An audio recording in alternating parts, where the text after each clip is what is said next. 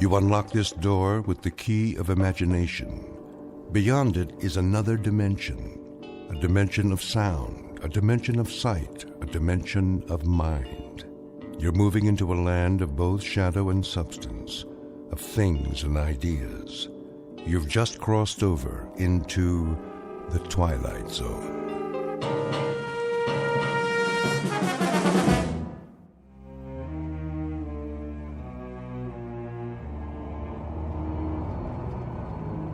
Why are you driving so slowly, Miller? Sorry, sir. The traffic is unusually heavy today. I can see that, but can't you speed it up a bit? I wish I could, Mr. Gordon. Ever since we crossed the bridge, it's been bumper to bumper. Well, then try an alternate route.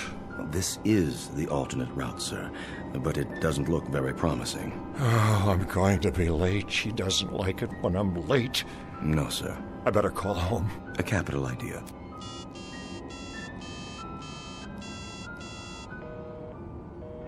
It's busy again. Yes, sir. There's something wrong with this phone. The batteries are going haywire. Would you like to try mine, sir? Yes. Pass it back to me. I'll dial if you like. What number? You know the number. My apartment, of course. I'll give it here. Very good, sir.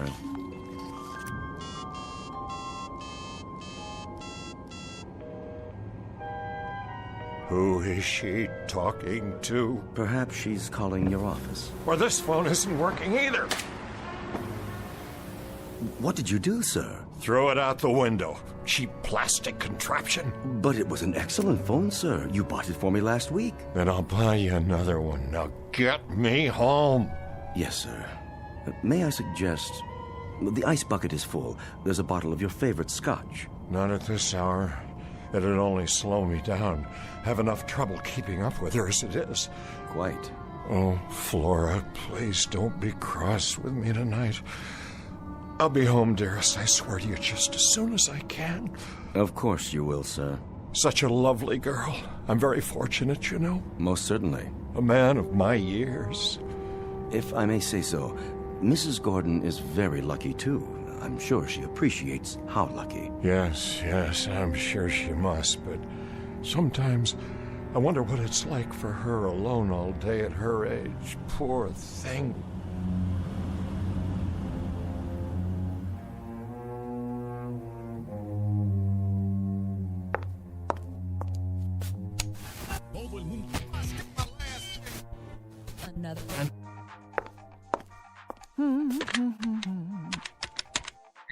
Hello, concierge? Yeah, this is Mrs. Gordon. Could you send up some chili cheese fries and a Coke? I'm starving. Just put it on the tab. Don't worry, Harmon will pay you. See, we were going out to dinner, but now I don't know if he's ever going to get here.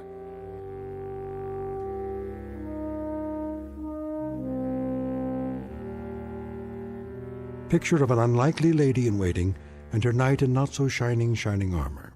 An aging man who leads his life, as Thoreau said, in quiet desperation. Because Harmon Gordon is a slave of love, and has been, most unfortunately for him, ever since his heart was captured by a woman some 40 years his junior. And because of this, he runs when he should walk. He surrenders when simple pride dictates he should take a stand. He pines away for the lost morning of his life when he should be enjoying the evening. In short, Mr. Harmon Gordon may not know it yet, but what he seeks most desperately is a fountain of youth. And who's to say he won't find it? Because this just happens to be in the Twilight Zone. And now, the Twilight Zone and our story, A Short Drink from a Certain Fountain, starring Adam West with Stacy Keach as your narrator.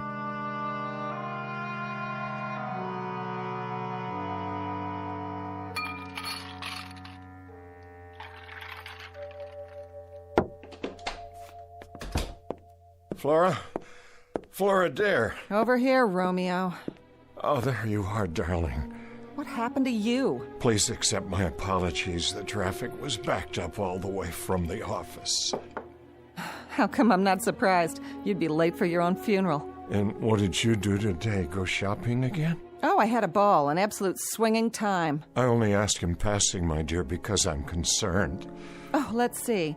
I had breakfast, and then I had lunch, and then I fired that stupid maid, and then I waited for you. Whether you realize it or not, big boy, that routine gets old fast. Very old. I'm truly sorry. Well, all in all, Harmon, it was one of those days that makes you want to jump off a bridge. Earth to Harmon, do you read me? There's still time if you care to go out. Yeah, and do what? Dinner at the tavern? Whoop-de-doo. I thought you liked the food there. How about the Rainbow Room? Well, I suppose if you prefer. It is awfully noisy there. At least we could hear some music. You want music? But I've bought you all the latest recordings. I want live music, any kind. I don't care, as long as I can dance. Dance? Matter of fact, I feel like dancing right now. You do? Will you dance with me, Harmon? Well, I suppose. Come on, baby. Let's see what you've got. Let me take off my hat and coat. Oh, come on, loosen up. Let it move you. Feel that beat? I'm trying, dear. Move it, Harmon. I'm doing my best. What's wrong with you? I can't keep up. Shake your booty. Now move your arms like this. Flora, please be more careful. It was just a piece of glass. It was a very old piece of glass. Worth what, 89 cents? Hardly. This was a Wedgwood. Big deal. I'll buy you 6 more just like it. I'll even have the concierge gift wrap them for our anniversary. Then we can sit around and play old records. Sounds like a hot night to me. What's that tune you like? Come to the church in the Wildwood? Oh, a real toe tapper. You keep forgetting that I'm no longer a varsity end. Were you ever? Furthermore, if my doctor had witnessed that little burst of activity just now... Oh, that's always your excuse. It's not an excuse. My heart... If you keep telling me about your heart and all your aches and pains, Harmon, I'm gonna run out and get sick. Would you mind putting that cigarette out, dear? I've asked you not to smoke. Why not? Bad for your heart? You might start a serious fire. Honey, baby, one of these fine late evenings, that's exactly what I'm gonna do. Torch this whole mausoleum. There are things here that mean a great deal to me. Like what? That eyesore I knocked over? It was my mother's. Oh, spare me. It was worth very little except for the sentimental value. That's a word you may not understand, Flora. Sentiment. It means the capacity to love. Listen, big boy, if I don't fill the bill anymore, just say it loud and clear. In case you forgot, there are 14 flights a day to Reno, and I'd love to be on any one of them. But if I am, you're gonna pay. Big time. Flora, darling, I am not angry. I simply wish that, well, that you'd be a little more careful and considerate. Somebody should have wished that 5 years ago when you and I signed the papers. I knew you were old, Harmon, but I didn't know how old. You better watch yourself, honey. If you ever take me to a swinging weekend in Egypt, I might just run away with a mummy. Know what I mean? I'll just wash up a bit and we can go out to dinner. Oh, you do that. We'll make it your night, baby. We'll go someplace wild, like the Elks Lodge.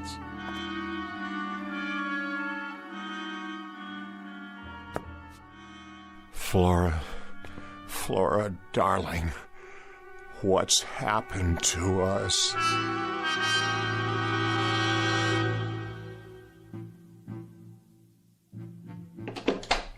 That's it. Flora? I told you, I don't want to talk about it anymore. But Flora, dear, I told you I was tired before we left. Flora, dear, I told you I was tired. You're always tired. It's not something I can control. These pills I take. I didn't ask you to run the mile. I just asked you to go dancing, or to the movies, or someplace. Any place but here. We went dancing on Monday evening. We've been to the movies twice this week. I only thought... Thought what? That you could take my mind off what a miserable bore you are? Well, let me tell you something, honey. I only thought that, well, just one evening, only one, we could quietly watch television or read or have a conversation. It's a fine art, you know. The two of us with no one else around. Something to bring us closer together. And you think that's all it takes? This is so like you. The Late Late Show, after we have a game of chess. That's not what I mean. Sounds really great for senior citizens at the old folks' home. But for your information, sweetie pie, I don't have my reservation there yet. They won't let me in. I still have my own teeth. Flora, try to be reasonable. And don't tell me how you picked me out of a chorus line and introduced me to the finer things in life. Your idea of the finer things is to hold hands in church and listen to the organ music. Flora, you know that isn't true. Take my advice. Get yourself a nice glass of warm milk and curl up with an almanac. Whatever it takes to get you through the night. Because this time, it ain't me, babe.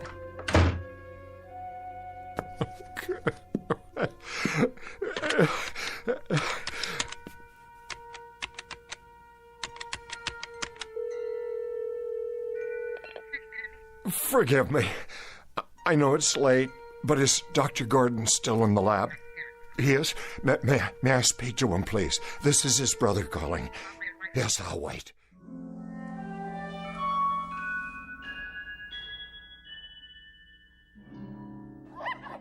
Now then, Leonard, Yes? which monkey would you say is dominant in this group?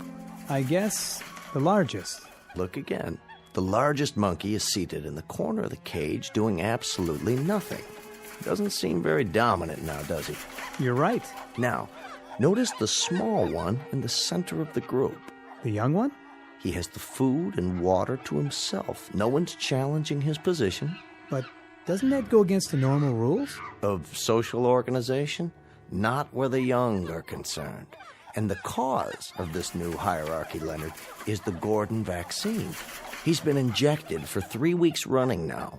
His appearance has changed, and the others can see it. They may not understand, but they respect it. They have to. They share a responsibility for his well-being. I see. Dr. Gordon. The implications. I mean, if this process could be extended to other species, other social structures, the results would be... Just a moment. Yes, Julie, I thought I told you no more calls. I'm sorry, sir, but it's your brother. He asked me to ring through. Harmon? Well, what do you know? Put him on. Yes, sir. Go ahead, Mr. Gordon. Raymond, Harmon, is that you? I hope I'm not interrupting. Are you all right? You sound a bit under the weather. Fine. Look, Raymond, I was just wondering if you could come over this evening. Tonight? Well, I don't know. I was just training a new assistant. How about lunch tomorrow? I'm afraid that won't do. I know it's late, but I'd like to see you. Why so mysterious? If it's something to do with your health... No, everything's all right. Everything's fine. It's just that, well, I'd like to talk to you. I see. Raymond, please come over. I'm at my wit's end. I must talk to you. Very well, then. Thank you, Raymond. You don't know how much this means to me. Relax, old boy. I'll be there as soon as I lock up. What is it, Doctor? Nothing serious, I hope. No, nothing serious. But if I'm not mistaken, there may be a slight problem of social organization in my own family.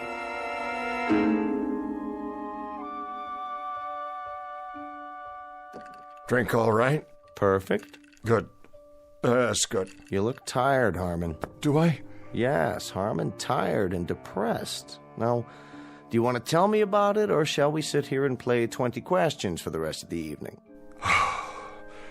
Been pretty rushed the last week or so. Flora asleep? Yes, she went to bed about an hour ago. She asked to be remembered. Oh, she'll be remembered. I'm not sure I like the sound of that. Merely an observation. You know, you really ought to get to know her better, Raymond. She's really a fine girl. Did I say otherwise, Harmon? No, but I know you two haven't been exactly close, as a brother and sister-in-law should be. Harmon, would you do me a favor? Anything. 2 favors, actually. First of all, don't sell me on Flora. Don't even try. You know what I think of her. And this isn't backbiting now. This is what I've told her to her face, so I have no compunctions about saying it aloud. Saying what? Let me finish. I could forgive her appetites, Harmon. I could forgive the fact that she's made out of asbestos and doesn't have a heart in her body. You're being unfair. But I cannot forgive her for what she's done to you. She's turned you into a frightened, quaking, damned fool who dotes on her, gives into her whims, and runs after her like a poodle. That's item 1. Raymond, please. My second favor is simply that from now on, after you've had your battles, you not call me at odd hours of the night. I don't do this often. Once is often. Twice is endless. Harmon, we're very close as brothers go, don't you think so? Yes, despite the difference in our ages. Maybe that's why. You've always been my big brother, and you know there isn't anything in this world that I wouldn't do for you if it's in my power. But you can't expect me to run over here like a St. Bernard every time you get frozen halfway up the mountain. You make me ashamed. Don't be. She's a predatory little alley cat, and she's always been that way. I knew it the first time I saw her, but I can give you only so much solace, so much sympathy, and then it begins to stick in my craw. Now, what is it you want tonight? Just someone to while away the hours with you? Or is there something more specific? The things you've been working on at the Institute. Go on. The cellular injections, you've been successful with them. Haven't you? Oh, no. You're out of your mind. Desperate I am. Out of my mind, I'm assuredly not. But you must be if you're thinking... You've made animals younger. I've read your paper. You've injected them with your fluid, and they've become young again. Isn't that true? Animals, indeed. Guinea pigs, white mice, hamsters. You've been able to rejuvenate glands, organs, sometimes the entire cellular structure. But we haven't even scratched the surface yet, Harmon. We're stumbling along in the dark. I want you to inject me. And I repeat, you must be out of your mind. We don't have a remote idea of what's involved here. The research is very impressive. All right, we've managed to rejuvenate a handful of small animals and rodents, but we're 20 years away from trying this on human beings. Why? Are you serious? We're dealing in the basic building blocks of life, Harmon. We don't have the remotest idea of how much damage might result in the long term. We don't know what we're doing to the basic metabolism of the body or the mind. God only knows what effect this has on the brain. Harmon, we're winging this, and we've killed as many as we've saved. You said you'd do anything for me. Anything within reason. This is within reason. I'm close to the end of my rope, Raymond. I've reached a point where it really matters very little to me if I live or die. Surely not. I want you to test this serum on me. Short of that, I can't bear getting any older. Aside from this pronounced death wish of yours, how would you like to spend the rest of your life? As a mutated freak? Or a blithering idiot? Or a mindless shell? This is not only possible, Harmon, it's highly probable. We couldn't control an experiment with a human being. It'd be catch as catch can. I not only would take the risk, I'd welcome it. The answer is no. You don't know what you're saying? Nor do you. Then it's the same as a death sentence. Exactly right. I wouldn't try experimenting on a strange bum picked up off the street, let alone my own brother. Please. The answer is a firm, irrevocable no. In that case, I bid you good night, Raymond, and I thank you for coming. I trust you can let yourself out. Where are you going? Out onto the balcony. I'd like to be alone. Harmon. I said I'd like to be alone. To collect my thoughts. Bear this in mind. As a physician, I can attest to the effects on the human body of landing on a concrete sidewalk after a 500-foot fall. It isn't pretty. And as a man, can you attest to the effects on the human heart when a man is deeply, dedicatedly, totally in love with a woman who can't stand the sight of him, the sound of him, the look of him? Have you any idea what kind of life this is for me? I know what kind of life it could be, and should be. You're a bright, charming, wealthy, discerning guy, and you've been warped and hammered out of shape by a flashy little piece of baggage who isn't fit to wait on your table. Whatever she is, and whatever she isn't, She's the only thing on God's earth that I care about. Do you know what it's like to believe your life is over and then suddenly, one day, to walk into a room and feel it begin all over again, to see the sun in the sky, even though it's the dead of winter, to lie awake at night flushed with anticipation for a brand new day, because she will be there. Don't do this to yourself. Listen to me. This is important. It matters. Ever since I was a young man, I wished for someone who'd let me show her the world, discover it with me. Because without anyone to share it with, the world might as well be buried under 6 feet of snow. Someone who'd be there, Ray, that's all. I wouldn't ask much in return, a kind word once in a while. She still has a love of life, believe me. Only I can no longer share it with her because I'm old now, and getting older, the days run away and leave me further and further behind. And now it's too late.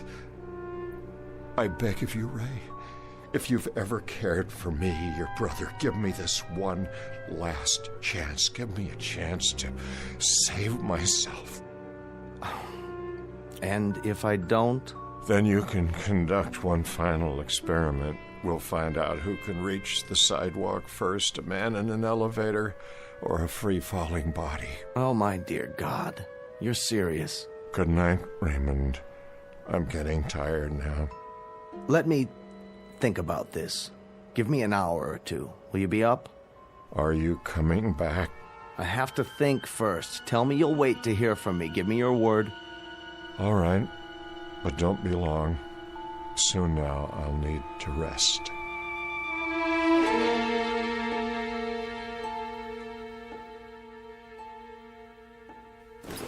Would you like me to sit down? Yes. Roll up your sleeve. Easily done. I want to thank you for coming back. Don't thank me yet. I have to swab your arm. You'll feel a slight sting. There. That's it? That's it. All of it? It doesn't take much. A few cc's. And I may expect what? You may expect a miracle, but it's unlikely you'll get it. I want you to go to bed. Don't go to work tomorrow. Tell Flora you're taking the day off. I'll be back first thing in the morning. I'm keeping a very close check on you for the next few days. And when might I expect some change? Usually within 6 hours. That's when the first physical changes occur. As to mental changes, none of the rats or guinea pigs have articulated to us the exact feeling. I'll be the first. You'll be the first. Making the assumption, of course, that you'll be alive. Oh, I'll be alive, all right. Do you want to know something? I shall not only survive, I'm going to become young again. I feel it. I sense it. I wonder if she has any idea what she's wrought. Even the thinnest suspicion. Don't blame her. It was my decision. I make a promise to you, brother, that if you don't survive, or if you're damaged in any way, I'm going to take it out of her skin, piece by piece. She's going to donate a pint of blood for everyone she's bled out of you. This is no medical hypothesis, it's an oath. Relax, will you? I'm fine. Go to bed now, Harmon. I'll see you in the morning.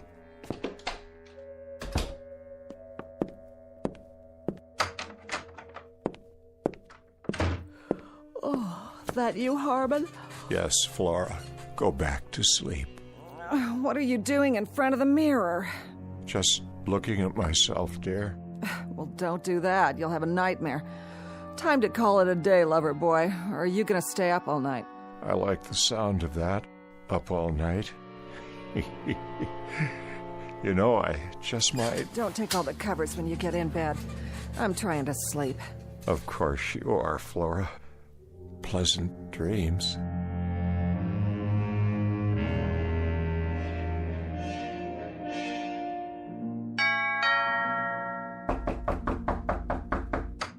I'm coming. Morning, Flora. Why, if it isn't the quack himself? What do you want? Where's Harmon? He was last seen pounding a pillow. Some fun if you ask me. Is he all right? What is this, ESP or something? I asked you a question. How is he? He's okay. Boring, but okay. I want to see him. Then walk right in that room over there and blow a bugle. Maybe that'll get him going. He needs his sleep. I'll wait for him to get up. You do that. Take off your stethoscope and make yourself at home. You haven't talked to him this morning? I haven't talked to anyone. Not until you started pounding on the door. Do you know what time it is? What about last night? Did you talk to him last night? What difference does it make? He never has more than 2 words to say. But he sounded lucid to you? Look, Pally, I'm not the night nurse. I think you're in the wrong ward. Besides that, you bore me almost as much as Harmon. Now listen to me, you little... Get your hands off of me, Frankenstein. Harmon, how do you feel? I'm not sure. Harmon, how do you feel? Poor little... Harmon? Is that you? Harmon, take your hands away from your face. Let's open the curtains and throw some light on the subject. Your face? What's wrong with it? Look at your reflection in the window glass. Oh, well, what do you know? Incredible what a good night's sleep will do for a man, isn't it? Absolutely incredible. Harmon, what's happened to you? To the bags under your eyes, the lines. Are you wearing makeup or something? Makeup? No makeup, my dear. Just a few hours of sound, refreshing sleep. You look different. Do I? You look wonderful. You look so young. What have you done to yourself? Ask my brother over there. Don't ask his brother. His brother doesn't know. How do you feel, Harmon? How do I feel? Like $10 million, tax-free. That's how I feel. You know what I'm going to do for you, Ray? I'm going to let you take me on a tour. They can write you up in all the medical journals. That won't be necessary. But first, you'll have to give me 4 weeks. Flora and I are going to take a little ocean trip. Would you like that, my dear? Oh, an ocean trip? Oh, you bunny rabbit, you. Oh, Harmon. Darling, when do we go? I've given it some thought. I think we ought to check out whatever sails tonight. Unless you'd rather fly. Honey, baby, I am flying. Boat, plane, who cares? Oh, I don't know what's happened to you, but I'll clue you, Big Daddy. I don't even care. Whatever it is, I like it. I like it very much. Mm-hmm. I don't think you'd better plan on any trips, at least for a while yet. Oh, blow it out your black bag. I'm gonna get fixed up for you, honey. Don't go away. I'll be right back. Where do you want to go? Australia, Fiji, the Hawaiian Islands? Where? You name it, honey, and I'm there. I'm serious, Harmon. You can't go running off. Not now. Just look at it. My reflection in the glass. Please, sit down. No, wait. What? I don't believe it. I'm still changing. My hair is black again, jet black. And what's this? A little mustache, and it's black too. I want Flora to see it. Not just yet. But this is astounding. I haven't worn a mustache Since you were 30 years old, which is precisely the age you look now, at least at this moment. This is fantastic. This is absolutely fantastic. I'm getting younger, every 20 minutes? When I woke up this morning, I looked 45. Now I look 30. If I keep going at this rate, I may get drafted again. That is...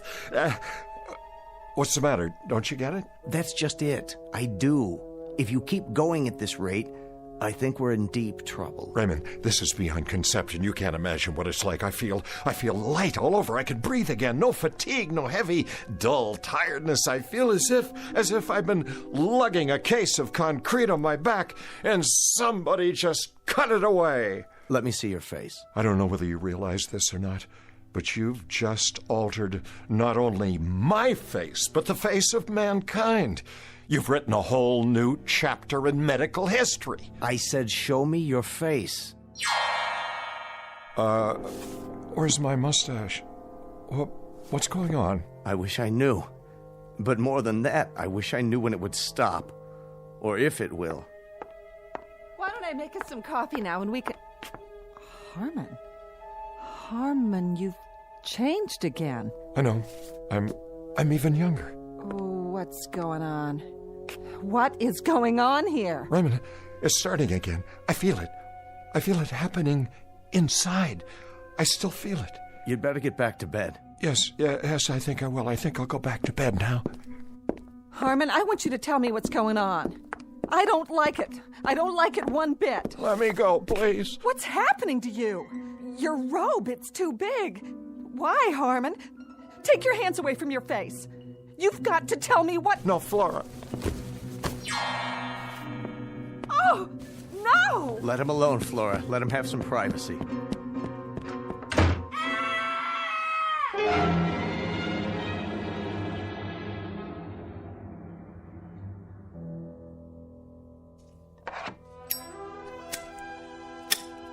Well, are you going to tell me now?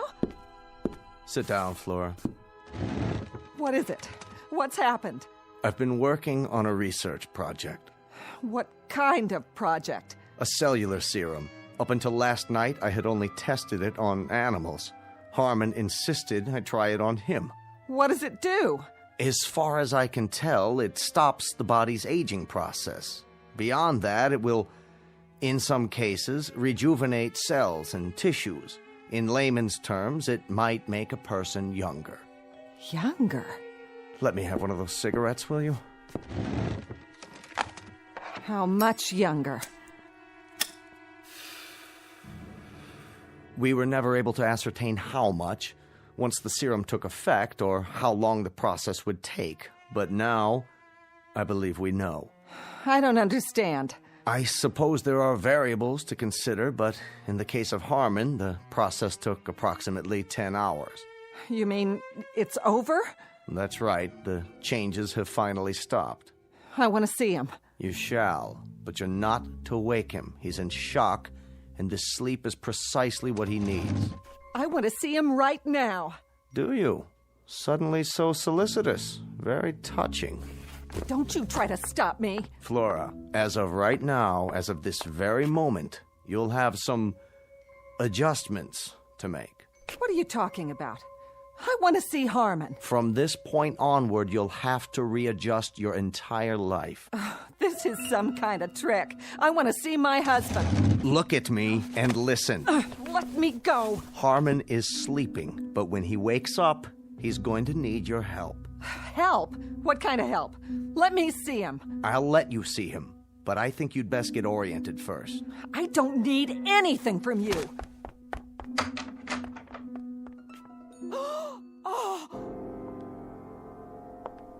Are you beginning to understand? What is that in there? The ground rules have changed. The world no longer begins and ends with Flora.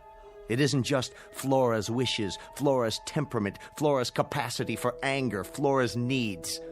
Now it's something else. Something very different. Take a good, long look. I don't want to. That's very nice, but you have no choice. You've got a responsibility and you're going to honor it. You're going to take care of Harmon now. He's going to need you rather desperately. Now look at what's sleeping in your bed.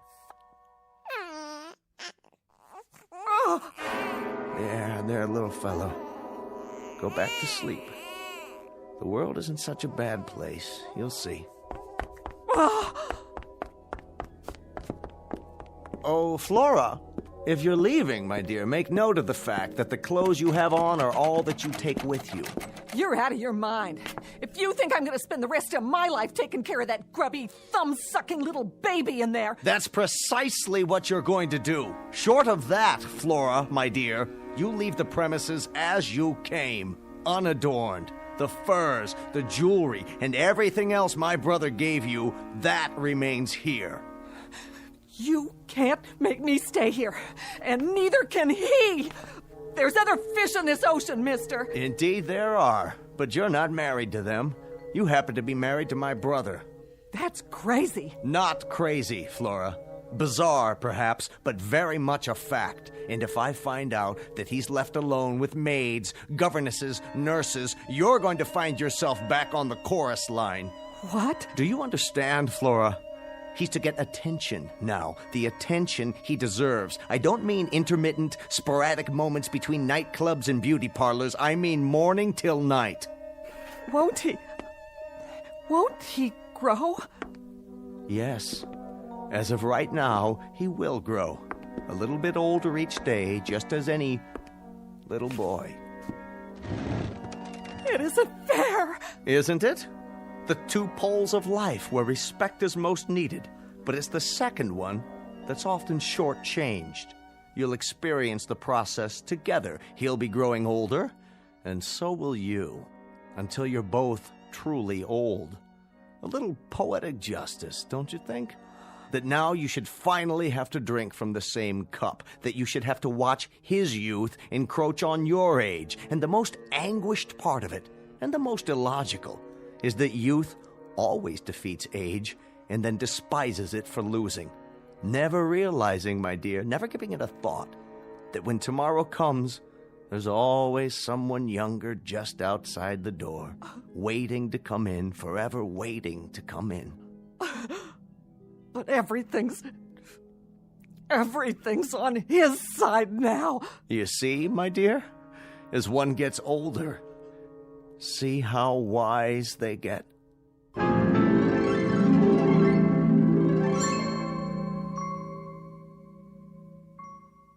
Shh. Harmon Gordon is sleeping. He's taking a little nap. He'll wake up soon and impatiently demand a lollipop or a stuffed toy or some other form of attention. Youth is like that. It demands. If you don't believe it, ask Flora.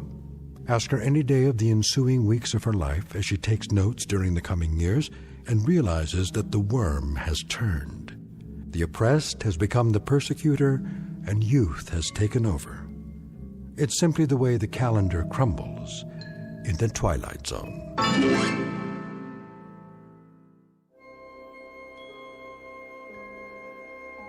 Hi, this is Carl Amari, producer of the Twilight Zone radio dramas. I'd like to take a moment to tell you about our official website at twilightzoneradio.com, where you'll get the latest news and information on these Twilight Zone radio dramas. Plus, at twilightzoneradio.com, you can digitally download 3 free episodes or any of our episodes for only $1.95 each. In this age of ever-changing technology, we've decided to make these episodes instantly available to you by making the Twilight Zone radio dramas a digital download-only series. This means that this series will no longer be offered on CD. The CD collections at our website are now being offered while supplies last at buy one, get one free. So be sure to get your favorites before they're sold out. Be sure to visit us often, and I'll see you in the zone.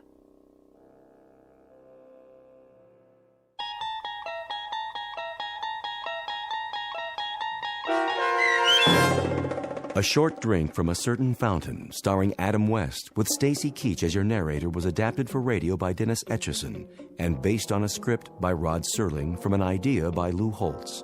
Heard in the cast were Meg Tholken, Christian Stolte, Doug James, and Lynn Foley. To learn more about the Twilight Zone radio dramas and to obtain audio cassettes and CDs of these programs, visit our website at twilightzoneradio.com. This copyrighted radio series is produced and directed by Carl Amari and Roger Wolski for Falcon Picture Group. Doug James speaking.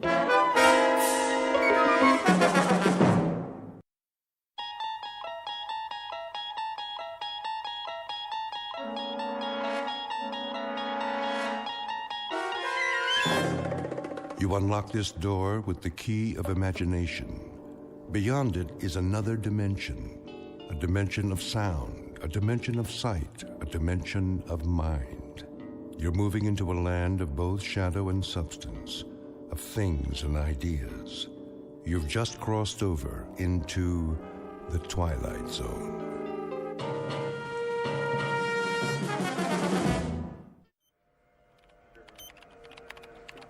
.019er, steady and holding. Fuel consumption, normal.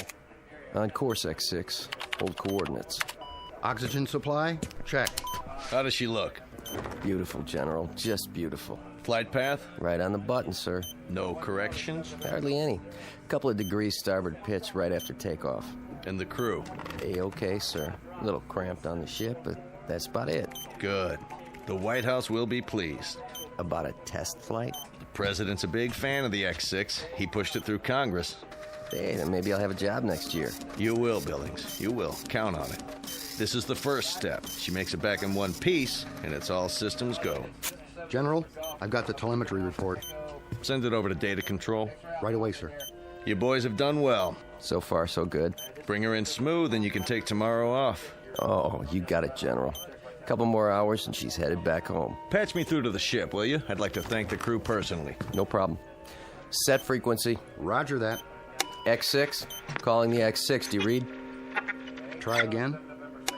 X6. Do you read? This is flight control. X6. Calling the X6. Must be some electrostatic interference. Keep trying. Yes, sir. I want to thank those boys for a job well done and tell them we'll be waiting with bells on. Maybe not a ticker tape parade this time, but that'll come. Sir? Yes? They seem to be... Seem to be what? What's the problem? Well, I don't know. Out with it, man. Something wrong? It's just that I can't find them on the radar screen. Let me see. What does that mean? It means... Well, sir, it means they seem to have disappeared. What? Could be a tower malfunction. I'll switch to backup. Nope. Main system's working. Clear skies, no commercial flights in our airspace. There's nothing. Absolutely nothing. Give me missile tracking. This is General Carstairs at Flight Control. Yes. Do your instruments show a crash? Not just in the desert, anywhere in North America. Are you sure? Then do this. If you register an impact, call me on the secure line. No, I don't expect one, just a routine check. Yes, I'm positive. We have nothing here. Not a thing. What's going on? It's not on the screen. It has to be somewhere. Still sweeping, sir. Where did it go? Sir? If you had the X6 on the screen and you spoke to the men on board... Less than 5 minutes ago. Then where are they? A spacecraft doesn't just disappear, vanish into thin air, does it? Well, does it? No, sir. No, sir. Then in heaven's name, where is it? As you may have gathered, the name of the ship in question is the X6. Her type, a new experimental craft on a high-altitude test above the Earth's atmosphere. Purpose? To gather data for the construction of the world's first space station. Recent history? Unknown, at least to those who weren't on board. But in short order, we're going to meet the crew and hear the story from their point of view, and a very unusual story it is, of a flight that departed from its course long enough to pass through the Twilight Zone. And now, the Twilight Zone and our story, And When the Sky Was Opened, starring Barry Bostwick with Stacy Keach as your narrator. Well, Doc? Just a minute, Colonel. What's the verdict? Pulse is fine. On the slow side, in fact. Correct me if I'm wrong. We went through this yesterday, didn't we? You know the Air Force. Check and double check. They've got a big investment in the X6. So there's a little glitch. Probably an O-ring. A little glitch? The hydraulics froze and the soft landing chute didn't deploy. You are lucky to be alive. That's what all the flight training was for. Relax your arm. Doctor. Hold still, please. I want to ask you something. Don't move your arm. 115/80. Not bad. Told you, Doc. I could have phoned it in. All right. That's all for now. Get yourself some breakfast downstairs. Hey, go easy on the cholesterol, okay? How's the Colonel? Who? Jack Harrington. You're the only Colonel I've seen this morning. I get it. You call me in, but he gets to stay home and sleep it off. Pretty nice duty. Harrington. Where have I heard that name? You have a heck of a sense of humor. Did you have a question? It can wait. I want to, check with someone first. Well, look, try not to worry about anything. You may be a little disoriented for a day or two. Need any, Medication while you're here? Sleeping pill? Muscle relaxant? Me? Never felt better in my life. If you experience any headaches, neck pains, that sort of thing, give me a call. Now forget about me. Gart's the one with the busted leg. He's still on the 3rd floor. Yeah, he'll be in a cast for a while. He's healing fine, though. 3rd floor. Room 14, wasn't it? Well, you should know. Gonna stop by? I was thinking about it. Go ahead. Give him a hard time, just not too hard. Tell him I'll be by on my rounds. Oh, and congratulations, Colonel Forbes, to both of you. What? Haven't you seen the paper? You're heroes. We flew the course, nothing special. Well, the force is proud of you just the same. The nation is. Just doing our job. Here, take this with you if you like. I've already seen it. Then give one to Major Gart. They've got copies all over the base. But they're going fast. Colonel, come here. Can I ask you something? If it's not classified? Yes? What happened up there? How do you mean? When they lost you on radar. If I could tell you, Doc, I would. You and the General and everyone else. All I know is we must have lost pressure because we blacked out. For quite a few hours. The next thing I knew, we were down and the chopper was airlifting us out of there. That's it. End of story. But you made it. That's what counts. Yes. Yes. I guess it is.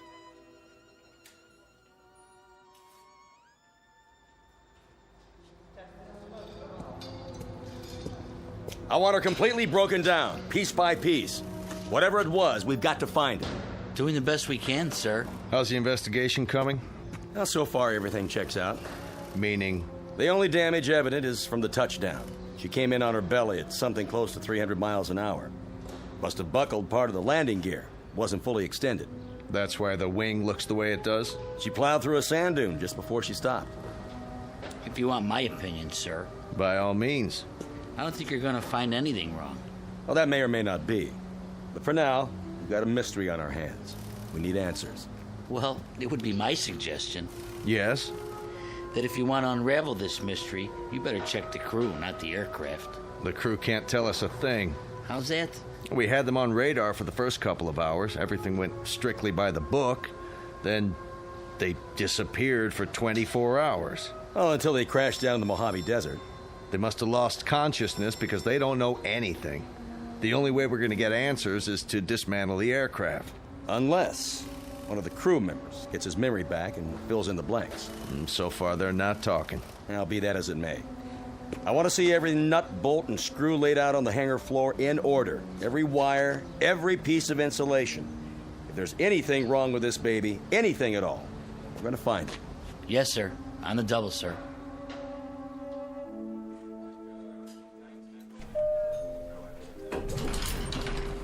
Dr. Bridges to the infirmary. Dr. Bridges. Oh, hello, Colonel. I didn't see you. That's all right, nurse. No harm done. How are you feeling, sir? Fine, thank you. How's Major Gart? Coming along nicely. You can go on in if you like. He'll be glad to see you. Thanks. I will. Is that one of the pilots? The ones who crashed? Yes. Colonel Forbes. He's cute. He is. But did you see his eyes? Blue, I think. No, that's not what I mean. I mean, they've got a kind of far look. Like his body's here, but, I don't know, his mind's somewhere else. I don't know where. I just hope he's okay.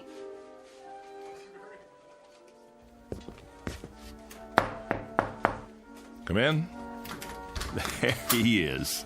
And there you are, the prodigal colonel. Not disturbing you, am I? Nothing could disturb me in here. More like a prison ward. No playboys, no hot fudge sundaes. I was on my way out. Can't stay away, huh? Doc wanted to see me.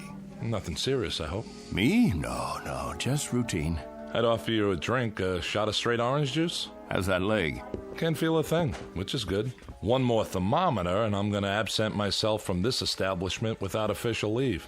Pull a chair over here by the bed. Take a load off, Colonel. Sure.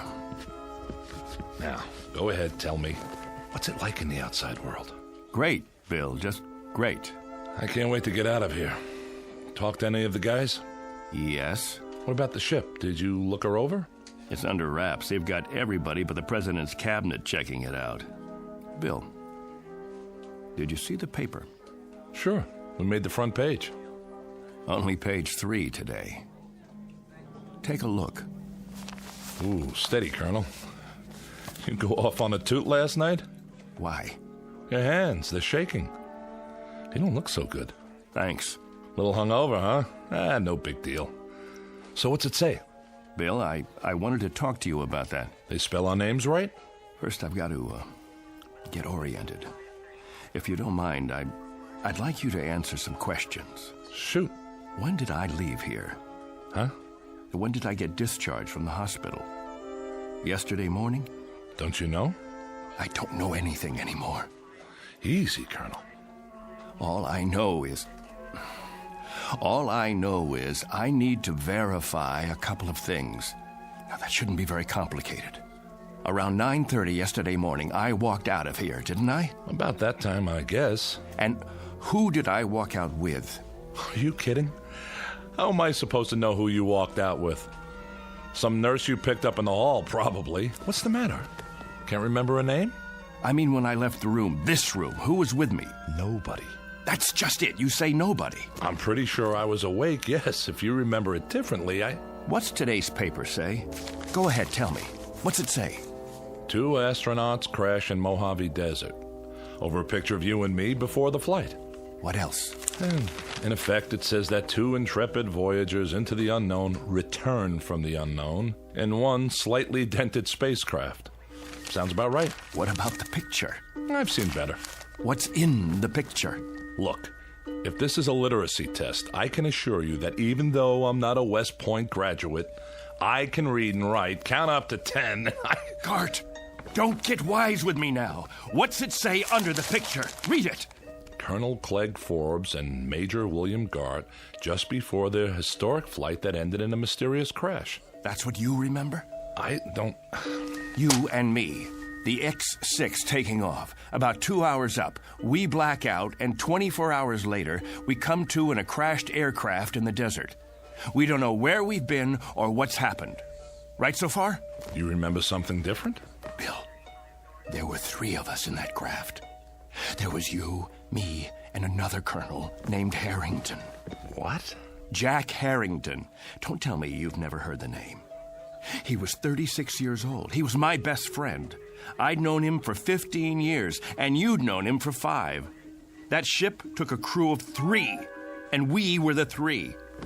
Now, I want you to listen very closely because, Bill, I swear I can prove it to you. I've got to, or I'll lose my mind.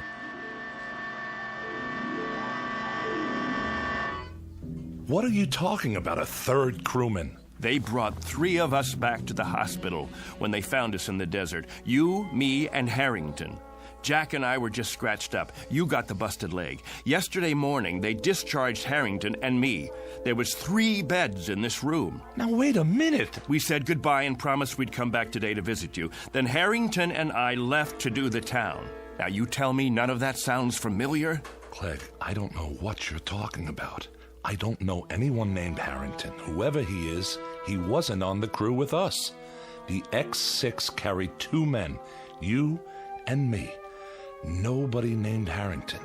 Nobody else at all. When you walked out of here yesterday morning, you walked out by yourself. There were never 3 beds in this room. Only 2, yours and mine. Something's happened to you. I mean it, Clegg. This is an after effect of the crash. It has to be. I think you'd better tell the doctor run some tests.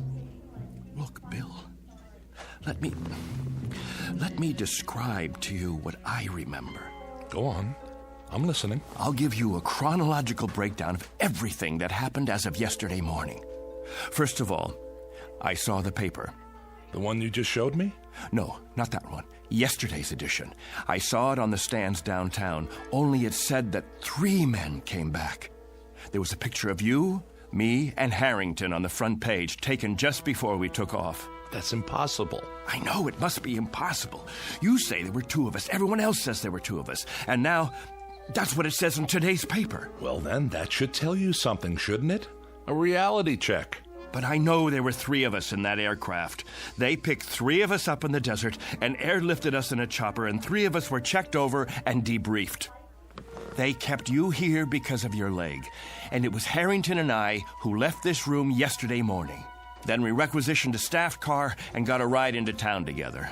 Bill, you said goodbye to us from that bed, and then you said, Harrington, keep an eye on Forbes. He can't hold his liquor. Those were your words. I don't know what you expect me to say. Don't say anything. Just listen. I was standing right at that door, and Harrington went back to your bed and made like he was gonna sock you. I swear to you, Bill, it happened. I know it happened. And Harrington, keep an eye on Forbes, will you? He can't hold his liquor. Hey. Why, you? I'm gonna let you have it, you fresh kid. I'm gonna fix this punk's wagon. I wish somebody would. I'm gonna tell the medics he's one very sick cookie and they should hold him for observation another 7 years. You think that's long enough? I don't know. And every Saturday night, Major Gart, the Colonel and I will phone you from whatever bar we happen to be in, and if you're nice, we might even let you talk to some women. Let's go already. I hate long goodbyes. Go on, both of you. Leave me here to suffer in my loneliness and despair. Take care, Billy. We'll come in tomorrow to see you. Meanwhile, you can all read about yourself. Better memorize this in case you lose it. See? 3 space travelers returned safely. And nothing about your broken leg. Well, that's the press for you. Get out of here. I'm going to pick one up for my mother so she can frame it. One time, a fortune teller in a carnival in Des Moines said I'd be famous. It doesn't say anything about you, though. Out. And did you pick up a paper on the way out? Why? You said you had proof. I should have kept it, but it wouldn't make any difference now. If you could show me in black and white. Hold on. There's more to the story. When we got to town, Jack and I hit the bars. The first one was the Plush Monkey on 11th. You know the place, don't you? Yeah, a dive. Beer signs and bar girls. And a big mirror behind the bottles. We walked in trying to keep a low profile, but the blondes spotted us. That's them. No, it's not. It is. Don't stare. Give me your hairbrush. Welcome, gents. Take a load off. With pleasure. Say, aren't you the two guys who was up in space? Not that far, just the ionosphere. I thought so. That and a couple of bucks should get us a beer apiece, right? You bet your life, but never mind the $2. This is on the house. Why, thank you, my good man. Very kind of you. I don't get many celebrities in here, so go ahead, boys, drink hearty.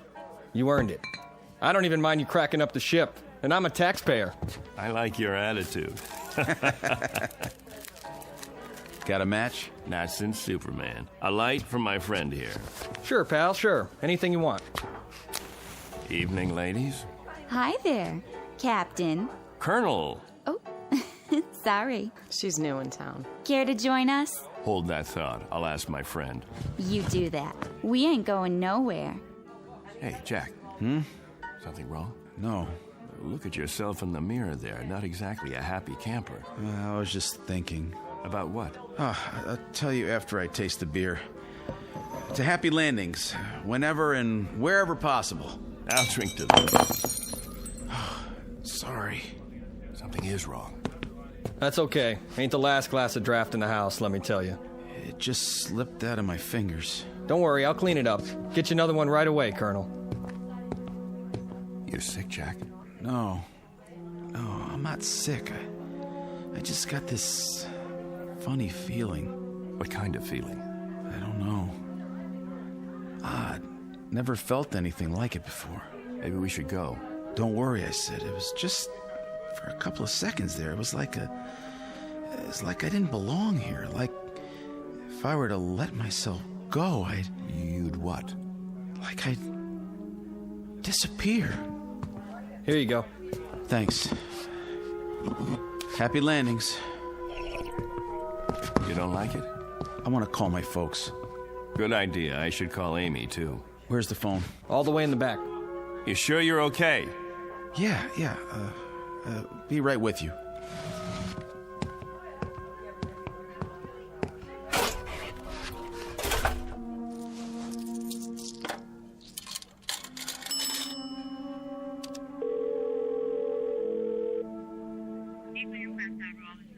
I'd like to place a call.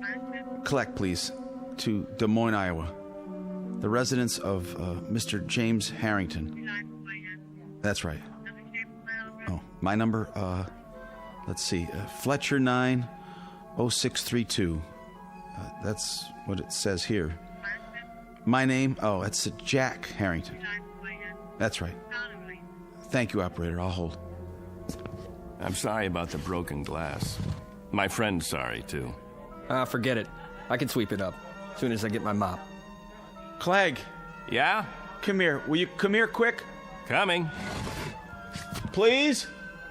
Does he need some change? I'll see. What's up? I just called home. Called my folks. My mother answered. Yeah? How is she? I don't know. How come? I told her it was me, and she said she didn't have any son named Jack. That's what she said. Can you beat that? I asked to talk to my old man, and when he got on, he kept saying for me to hang up. He didn't want any practical jokers bothering his wife. Said he didn't have any son at all. That's weird. Clegg, what is this? What's going on? Gag, maybe, or... No gag. It's part of this feeling, Clegg. The feeling I've got that I shouldn't be here. That none of us should be here. It's as if maybe... What? Maybe we shouldn't have come back from that flight. Maybe somebody, something, made a mistake and let us get through when we weren't supposed to. Stay put. I'm going to get you a good stiff drink to go with that beer. I have to. I told you to stay here. Shot of whiskey, please. Make it a double. Sure. Say, Colonel, you think you could do me a favor? What? Sign this newspaper? My boy'd get a big kick out of it. Wait, where did you get this? From the machine outside. Here's a pen. Could you sign it to Richie? Right on the picture. But it's wrong. What is this, a joke? You have it printed up? 2 spacemen return, crash in Mojave Desert? Huh? That's you, isn't it? Colonel Forbes? The other guy's still in the hospital, right? Which other guy? It says right here, Major William Gart. But there was a third man. See for yourself. He's back there in the... Back where? In the phone booth. It looks empty to me. Nope. Nobody's been in there all day. What? Buy me a beer, honey? I'm awful thirsty. My buddy, the one who was sitting here on the stool next to mine. You just got him another... Hey, where's his beer? What beer? My buddy's drink. Colonel Harrington, where is it?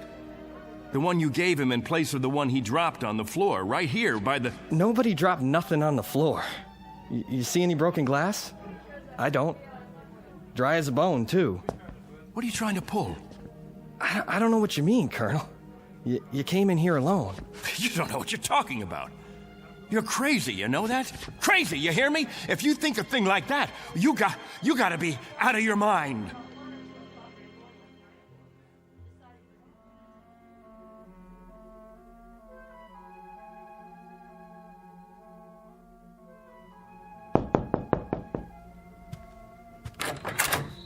What do you want? Room 8A. Here's your pizza. Oh, yeah. How much do I owe you? Let's see. I got the bill right here. Keep the change. Thanks. Hey, say, aren't you, No.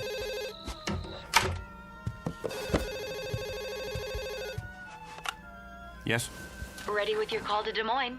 Thank you, operator. Hello? Hello? Who is this? Mr. Harrington, this is Clegg Forbes. Who? You remember me, sir? I had Christmas dinner with you and your wife last Christmas. You and your wife, and Jack. Jack who? Your son. What is this, another crank call? Because if it is, it's not funny. Who is this anyway? Perhaps I don't have the right house. Is this James Harrington? I'm James Harrington, but I don't have any son, and I've never heard of you. You live at 43 Elm Street? All my life. Got 2 daughters, both married. One lives in Sioux City, the other moved to Binghamton, New York last year. I should know whether I got a son or not. And don't call me again. Now what? Look at that face in the mirror. I don't know myself anymore.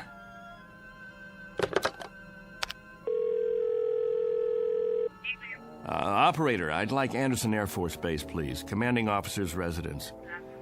That's right. Call me when you get through.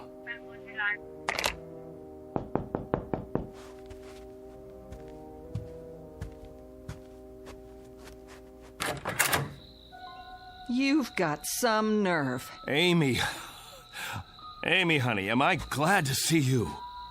Keep your hands to yourself. You, Colonel Clegg Forbes, are a devious, miserable, two-faced, two-timing... Amy, you won't understand this, but I need your help. You send me a telegram that you're getting out of the hospital in the morning and that you'll meet me at the station at 2. Well, I was at the station at 2. Amy, listen to me, please. I was also there at 3, and I was still there at 4.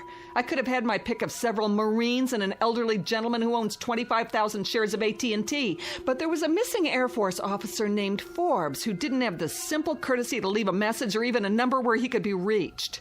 I can explain. Do you have any idea how many bars I've been to? How many hotel lobbies? Did it ever occur to you to... Amy, please!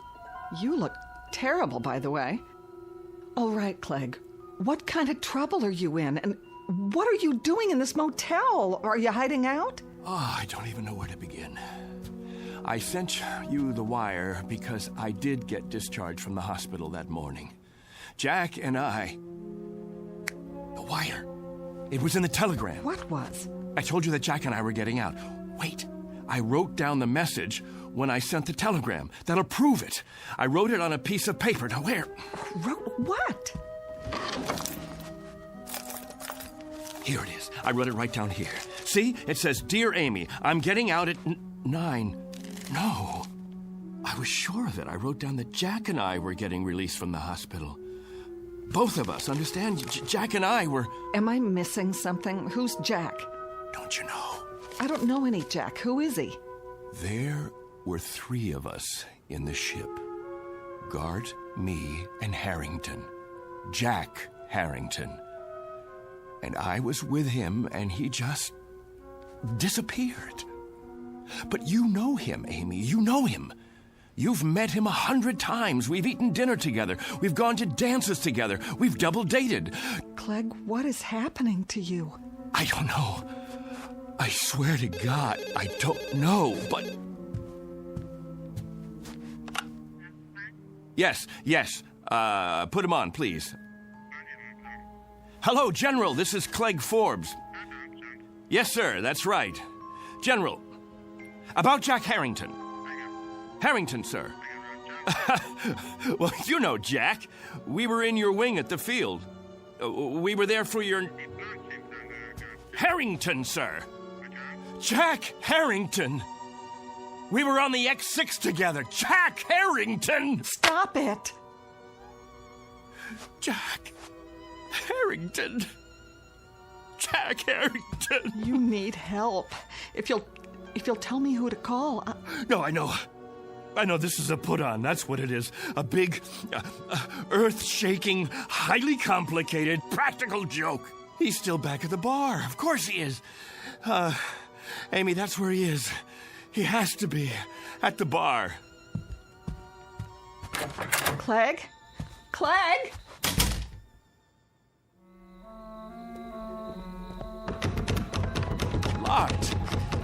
Locked. What time is it? It's late, Clegg. There's nobody inside at this hour. Open up. I know you're in there. Come on, Harrington. You gotta be. Don't! Jack, you can come out now. Some joke, and I fell for it. Where are you hiding? The phone booth? That's gotta be it. Where are you? Jack! Please come back, will you? Jack! No. No! No! That's some story. I don't know what I did then. Just ran, I guess. All the way down the street like a crazy man. I left Amy standing there. I don't even know what happened to her after that. And I don't know Jack Harrington. I never heard of him before now. He's an illusion or something. He has to be. He's not an illusion. For some reason, he's been yanked out of here, taken away. You're letting this get to you. Didn't you hear what I said? He told me he had a feeling that maybe somebody or something made a mistake and let us get through when we shouldn't have. And maybe they'd be coming back to get us now. Maybe somebody from up there. Clegg, it doesn't make sense. And now, I've got the feeling, too. I've got this idiotic, oddball feeling. I don't know how to describe it. It's weird, Bill. It's just plain weird. Like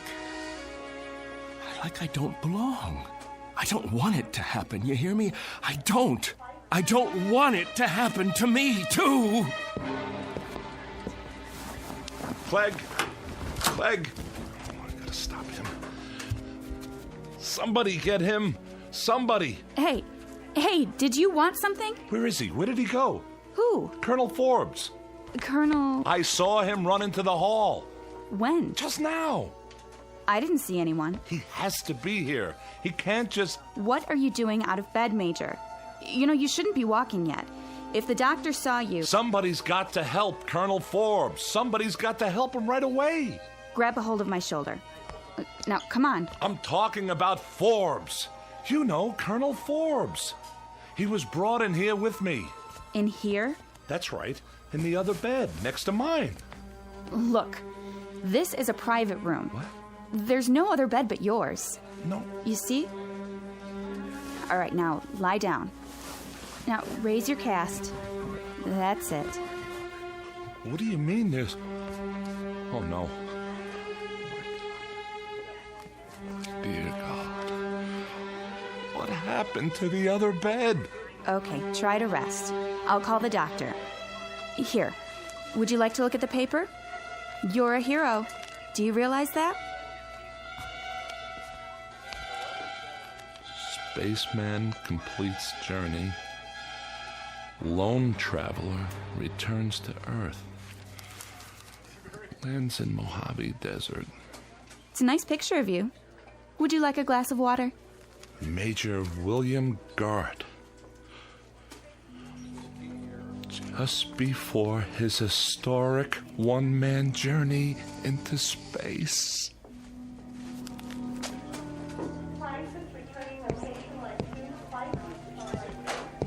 Hey, Doctor. I was sorry to hear about that crash. What did they call it? The X6? Yeah. Well, we do the best we can. When they come back. Sometimes it's out of our hands. Mm-hmm. At least it was an unmanned flight. Well, that's the one consolation, I suppose. Anyway, I wanted to check the ward. How are we fixed for beds? I've got some men in the infirmary. Let's see. 2 open rooms at the moment, Doctor. Great. Oh, and number 14's empty at the end of the hall. It can take up to 3 if we move some beds in. Well, that should do. Order some beds up from QM, will you, nurse? Yes, sir. Right away. Once upon a time, there was a man named Harrington, a man named Forbes, and a man named Gart. All were officers in the United States Air Force, trained for experimental flights into the upper atmosphere. They used to exist, but don't any longer. Someone or something took them somewhere. At least they're no longer a part of the memory of man. As to the aircraft, the X-6, it's still supposed to be housed in a hangar on the base, or it will be one day. For the record, it hasn't been built yet. It's still on the drawing boards. But be careful. Don't let anyone hear you arguing about the reverse, or they might question your sanity. If you have any questions about the aircraft or the men who flew her, be sure to speak softly and only in the Twilight Zone.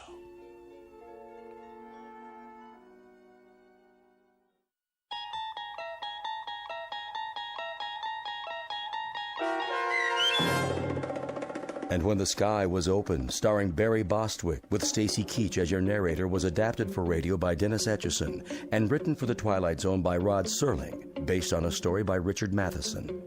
Heard in the cast were Mike Starr, Jeff Lupetin, Meg Falcon, Joby Cerny, Christian Stolte, Kurt Nabig, Richard Hensel, Doug James, Vince Amari, Justin Kaufman, Elizabeth Lido, Carl Amari, Jennifer Joy, and Tracy Hernandez.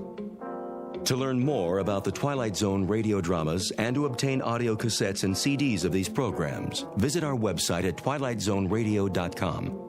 The producers of The Twilight Zone wish to thank CBS Enterprises, Carol Serling, Dennis Etchison, Claire Simon Casting, Terry Jennings, XM Satellite Radio, Sirius Satellite Radio, our sponsors, and our radio affiliates for helping make this series possible. This copyrighted radio series is produced and directed by Carl Amari for Falcon Picture Group. Sound design and custom Foley effects for The Twilight Zone by Cerny American creatives Bob Benson, Craig Lee, Michael Slaybach, and Matt Sorrow.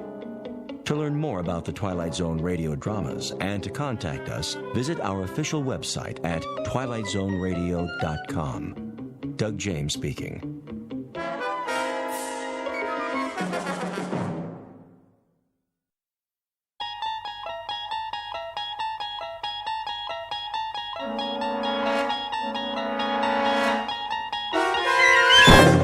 You're traveling through another dimension. A dimension not only of sight and sound, but of mind. A journey into a wondrous land whose boundaries are those of imagination. Your next stop, the Twilight Zone.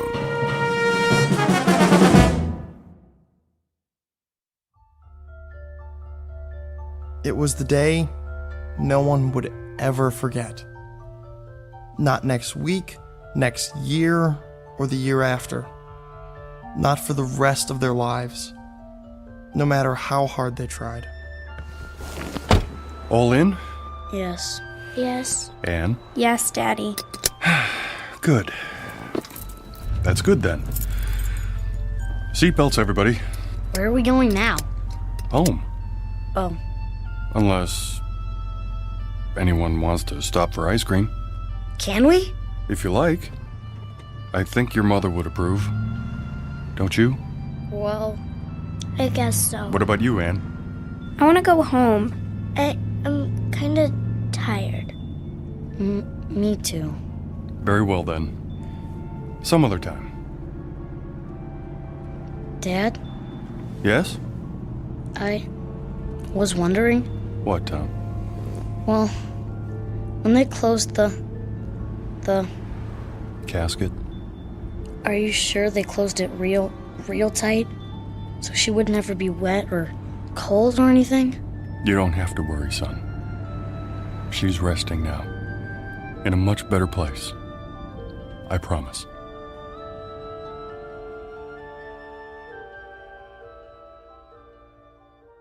It was the week the world ended. And yet, incredibly, it was also the week something new, something truly fantastic began.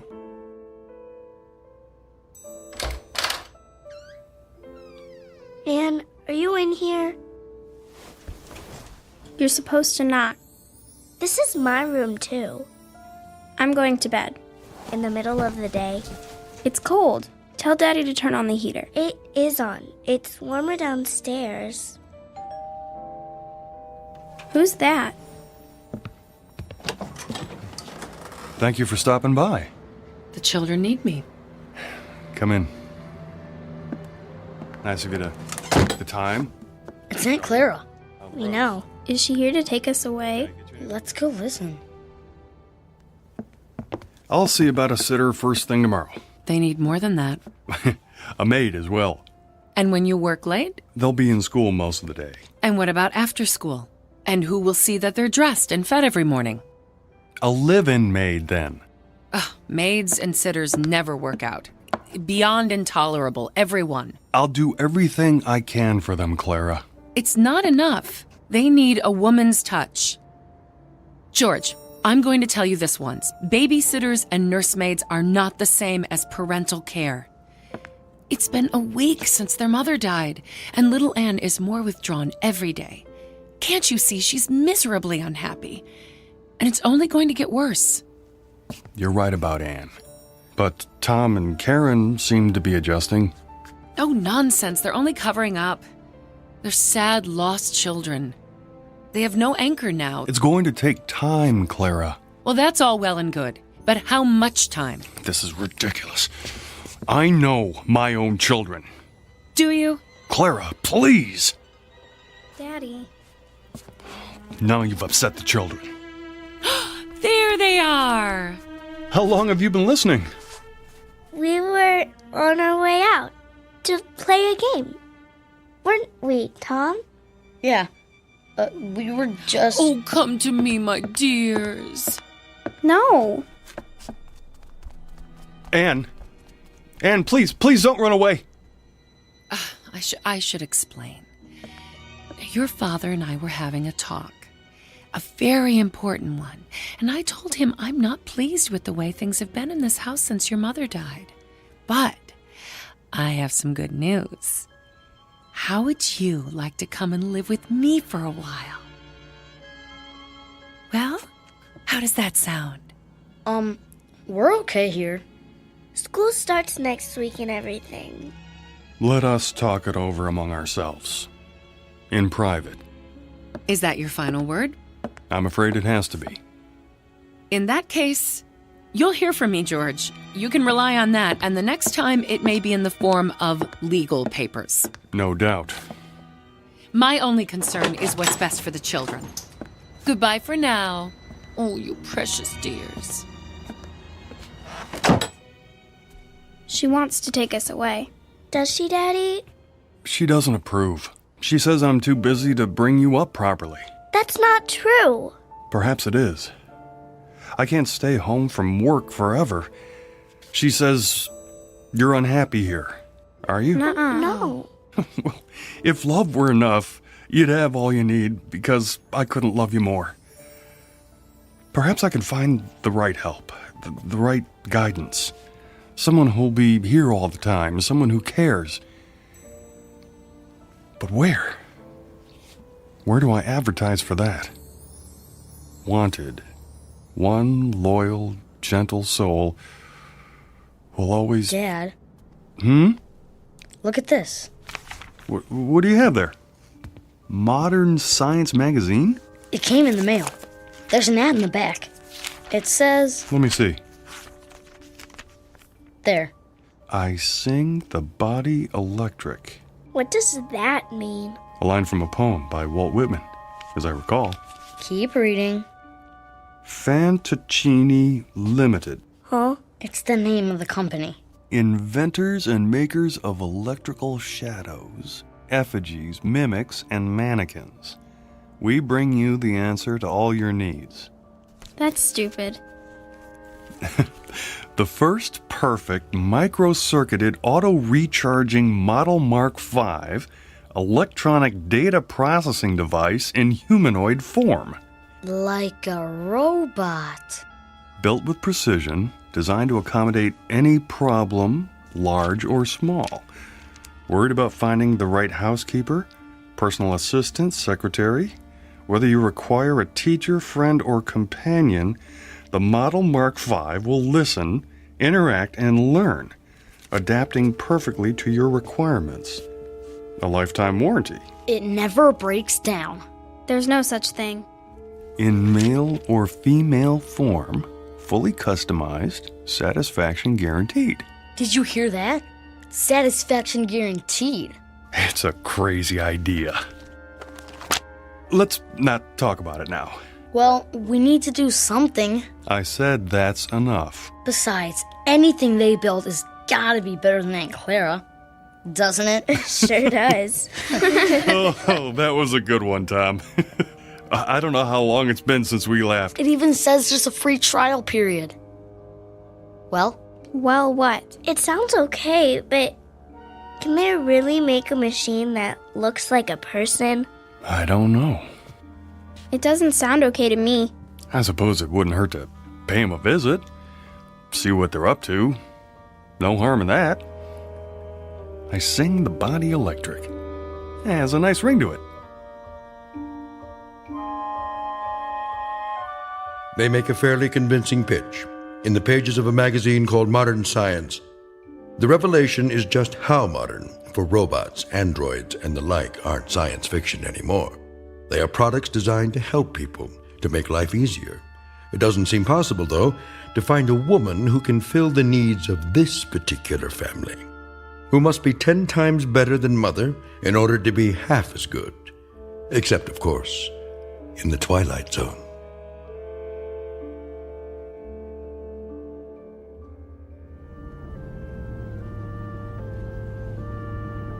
There's the sign. Fantuccini. Why do they call it that? Who cares? We'll have to ask. As soon as I find a parking space.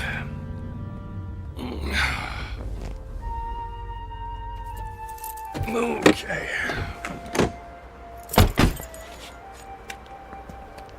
Can I ring the doorbell? You always get to do everything. Now, your brother found the ad.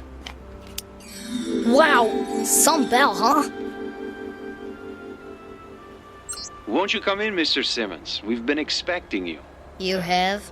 I called ahead for an appointment. Feel free to browse the showroom. I'll be right with you. Wow, this is incredible.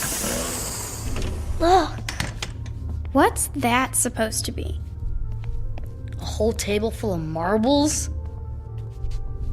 I don't think so, son. More like glass eyes. Wow. Blue and brown and hazel and green. I want her to have eyes like this. Well, careful, just don't touch them. Oh, please do. Guido Fantuccini at your service. An unusual name. It's Italian. It means, roughly, dream people. Or, as I prefer, shadow puppets. This is my daughter, Karen. Hello. And, Don't tell me. Tom. And you must be Miss Ann Simmons. Age 11? Or is it 12? She's only... I'm going to be 11 next month. In that case, allow me to present you with this golden key. It's awful big. What's it for? To wind her up, of course. To wind what up? Why, your new, let me guess, nanny? Tutor? Oh, that and more, I'm afraid. The children lost their mother recently, and without anyone else at home... Nobody can take her place. Nobody. In that case, might I suggest our grandmother model? It's very popular. Do we have to wind her up every day? The key is symbolic, a way of introducing our product line.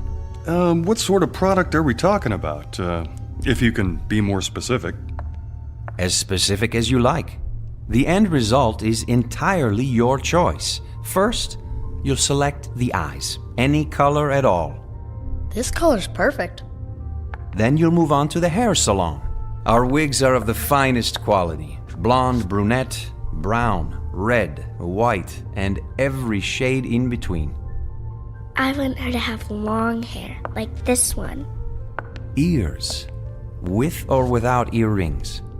Arms, slender or sturdy, graceful or strong. Hands, fingers, lips, full or thin. As for body type, the choice is again yours. Tall, short, the height you prefer to the millimeter. Very impressive. But they're just pieces. Until we put them all together at the factory. Then they'll become something else, something new. They'll move and walk and talk. Machines don't talk. Grandmothers do. Listen.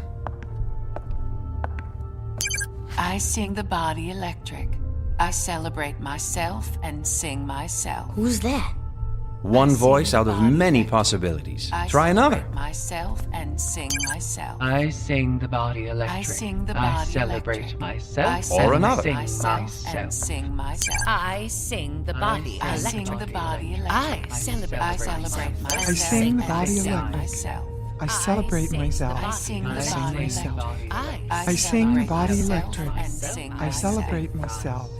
Pick one. I sing the body I electric. celebrate I celebrate myself and sing There. myself. I sing the body electric. That's not right. I celebrate Too high? myself. Too low? And sing myself. Go ahead, turn the I knob. sing the body electric. I celebrate myself and sing myself. I sing the body Could electric. you make her just like my I mother? celebrate myself If you wish. and sing myself. Exactly. I sing the body electric. I 2-A-T. celebrate myself Then- and sing myself. I don't want her. Please, Anne. I want to leave. You've dropped the key. Wait. I sing the body electric. I celebrate myself and sing myself. I've I almost sing got the it body right. Electric. I celebrate myself and sing myself. I sing the body electric. I celebrate myself and sing myself. The armies of those I love engirth me, and I engirth them. They will not let me off till I go with them, respond to them, and discorrupt them, and charge them full of the charge of the soul. Grandma.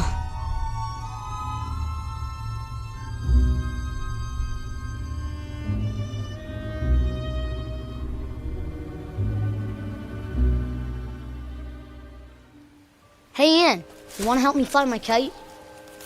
I'm reading. Where'd you get that? Dad bought it for me. Here, hold the string. I'll run till it gets up in the air and... What's wrong? Hear that? So? Somebody's coming. Maybe it's the mailman. No. Then who? Hello. Hi. You must be Thomas. Do they call you Tommy? Just Tom. Well, Tom, then. Is that your sister Karen? Yes, that's Anne over there. Of course. Who are you? Well, give me any name you like. Melissa, Lavinia, Malvina. Do I know you? Well, don't you? I think I saw those eyes before. So did I. You must be... Yes. Grandma? Say it a few times. You'll get used to it. But I thought you were gonna come in a big box, all wrapped up, like a... Mummy. Yeah. Well, then I'd need an Egyptian name, wouldn't I? Like Nefertiti? Oh, Nefertiti's a fine name. Do you know what it means? I believe I do. It means the beautiful one is here. Well done! George Simmons. So, we meet at last. A pleasure, Mr. Simmons. Welcome to our home. You're not my grandmother. Anne. Well, then who am I, pray tell? Nobody. Just a machine. Well, she doesn't look like a machine. Ah, but I am. A very special one. How shall I prove it? Let me see. Have you ever been to the beach? Yes. Sure. And when you were there, did you pick up a shell and hold it to your ear? Many times. What did you hear? The ocean. Yeah. Then listen. I'll cup my hands together like this and hold them to your ear. Now, what do you hear? I want her to have long hair, like this one. That's my voice. All your wishes recorded. You too, Tom. This color's perfect. How did you do that? Well, you're a part of me now, stored in my circuits. Anne, what was it you said? I don't care. Well, it may take a while for that one. I'm not worried. Tom, what is that you're playing with? A kite. Oh, will it fly high? I think so. If I don't run out of string first. Well, what do you know? I happen to have some with me. Where? Touch the end of my finger. You have string in your finger? If that's what you need. Now tie the end to your kite. Why don't you run with it, Anne? Go on. It won't fly. Oh, are you sure? Hold it over your head. Please, Anne. Give it a try. Well, if you want me to, Daddy.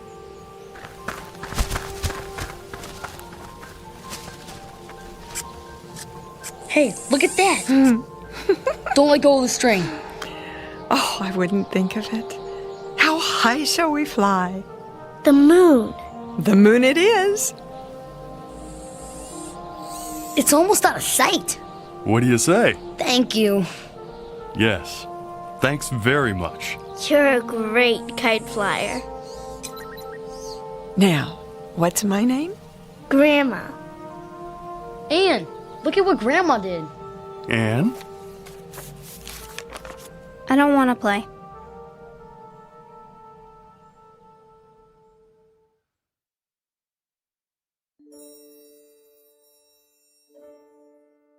There was a second day, of course, and a third, and a fourth, with Grandma busy every minute, cleaning and cooking, opening the drapes wide, filling the vases with fresh-cut flowers, baking cookies and pies, and leading long walks into town. But the most beautiful and special thing was the way she paid attention to everyone. She took time to listen, really listen, and remember every word, every thought, every wish, as if that were her only purpose. She seemed clever beyond clever, human beyond human. Anne finally began to join in, but slowly. To walk if not to run, to listen if not to hear, to watch if not to see. And as the days turned into weeks, Grandma waited. She never tried to urge or force. Sometimes, when Anne didn't come to the table, Grandma left dinner on a tray by her door. Big spoons first, then the little spoons. Is that right, Grandma? Perfect, Karen, dear. Is that your father home already? Yeah, you heard him before he got here. Daddy! Hello, sweetie. How was your day? Grandma taught me how to sew. Did she now? Good evening, Mr. Simmons. Dinner is almost ready. Well, looks like you have a helper. I made the mashed potatoes. Indeed, she did. I'm proud of you, Karen. Where's Anne? She's upstairs doing her lessons. Anne! Come down and help your grandmother! Oh, it's all right. I can handle the rest. That's not the point. Dad, whose car is that out front? Which one? The new one. Oh, well, let me see. Oh, yes. It's ours. It is? I came home early to surprise you. Can we go for a ride? All of us? I don't see why not. We'll take a run to the ice cream parlor after dinner. How's that? Now, go and wash your hands and tell your sister dinner's ready. Okay. Yeah. Thank you for being so good to us. Good for us. And that includes me. I'm sorry about Anne. I'll have a talk with her. Now, don't you worry about Anne. She'll accept me eventually. You seem very sure. Mr. Simmons, children are the most complicated creatures in the world. I could be the greatest cook, the finest, most exciting playmate, the most interesting companion, but those are very small accomplishments. It's the heart I have to enter. A child's heart. It's a deep place, difficult to reach. But that, too, will come. Anne, darling. Are you hungry, dear? Not very. We're, going for a ride after dinner. In our new car. It's beautiful. Wait till you see it. I'd like you to go with us. Is she going? Oh, please, Grandma. I want to ride in the back seat with you. Me too. Then I'll stay home. But why, Anne? I don't like her.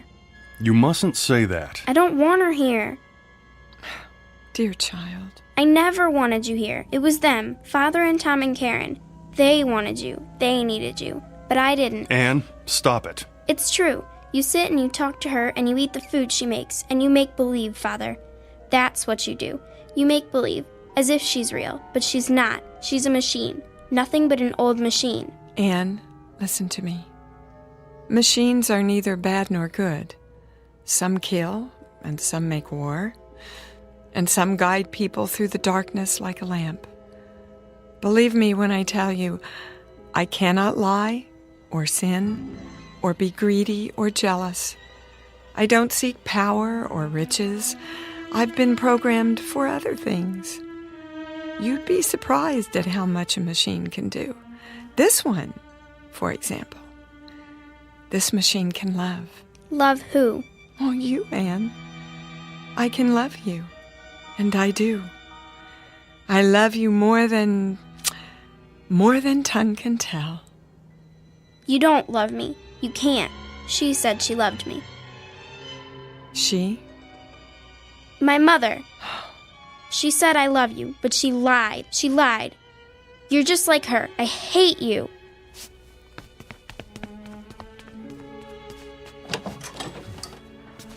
I'll go after her. Not this time. There's no place for her to go. No place except to me.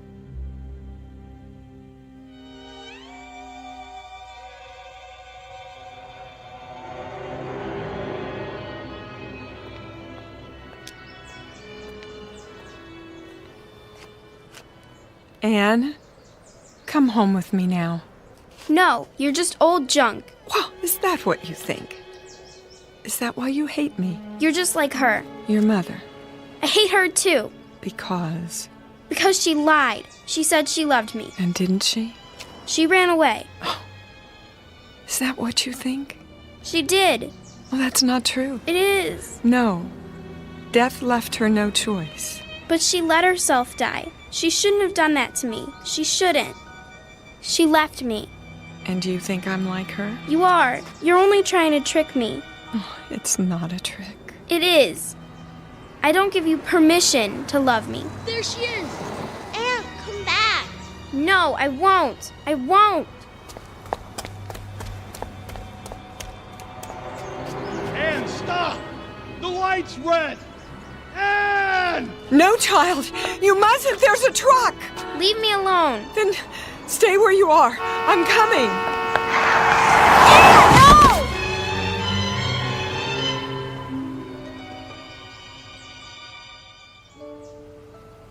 They're not moving. Either one of them. Don't touch them. I didn't see them, honest. I mean, they ran out into the street. The little girl and... Stand back. A lady. Oh, man. Look, I'm gonna get an ambulance. Wait. She's moving. Anne. Oh, thank goodness. Daddy? You're going to be all right, darling. We better get her out off the street. Here, put your arms around my neck. What happened? There was a truck, but Grandma stepped in front and pushed you aside. She did? You fell down, that's all. Grandma. What about that lady? I mean, she's not breathing. Look, she's starting to move her fingers. And her eyes. Grandma, can you see me?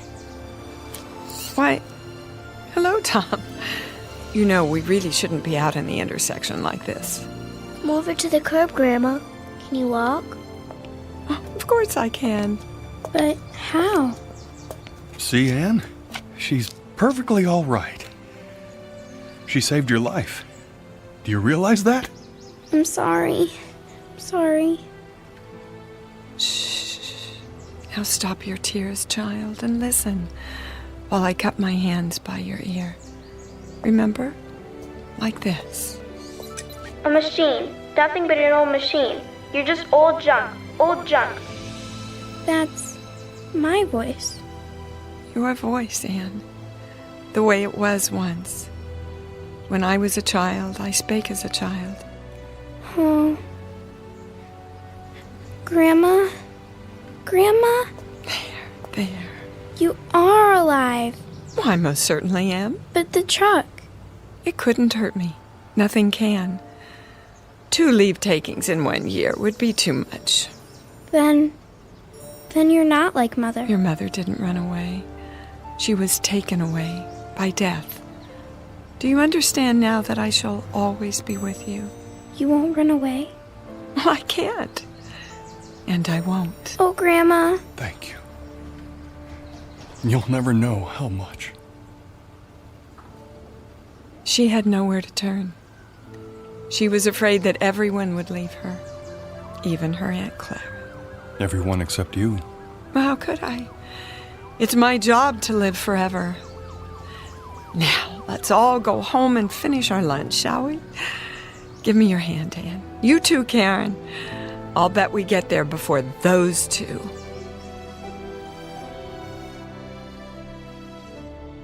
As of that moment, Grandmother became an irreplaceable member of the family, an integral part of their lives.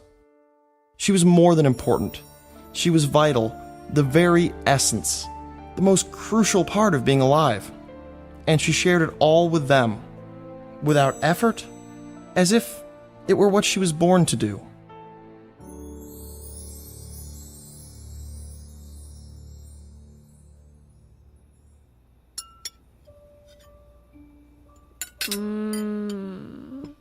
This is so good. Delicious. Thank you.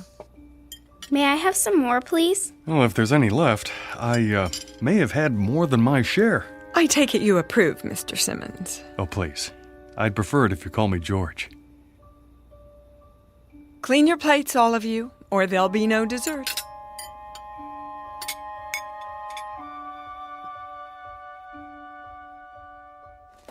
That's enough for tonight. Tomorrow we'll read another chapter from Moby Dick by, what's the author's name? Herman Melville. That's correct, Anne. Now, there's just enough time for your language lesson. Who can conjugate the verb to love in Latin? Me! I can. Me! She taught them better than any flesh and blood teacher, in a manner perfectly suited to their expanding minds, until learning became a hunger that would never be quenched. Grandma, are you asleep? Oh, you know better than that. Do you need something? Hot chocolate? A plate of cookies? It's the storm. They're scared of thunder. And you, Tom? Heck no. Oh, well, come over here just the same. Everybody crawl into my bed. That's it. We'll weather this old storm together. They would never see lightning, never hear poetry, never listen to foreign tongues without thinking of her. Everything they would ever see, hear, taste, smell, and touch would remind them of her. She was all life to them, the source of the Nile. And all life became wondrous, quick and electric, like her. And one day, it came time for the inevitable, the unthinkable, the day of saying goodbye. Thank you for carrying my suitcase, Tom. Such a fine gentleman. It's the least I can do. The same suitcase you brought with you, how many years ago? Now, let's not get maudlin. Grandma, do you have to leave today? Oh, yes, Karen. It's time. We're going to miss you. And I you, Anne. But why do you have to leave at all? You're going off to college now, and you won't need me. That's the way it should be. But you've been our world. I'm not the world. The world's out there, and it needs you. What happens to you now, Grandma? Oh, back to Mr. Fantaccini and the rest of the Pinocchios. He should have called himself Geppetto. Don't joke about it. Oh, but it's true. You've been my family here, and now I must go back to my first family. My brothers, sisters, aunts, cousins, all the other robots. And do what? Some stay at the factory. They're taken apart and recycled. Not you. Or perhaps I'll be returned and sent out to help another family like yours. They can't destroy you. I won't let them. Nor will I. destroyed? Oh, what a silly expression. I'll go for a while to the room of voices. The room of what? Oh, a great dim room, a kind of parlor, where all the other mechanical grandmothers are brought and stored for, a month or a year. And in that room we'll sit and rock and murmur and whisper to each other. And we'll listen and tell what we learned from the world and from the families we lived with. I'll share what I learned from Anne and Karen and Tom and even you, George. You didn't learn anything from me. Oh, didn't I? Don't be so sure. But you taught us. Is that what you think? Foolish lad. Why, now I have so much to share in the room of voices. Everything you ever said or did, everything you ever laughed or cried about. And someday... Someday what, Grandma? For reasonable creatures, we have an unreasonable dream. Someday, if we're very wise and very good, perhaps we'll gain the greatest gift of all. Oh, Grandma, you don't have to wait. You're alive now. You've always been alive to us. Well, there's my cab. I'll get your case. Oh, no, I wouldn't hear of it. Grandma, am I never going to see you again? Well, the world holds many surprises. Someday, when you're very old, with childish ways again, in need of help, send for me. The old nurse, teacher, companion. And I'll come back. Hard to imagine. No, we'll never be old. But then, you'll never come. I mean, if we don't, we won't ever... Do me a favor, would you? Anything. Go on upstairs. Quickly now. I'm not one for goodbyes. Grandma. There. Mind your grandmother. Quickly!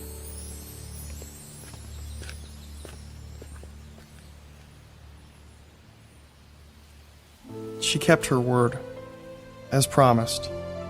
She has remained with us always, to this day. I've saved the key, the golden key, in a special place. Sometimes when lightning rends the sky, I see her face flash before me in the dark. And sometimes I still hear her ticking and humming above our beds in the night, keeping watch. She passes like a clockwork ghost in the long halls of memory. The sound of bees swarming after the spirit of summers lost. I remember the day no one will ever forget. Not for the rest of our lives. It was the week the world ended. And, incredibly, it was also the week that something new, something utterly fantastic, was about to begin.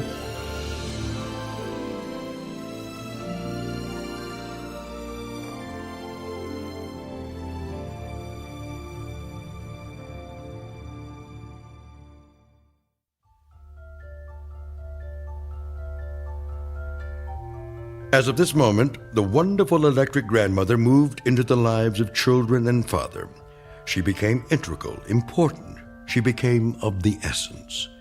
As of this moment, they would never see lightning, never hear poetry, never listen to foreign tongues spoken without thinking of her. Everything they would ever see, hear, taste, feel would remind them of her. She was all life, and all life was wondrous, quick, magical, and electrical. Like Grandma. A fable, most assuredly, but who's to say that at some distant moment there might not be an assembly line, producing a gentle product in the form of a grandmother, whose stock in trade is love. A fable, sure, but who's to say what's possible in the Twilight Zone?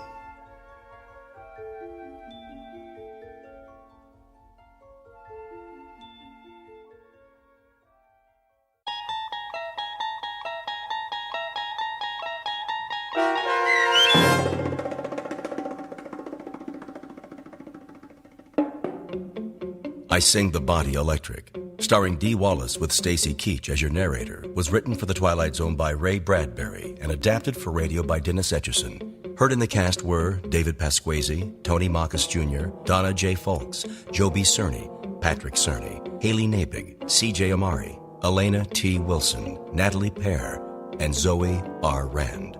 This copyrighted radio series is produced by Carl Amari and directed by Joe B. Cerny for Falcon Picture Group. Sound design, custom Foley effects, recording, and editing are done in the Cerny American Sound to Picture Theater by sound designers Craig Lee, Bob Benson, Todd Beyer, and Tim Cerny. Music for The Twilight Zone is provided by CBS and American Music Incorporated, New York. To learn more about the Twilight Zone radio dramas and to download episodes, including 3 free episodes on our homepage, visit our official website at twilightzoneradio.com. Doug James speaking.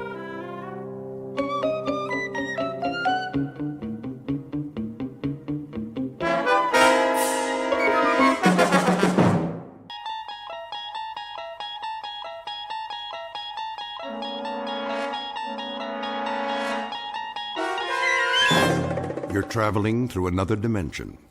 A dimension not only of sight and sound, but of mind. A journey into a wondrous land whose boundaries are those of imagination. Your next stop, the Twilight Zone.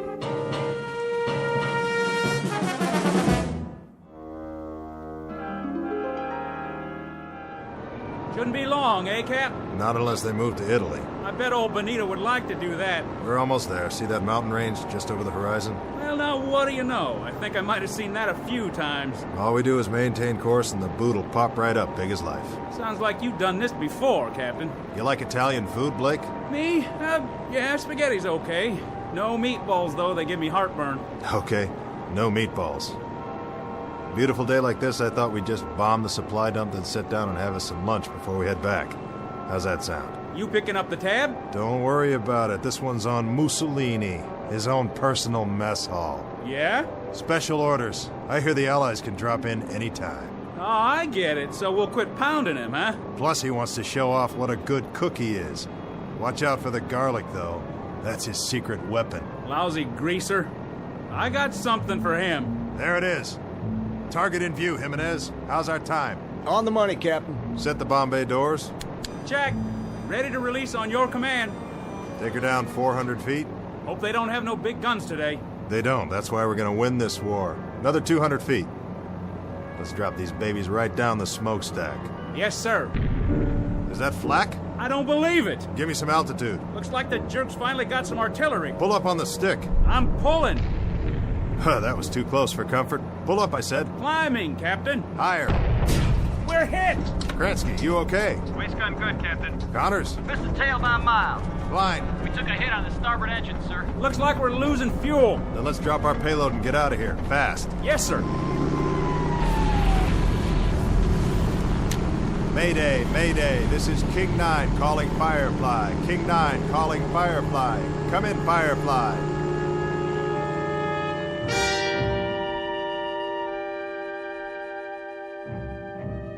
This is the war in Europe, 1943. The air spits out violence and destruction, and the sandy graveyard of North Africa swallows it up.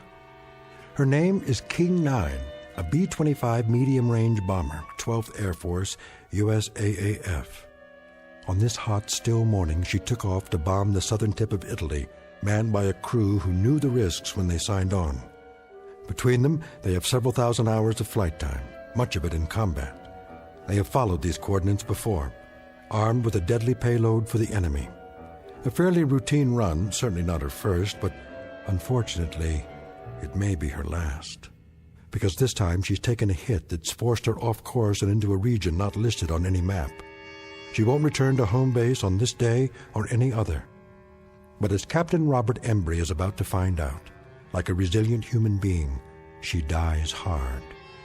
Especially in the Twilight Zone. And now, The Twilight Zone and our story, King 9 Will Not Return, starring Adam Baldwin with Stacy Keach as your narrator.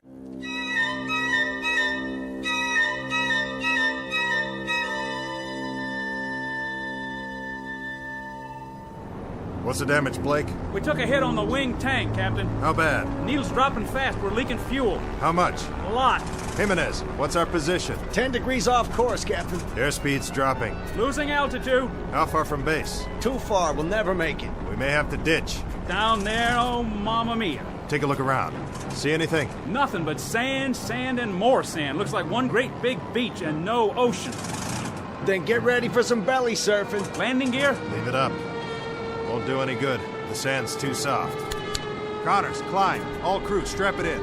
We're gonna attempt an emergency landing. Flaps down. Level her out! She won't hold! Pull up! Get over that dune! There goes the other engine. Hang on! She's holding.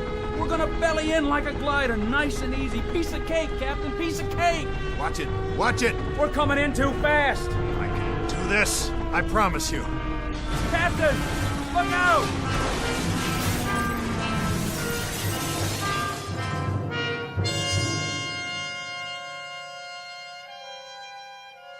I remember now. More and more, one piece at a time. First the wing tank was hit by flak. Then we lost fuel. Fell behind, veered off course. Not the moment of impact, though. The crash, that's still pretty much a blur. But I remember holding the wheel, trying to hold it. The way she bellied in and then yawed at the last second. That brought the nose down into a dune, and all of a sudden it was over. When I couldn't hold her straight, she yawed and skidded through the sand. That must have been the way it happened. It must have been. I honestly don't know how long I was out. It might have been minutes or hours. Hey, guys! Guys! We made it! Hey! Where are you? Where is everybody? We're alive, you hear me? We're still alive! The crew. What about the crew? Did they bail out? Did I order them to bail out? No. No, I didn't. I remember that much. We rode it in together. They stayed with me all the way down. Because I'm the captain. Yeah, that's right. Captain Robert Embry. That's who I am. Blake's my co-pilot. Jimenez the navigator. Kransky, radio op and waist gun. Connors, he was tail gunner. And Klein. Sure. Klein, he was the upper turret gun. Let's see. Who else? Think. Gotta think. It was coming back to me, but I wasn't 100%, not by a long shot. My leg was racked up and my head felt like someone caught me with a left jab and a right hook that put me flat on the canvas. Now I saw the plane about 100 yards away and I knew I had to get back inside to see if the guys were okay. Blake! Jimenez! I kept walking toward it, but it didn't get any closer. That's the way things are in the desert. Something about all that sand and nothing to measure it by. But I kept going. I had to help them if I could. If there was any way, any hope. Are you all right? Connors! I climbed up on the wing and finally got in through the gun turret. I dropped down inside. Blake? Blake, answer me. That's an order. And there was Blake's cap on the co-pilot's seat. I knew it was his, but I turned it over and looked inside anyway. Blake, Gerald S., First Lieutenant, USAAF. And the radio op. His headset still plugged into the radio, but he wasn't there either. Jimenez. And Connors. All gone. If they were still on board when the plane crashed, then where were their bodies? No, I couldn't let myself think that way. Piece it together, that's what I have to do, piece it all together. We bellied in, and I must have been thrown clear of the plane. That's what happened. Sure. Knocked me cold. I could have been out for hours. And the others, they... What about the others? Where are they? They didn't jump. They couldn't have. The chutes are still here, all of them. And they're not dead. They couldn't be dead. There are no bodies. But if they left the plane and started walking, why didn't they take me? Morse code. Yeah, I'm here. We're here. Wait. Give that to me one more time. Mayday, Mayday, this is King 9 calling Firefly. King 9 calling Firefly. Pancaked in the desert, 1 hour 30 minutes from last checkpoint. Bearing 290 degrees, terrain flat and sandy, low hills to the north. No other landmarks, no sign of crew. Mayday, Mayday, King 9 to Firefly. Come in, please. No answer. Nothing in the headphones, not a blasted thing. Easy now. Easy, don't panic. Go back to where this all started. The last thing I remember. I'm sitting in the cockpit. Right here. We're dipping. The ground's coming up to meet us, and we're sitting down hard. Flaps down. Level her out. Get over that dune. She won't hold. I can do this. I promise you.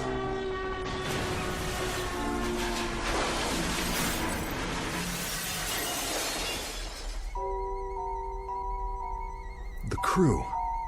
The whole crew was in the plane. And now they're gone, all of them. And I'm here with a king-size headache. So what? I got off easy. Nothing to worry about. But the main thing is not to forget. I'm responsible for this crew. I'm in charge. As far as it's within my power, I've got to keep them alive. I've got to keep them out of this. Every last man. I command this aircraft, and I'm responsible. I'm in charge. Nobody else. I'm responsible for all of them. Klein, Jimenez, Connors, Blake, Kransky, every last man. Who's out there? Blake? Is that you? Blake? Blake!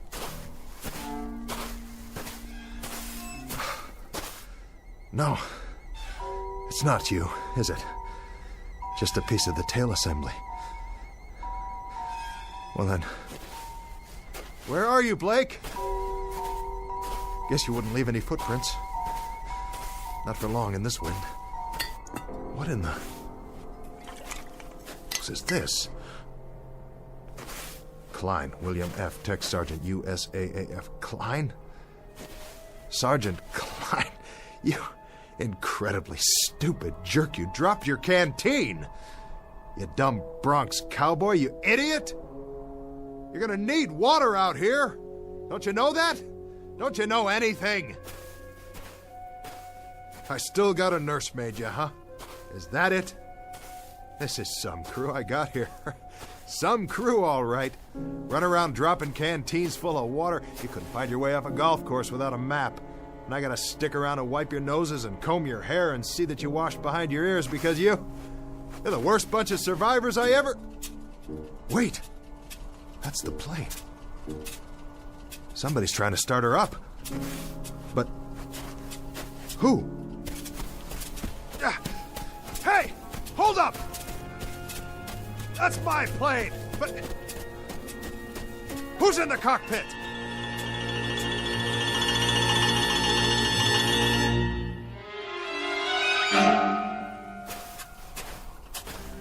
Who's in my plane? Is that you, Blake? Blake! I see you!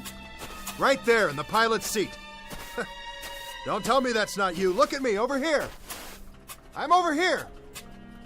Blake! Blake! Blake! Blake, it's Embry. It's me. It's the captain. I'm here. I'm here, Blake. Blake, what's the matter with you? Can't you hear me? Blake! Where are you? Where'd you go? What's the gag, Blake? Hey, come on, fellas. If this is a gag, knock it off. It's not funny anymore. Strictly not funny at all. Why are you guys hiding from me? Don't you get it? I'm only trying to do my job! That was when I knew, really knew, something was very wrong. It was more than the flak and veering off course and the crash and not knowing where I was. Oh, I was in the desert, all right. But where exactly, and where was my crew? Huh? If someone was playing mind games with me, the question is, who? And for what reason? Because wherever I was now, I wasn't just in the middle of a desert in North Africa. If I was the only one there after all, then the mind games had to be going on in my own head, and not anybody else's. The big question was, why? The first thing I had to do was pull myself together and find out if I really was alone. And if I was, what the devil had happened to the others.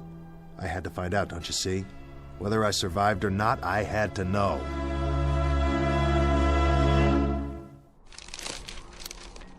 Gonna be a long night. Get a campfire going, then they'll see where I am. Hey! You out there, guys? Sure you are. You started walking, didn't you? With or without your canteens and your rations. But you won't get very far. You couldn't have. I wasn't out that long. Ooh, watch it, boys. The animals are restless tonight. Whatever kind of animals live in the desert. Blake! Jimenez!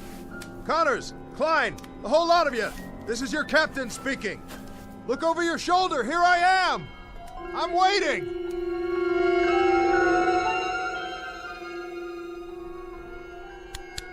This is King 9. King 9 calling Firefly. Come in, Firefly.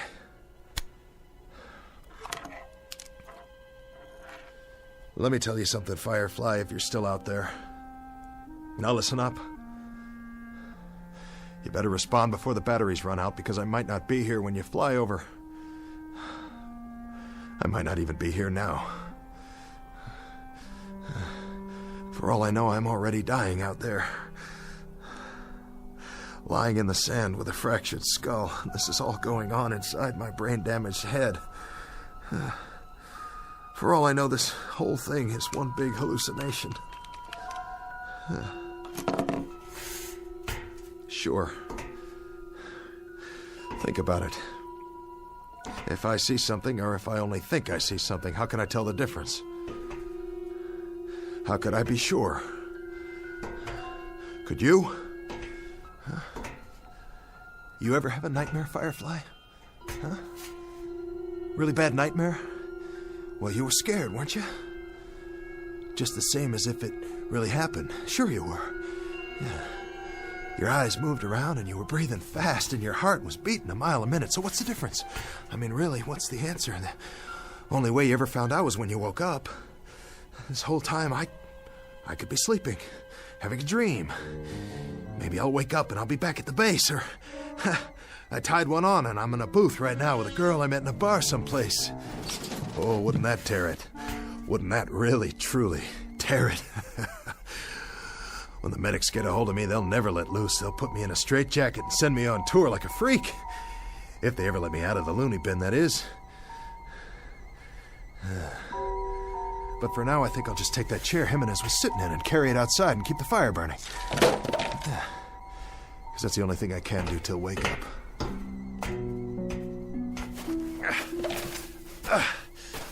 Hallucination, hell. I saw Blake. I saw my co-pilot sitting in that cockpit. That was no hallucination. I saw him. Nobody can tell me any different. Maybe I'm a little woozy, but I'm not that far gone yet. Concentrate. Gotta keep my head clear. Piece it together. I'm Robert Embry, captain. I fly a B-25 bomber. It's called King 9. It crash-landed in the desert. This desert right here. Because I ran out of fuel. Yes, I did. I did that. And now I gotta keep the fire going. So they'll see. And come back. You're responsible for the ship and the men. You, mister. Now you gotta pick up the dice and you gotta throw until you make a pass. That's the hand and you gotta make it. 6 the point. 6 crewmen. They're in your hands.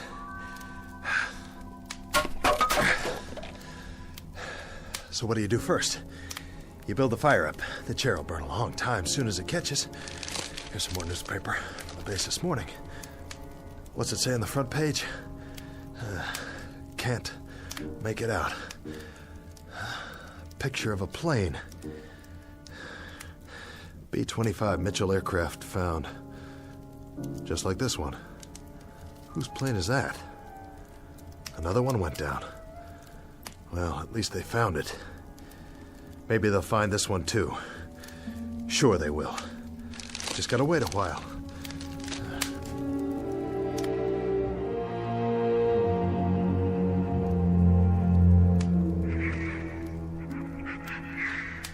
Embry, Robert, 24 years old. I took pre-flight training at Amarillo, and then I took multiple engine at Randolph, and I went to England. And then to Africa. And now we're based in Tunisia. And we were on a routine mission to southern Italy, and we caught some stray flak where there wasn't supposed to be any. And then we ran out of fuel. And I got the poor devils off.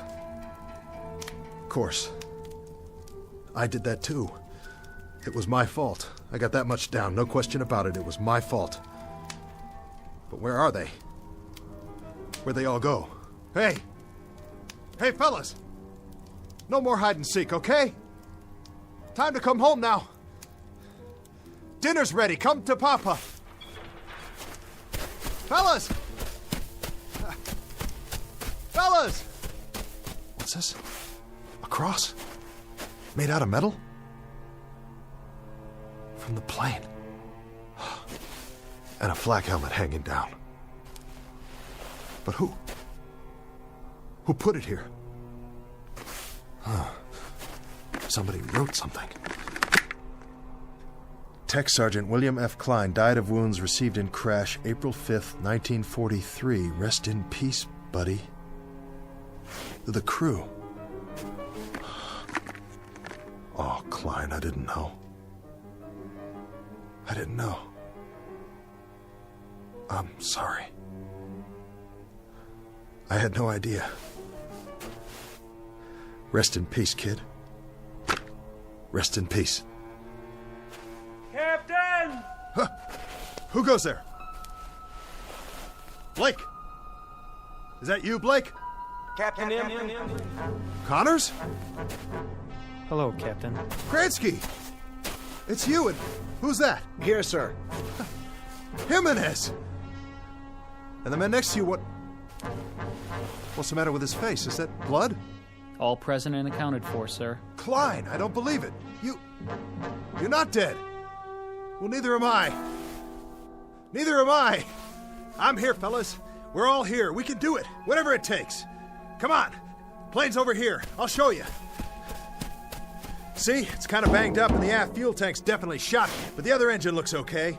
And some of the instrumentation's haywire. Of course, we'll have to get our wheels down. We'll have to raise the ship and get under there. Because we're not going to walk out of here, that's for sure. That's a definite. Can't walk out, so we're going to have to fly. But I'll get her up, boys. You can trust me. I'll get her back up. How does that... Hey! Hey, where'd you go? You hiding behind that sand dune again? What do you want to do that for, huh? Hey, guys. Where are you? Listen to me. We can do it. I can do it. You'll see. All we have to do is get this propeller out of the sand and free it up.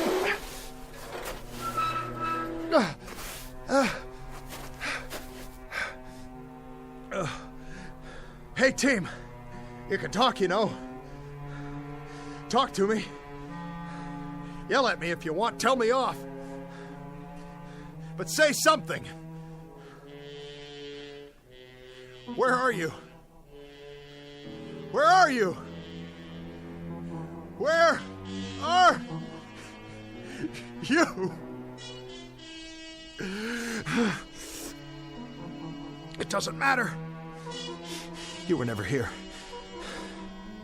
You were never here. You're illusions. Mirages. That's all you are. You don't even exist. But there are no mirages at night. Only during the day, when the heat waves come off the sand. So either I'm dead, or out of my mind, or I'm off in limbo someplace. I'm unconscious, I'm sick, that's it. I'm cracked up in an army ward, or I'm down in the drink somewhere, drowning. Or I don't even exist any more than you do. There isn't a thing here, not a single thing that's real. Oh, God. Oh, God, you gotta tell me what's happening here. You gotta tell me. Please. You gotta give me a sign. What? What is that? Aircraft. I can see their lights. Yes! But they're moving too fast. I've never seen planes like that before. I've never even seen jets. I couldn't have, not yet. Jets. Jet aircraft. What do I know about jet aircraft? It's 1943. There's no such thing as jets yet, but I know about them. F-106s, F-105s, B-47s, B-52s, B-58s. I know all about them. I am Captain Robert Embry, United States Army Air Force. I'm the pilot of this bomber right here. We went to Italy this morning because it's World War II, and it's not over yet, and I'm right in the middle of it. Hey, crew! We've got to get out of here! We got to get out of here! We got to get out of here! Because if we stay here, I'll have to dig more graves and bury you all with my bare hands. Don't you worry, I'll take care of it because it's my responsibility. Yes. Yes. And I'll dig one more while I'm at it. One for your captain. One for me, too.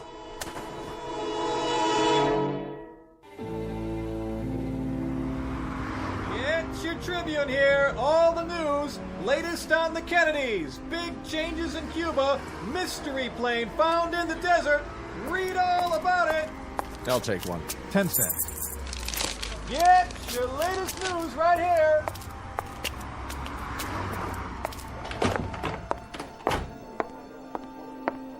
Paging Dr. Benway. Dr. Benway, please go to ICU. VA Hospital, please hold. Where's Dr. Martin's office? 3rd floor to your right. Thank you. Veterans Administration, how may I direct your call?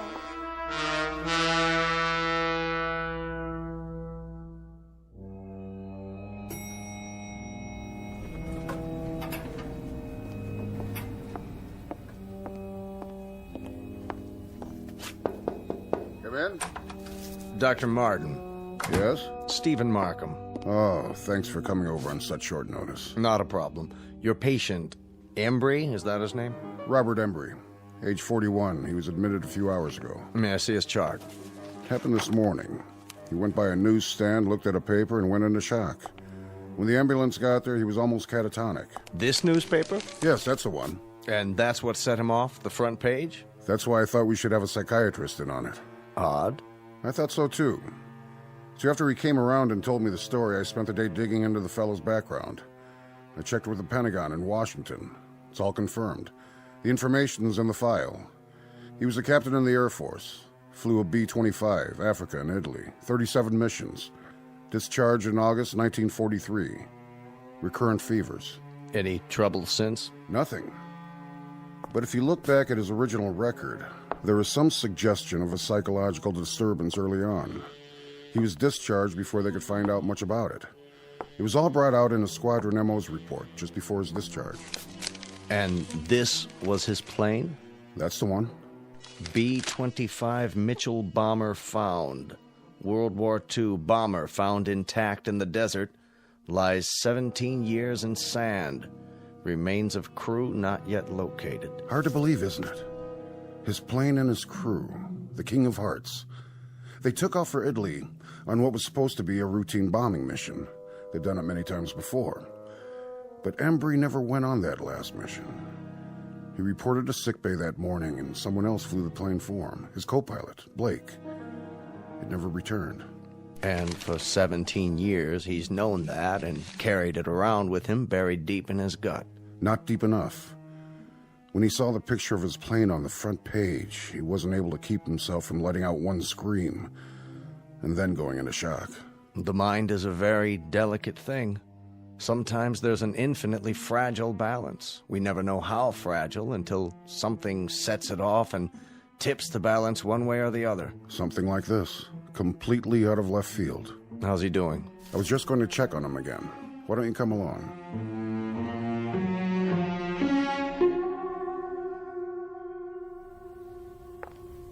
Oh, Doctor, I'm glad you're here. Did he get any rest? For an hour or so.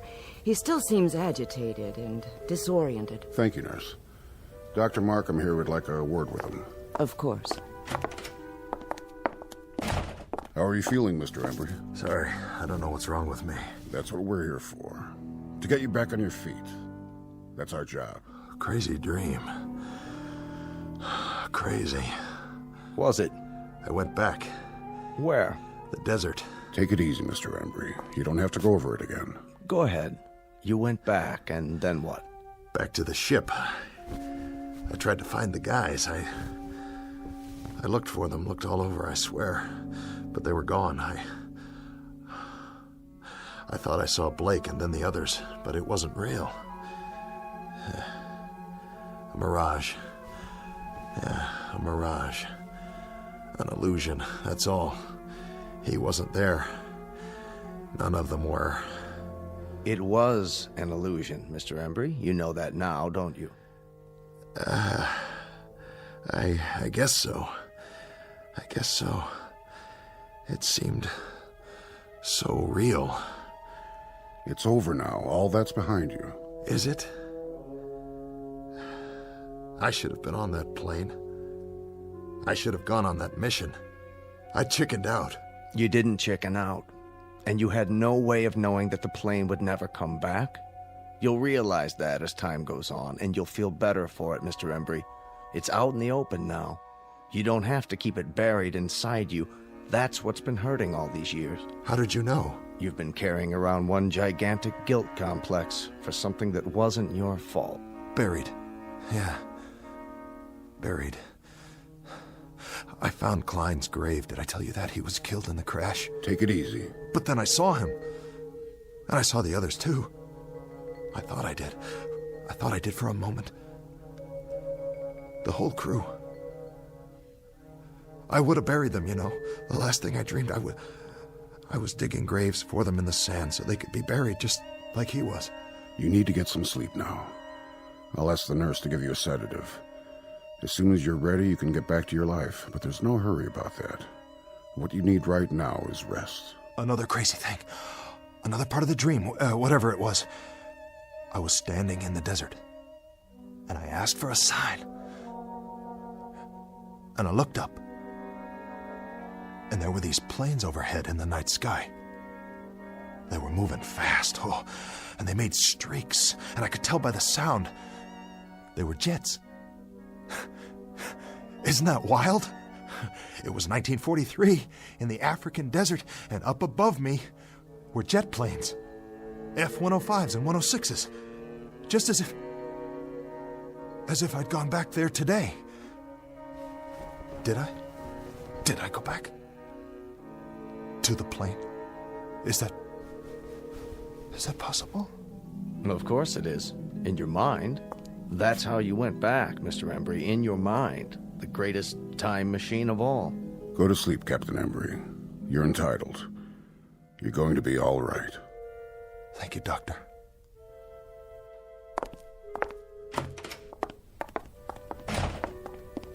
So, what do you think? I'd like to talk to him again in a couple of days, start a treatment plan on a regular basis. I can set that up for you. But I think the worst part of it's already over. The guilt's out in the open, and he knows what it is.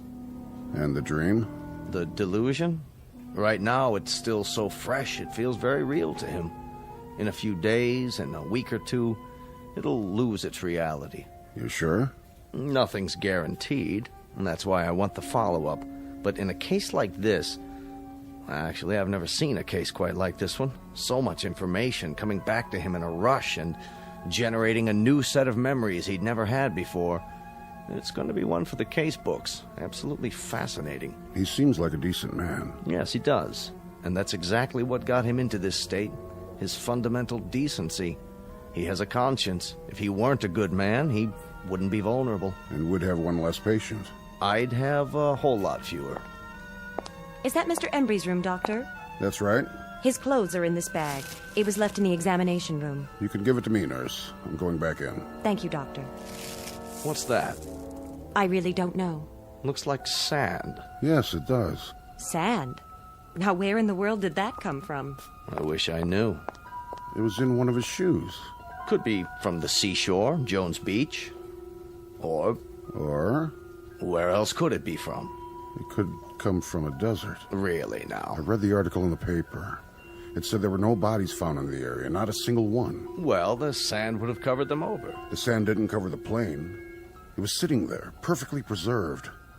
There would have been something left of the crew, too, their bones at least. Unless...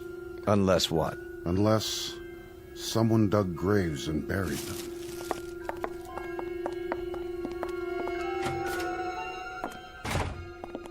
Mr. Embry. Looks like he finally dozed off. Good. Good for him. I'll just leave his things. Shirt, trousers, jacket, and shoes. Complete with several ounces of white sand. Where do you suppose it's from? Maybe a fishing trip he took recently? Very recently. Or from a plane. From a B-25 called the King of Hearts. Wherever it's from. Rest easy, Mr. Embry. You've had a long journey back. Very long. Now you can rest. Meanwhile, I'll leave your shoes by the bed. You'll need them when you're back on your feet, which will be soon. Very soon indeed.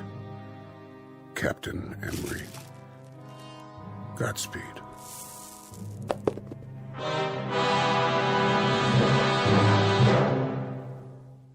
Portrait of an enigma buried in the sand. A question mark with broken wings that lies in silent grace. A marker in a distant desert shrine. Odd how the real consorts with the shadows. How the present fuses with the past. How could it happen? The question is on file in a barren desert. And the answer?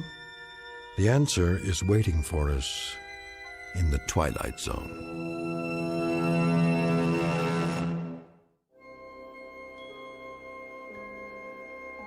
Hi, this is Carl Amari, producer of the Twilight Zone radio dramas. I'd like to take a moment to tell you about our official website at twilightzoneradio.com, where you'll get the latest news and information on these Twilight Zone radio dramas. Plus, at twilightzoneradio.com, you can digitally download 3 free episodes or any of our episodes for only $1.95 each. In this age of ever-changing technology, we've decided to make these episodes instantly available to you by making the Twilight Zone radio dramas a digital download-only series. This means that this series will no longer be offered on CD. The CD collections at our website are now being offered while supplies last at buy one, get one free. So be sure to get your favorites before they're sold out. Be sure to visit us often, and I'll see you in the zone.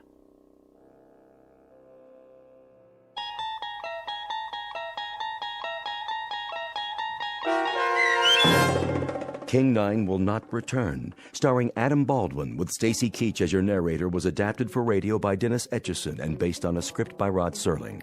Heard in the cast were Rich Kominick, Christian Stolte, Craig Wickman, Doug James, Linda Ryder, Michelle Graff, Paul Patch, Carl Amari, Roger Walski, and Vince Amari. To learn more about the Twilight Zone radio dramas and to obtain audio cassettes and CDs of these programs, visit our website at twilightzoneradio.com. This copyrighted radio series is produced and directed by Carl Amari and Roger Wolski for Falcon Picture Group. Doug James speaking.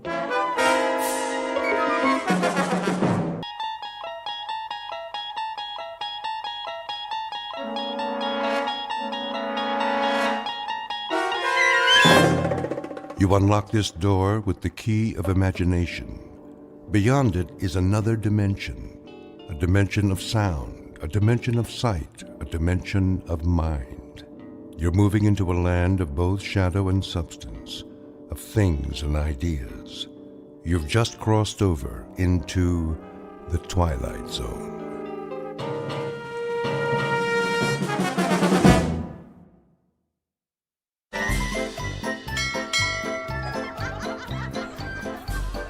Get your hot dogs. Hot dogs. Pretzels. Popcorn. Take a chance. 3 balls for $1. Cotton candy. Knock one over. Win a prize. How about it, folks? Can we? No thanks. So easy, my own mother could do it. Look at all the stuffed animals. Let's go.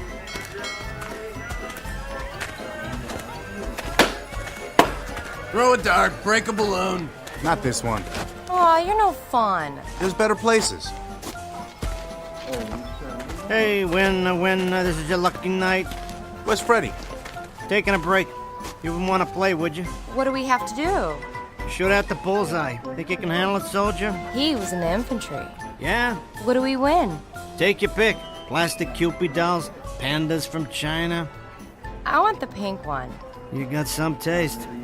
How much? How much you want to spend? Sign says $1. Ask for kids' prizes. Wax lips, pencil on a string. You have to work your way up. Freddy gives me 3 games for 2. Yeah, 50 BBs each. Never knock out the bullseye that way. How much for a full load? Say 3. Forget it. 2. We're leaving.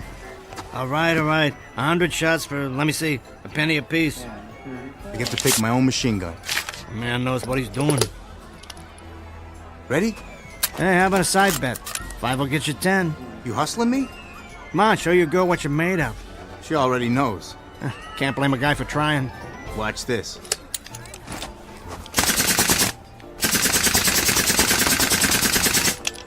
There. How's that? Wait a minute.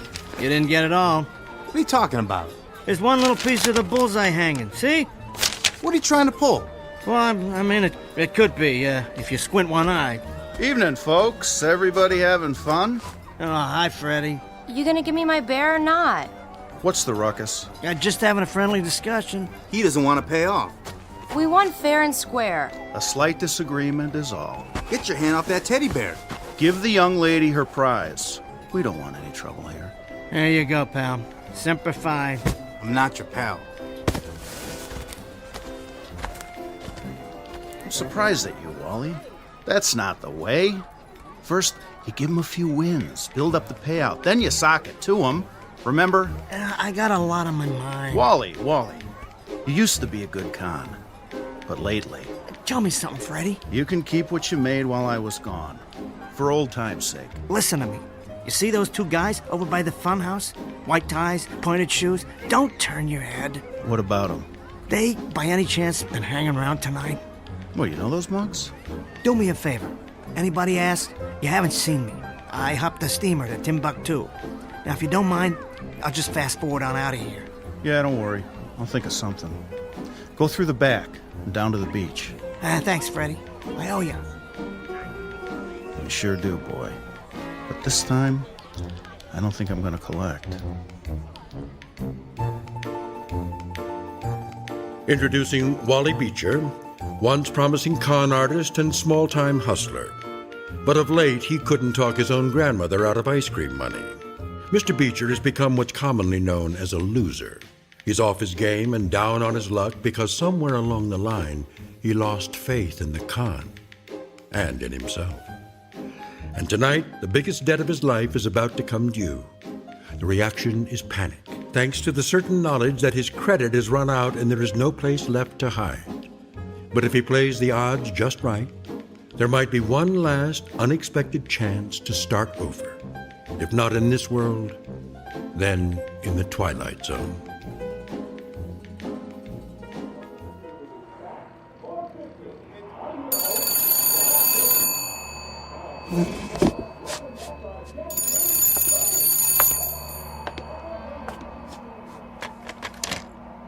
Carlton Motel. Yeah, I got rooms by the day, the week, or the month. By the hour. You have to leave a cleanup deposit.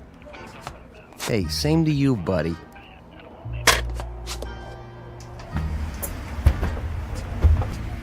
Hey, Mr. B.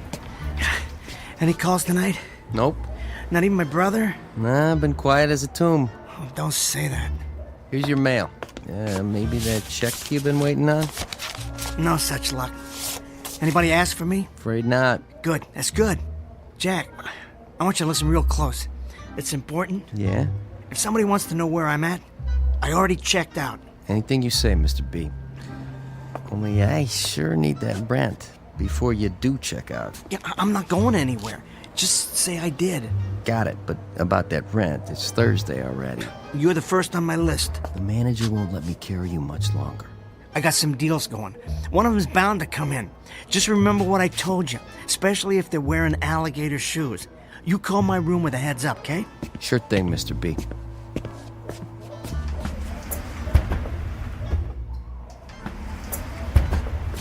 Forget your key?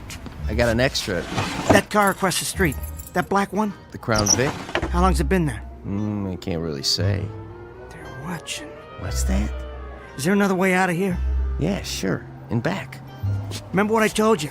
I'm not here, never was.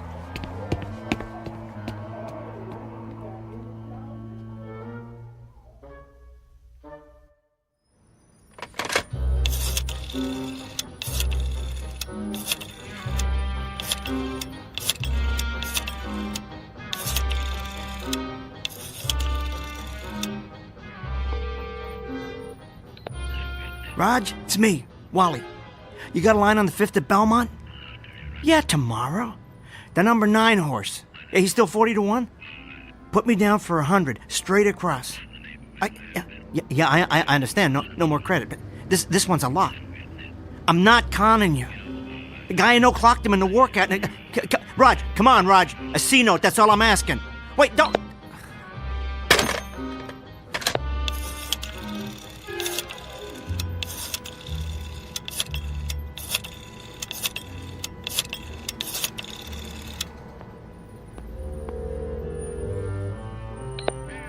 Rosie?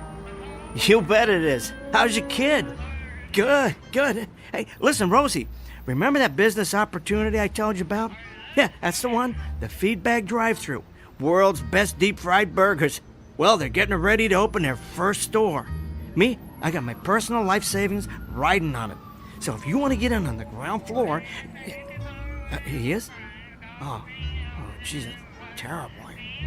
Hey, I could let you post-date a check if you... Your life insurance policy, too? Yeah, I understand. Hey, hold on, Rosie. I got another call. Great talking to you, hon.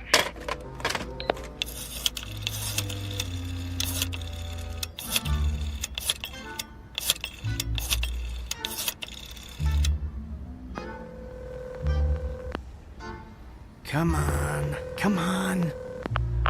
This is Frank Beecher. Sorry, but we're closed for business. Please leave a message after the tone.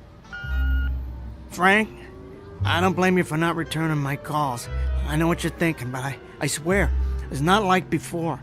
I need to talk to you bad. I hate this, believe me. If there was another way, I got a situation here. Frankie, I'm your kid brother. I don't have anybody else. Call me at the Carlton, please. I'm begging you, Frank. I'm begging you.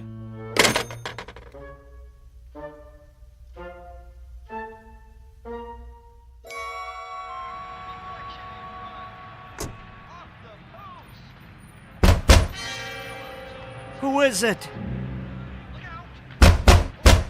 Yeah, I'm in here. So what? I don't care anymore. Bring it on. Just bring it. Huh? Wally. Frank?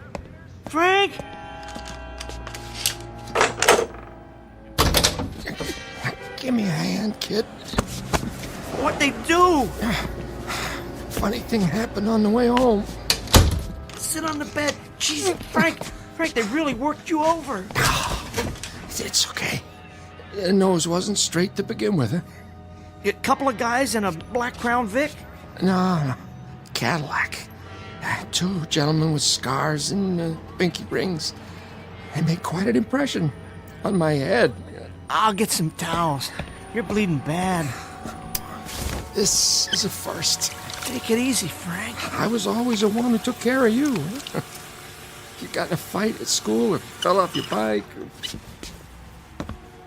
Let me wipe your face. Ow! I'll do it.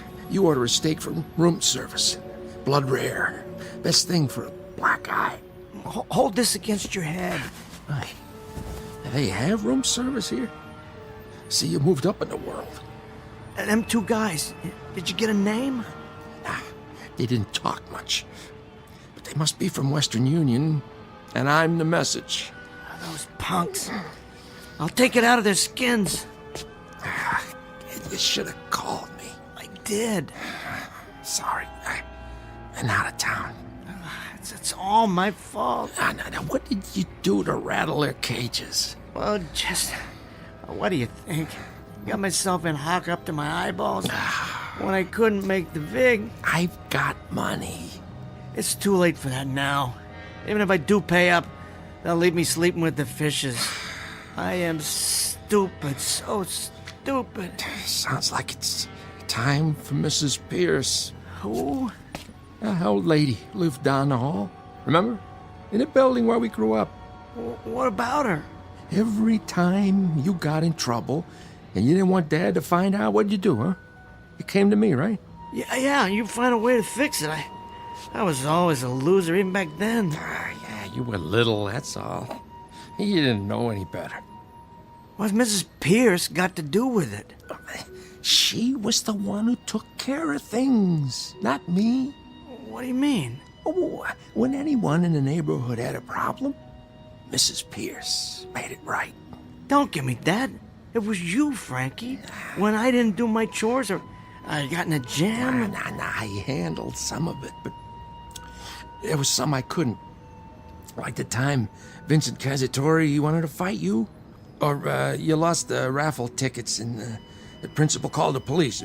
I remember that. Yeah, it was Mrs. Pierce who got you out of it. She didn't want people to know, but she was the one. How? You tell me. I'd tell her, and then she'd pray to her own special saints, I guess. Someone came to her with a problem, she'd make everything right. Yeah, you could count on it. That's nuts. Yeah, it sure is. But it's true. Hey, where's the phone? Oh, who are you gonna call? The cops won't do nothing.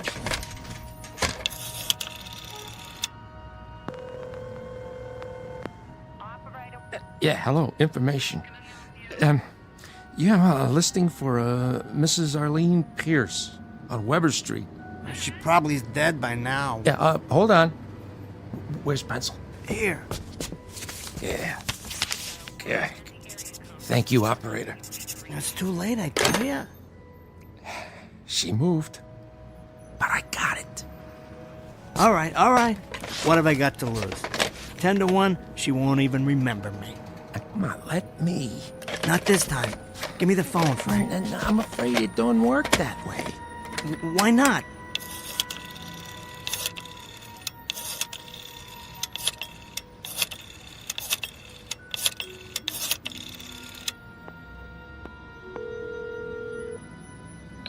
Hello? Yeah, may I please speak to Mrs. Pierce? An old friend from Weber Street. My name's Frank Beecher. It's been years, but... Oh, hello, Milo. Of course. Oh, she is? Oh, I'm sorry. I didn't know. Look, I hope she feels better soon. No message. Just that her friends wish her the best. I'm really sorry to have bothered you. Sick, huh? She had a stroke. She'd been in a coma since last week. Well, that was a stupid idea anyway. Hey, easy, Frank. Get me the sink, kid. Can you stand up? Here, let me help you. It was the pointed shoes that did it. Frank, you're coughing up blood. feels like something's broken inside. I gotta get you to emergency. Quick. Not now. Those goons who sent the candygram, they'll want to know if you got the message. Oh, I got it. And I got a message for them. They want to clean my clock? Let them. I'm not gonna let you die here. Come on. You better lay low, kid. They're gone. I heard them drive off. I got my car in the alley. For once in my stupid life, I'm gonna do something for you.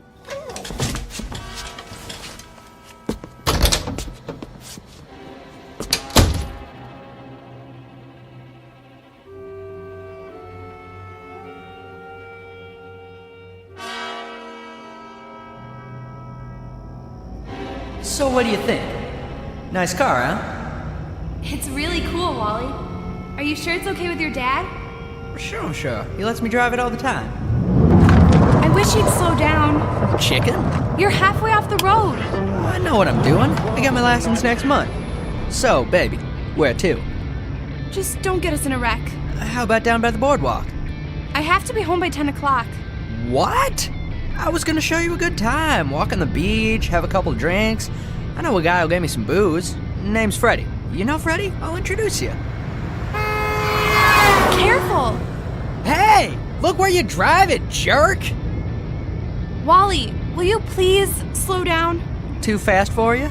That cop wants you to pull over. He don't mean me. Stop! What for? Let me out. At this time of night? I mean it. Now. Oh, okay, dollface. If that's the way you want it.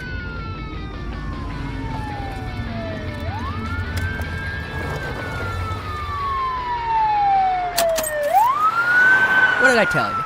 He wasn't following me. Chasing some punks. He'll get him, too.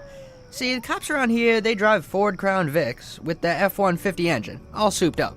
I could probably take him. I got more horses under the hood. Hey, where are you going? Bye, Wally. What's the matter? I'm walking home. It's safer that way. Thanks for a lovely evening. Are you nuts? Get back in the car. Maybe I'll see you around. When you get your license.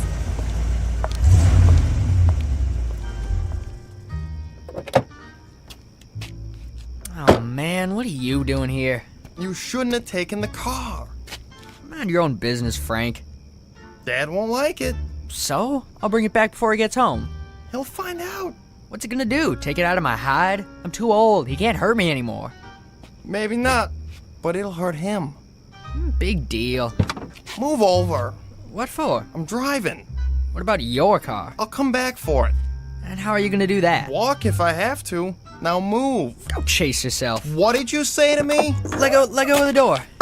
Give me the keys. No way. I said give me the keys. Back off, Frank. I'm warning you. What'd you do that for? Slide over.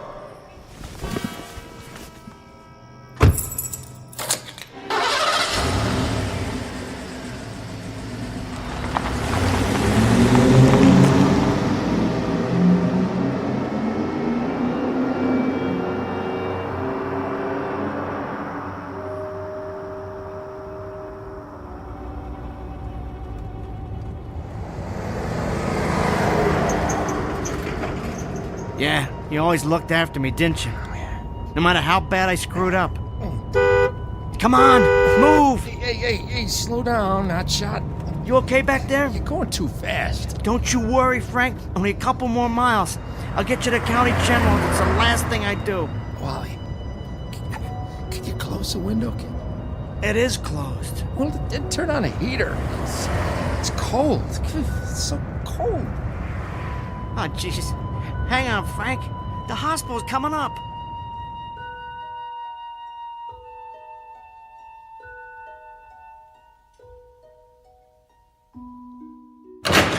All patients in need of emergency care, please sign in.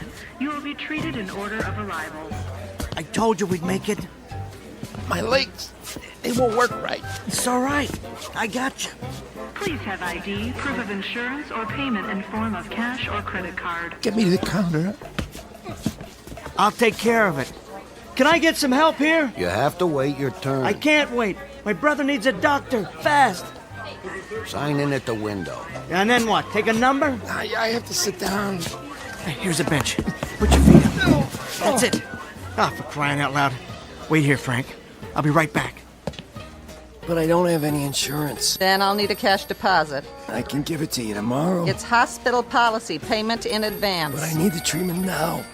Step aside, please. Just like that? Are you gonna throw me out? Someone will check your vital signs. You'll receive basic care if the condition is life-threatening. Next. I got his wallet and ID. Here's his credit card. Has he signed in yet? He can't. He was coughing up blood before. Then sign for him. What are you trying to pull? There's a pencil on the clipboard. There. That good enough for you? Have a seat.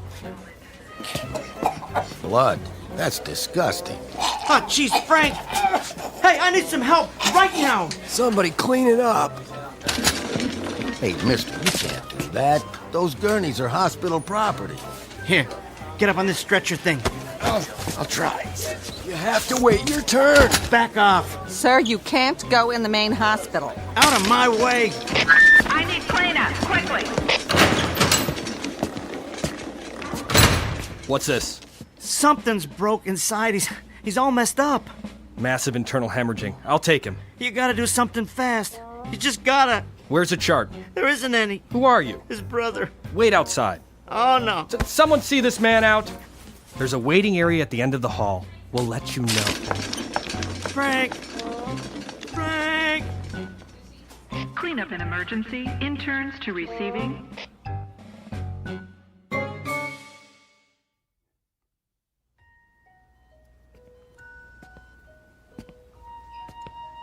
Excuse me. Nurse? Yes? The guy I brought in? He's gonna be okay, isn't he? The nurse's station will have that information around the corner to your left. These jokers don't even know which end is up. Well, they better figure it out. Oh, Frank. Frank, what am I supposed to do now? Wally? Huh? Who are... It is you. Milo? I'd know that face anywhere. How many years has it been? Oh, too many. I can't believe it. What are you doing here? It's my aunt. My sister's inside with her. Jeannie's here? She comes by when she can. Old Wally. It's been a long time since Weber Street. Oh, sure has. You mean your aunt's in here? How's she holding up? Not so good. Yeah, I heard. That's tough. A stroke, wasn't it? Yeah, we take turns sitting with her. My dad comes as much as he can. It's hard since Mom passed away. Oh, I'm sorry to hear it. Arlene's the only family he's got besides us. So, where'd you move to? Different places. I decided to come back for a while, regroup. You know something? I thought there was a big, wide world out there, but take it from me, it ain't all that. I talked to your brother. We see him around sometimes. He's doing well. Milo, would you mind if I go in? She won't know you're there. That's okay. She's a nice lady. I like to pay my respects. Okay, go ahead then. Come in. Hi, Jeannie. Wally?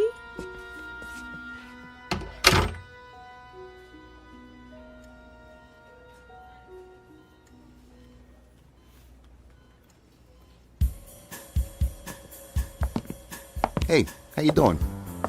Can I help you? We're looking for a guy. Friend of ours. Fell down, hurt himself. Check emergency. No such luck. Well, this is all private rooms here. He's telling the truth. Says right on the door. P-I-E-R-C-E.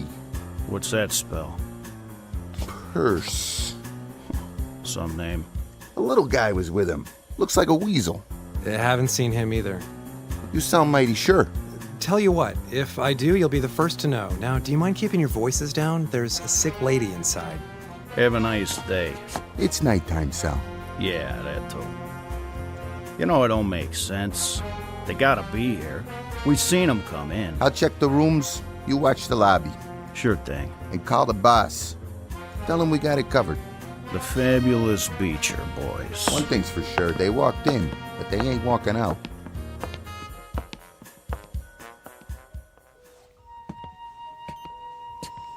I don't believe it. Hello, Jeannie. Been too long. How is she? As well as can be expected. What does that mean? There isn't a lot of hope. They asked us if we want to pull the plug. Oh, don't do it. That's what Dad says. I mean, you never know. Things can change. I suppose so. But you're looking awful nice. Wally, don't start. Listen, Jeannie, can I talk to her? Why? She can't hear you.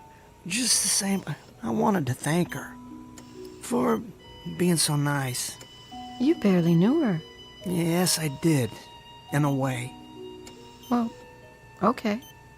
For a minute. I was going to take a break anyway. Well, thanks, Jenny. Wally? Yeah? It was nice of you to come by. Oh, no problem. And don't forget to take care of yourself. You can go home and get some sleep. Let Milo cover for you. Maybe I'll do that. Bye. Goodbye, Jenny.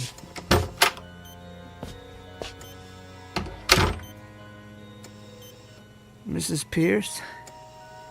Can you hear me? I hope so.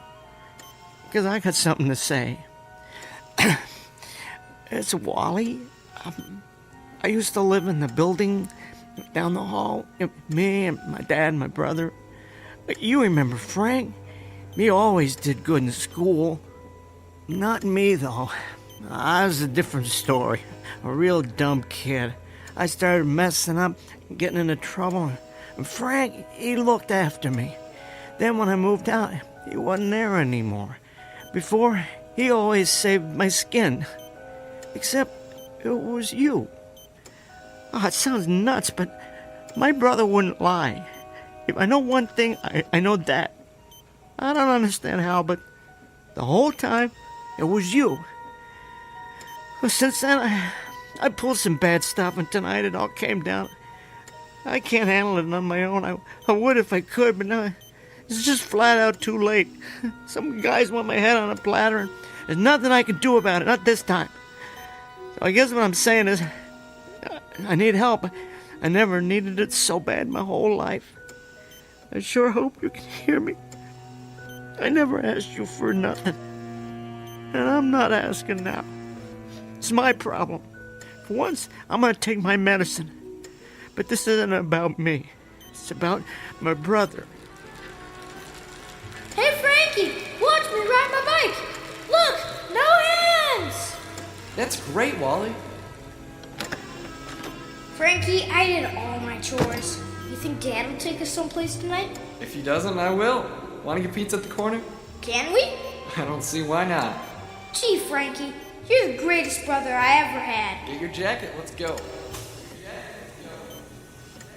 I wanted to be just like him when I grew up. I had my shot, but it wasn't in the cards.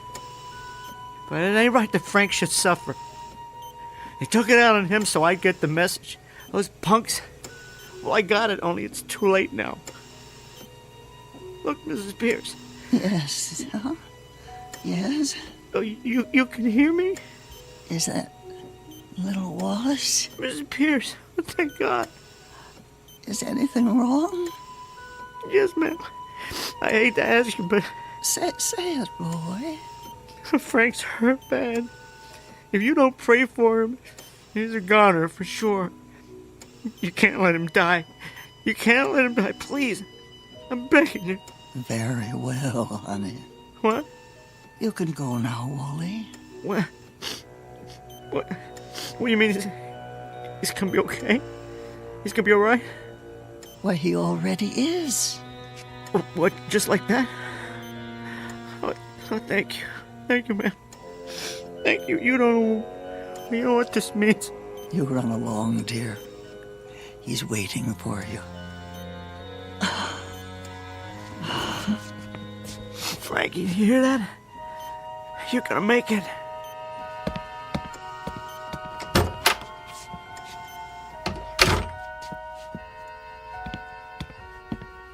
Nurse, where's Frank Beecher? Beecher.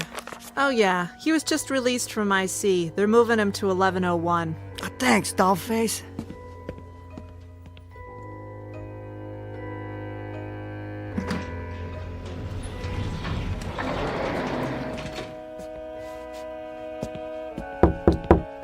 Frankie? Hey, kid. You okay? You look like you are. Oh, yeah, it only hurts when I laugh. Well, you sure had me worried for a while. Yeah, I don't know, must have been something I ate. Frankie, I am so sorry. For what? It was my fault. We both know it. But I went and I took care of everything. Oh, is that right? What did you do? I talked to Mrs. Pierce. Wally. Now, don't get mad. You're not going to believe this. But I ran into Milo, her nephew. It's the same hospital she's in. Can you beat that? And while I was talking to her... I thought she was in a coma. Well, she was, but she come out of it. Anyway, I asked if she could help. She turned her head, looked right at me. Next thing you know... I'm telling you. No, it doesn't work that way. Well, it did this time. I told her what went down tonight, and she must have prayed like she used to, just the way you said. And, long story short, everything's gonna be okay. That's impossible. Well, look at you. It's like I said. Wally, you can't ask for yourself. You have to ask for someone else. That's the secret. Otherwise, it doesn't work. That's why I went to her when you were a kid. But Frank, I didn't ask for myself. I asked her to let you live. You couldn't have known that. I didn't teach you. You taught me good, Frank. Only, I'm kind of slow. It took me all of this time, but I finally got it. And now, it's over. No, not for you. Here, Wally, look in my wallet. Right? I got a few $100. I want you to take it, get as far away from those strong-arm types as you can. Then call me, and I'll try to figure something. Maybe I can help you cut a deal. Maybe nothing. You don't have to do a thing. Tonight's the last time I'm running out. Whatever they want to do, let them. The slate will be wiped clean. They'll never bother you again. Wally, you listen good. Those guys in the Cadillac are bad news. I'll try to buy you some time, long enough to talk to the DA, and we can Forget it. This time I'm standing up for myself. Oh, don't be a fool. I'm not. I used to be, but not anymore. I'm ready. It's been a long time coming. And Frank? Yeah? If I don't see you again, thanks. Thanks for everything. I hope I paid you back a little. Kid. Don't worry about me. I'll be better off. Just think, I won't ever have to run scared again.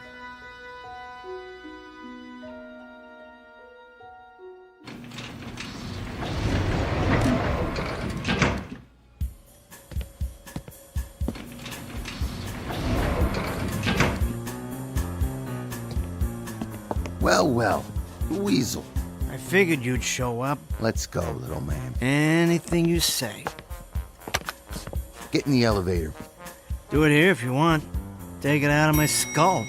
Just leave my brother be. Yeah, the boss wants to have a little talk first. The limousine's waiting.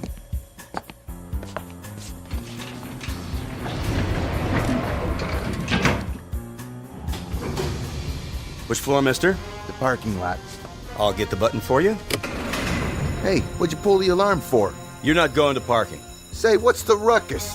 Federal agent, hands out of your pockets. Mr. Beecher, step over here next to me. Glad to. You got the wrong guy. Don't move. You're under arrest. What's the charge? You take your pick. Racketeering, extortion. You know who I work for? We have Mr. Sacchetti in custody. You're making a king-size mistake. Pull that button, we go down to the lobby. The door's open and a friend of mine's gonna be standing there. And he don't like feds. Some friends of mine already picked up your partner. For what? Kicking a coffee machine. I saw you in front of the motel, right? You've been under surveillance. Sure.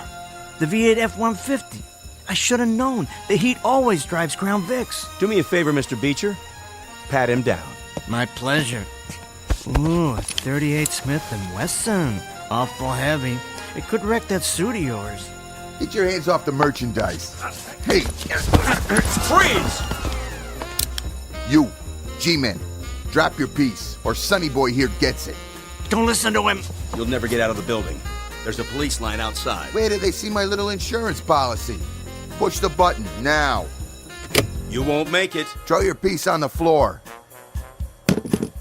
Now push P level, or the Weasel's a dead man. What else is new, big boy? How'd you like that, huh? This one's for my brother. And this one, and so's this one. And this one too, you dirty... That's enough. Stop. You've won. It's over. You've won.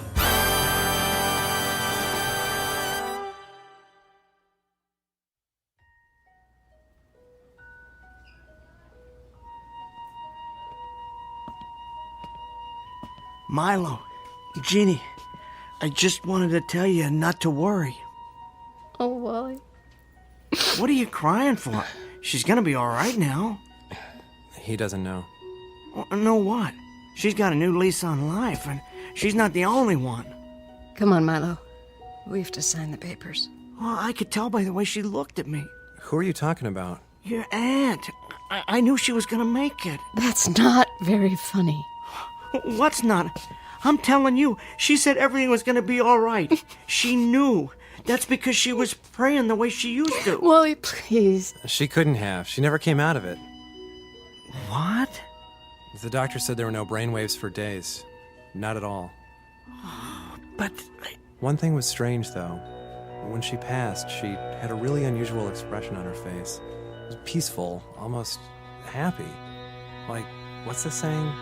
God's in his heaven, and all's right with the world.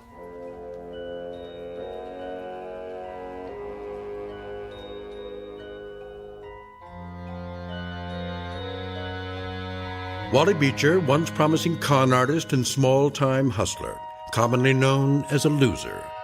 Despite the odds, he asked for another deck and a fresh deal.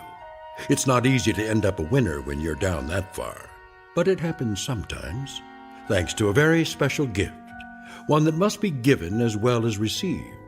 It goes by various names, the most familiar of which is love. Look for it, and you just might find it here and in the Twilight Zone.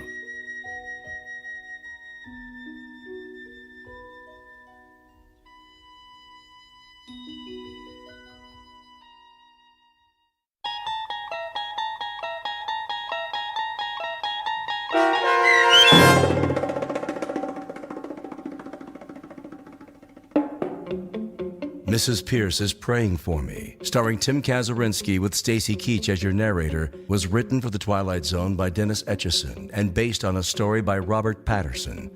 Heard in the cast were Roger Mueller, Fernette Lebo, Sandy Marshall, Roy Anderson, Richard Hinzel, Kurt Nabig, Rick Vargas, Sarah Court, Meg Falcon, Kate James, Justin Kaufman, Peter DeFaria, Doug James, Fern Persons, Zoe Rand, Patrick Francis Cerny, Quinn Wormeling, Evan Armacost, and Samuel Corbett.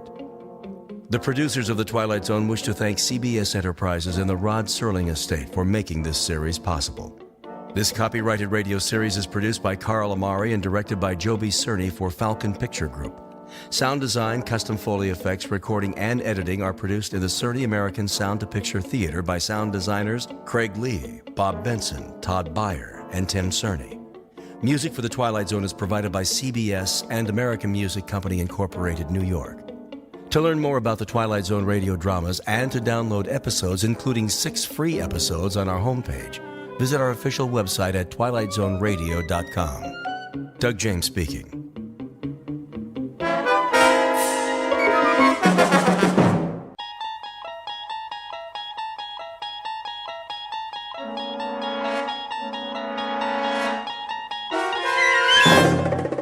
You're traveling through another dimension. A dimension not only of sight and sound, but of mind. A journey into a wondrous land whose boundaries are that of imagination. That's the signpost up ahead. Your next stop, the Twilight Zone.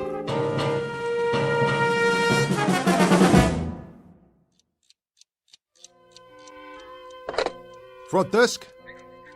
This is room 14, yeah. Jackie Rhodes. Listen, I was just wondering... What? No, I already paid you for the week. Sure I did. Didn't I? Well, I thought I did. No problem. I'll drop it off downstairs first thing in the morning. That's right. Cash, same as always. Yeah.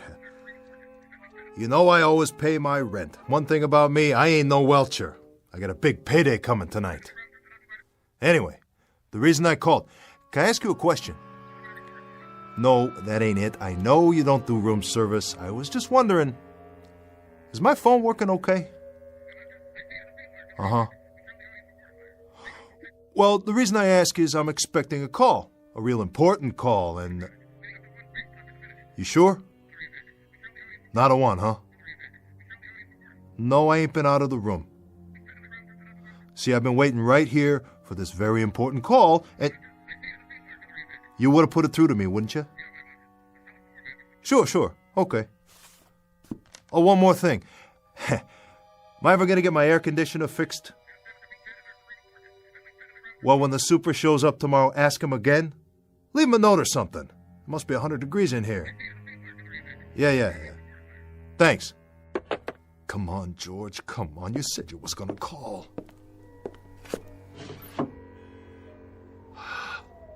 Oh, what a night. Can't even go out for a cup of coffee. Yeah. Oh, hi, George. Fine. You too? Nothing much. Yeah, well, I've been sitting there waiting. That's right. Expecting a call. From you, of course. Yeah, George. Yeah, sure is a hot night, ain't it? Uh-huh, George. George, I was just wondering what kind of job you had in mind tonight. Well, now, look, I've been sitting here 3-4 hours, and if you want to know the truth, I've been roasting to death and like to go out of my mind. All I'm asking you is... George, hey, whoa, will you listen to me? Will you listen? I'm not trying to cop out. I am definitely not trying to cop out, all right? I just wanted to know what kind of... Well, because I got a tendency towards nerves, George.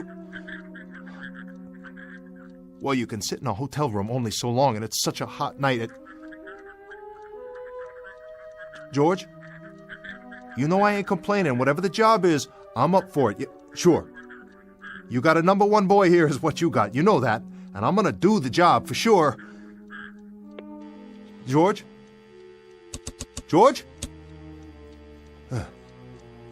Must have got cut off. Oh. Man, oh man, I better be ready. Comb my hair and everything. Oh. Looking pretty good in the mirror there, Jackie boy. Yeah. Real sharp.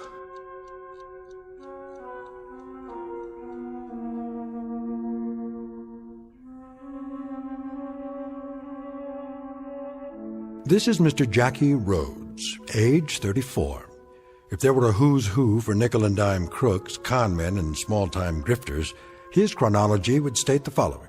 Simply that he was born in New York City, went to a boys' reformatory at age 11, followed by a state penal institute at age 19. He has been picked up along with the usual suspects on every count from petty larceny to extortion to assault with a deadly weapon. And where some men leave the mark of their lives only as a brief record of a fragmentary existence on earth, this man leaves a blot, a dirty, discolored blemish, to document a cheap and undistinguished sojourn amongst his betters. What you're about to witness in this room, and particularly in the chipped and dusty mirror above the dresser, is a strange kind of mortal combat between a man and himself.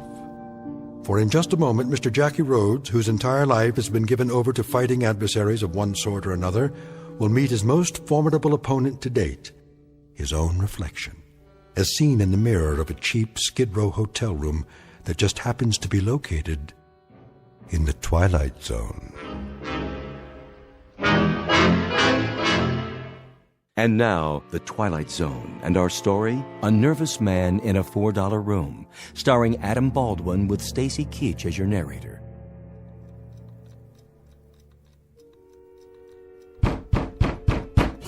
Yeah. Yeah. How are you, George? In the pink. And how are you, Jackie? I'm all right. I'm all right, George. I've just been kind of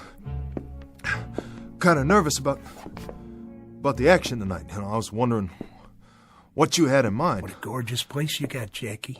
Yeah. $4 a night, you can't go wrong. No, you can't go wrong. But you can get roasted to death in the heat or poisoned by small creatures. You ever see any cockroaches in here? Nah. Me and the roaches, we got an understanding. That's good. How about rats? You have to set traps? No rats. That's good. Real good. Personally, I hate rats. You know what I mean? Oh, yeah. I know what you mean. Say, listen, George, what about tonight? What's the job, anyway? Does it make any difference? Difference? No, don't make a difference. I was just wondering. Just wondering what you had in mind. What would you like to do, Jackie? What's your heart's desire? Are you kidding me, George? You're pulling my leg, ain't you? No, I asked you a question. Simple as that. Well, if it was up to me, I'd like something with some decent odds for a change. What's that? It's just that I'm all the time getting the hard stuff, George. Last 2 times I almost got picked up waiting out front in the car. Remember the heist? I remember. That stuff ain't for me, George. No? Because if they pick me up one more time, that's 3 strikes and out. I'm long gone and for good. Oh, it's so hot in here, George. Ain't it? Ain't it hot? Anybody ever tell you what you look like? How do you mean? No? Well, I'll tell you. Like a man trying to catch a subway at 5 o'clock at night. You always look like somebody squeezing you through a door just before the train pulls out. Let me go. What do you do to sleep at night, Jackie? Curl up in a locked closet? Well, now look, George, I ain't knocking you. I don't know why you all the time gotta knock me. All I want from you is... Yeah? All right. What's the job I gotta do? Well, I'll tell you what, Jackie. Tonight I'm gonna let you be a man. I'm gonna let you show some muscles for a change. No shakedowns, no deliveries to a fence, nothing little. Tonight, Jackie, you're getting up in the world. So I got a little present for you. Whoa, what's that? What do you think it is? 22 special. I don't want it. Oh, careful, it's loaded. What do I need a gun for? Well, I'll tell you. Old man runs a little bar on 38th Street, between Lexington and 6th. Feisty old bum, always giving us trouble. Don't like to pay off for the jukebox we got him. Don't like to pay off for the protection. We lecture him all the time and he spits in our eye. How do you like that for gratitude? Well, you don't keep this kind of stuff a secret for long. Lots of people hear about it. We go to another place and we say, "Here you are, pal, here's your bill for the jukebox." And you know what, Jackie? They want to spit in our eye, too. They hear there's an old gleep on 38th Street who don't pay, so why should they pay? Till tomorrow morning, when they find the old gleep sprawled out over his bar. And you know what? Everybody else falls in line real quick like. Now that's simple, ain't it, Jackie? Even you can understand that. Kill him? You want me to kill him? You're the one, Jackie. I just stopped by to tell you. And give you your present. George, I can get set up just for carrying that thing. You ever heard of the Sullivan Act? George, take it with you, please. This one ain't for me. Jackie, you're in hock to me all the way up to your collar buttons. So don't tell me what's for you and what isn't. But I ain't never done anything like this before. There's always a first time. No, George, no. I'm strictly for breaking and entering. I'm nickel and dime. You put me in an alley and I'll do a mug job, but I gotta do it from behind. George, I got no guts. That's me, understand? You know that. I simply got no guts. Why don't you get somebody else? Get a couple of torpedoes. That's why I need you, Jackie. Because my old barkeep knows every torpedo I got on the line. He wouldn't let him in the front door. You, he don't know. So you're the one. But George, you know me. I'm a gutless wonder. Tonight you gotta get guts, Jackie. I don't care where from. Look under the bed or go buy some. Or get them on the corner. But you find him and you do the job. The bar closes at 2. You beat her when he's about to lock up, and then you do it. George! I'll be back here at 2:30. If I find out that you welched on me, that you chickened out, you are dead. Please, George, please. Thanks a lot, George. Thanks a lot. Oh, never used a gun before. Never. What are you looking at in the mirror? Yeah, you, Jackie Rhodes. Some tough guy, huh? Look at you. So what's the beef? What's the big deal? All you have to do is go out there and get rid of an old guy, some dopey old guy, probably 90 years old, probably 100 years old. That's all, some old gleep. That's what George called him, a gleep. And you can't even do the job. Well, I wish I could trade you in. Yeah, another model. Because this one's all dented and rusted out and don't work right no more. And it's scared. It's all the time scared. Why? Huh? Why are you so scared?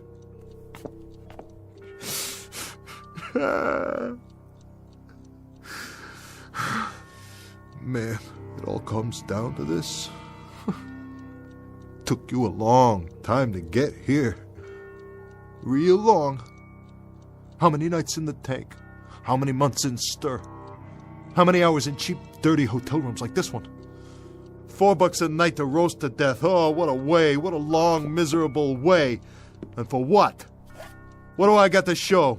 A $4 hotel room and lots of security. Oh yeah, just like a floating crap game. Look at you in the mirror. Yeah, you look at yourself for once in your life. Sweating like a pig, biting your nails. And those eyes, those beady, scared little eyes. George better stick with apples and oranges. He better start squeezing cantaloupes for a living, because he ain't no judge of people. Not this one. Jackie Rhodes, the big-time killer. Killer Rhodes. Well, I know you, Jackie Rhodes, and you ain't no killer. You're a softy is what you are, a great big soft bowl of oatmeal. You got no bones in your body. When the good Lord passed out spines, you must have gone for a beer and missed out. Oh, I wish I could trade you in on a new model. I swear to heaven, I wish I could trade you in right now. No matches. Great. A cigarette and no more matches. That is me all over. That's my little Jackie, halfway. Always halfway. Story of my life.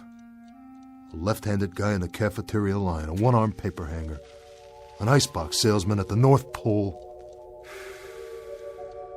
Need a match? Huh? Go on. Light yours off mine if you want.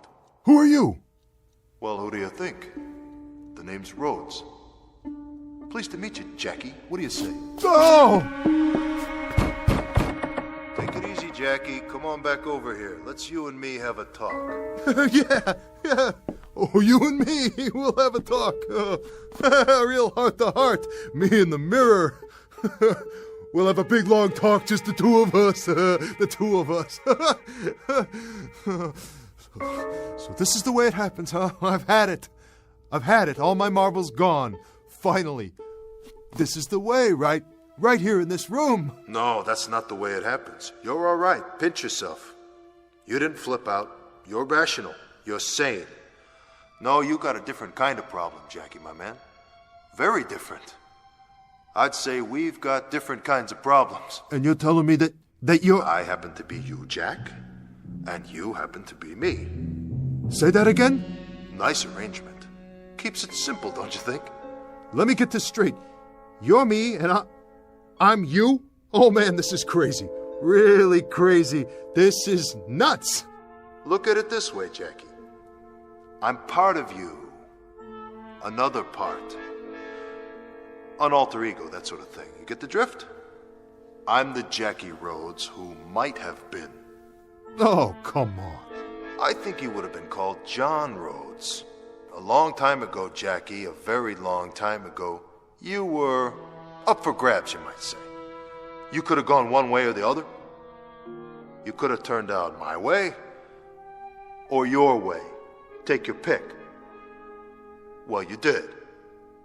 And it turned out your way. Your way, Jackie. This way. You understand what that means? No. No, I don't understand. What do you mean, my way? Your way's cheap. Weak. Scared. Half vulture and all mouse. That's what you are, Jackie. So? So knock me. Go ahead and knock me. I'm this and I'm that. So what? Whatever I am, buddy, I got flesh, I got bones, and I breathe. And in just a couple hours from now, I'm gonna put the finger on somebody and I'm gonna cash in. So what do you do for a living? Haunt people in mirrors? Can you pull a heist? Can you kiss a dame? Can you count a roll? Can you cash your chips? Oh, listen to me. Listen to me having a big argument with a piece of glass. Well, listen, glass, I'm leaving. I'm pulling out. I've had it with you. I'm a mouse, huh? Well, you're nothing. Imagination, that's all you are. You're a big fat dream is all. Forget it, will ya? I gotta get ready now. Wash my face.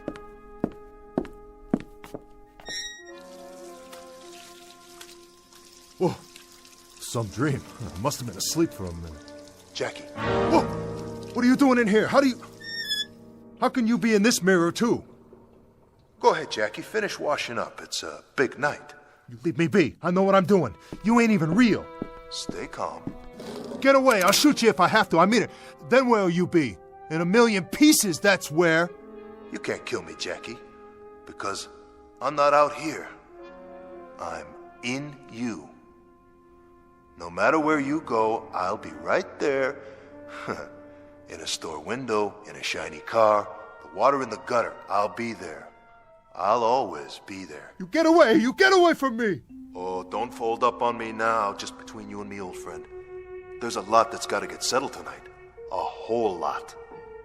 That's right, Jackie. You got a big night ahead of you. We both do.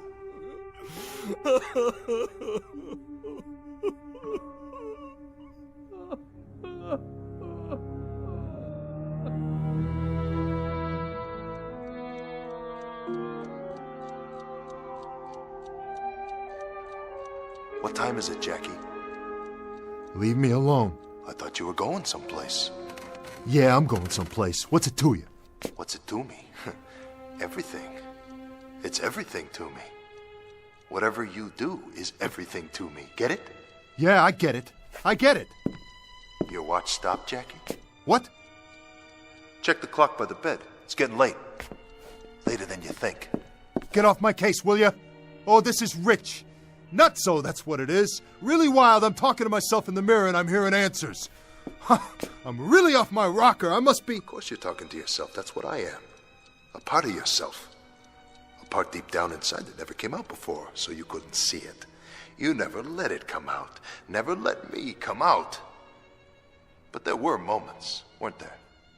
Remember? What are you yapping about? Moments. When I still had a chance. Do you remember any of the moments, Jackie?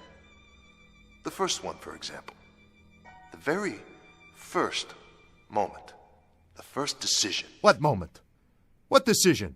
We were 8 years old. I was never 8 years old. Oh, yes, you were. We were. If I can remember it, you can. In grade school. The teacher, Miss Sanders. Remember how nice she was? Always had a smile, and she wore a little locket around her neck. It was the class picnic. She was walking along in the park, pointing out the birds and the trees. We never knew there were so many different kinds of trees. Nobody ever took me to the park before. And the clasp on the locket broke, and she took the gold chain off and put it away. And a couple of the boys dared you to steal it. You didn't want to. But you did steal it. Right out of her purse when she wasn't looking. Why, Jackie? Why did you do it? I didn't want to steal it, okay? But they dared me. What was I going to do? I had to. I was a crummy little runt, and they dared me. Said I was chicken. And then, when was it? A year later? They dared you again? Yeah, they wouldn't leave me alone. They dared you to go with them and break into a grocery store. What did you steal in the store? I don't know. Something, anything, it doesn't matter. But you remember the dare. Of course I remember the dare. But you don't even know what you took. Look, wise guy, whoever you are, whatever you are, if you know so much, how come you don't know the most important thing? The important thing? And what's that? I already told you I was a runt, you dummy. I was a pasty-faced, skinny little nobody, and when you want to be in a street gang, you gotta go along with them, whatever they say. You back off, they give you the business. They call you chicken, yella. They know you don't got what it takes. So you went along, Jackie, and you made me go along too. And you got caught. Not the other boys, you. And you spent 11 months in a reformatory. What did you prove for all that trouble? Oh, what do you care? Tell me why you're saying all this to me, or shut up! Just shut up! Oh, knock it off! I'm trying to sleep in here! Keep your voice down, Jackie. Why should I? Because you're not the only person in the world. You can't just think about yourself all the time. There are others. Look, I want you to level with me now. What are you? No more fancy talk. What's all this alter ego stuff? You read that in a book somewhere? I think you know what I'm talking about. All right, you're part of me. I give you that. I ain't dumb, you know. No, you're not. You're inside my gut someplace. Well, what are you, a conscience? Is that what you are? You tell me. All right, you're a conscience. So what do you got to say about anything? What gave you the right? I haven't had anything to say about it until now. You never let me out before. But now I've got something to say about it. Oh, boy, do I. I've been waiting a long time. I never let you out. Oh, that's rich. Well, look, buddy, you ain't got no invitation now. I never asked you to show up, did I? So you can crawl back inside and hole up on your own as far as I'm concerned. Who needs you? You need me. I don't need anyone. You've always needed me. Yeah, sure. When you got out of the reformatory, there was a parole officer. Remember him? What parole officer? A very decent guy. His name was Moriarty. Oh, yeah. He liked kids. Had a bunch of his own. You always got the feeling that when he tried to do things for you and straighten you out, it was because he had kids of his own. And but for the grace of God, you might be one of his. Jaw. No wonder I kept you locked up inside. You really know how to talk my ear off. You're walking on your lower lip all the time. Well, I still say, who needs you? I'm asking you, what do you want from me? Don't you know? No, I don't. I'll tell you what I do know. I gotta go out and do a job. I gotta go knock off some old gleep in a bar on 38th Street, and if I don't do it by 2 a.m., you're gonna be able to take what's left of me and scrape me off of the wall with a spoon and dump me in a cup. I gotta get going. I ain't got much time left. Correct. You don't have much time at all. I'm telling you, you better get out of my face, or I'll smash up this mirror and you'll be all over the floor. I'll do it, too. What's the matter? Don't you think I can? You're not listening to me. You've never had much time. Moriarty tried to help you when you got out of the reform school, but you didn't have time then either. Get off my back! You had a moment when you could have listened to him and paid attention in that moment, or you could have done what you did. Join another gang. It was your choice. It was always your choice. And 6 months later, you were in jail again, only this time it was for real, and Moriarty couldn't help you any more than that girl Janie Reardon could. Janie Reardon? I remember Janie. She was a nice kid. She was more than that.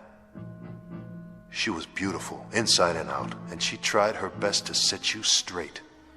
What do you know about her? I loved her, Jackie. Did you know that? I love Janie Reardon. You? You love Janie Reardon? Why, you're nothing but a piece of glass. You're me in the mirror. How could you love anybody? How could you love anything? Oh, I could love. I could love deeply and intensely.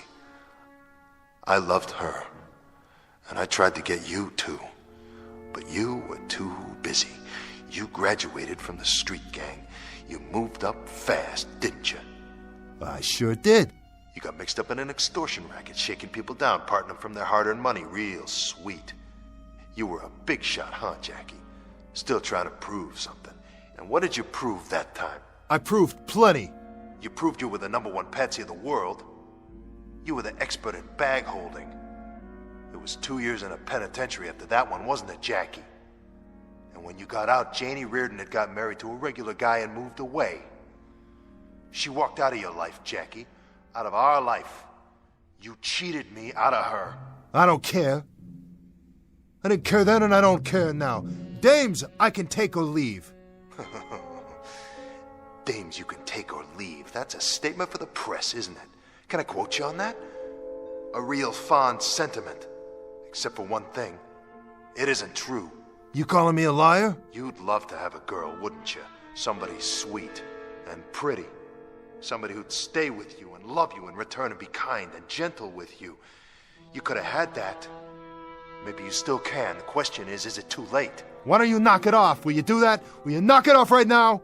If you say so. What do you want from me? I'm asking you a question. What do you want from me? Calm down, Jackie. Have a smoke. Here, want one of mine? Stop blowing it at me. Are you going to answer the question? I'm still waiting. Well, it's pretty simple, really. I want to take over. What? I want to be John Rhodes. I want to be all the instincts you've buried inside. I want to be what's left that's still good in you. The decency that you never let show. I want to be the courage you left behind. I want to be all the dreams you ever dreamed but never had the guts to live. Fat chance, Buster. Big fat chance. I can walk out and grab a sandwich anytime, do anything I want.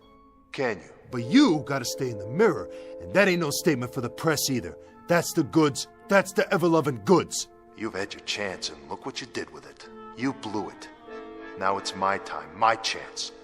By the look of things, I'd say you need me to be the man for a while. Oh, yeah? I don't just talk the talk. I can walk the walk. I can go out and knock off an old man and cut me some nice cabbage for my trouble anytime I want to. And nobody's going to tell Jackie Rhodes what to do or how to act or what to feel, not you or anybody else. Then why haven't you done it? What are you talking about? There's still time. Who's that, Jackie? How do I know? Don't you? Are you sure? Or did you forget? Maybe you wanted to forget. I didn't forget nothing. Then answer it. Go ahead. Shut your trap for a minute. Let me think. I gotta think. You know who it is, don't you, Jackie? Don't you?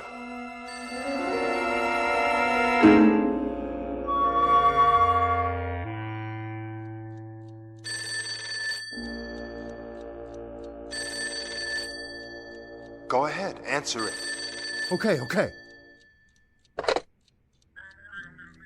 Yeah, George. Yeah, you just called me on the way out. I was just leaving. Yeah, George. Sure. Honest, I'm on my way out. Sure, George, I know what time it is. I'll see you right here at 2:30. Sure. Sure, George. Yeah, I got it. See you then.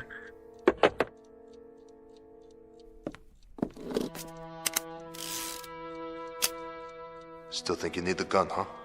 Sure, I need it. I got a job to do. Get out of my mirror. I want to see how I look. Doesn't make any difference, Jackie. Sure it does. Man's got to look sharp. Nobody thinks he's a bum or nothing. Nice tie. But you don't need that either. Oh, yeah? You're not going anywhere. No. You know why, Jackie? Because this job of yours, this killing, this last decision in a long line of dirty decisions, this is one I want to make. Back off. Jackie. What? Look at my face. You know these eyes. I said look. Okay, I'm looking already. What do you see? I'm not kidding, you know that. You can tell. I want out now, Jackie. I want to take over. I want to help us. I want to get a decent job and make some friends. I got a job and I got friends. Yeah, but what kind? I got everything I need. You got nothing, only an ache inside, no friends, and no honor. You're nothing. Knock it off! Hey! How'd you do that? I told you. It's time for me to come out. Now, what do you think you're doing? Where are you going? I'm going to take care of business. Oh, man, you don't know how good this feels. You can't! You can't do that! I just did, and I'm gonna do a whole lot more before the night's over. I'll stop you. Wait! How come I can't get out of this? Mirror? Because that's where you live now. Inside me for a change. Better get used to it, tough guy, just till I get back, okay? See you in a while. 38th and Lex. You know where that is? Yeah, I know. Don't forget the gun. I didn't forget it. But it's right here in front of me on top of the dresser. I don't need it.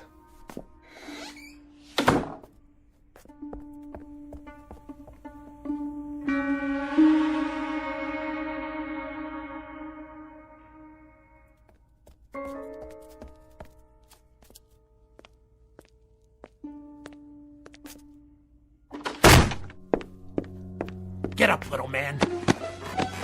I said get up. Hi, George. I'm gonna take your skin off foot by foot. You are. Nobody went to the old man's bar tonight, Jackie. Nobody at all. That right. That's right. At last report, he was extremely healthy. Thanks to you. Thanks to you, you raunchy little welcher. Easy, George. Don't get your blood pressure up. I don't like your attitude. After all I've done for you. Giving you another chance. And another. And another. And what do I get in return? No gratitude. Well, you just ran out of chances, buddy boy. Your extra time's all used up. Now I'm gonna take it out of your hide. What do you think of that? I don't think anything. You know, Jackie, it's nothing personal. It's just business. I like you. I always liked you. That's why I tried to cut you a break. But now, you think that if you keep your trap shut, I'll forget about it and it'll go away. Is that what you think? No. Speak up. I can't hear you. What do you got to say for yourself, Crumb? Huh? What? What have I got to say for myself, George? That's right. And make it good.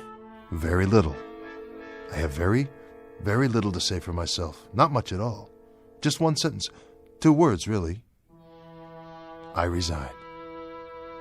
That's it, George. I resign. What? You what? I said I resign. You know what that means, don't you, George? It means quit. Walk out. You're not walking anywhere. When I get through with you... Throw in the towel. Toss in your cards. Retire. I like the sound of that one. Well, that's me. I'm retired as of, let's see, 2:42 a.m. Why, you... Oh, you can have your gun back, too. It's right there where you left it on the dresser. I never figured you to be that much of a sucker, Jackie. Now that I've got my gun back, what do you think I'm going to do with it? Or did you even think that far? Yeah, I thought about it. And? And I figured you'd try to make me eat lead. Well, you got that much right. Of course, I took the liberty of removing the bullets first. Guess you want them back now, huh? Well, they're right here in the wastebasket. Here, let me give them to you. Oh. Good, kid. I didn't think you had it in you. Neither did I. Come on, Jackie. Let's see what you got. Why not? I already know what you got, and it's not much. I've seen your kind before, on the playground, in dark alleys, in the joint. You're a bully, George. The kind who pushes little kids around and rolls drunks and knocks over mom-and-pop stores when they're too old and weak to stand up to you. But as soon as somebody does, just once, you turn tail and run, don't you? Sure you do, 'cause you're chicken, George. You're the real chicken, otherwise you wouldn't worry about keeping everybody down in case they're stronger than you. You couldn't stand that. You can dish it up, but you sure can't take it. What are you gonna do now, Jackie? Beat a big man on the street? Go ahead. Let's see how long you last. Oh, I'll last, George. Longer than you, a lot longer. I'll still be alive. I'll be walking around in the park feeding the squirrels while you're doing 25 to life in Sing Sing. That's gonna be tough, George. Real tough for a punk like you. Now get out and don't let me see your sorry face again. Give the desk man what I owe him on your way out, for the time I spent waiting for you in here. See you in hell, Jackie. Wrong, my name's not Jackie, it's John. That's Mr. Rhodes to you, and don't forget it. I'm the one who just changed your life permanently for the worse.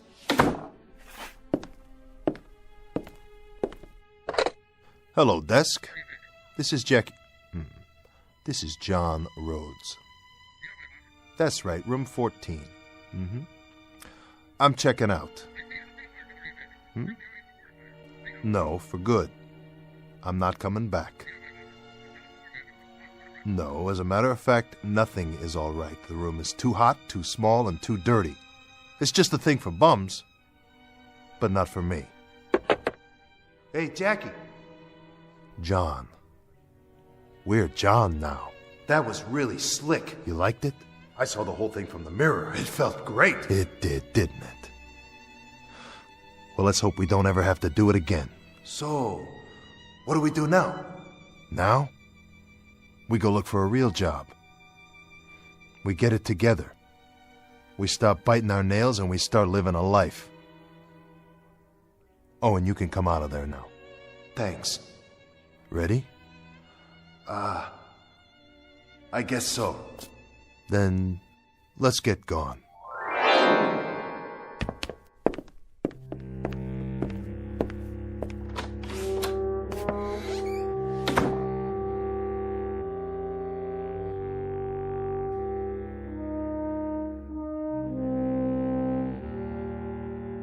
Exit Mr. Jackie, make that John Rhodes, age 34, about to carve himself a nicer and more acceptable piece of life. And while we do not offer this story as the norm or the rule, there is a school of thought that says there really are two people in each one of us. And so, for the gentlemen out there, a word to the wise, mind who you're shaving tomorrow morning. If you nick yourself and the mirror yells, ouch, you may have just checked into the Twilight Zone.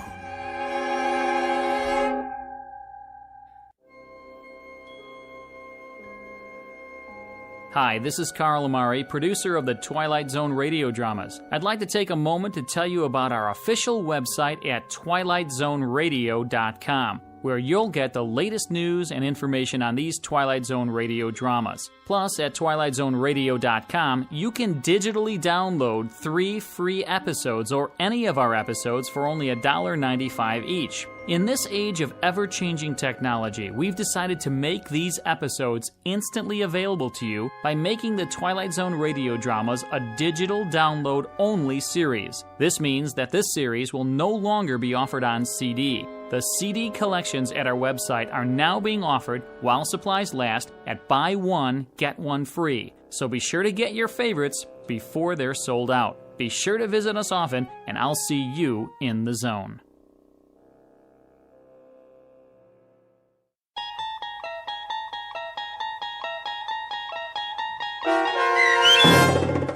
A Nervous Man in a $4 Room, starring Adam Baldwin with Stacy Keach as your narrator, was adapted for radio by Dennis Etchison and based on a script by Rod Serling. Heard in the cast were Turk Muller and Carl Amari. To learn more about the Twilight Zone radio dramas and to obtain audio cassettes and CDs of these programs, visit our website at twilightzoneradio.com. The producers of The Twilight Zone wish to thank CBS Enterprises, Carol Serling, Dennis Etchison, Dick Brescia Associates, Claire Simon Casting, Terry Jennings, Don Longo, the American Forces Radio and Television Service, our sponsors, and our radio affiliates for helping make this series possible. This copyrighted radio series is produced and directed by Carl Amari and Roger Wolski for Falcon Picture Group. Doug James speaking.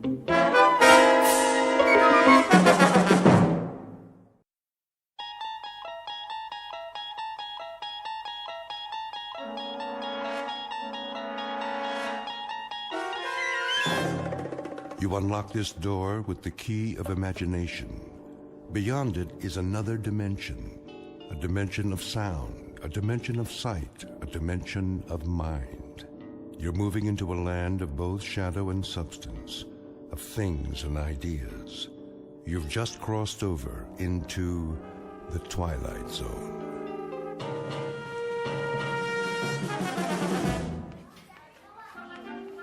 And finally, boys and girls, I hope you've all been to the school library. We'll begin book reports on Monday.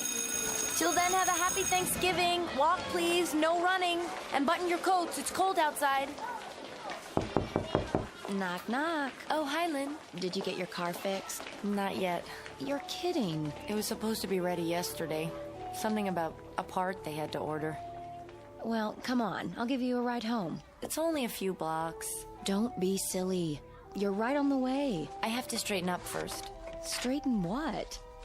Your classroom looks better than mine. You know, Helen, they have people who come in after we're gone. They're called janitors. I know. You're very kind, really, but I have to... Have to what? Who's that? Where? In the hall. I don't hear anything. That song. Hello? Is someone there? What's the matter? I thought I heard a child. Take a look.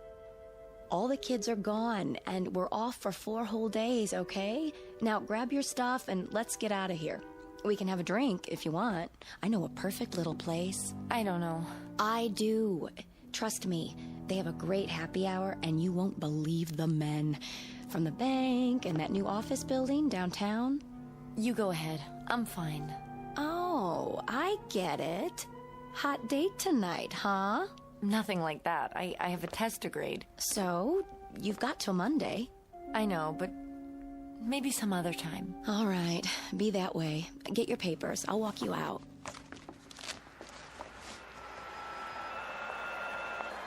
How long has it been now? Since you started teaching? Oh, about a year. 2 next spring. Then don't you think it's time to loosen up? Do something for yourself once in a while. You know what they say, all work and no play. I go out sometimes. Yeah? When? Well, see. It's just that with all the homework and the extra credit, you spend more time on it than they do. You know something? It sounds funny, but I really don't mind. I mean it, Lynn. Kids grow up so fast, they need all the help they can get. They're not the only ones. But they seem so vulnerable. Well, maybe they are, but they survive. The bumps and bruises, the sore throats and earaches, it all works out, one way or the other. Look at us. What? We made it, didn't we? In spite of everything, we survived? I guess. Don't ask me how. I'm parked across the street. Last chance. Careful, the light's about to change. Come on, Helen. We don't have to wait for the crossing guard. We're grown-ups, remember? That man. What man? In the car. Sort of distinguished. Don't stare. He's staring at you. Have you seen him before? Not around here. I'd remember. Lynn, do you ever see people and they remind you of someone, but you're not sure who? Someone you might have met once and... All the time. The trouble is, they don't remember me. It's just a feeling I get sometimes. Sorry, I don't know what I'm talking about. I'll open your side.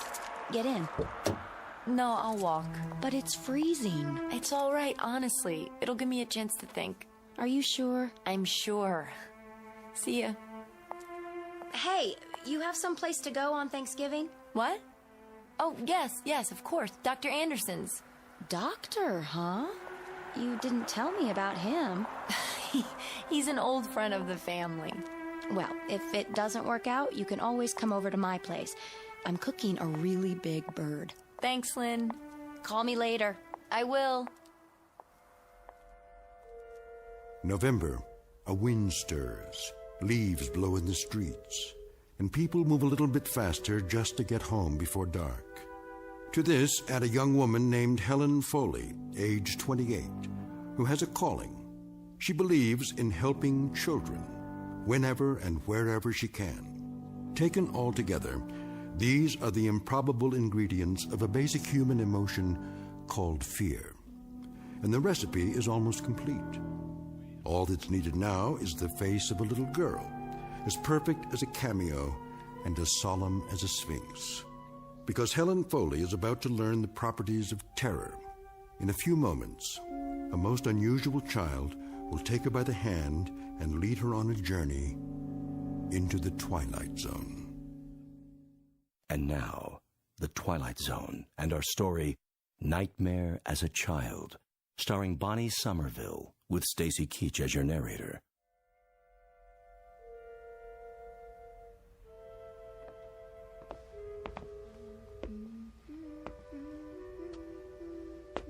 Hello? Is anybody there? It's all right, sweetheart. You don't have to be afraid. I'm not. Well, hi. Hello. And how are you? Fine. You're new here, aren't you? What? Just that I've never seen you before. You haven't? Are you visiting? Is that it? Are you visiting someone in the building? Not exactly. You aren't very talkative, are you? Not much to say? Actually, that's good. That's very good. It's not wise to talk to strangers. I don't. I guess I'm a stranger. But it's all right. I'm kind of an expert on children. Quiet ones and noisy ones. All kinds. I know. You do? But how would you know that? I'll bet you don't know that I teach school. I know all about you. I see. I even know what you're going to do. Do you? You're going inside. 'Cause this is your apartment. You're right. It is. Would you like some hot chocolate, honey? Well... On cold afternoons when I come back from school, that's the first thing I usually make. A nice cup of hot chocolate. But no marshmallows. What? You don't like marshmallows, do you? Why, no. As a matter of fact, I've never liked them. I don't either. All right, then. Absolutely no marshmallows. Here we are. Aren't you coming in? If you want me to. Oh, you really should tell your mother where you are. Why? I wouldn't want her to worry. She won't. Well, if you're sure, go ahead and sit down. The couch is over by the... Oh, I see you found it. I'll just take off my coat before I put the milk on. You don't have to hurry. All right. But I can hardly wait to have that cocoa. It's awfully chilly, don't you think? Mm-hmm. So, tell me, are you in school? In a way. What grade are you in? Different ones. Different? It depends. My, you must be very smart then. What brings you to this floor? I mean, if you don't live in the building. Of course, if you do live here. I came to see someone. Oh? I thought so. A friend of yours? Sort of. What's her name? Maybe I know her. Maybe you do. Really? I must say, you've caught my curiosity. Don't let it get too hot. Hmm? The milk. Oh, yes, thank you. It didn't start to boil yet. Good.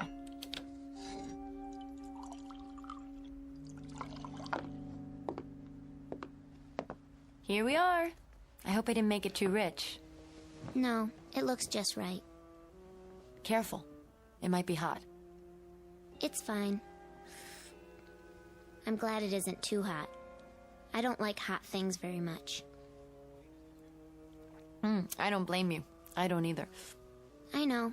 You got burned once. What? A long time ago. With hot tea. How did you know that? I just do. You still have a scar. Right below your elbow. But how could you... When you were a little girl, a pot of tea fell off the stove. You were playing in the kitchen. That's how you got burned. Is it? Don't you remember? Why, no, I didn't remember. Until just now, when you said it. My arm, yes. My arm. How could you forget that? There are a lot of things I've forgotten. What kind of things? Things that took place when I was a certain age. Seems like a different life now. Does it? Something else must have happened to me then, a long time ago. I'm not sure exactly what it was.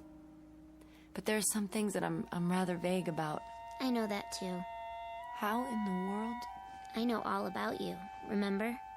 Yes. Yes, I do remember your saying that. What's the matter? Nothing, I think I've had enough cocoa for now.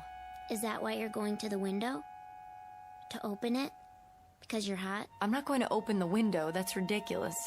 It's too cold outside to open the window.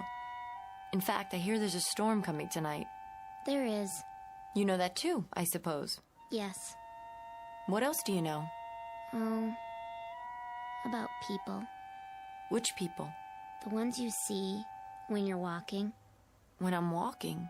They look familiar to you sometimes.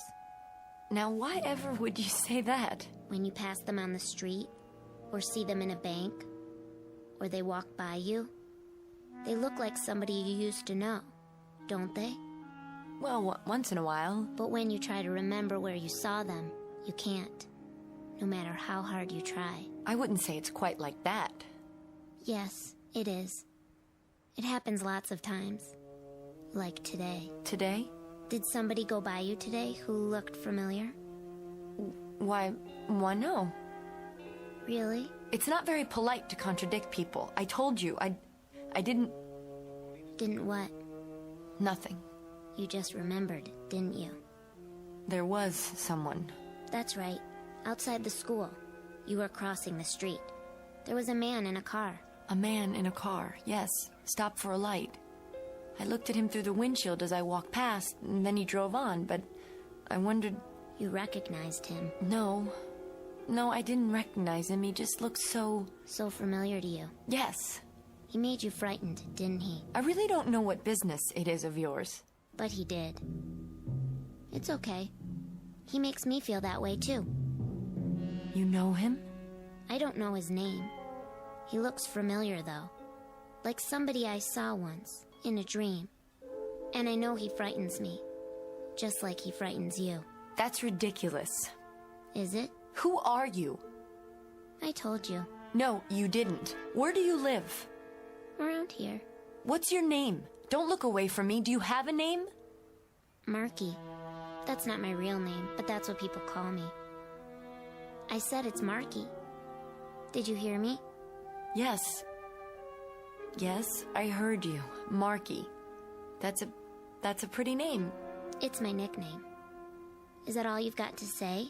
I think it's a very cute name. What more do you want me to say? I thought it might remind you of something. Well, it doesn't. Feeling warm again? No, I'm not, thank you. Then why do you have sweat on your forehead? What? Oh. You're right, it does seem a little warm in here now. I don't think so. I think it's very comfortable. No, it's warm. Strange, I haven't turned the heater on yet. What's that? I didn't hear anything. I did. Oh, that was the front door of the building down below. What floor is he going to? How would I know? He's coming here, to the 5th floor. Well, we're not the only people on this floor. There are 4 other apartments. I know, but he's coming to this one. Is he? I have to go. Honey, there's nothing to be afraid of, I promise. There is. Do you have a back door? Yes, but... I'm going now. Wait, please. Goodbye. I'll come back later.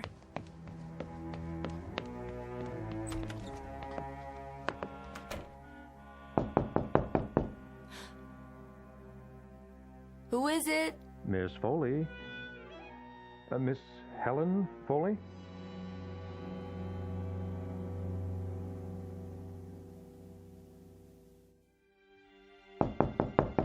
Miss Foley, do I have the right apartment? Who is it, please? It's Peter Selden, Miss Foley. I don't know whether you remember me, but I knew your mother very well. Who? That's better. Mr... Well, do you remember me now? Why, you do look familiar. That's a start. Didn't I see you? I thought you looked at me a little oddly. Yes, that's right. In front of the school, I was stopped for a red light. So you were. Do you mind if I come in for a moment? Why, no. Please do. Thank you. Won't you sit down, Mr... Selden. A friend of my mother's, you say? I'm not sure It's been a lot of years, Miss Foley. Quite a few, indeed. 18 or 19 at the very least. That long? Then I must have been... Got you stumped, huh? Well, it's no wonder. As you were just a child then. You couldn't have been more than 10 or 11. But I remember you. See, I used to work for your mother.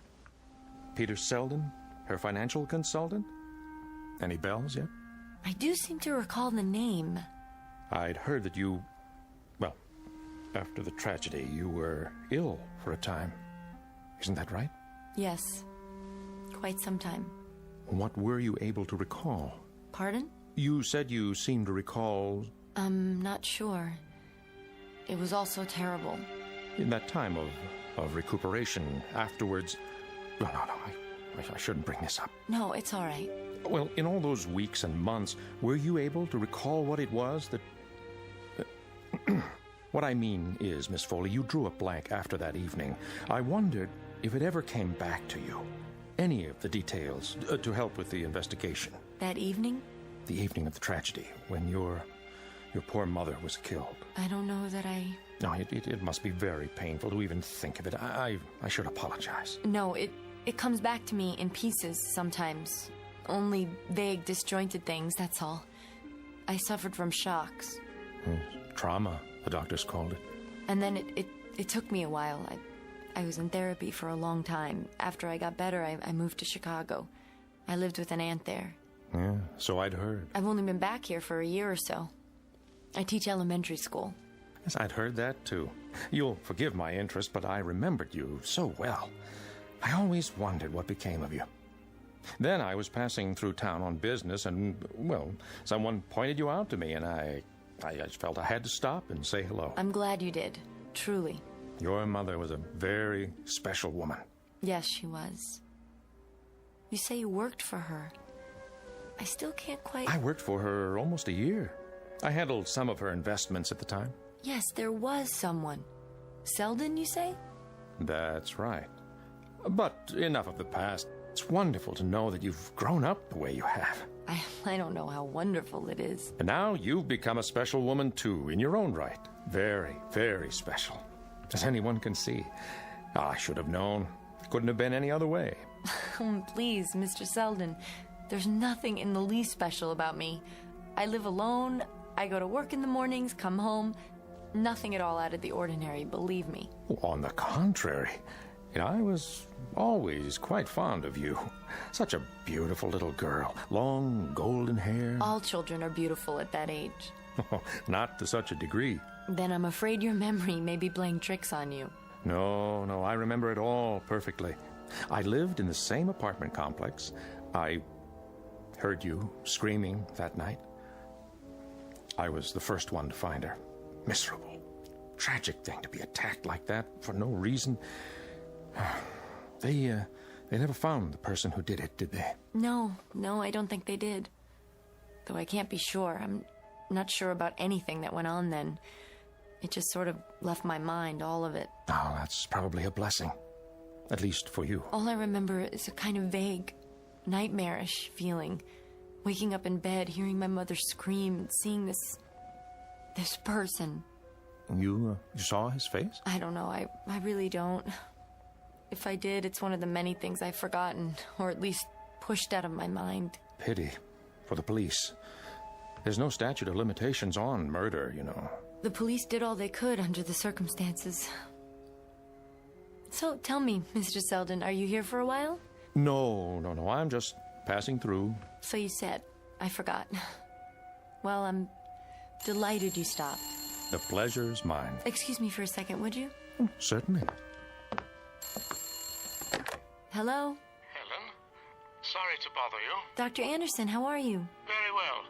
And you, my dear? Oh, I'm fine. Just a little cold in the apartment is all. They say there's a storm coming. I don't mean to intrude, but I wanted to remind you about tomorrow night. Tomorrow? Thanksgiving dinner. Come as early as you like. And please don't bring a thing. We have more than enough food. I really should be going. No, please. I'll be right with you. You have a visitor? That's all right. A friend of my mother's. And who might that be? Someone who worked with her. How do you feel about that? Any anxiety? No, I think I remember him. You do? You've never mentioned him before? It's beginning to come back. He worked with her on some things. We'll talk about this tomorrow. For now, I want you to make note of any associations that come to mind. If you're troubled by any new recollections, call me at once. I'm always available, my child. Thank you, Doctor. I will. I promise. I've kept you too long. I'll be going now. I'm sorry. Wouldn't you care for a coffee first or a cup of cocoa? It looks like you already poured one for yourself. I interrupted you, and now it's gone cold. This cup? Why, it's not mine. I put mine in the sink. It's... Something the matter, Miss Foley? That's odd. What is? She'd almost finished her cocoa, or at least I thought she had, but here it sits, untouched. That is odd. But she's a rather odd little thing herself. You're referring to... The little girl who was in here, just before you came. Strangest little thing. So solemn, so wise, you might say. That's the only way I can describe her. Well, I'll say goodbye now. I must ask her how she does that. Does what? Her trick. Sitting there sipping cocoa and leaving a full cup.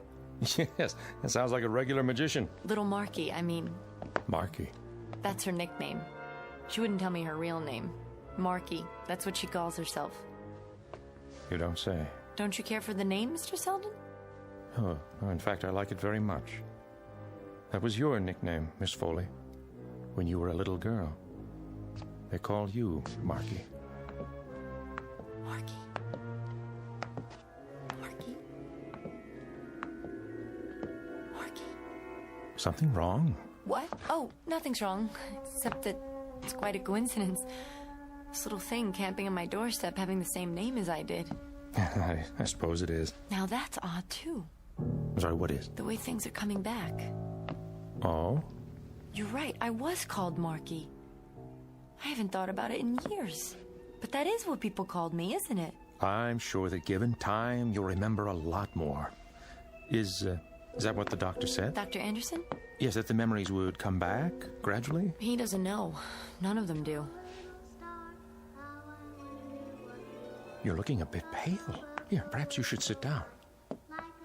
No, I'm all right. I was just listening. Full of talents, our little Marky. Well, how do you mean? Her singing, for one. Oh, she sang for you. She's singing now. I don't hear anything. Has she stopped? I mean that. Listen. To what? Her singing. Can't you hear the singing? No. I guess you have better ears than I do. She's stopped now. Oh, there's something else. It almost slipped my mind.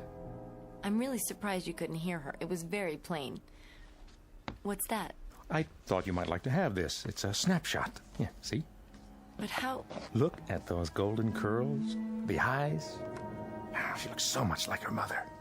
Wouldn't you agree? Where did you get this?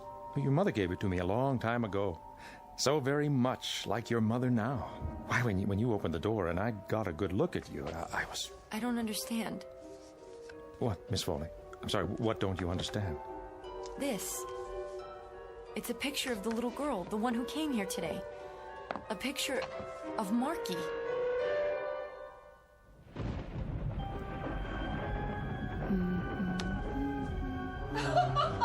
Don't laugh at me, I'm telling you. I'll do something about it. I will. Get out!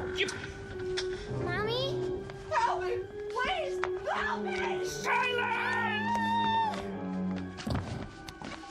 Mommy! Mommy!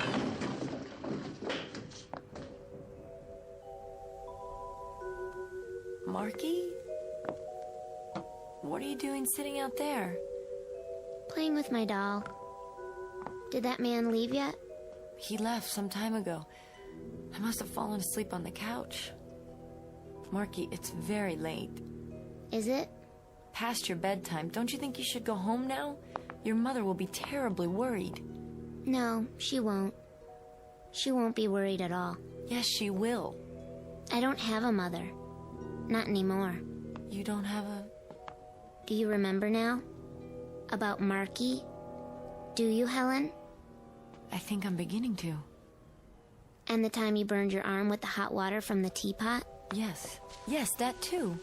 You got a nasty burn.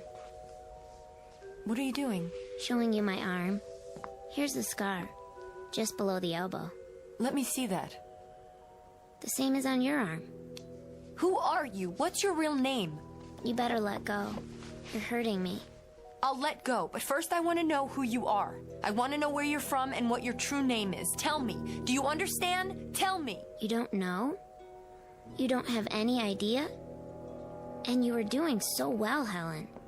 You were starting to remember things. What things? Remember what things? What's that? Where? On the coffee table. I wanted to ask you about this picture. Mr. Selden left it. Is it familiar? He said that's supposed to be me. That's supposed to be me when I was a little girl about your age. But it isn't. It isn't me at all. It's you, Marky. And that's impossible, too. How could it be? You still don't understand, do you? Understand what? And that's... That I'm you, Helen. And what? Now, and that's... Stand and do you. I'm you. What? Now, and that's... Talk is... And do you. I am you. What? Now, and that's... I'm you when you were you. I'm old you. What? Now, and that's... Marky when you were you. I lived with your mother in the and other apartment. I was asleep in the bed that night. It was so cold. and the man came to visit. And your mother let him in. I don't know what you're talking about. I think you do. He was arguing with Mother downstairs, and she tried to run away. And she ran upstairs to her room. And the man came after her and caught her. And he choked her. Remember, Helen? Yes. He choked her, and then he picked up something heavy, and he hit her on the head, and she fell. And then you screamed. And the man looked down at you. He looked right at you. And you screamed, Helen. You screamed so loud. The storm. It was raining that night, too. The lights, they've gone off. Marky, stay close to me. I'll light a candle. I have one somewhere. Marky? Marky, where are you? Be careful. Who's there? Take it easy, Helen. It's only me. Lynn! Oh, God, I thought... Thought what? I don't know. I fell asleep on the couch, and I must have been dreaming an awful dream. I shouldn't have walked in like that, but I heard your voice, and the door was open. You okay? Oh, come in, please. I got to thinking about you, over here, alone. I'll bet you haven't eaten. Actually, no, but... So I thought, I'll stop by, and if you're hungry, we'll order something to go. You must be soaked. I got here just in time. Now the power's gone out. It looks like the whole block. I was looking for a candle. Now, where are those matches? I've got some. Here. Great, thanks. Who were you talking to? Oh, that was Marky. Nice name. Where have you got him hidden? It's a little girl. I want you to meet her. Maybe you can tell me if what she says is... Marky, honey, you can come out now. I don't see anybody. She was here, I swear. It's raining really hard, but we can still order Chinese. They deliver. Yes. Yes, I'd like that. Oh, something hot. Sweet and sour, whatever. What's the number? I think it's... Oh, no. What? There's no dial tone. The phone lines must be down. I'll make us some coffee. How far's the restaurant? Just at the corner. Then I'll go get some stuff. No, I couldn't let you do that. Don't worry about it. You have an umbrella, don't you? Yes, but... Plus, I've got my car. No problem, honest. I'll get soup and everything. The works. Then I'm paying. Just let me get my purse. You are too nice, Lynn. Tell that to my last date. Here, that should be enough. I'll get the coffee going. Be back in a flash. I'll get an extra fortune cookie in case your little friend shows up. Where did you say the umbrella... Behind the door. Got it. Don't open it indoors. It's bad luck. If you say so.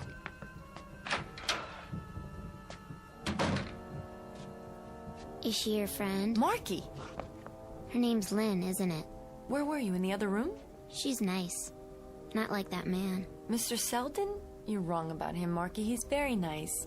He just stopped by to say hello. He's an old friend. No, he's not. You don't even remember him. But you've seen him before.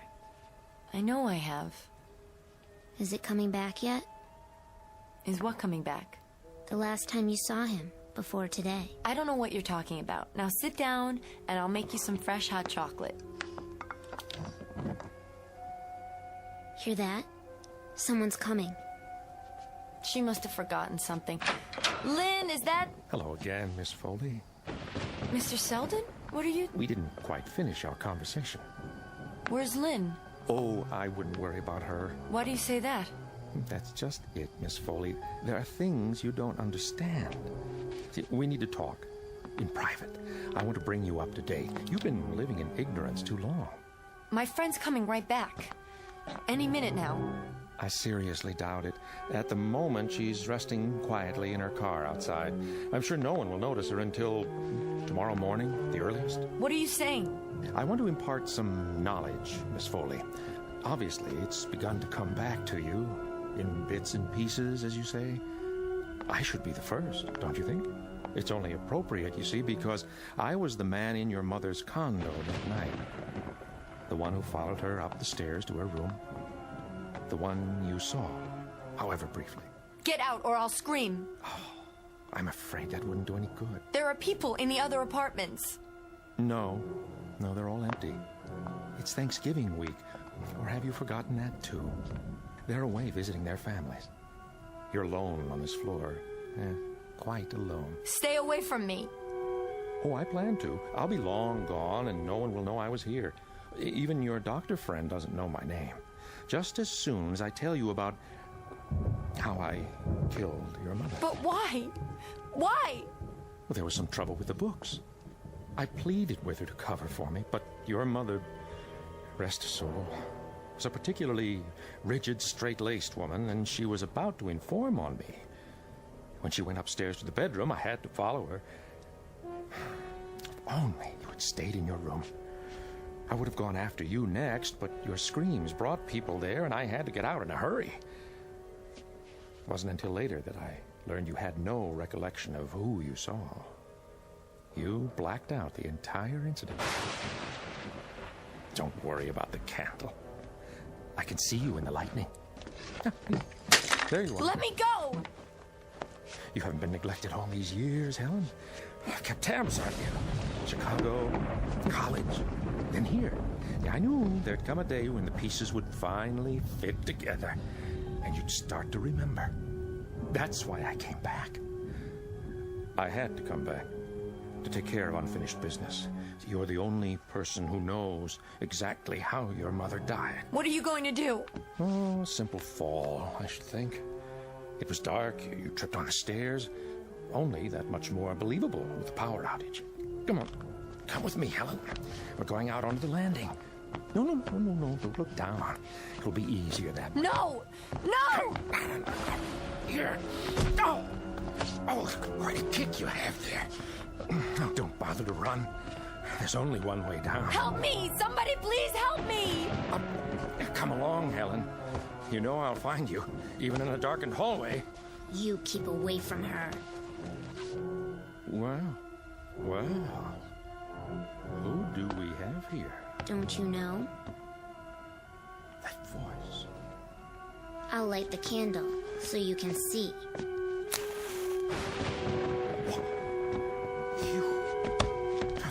That's not possible. Come here, you little wretch. You... Marky, look out! The stairs! Yes, the stairs. One more step, and up we go. Watch out, mister. Wherever I go, you're going with me. You... Marky! Marky!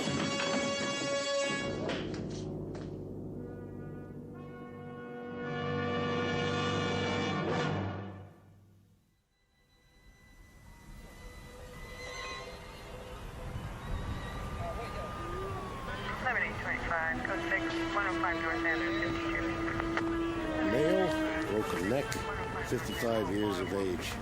Hey, Fran, want to get a picture of the body? Sure thing, Lieutenant. How is she, Doc? Gonna be all right? I've given her a sedative. She's a very fortunate woman. If she were any less fortunate, we'd have a homicide victim on our hands. At least that's the way she tells it. So where's the other one? Other? She keeps talking about some kid. Says a little girl fell downstairs with him. There is no other body. Only the man. Name of Selden, according to his ID. The child she speaks of. That is her. What? A part of her buried deep inside. A memory that finally had to come out. It took the form of herself as a child. Too weird for me, Doc. The human imagination itself is weird. But sometimes in a crisis, it could mean the difference between life and death. Here's her other friend, Lieutenant. Just like she said, found her in a car half a block down. Somebody slugged her on the head and dumped her inside. Helen? Where's Helen? Oh, she's doing okay. Just a couple of bruises. Take it easy, young lady. I want to see her. There's plenty of time for that. You're both going to County General to get checked out. Here's the ambulance now, sir. Lynn, is that you? Here. I'm here.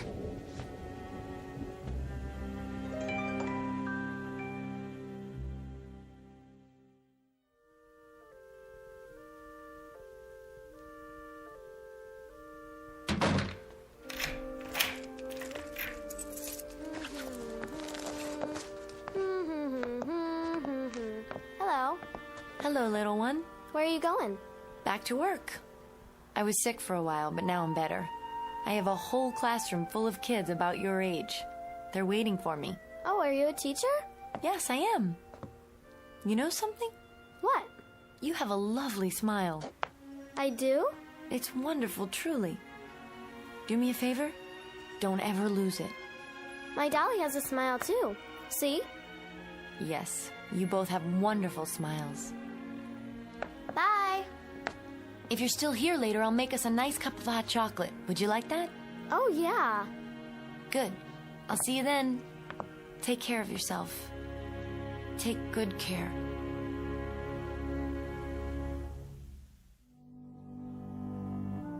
Miss Helen Foley, who lived for a time in darkness and woke up from a nightmare, who found a spot on the tapestry of her life and rubbed it clean, then stepped back and got a good look at what she had left behind in the Twilight Zone.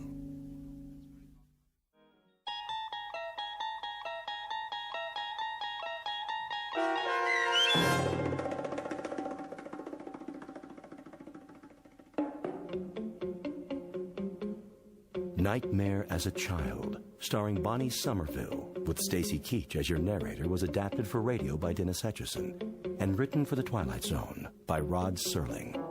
Heard in the cast were Dana Bokor, Roger Mueller, Elizabeth Leto, David Darlow, Roderick Peoples, Doug James, Jeff Lupetin, Linda Ryder, Meg Thalken, and Amanda Amari.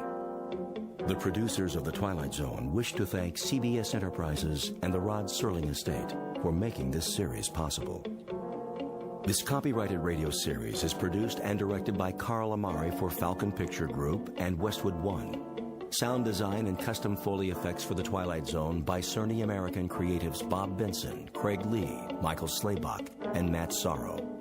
To learn more about the Twilight Zone radio dramas and to contact us, visit our official website at twilightzoneradio.com. Doug James speaking.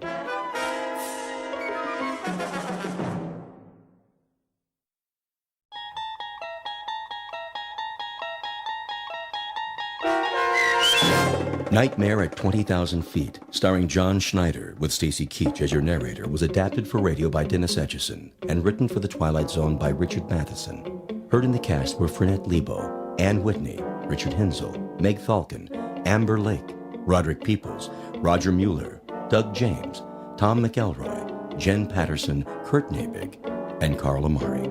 To learn more about the Twilight Zone radio dramas and to obtain audio cassettes and CDs of these programs, visit our website at twilightzoneradio.com. The producers of The Twilight Zone wish to thank CBS Enterprises, Carol Serling, Dennis Etchison, Dick Brescia Associates, Claire Simon Casting, Terry Jennings, XM Satellite Radio, Sirius Satellite Radio, our sponsors and our radio affiliates for helping make this series possible. This copyrighted radio series is produced and directed by Carl Amari for Falcon Picture Group.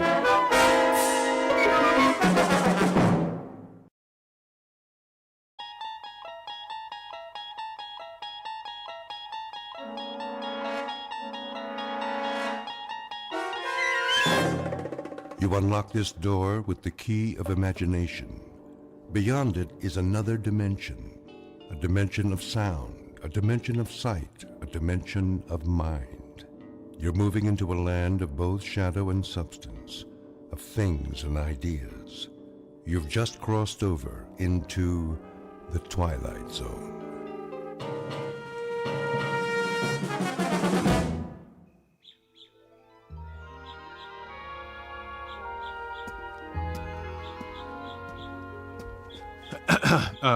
Nurse? There you are, Mr. Wilson. You ready for some lunch? Oh, no, thanks. I was just... Lovely morning, isn't it? Yes, it is. I thought I'd wait outside. I was wondering... You're getting some color in your face. I am? A picture of health. Your wife will be pleased. About my wife, do you know when she's arriving? When she's... To pick me up. Oh, this is the big day? It is, yes. You'll have to check with Dr. Martin, but I'm sure it won't be long. If you'd like to say your goodbyes to the others... I better pack first. Oh, naturally. It's good to see you doing so well. Thank you for everything. Not at all. Oh, and nurse. Yes? If my wife should get here in the next few minutes. Tell her I'm in my room, would you, please? Of course. She's a lucky woman. You've done wonders for my self-esteem. I don't know what I'll do without you. You'll do fine, Mr. Wilson. Just fine.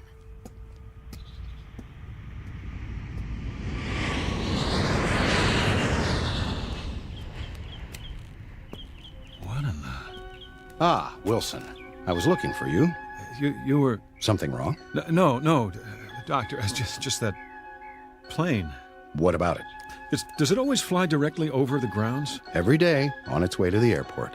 Guess I never noticed. Perhaps you chose not to, until you were ready. Then I guess I must be cured. You've come a long way, my boy, or I wouldn't have signed the release. I wanted to ask you, what time will Ruth be here? I believe she said 12:30. Isn't that right?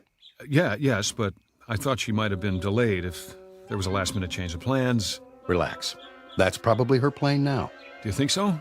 Would you mind stopping by my office before you leave? I wanted to go over a few things with the both of you. Don't worry about me, Doctor. That's all behind me. Eager to get back home, I'm sure. To your job, your life. Just remember, there's no rush. One step at a time. You know, it's strange, but I actually feel better now than before it happened. Not strange in the least. I prefer to think of it as a kind of timeout.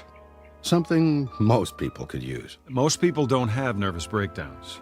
Only the best people. Oh, come on, Doctor. That's very nice of you, but... I'm serious. Like a piece of fine china. The better the quality, the more likely it is to crack under stress. Oh, human beings aren't china plates, of course. Considerably more complicated. But when a bone fractures, it heals and grows back even stronger. I believe it's that way with the mind. Now that is the finest pep talk I've ever heard. I wish everyone would stop worrying about me. I never felt better in my life.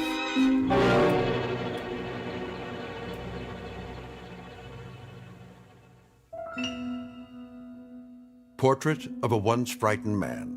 Mr. Robert Wilson, 37, husband, father, and salesman. Now on the road to recovery. Mr. Wilson is ready for discharge from a sanitarium where he has spent the last 6 months of his life. This is the result of a nervous breakdown, the onset of which took place on a day not dissimilar to this, and on an airliner very much like the one in which Mr. Wilson is about to fly home. The difference being that on that day, half a year ago, Mr. Wilson's flight was interrupted by the onslaught of mental illness. Tonight, however, he will make it all the way to his appointed destination, which, contrary to the flight plan, happens to be a landing strip in the Twilight Zone. And now, The Twilight Zone and our story, Nightmare at 20,000 Feet, starring John Schneider, with Stacy Keach as your narrator. Flight 713, now boarding at gate 12. All passengers for Flight 713, please have your boarding passes ready. That's us. Is it? I have the tickets right here. We're already checked in. All we have to do is get on the plane. Good. That's good. Do you suppose... What, darling? Do I have time for a drink of water? Of course. It's just down the hall. Are you feeling all right? I'm fine. I'm just thirsty. Wait, you're perspiring. It's warm in here. Aren't you warm? Bob, take it easy. Remember what the doctor said, one step at a time. I know. You've been on plenty of planes in your life. Well, haven't you? This one's no different. I take your arm and we walk on together. When we get to our seats, you'll take a nap, and when you wake up... I'm perfectly fine, really. I've got your pills. Good. They should help you sleep. Shall we?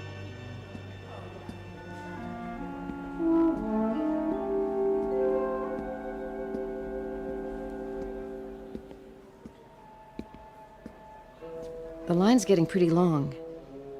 Honey? I said... Does this airport have a smoking area? Bob, you quit years ago. I know. I just thought one might help settle my stomach. It's something I ate. Try a few deep breaths. It isn't that. It isn't. I haven't been anywhere but the sanitarium for so long. I'm not used to this. The noise, the crowds. It'll be much quieter on the plane. Come on. Hold my hand. Okay. Final boarding call for Flight 713. All passengers, please proceed to gate 12.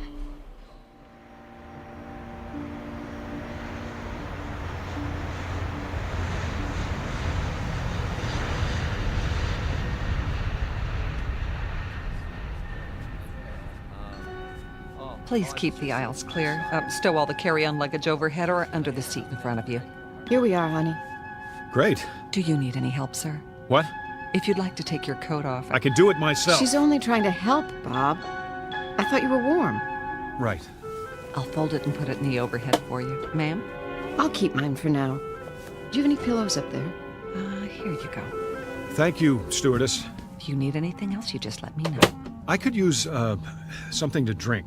Well, I'll bring the beverage cart as soon as we're underway. Great. Did you want the window seat? You can have it. Honestly, I don't care. It's almost dark out. Besides, if I'm on the aisle, I can get up without climbing over you. Are you sure? I'm sure. I mean, if you are. Doesn't make any difference. I shouldn't. Enough already. I'll take the window.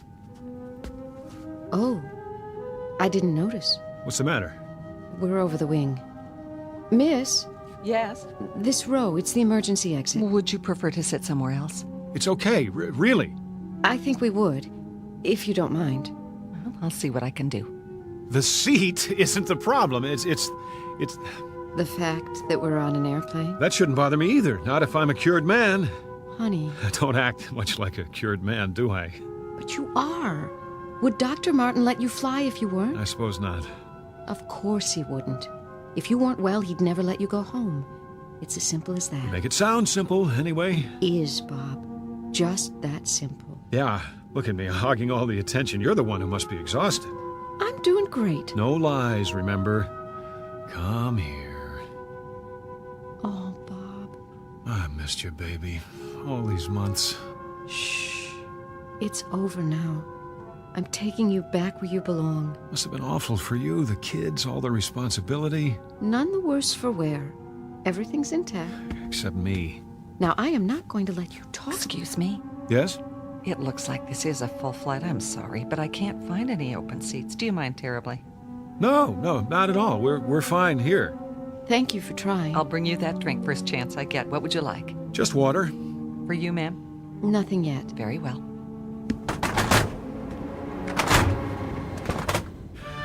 What was that? They're closing the door, that's all. Hatch, whatever they call it. Here, let's look at the in-flight magazine. Fasten your seatbelts, please. Be sure your seats are in the upright position. Bob? No smoking in the aircraft. Oh, right. Seat back in front of Here, you. There is a let me car get it showing for you. your I could do it. Would you relax? Please note the location of the emergency exits in the center and rear of the plane. Should there be a loss of cabin pressure, oxygen masks will drop down from the overhead console. Place the mask over your nose and mouth and breathe normally. You will find a life jacket under each seat. Place your arms through the holes and adjust the straps. Then pull the cord. The jacket will inflate automatically. Procedures should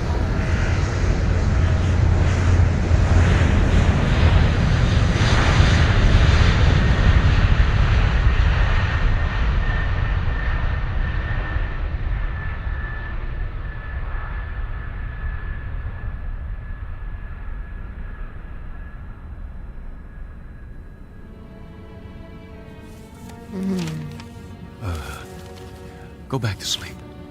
Bob, what are you doing? I'm sorry, honey. I found a newspaper under the seat. The light must be bothering you. Oh, I should stay awake. No, I don't want you to, sweetheart.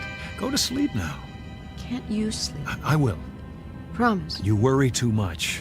I can't help it. You shouldn't. Not anymore.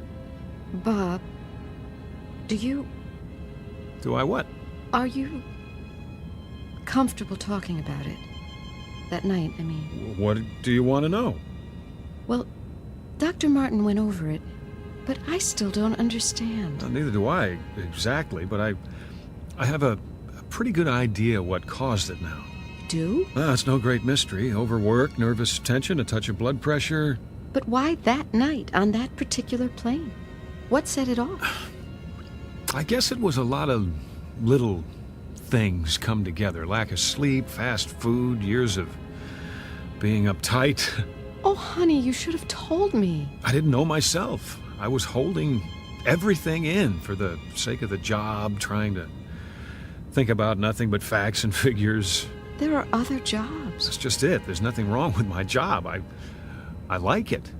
Then why? Call it the perfect storm. when I wasn't working or home with you and the kids, I didn't know how to take it easy, so my imagination went on overtime. I looked out the window and I thought I saw, I don't know what, clouds that looked like snowfields, then someone skiing on that snow. Can you believe it? I just plain couldn't tell the difference anymore. It was a wake-up call, all right, in more ways than one. Thank God it's over, and we're going home. Oh, Bob. Bob. Could you move your legs to the side? What? Oh, just for a second. I have to get out. Let me call the stewardess. She'll bring whatever... I have to go to the restroom, Ruth. It's no big deal. Oh. I'll be right back. Promise.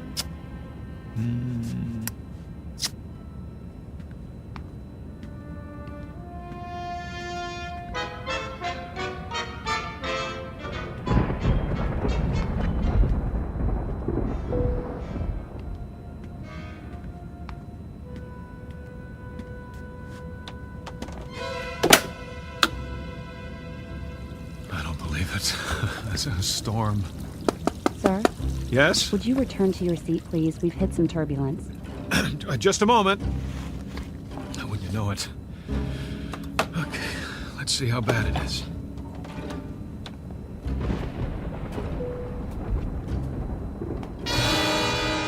Lord. It's not possible. Sir, please. I have to ask you... Did you see that? You'll have to sit down and fasten your seatbelt. Don't alarm the others, but look outside. Return to your seat first and... Look out the window. Anyone here. Lean down and tell me what you see. That man, what's he saying? I can't hear. He looks crazy. Too much to drink. They shouldn't serve him. If you don't sit down, I'll have to call the captain. For the love of God, woman, look! I know it's impossible, but tell me you don't see a man, no, a creature of some kind out there on the wing of the plane.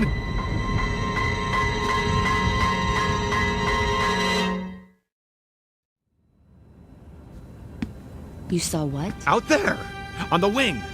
See for yourself. Sir, I assure you. Open the curtain! What is it I'm supposed to see? There, in the lightning, he...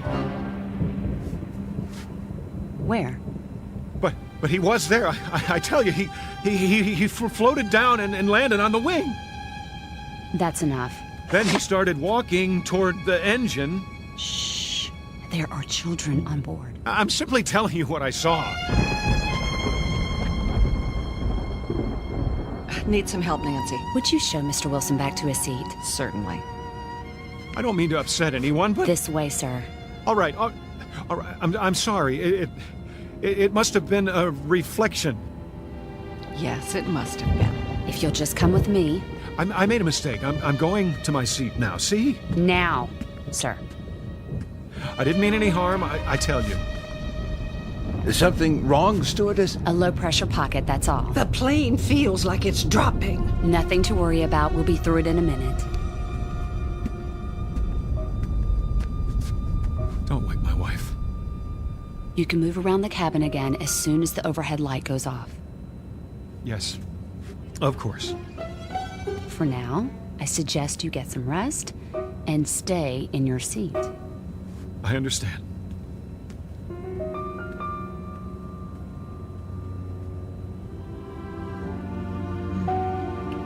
Hi. What is it? Would you like another pillow, Mrs. Wilson? No, I don't think so. A blanket? How about some of those peanuts and another glass of water? Surely, I'll be right back.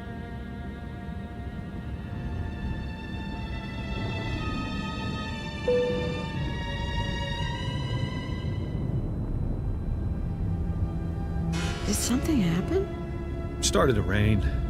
Is that what it was? I just saw something, that's all. Everybody has to stay in their seats for a while. What did you see? Nothing. You must have seen something.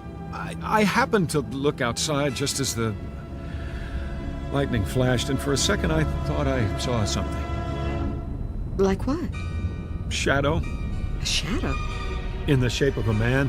Where? On the wing. Not a man exactly. What are you saying? A creature standing upright with long hair on its body and an animal face. Of course you know. That's all it was. A shadow. Of course. People don't walk around on the wings of airplanes. No, they don't. Not while they're moving hundreds of miles an hour. That would be impossible. Wouldn't it, Bob? It must have been a trick of the light. Like your imaginary skier. What? On the snow-capped clouds 6 months ago? The one you told me about? Yes, I suppose so. And you know that wasn't real. No, it was a hallucination of some sort. You must be more tired than you thought. But, I wasn't hallucinating just now. Then what would you call it? It was more the lines of an optical illusion, my eyes playing tricks on me. Then don't look outside. Leave the curtain closed. Believe me, I intend to. You ought to get some sleep, so you'll be rested when we land. I agree. Need another pill? Ruth, I'm all right, I tell you. Couldn't hurt. If you say so. Where's my purse? Your water and some extra peanuts. Thank you, stewardess. You're welcome. Bob, put the tray down for her. Sure. Are we moving into a storm? Not a big one. It's almost past. Oh, well, that's good. If I can get you anything else. We'll let you know. Here's your pill. Thanks. Sit. No, thank you. I'm not thirsty. I'm sorry I woke you. Don't be silly. You can go back to sleep now if you like. If you do. Give me a minute. You're not worried about anything, are you? Not in the least. Then put your seat back.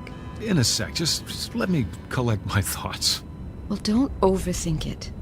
That never did any good. No, it didn't. You're here with me, and we're going home together. That's the most fantastic part of all. Well, you'd better get used to the idea. All better now? Yes. Nudge me if you need me. And whenever you do, don't open the curtain.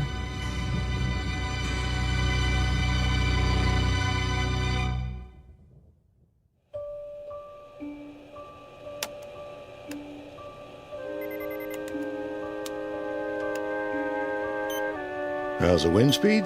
Easing off, Captain. Good. Fuel consumption right on target. Storm's moving starboard. We should miss the worst of it. Need a break? No. Yeah, but I could use some coffee. Ah, right on cue. Yes? I made some fresh coffee. You read my mind, Joni. 1 cream and sugar, 1 black. Put it next to the console, will you? Hit a little bump back there, huh? Sorry. Tried to go over it, but it should be smoother from here on. Oh, I'm not worried. We're in good hands. Everybody sleep through it? Almost everybody. 1 crying kid and 1 slightly uptight passenger. Ah, the old lady, huh? Oh, no. Mr. Wilson, 13A. What? What did he do? Didn't want to come out of the bathroom. Said he saw something. Where? Outside the plane when the lightning flashed. The old wings moving routine. Tell him it's supposed to move. If it doesn't, it'll snap off. Oh, you're going to love this. He said he saw a man on it. Don't tell me an alien, big head, round eyes, that thing. Tell him he'll take a description for the captain's log. Oh, listen, was he wearing a spacesuit? Oh, or was the clown shoes? It says he came down out of the sky and took a walk on the wing, just like that. Ah, yeah, a floater. Yeah, I see him once in a while when I have too much to drink. Yeah. Or maybe a gremlin. A what? Haven't you heard of gremlins? Must be before my time. It started back in World War II. Whenever something went wrong, the mechanics would chalk it up to gremlins. Better than admitting they made a mistake. Well, Mr. Wilson's okay now, but you should have seen his eyes. He looks scared out of his mind. For a minute there, I thought we had a nutcase on our hands. Well, cut off his drinks. Well, that's just it. He hasn't had a drop. Where's in-flight security? 32B. Tell him to keep an eye open. I like to run a tight ship. Yes, sir. But I don't think it'll be necessary. The wife gave him a sleeping pill. Thank heaven for pharmaceuticals. You fellas want some chow? We've got filet mignon in first class. No, thanks. You and Nancy relax for a while. Aye, aye, Captain. Listen, I can take over if you want to stretch your legs. You sure? Yeah, storm's thinning out, just some more rain clouds. Well, maybe for a minute.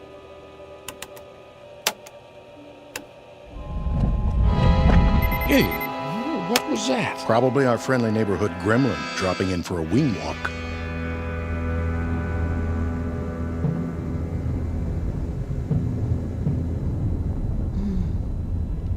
Bob? Well, there you are. Go to sleep, darling. Right. I want to sleep, but I can't. She doesn't believe me. None of them believe me. I'm not even sure I believe it myself. Why should I? It's impossible. Yet I'm not dreaming. I'm wide awake and I'm cured. The doctor said so. No more panic attacks. But I saw it, didn't I? I was out there on the wing walking toward the engine. But why? There it is now.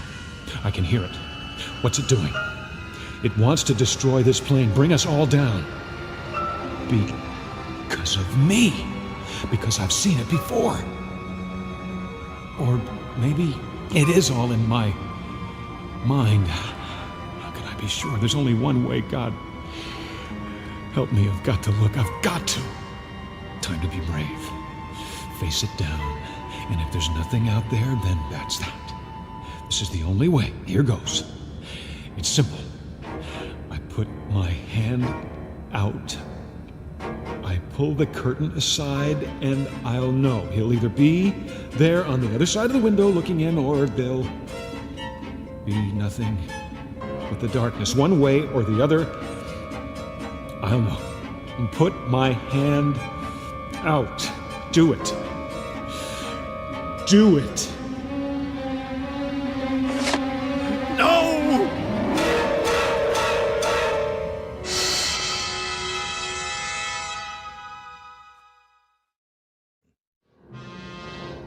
It isn't there.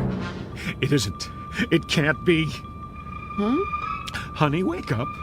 Come on. Come on, someone's got to see this. It's right there on the other side of the window. Yes? Come here, quickly. What is it, Mr. Wilson? Look. Where? Outside the window. It's still there. Shh. I don't see anything. But... What, you mean the engines? They always spark at night. It means they're working. No, not that. You don't see anything else? No, just the running lights blinking on and off. All right, look again. See if she's telling the truth, or if she's blind. You're right. I don't see anything now. Oh, it was probably the rain hitting the window. Yes. Believe me, we fly worse weather than this. It's nothing to worry about. If you'll just try to relax, we'll be landing in a couple of hours. There it was again. Like some kind of ape dropping down from a tree. What's he doing? No! He's peeling back the engine cover. What are you looking at? Ruth, thank God. Lean across me. Look out the window. Bob, does the storm bother? No. Just like that, it's gone. For some reason, it doesn't want anyone else to see, only me. It's playing a game, taunting me, daring me to stop it. Then what? Remember what I said before about seeing something outside? I know what you're going to say, but listen to me very carefully. Honey, there's a man out there. Bob! Keep your voice down. Have you ever known me to lie to you? No. It's not a human being. It's some kind of... Bob. I'm not imagining it this time. I'm not. He's out there. Where? What? No, don't look. He isn't there now.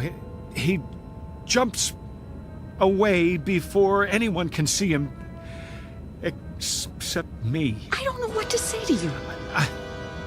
I realize what this sounds like, but give me the benefit of the doubt. Do I look insane to you? I didn't say that, but Bob... I know I had a breakdown, and I know how it looks to you now, as if the same thing's happening again, but it isn't. Bob... I didn't want to upset you. No. I want you to tell me. I didn't tell you before because I wasn't sure if it was real. Well, I'm sure now. There is a man out there, or a creature of some kind. If I describe him to you, oh, you'd really think I was gone. Honey, no. No, it's all right. It's all right, sweetie. Don't stroke my hand like a child. I know your intentions are good. I know you love me, but don't patronize me, Ruth. I'm not insane. Did I say... Does it have to be said? For the last time, that creature's out there. And the reason I'm telling you now is that he's starting to tamper with one of the engines. It's not just my life at stake, it's everyone on this plane. Shh. Think anything you want. Think that I belong in a straitjacket if it makes you feel any better. If it makes me feel better. I'm sorry, what I mean is whatever you think about me, that I've lost my mind, all I'm asking you to do is tell someone. Talk to the pilot now. He's back there with the stewardess. Tell him to check the wing. If they don't see anything, fine. I'll commit myself. But if they do, there's still time. They can make a forced landing before something terrible happens. Won't you even allow the possibility? All right. I'll tell them. I know it seems a lot to ask. It's as if you're announcing that you're married to a lunatic, but... I said I'll tell them. If that's what you want, stay here. She doesn't believe me. But that doesn't matter. If she can get them to see it, then I'm not too late. There he is! Hurry! Hurry, Ruth! Hurry! Look! What's wrong with that man? I don't know. Tell him to sit down. We're trying to sleep over here. Quickly! What's going on? He's pulled up one of the cowling plates. Didn't my wife... Take your seat, please. There's a man outside. He just... Mr. Wilson, keep your voice down. I'm sorry, I don't know what's going on here. Will you look? Mr. Wilson, I'm warning you. All right. I'm sitting.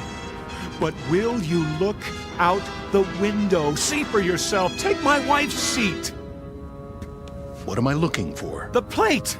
The hood over the engine with all the wiring underneath. He's bent it up so it's exposed. If you don't do something, there's going to be a short circuit, maybe an electrical fire. Well, there's nothing exposed now. What? Wait a minute.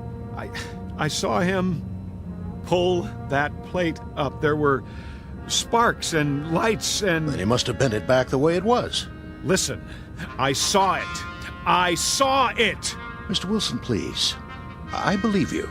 But there are other people on board, and we mustn't alarm them. You mean you've seen him? Of course we have.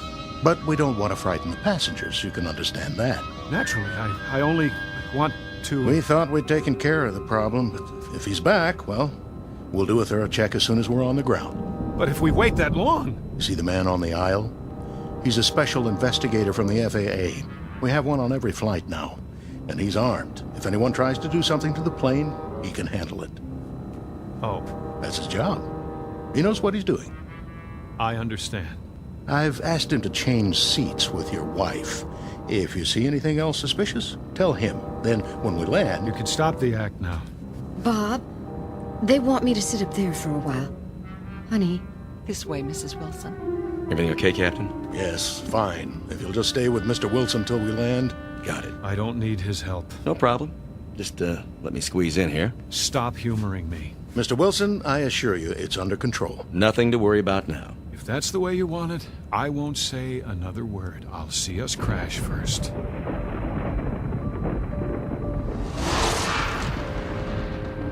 He's at it again. Peeling back the plate, putting his horrible, misshapen fingers into the wires. Did you feel that? Feel what? Nothing. No, go ahead. I'll put it in my report. I just thought we'd changed altitude for a moment. Pilot must have made an adjustment. Meant to stay above the storm. Yes, that must be it. I wonder if I can get some information from you. About what? May I see your ID? You have your wallet, don't you? Of course I do. Why wouldn't I? Here. Robert Jeffrey Wilson. Ever been arrested? Never. Why do you ask? Oh, just for the record. I'm a law-abiding citizen. I'm sure you are. What kind of gun do you carry? Pardon? The pilot said you were armed. Oh, standard issue 38. Never had to use it, though. Strictly a last resort. I thought guns weren't allowed on board. Well, they're not for the passengers. But with security so tight now, well, we don't like to advertise it. Then you should keep your coat buttoned. I can see the holster. Bob, how are you feeling? Great. How about you? I brought you some water and another pill, so you can sleep the rest of the way. That sounds fine. Go ahead, Mr. Wilson. Take it. Why not? I hope you're doing okay now, honey. Couldn't be better. I'll be just a few rows up if you need me. I don't need anything, Ruth. Get some rest. You too. I love you, you know. Same here. It won't be long now. For what? Until we sit down. You're lucky. Am I? You get to sleep through it. Let them think that. I didn't swallow the pill. How could I? What's going on out there? Somebody has to do something and we're all doomed.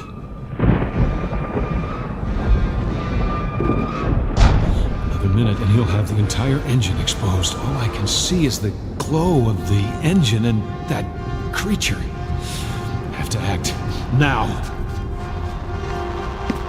Hey, what are you doing? Somebody's got to stop that thing. That's the emergency exit. Take your hand off. Leave me alone. You'll depressurize the whole cabin. Got to stop. Don't push the door open. Don't. I'm placing you under arrest.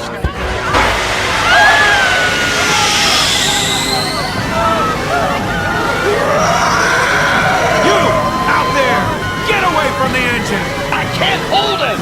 You demon! I told you to get off the wing. Somebody grab his leg while I get the door closed. I'm trying. Give me your gun. Let go of it. You can't. You bet I can. Get away from this plane or I'll shoot.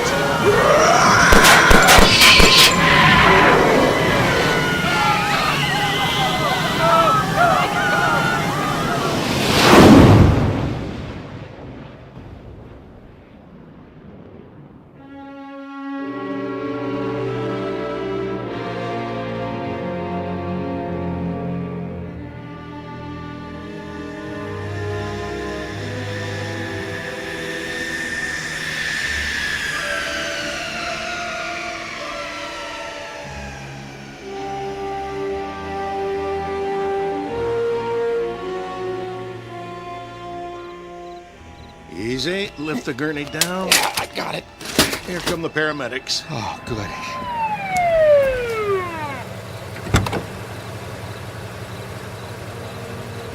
What do we have here? A guy tried to open the safety hatch. Keep him strapped down. He's out of his tree. We'll take it from here. Turn him over to the feds. He's got a string of charges.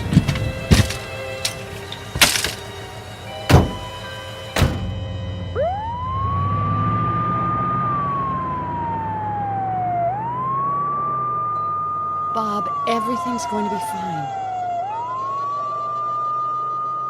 Everything's gonna be fine. I know. But right now, I'm the only one who does.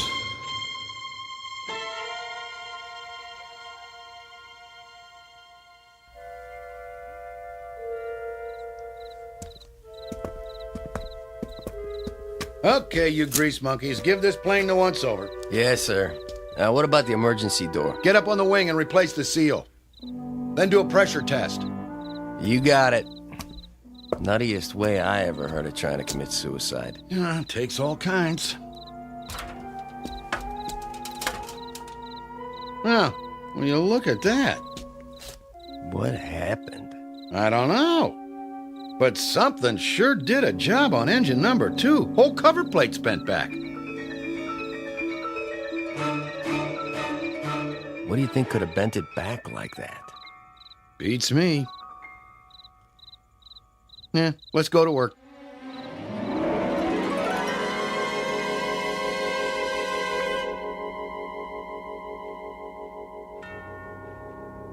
The flight of Mr. Robert Wilson is over now. A flight not only from point A to point B, but from the fear of madness to sanity. Mr. Wilson has that fear no longer, though for the moment he may be quite alone in his conviction. Happily, that conviction will not remain private much longer, for this time tangible evidence has been left behind, even from so intangible a region as the Twilight Zone.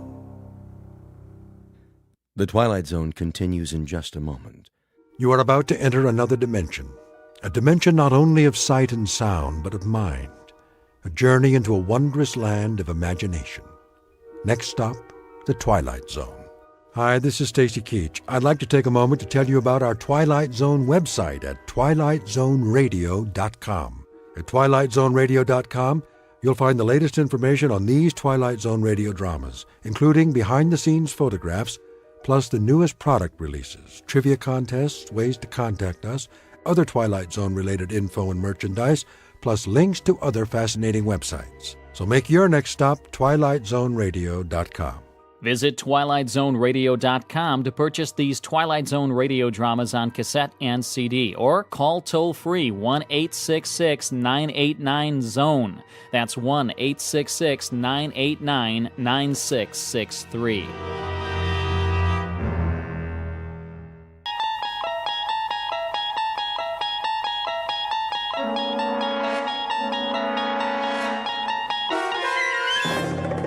You unlock this door with the key of imagination. Beyond it is another dimension. A dimension of sound, a dimension of sight, a dimension of mind. You're moving into a land of both shadow and substance, of things and ideas. You've just crossed over into the Twilight Zone.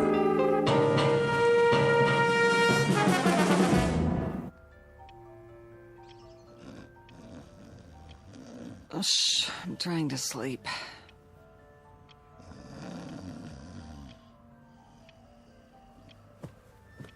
I said I'm sleeping. What? Oh, what time is it? Wilma. Ow. Wilma. Oh, leave me alone. What does the clock say? Huh? 9:17. It can't be. Oh, didn't you set the alarm? Wilma!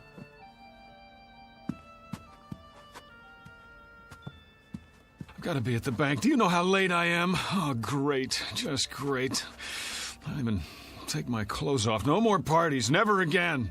Oh, be quiet about it. Sure, go on. Get your beauty sleep. You feel lousy. Never mind how I feel. So I'm late for work. So what? No skin off your nose, right?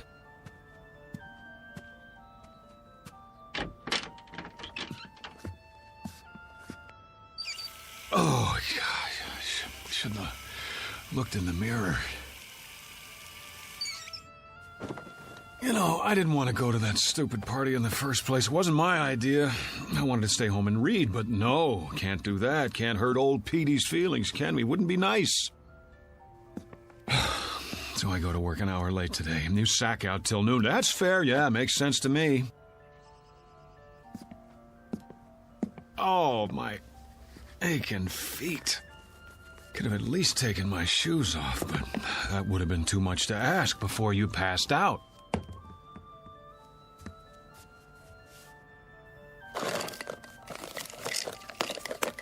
Oh, boy.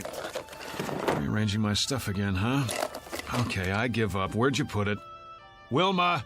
Wilma, where's my razor? Would you please tell me that much? Huh? Hey, wake up! Leave me alone! Snap out of it. I'm late, I said. Come on! Get away from me! Never mind the dramatics. Just tell me what you've done with my razor, and I'll clean up and get out of here. Then you can go back to sleep for as long... Don't do that! What's the matter with you? No!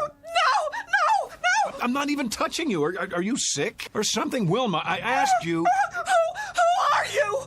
What kind of a question is that? How did you get in here? Well, as I dimly recall, I staggered in about 2 a.m. with you at my side. After that... What are you doing in my bedroom? Oh, you mean this isn't the YMCA? I suppose I could have slept on the couch if you wanted me to. Am I forgetting something? Did we have an argument? Because if we did, I'm afraid I... Get out of this house! Come on, honey, knock it off. I'm late enough as it is. Just tell me where you put the razor so I can shave. Change my shirt. Out! Out! I'm in no mood for jokes. If you don't, I'll scream again, louder. Wilma! How do you know my name? It's on our marriage license, remember? Mister, I don't know what you think you're doing, but I've never seen you before in my life. Cameo of a man who has just lost his most valuable possession. He doesn't know it yet, but he's about to find out. In fact, he doesn't even know there's been a loss. Because, like most people, David Gurney has never given much thought to the matter of identity. But he's going to think about it from now on, because that is exactly what he's lost. And his search for it will take him through unknown territory in one of the darkest corners of the Twilight Zone. And now, The Twilight Zone and our story, Person or Persons Unknown, starring John Schneider with Stacy Keach as your narrator. Did you hear me? Get out! Because you've never seen me before. Now you don't even know your own husband. Oh, you're beautiful. What a time to go psycho on me. Now, look, whoever you are, I don't want any trouble. But if you don't get out of here, I am going to call the police. Easy, Wilma. Take a pill or something. Stay away from me! Go ahead. Call the police. Call the fire department. Call the paramedics. Tell them to bring an oxygen mask because there's a man here who's dying of a hangover. Oh, my head. I'm not bluffing. If you're not off that bed and out of this room by the time I count to 5, I'll make the call. I swear. 1, 2... Cut it out, will you? I've got a splitting headache. 3, 4, 5. This isn't funny anymore. Give me the police. Hello, police? I'd like to report a guy... Give me that.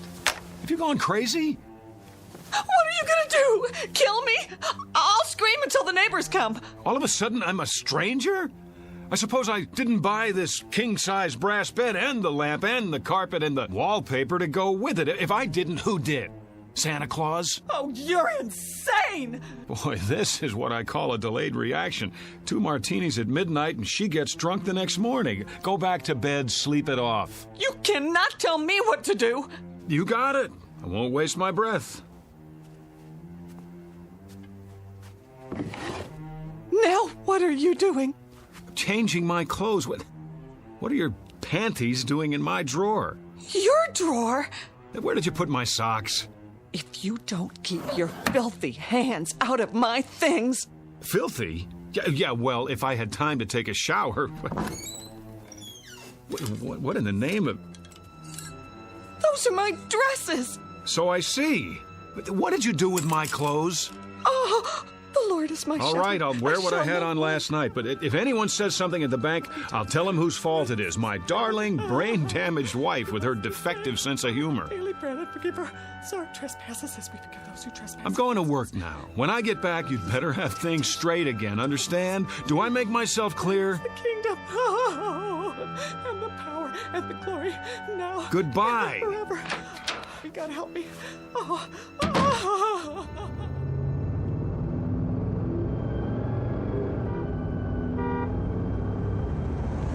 Oh, great. No gas, which means I get to work even later. Mr. Miller's gonna love that.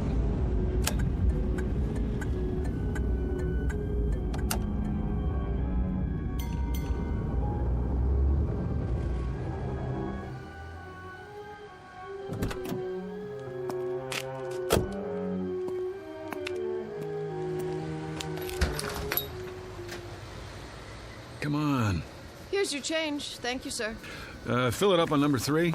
Cash or charge? Put it on the card. Here. You have ID? Yes, I have ID. Every kind you want. Here, look, I'm in a hurry. Would you run the card while I pump the gas?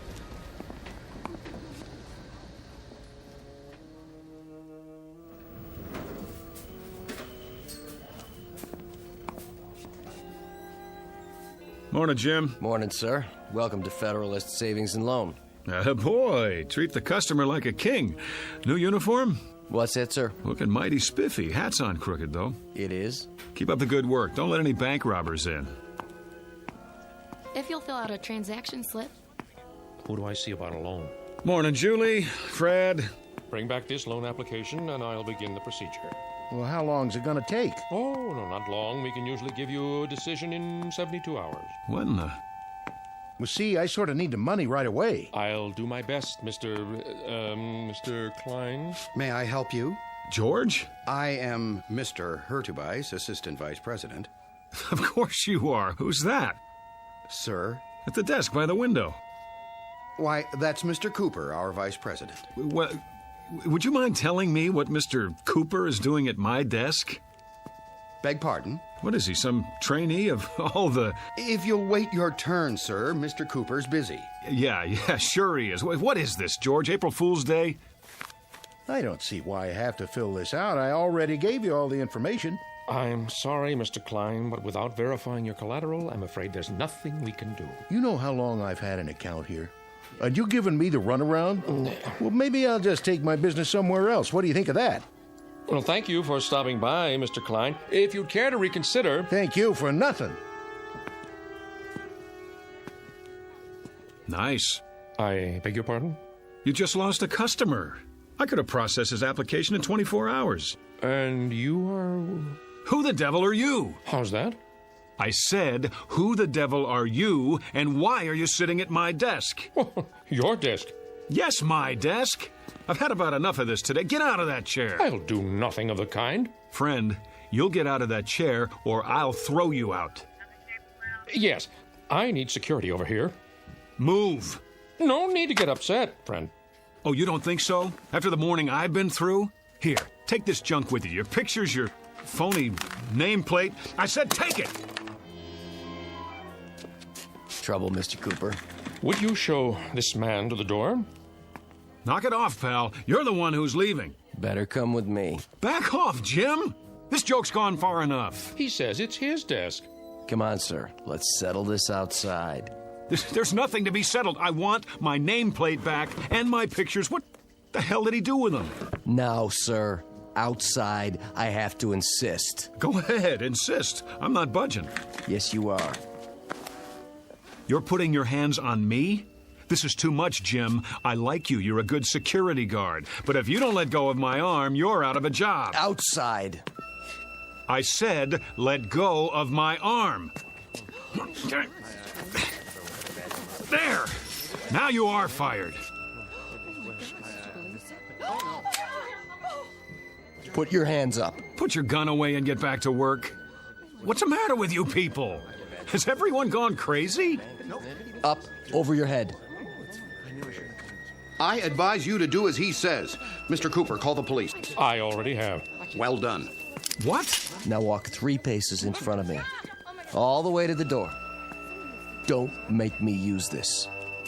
George, what's going on? Tell me, please. Outside with him. Let's go. Sorry, everyone. Minor disturbance. Don't be alarmed.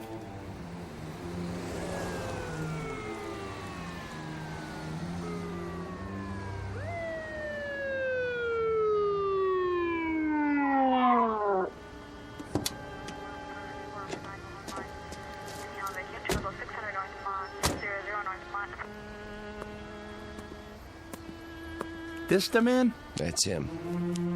Hands behind your back. Oh, for God's sake. Hold still, fella. Ah, get in the car, nice and easy.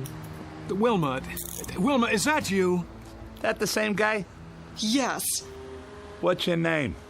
Why don't you ask her? We did. She doesn't know. Doesn't know? After 11 years of marriage, she doesn't know. He's a complete stranger to me, officer. I can't tell you how frightened I was. Let's go.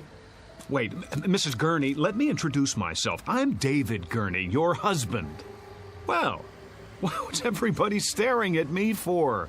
That's who I am. Tell him, Jim. I've worked with this man for 4 years. Tell him.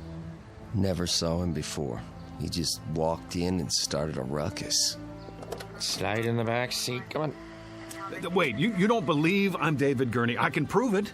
Look in my wallet. Go ahead. Take it out of my back pocket. Then we'll see. No wallet? Sure there is. Check the other pocket. Nope.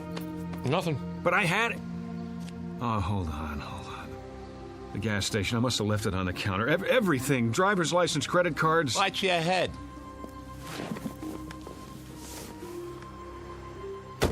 You can't do this. Somebody tell them. My name is David Gurney. David Gurney.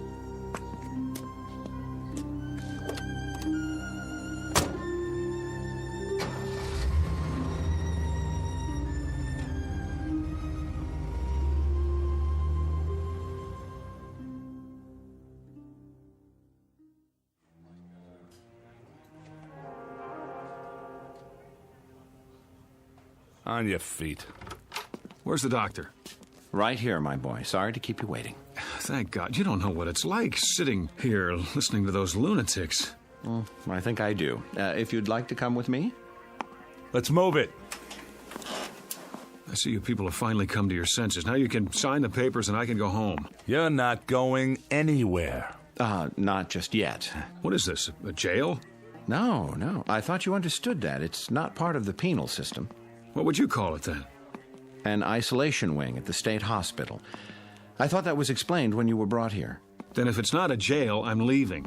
Very probable, eventually. But for now, there's a 72-hour hold. I thought we'd talk a bit first, Mr. Gurney.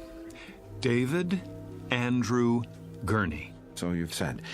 Well, let's go down the hall, shall we? We'll be more comfortable in my office. You heard him. You don't have to manhandle me. It's all right. He's not dangerous. If you say so. Please, follow me. Got a regular loony bin in here. Oh, let's say a few people who are confused. I think of it as a kind of hotel for the weary mind. Yeah, only they can't check out. Actually, most of them will be released. A few are violent, but you're not like those, are you? Well, I should hope not. Come in, Mr. I suppose I must call you Mr. X for now. I told the officers who I am. I've told everyone. Please have a seat. Where's the couch? I'm afraid you've seen too many movies. Of course, if the chair is not comfortable. It'll do. I just want to get this over with and go home. And where is that? I've been through this before. You still insist that you live in Miss Berenson's condominium and that you are her husband. Yet she's unmarried. We've checked. How do you account for that? I don't care what she says. I know who I am. No need to get upset. Everybody's telling me I'm not who I think I am. But what do you expect me to do? Relax? It must be a challenge to your belief system. But if I'm to help you, then you've got to come to terms with the facts. And what are the facts? Couldn't say just yet. The police are running your fingerprints, and then we'll have something to work with. But for now, this person you think you are, we know that he doesn't exist, except in your mind. Oh, we know that, do we? It seems that you've invented him, whether out of whole cloth or people you've known. You're lying. And why would I do that? I don't know, but you are. You've got to be. A man can't live for 40 years and all of a sudden... Is that how old you are, 40? Yes.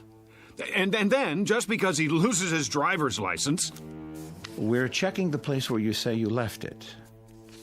But it wasn't just that. Everyone at the bank agrees that... You put a lot of stock in everyone else's opinions. How about mine? Well, we must begin somewhere. Consensus matters, doesn't it? Surely you can see... I see that they're all lying. That's what I see. How can you be sure they're not telling the truth? At least as they see it. That's what I'm doing. So you believe they live in a different world, a world with different rules, a different history. I don't have any idea, but I know what I know. Ah, there's the conflict, you see.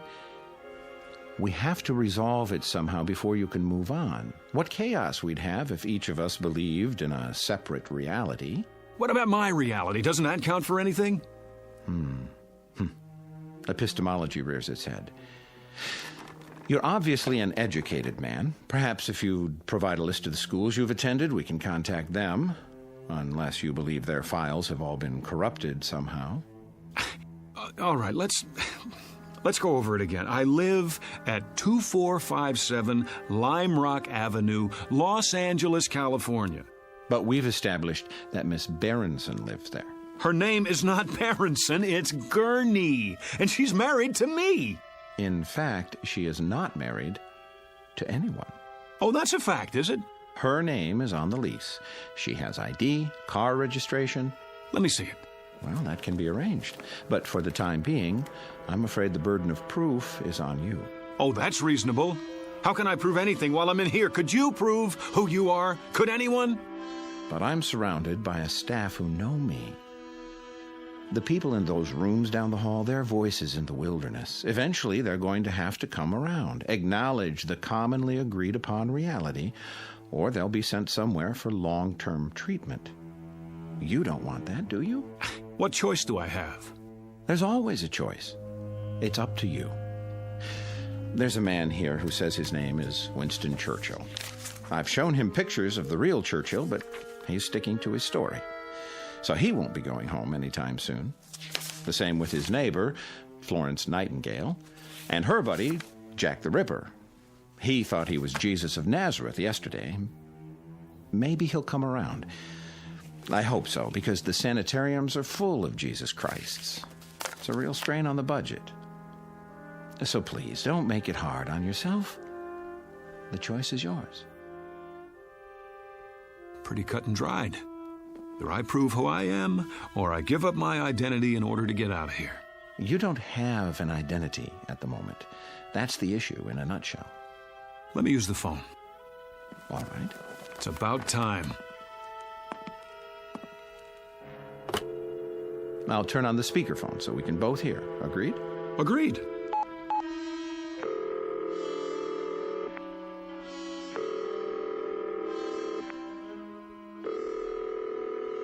Front desk. This is Dr. Koslenko. Let me have an outside line, please. Yes, doctor. What number? 838-2171. My friend Pete. I've known him forever.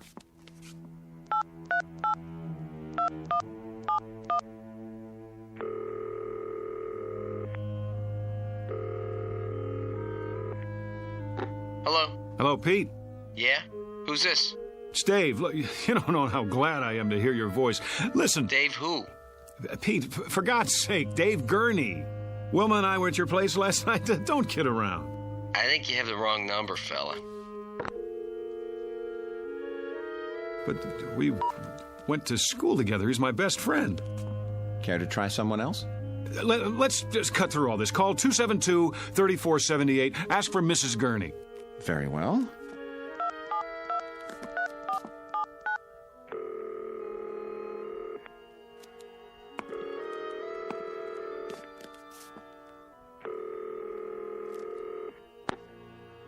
Yes? Who is it? I'd like to speak to Mrs. Gurney, please.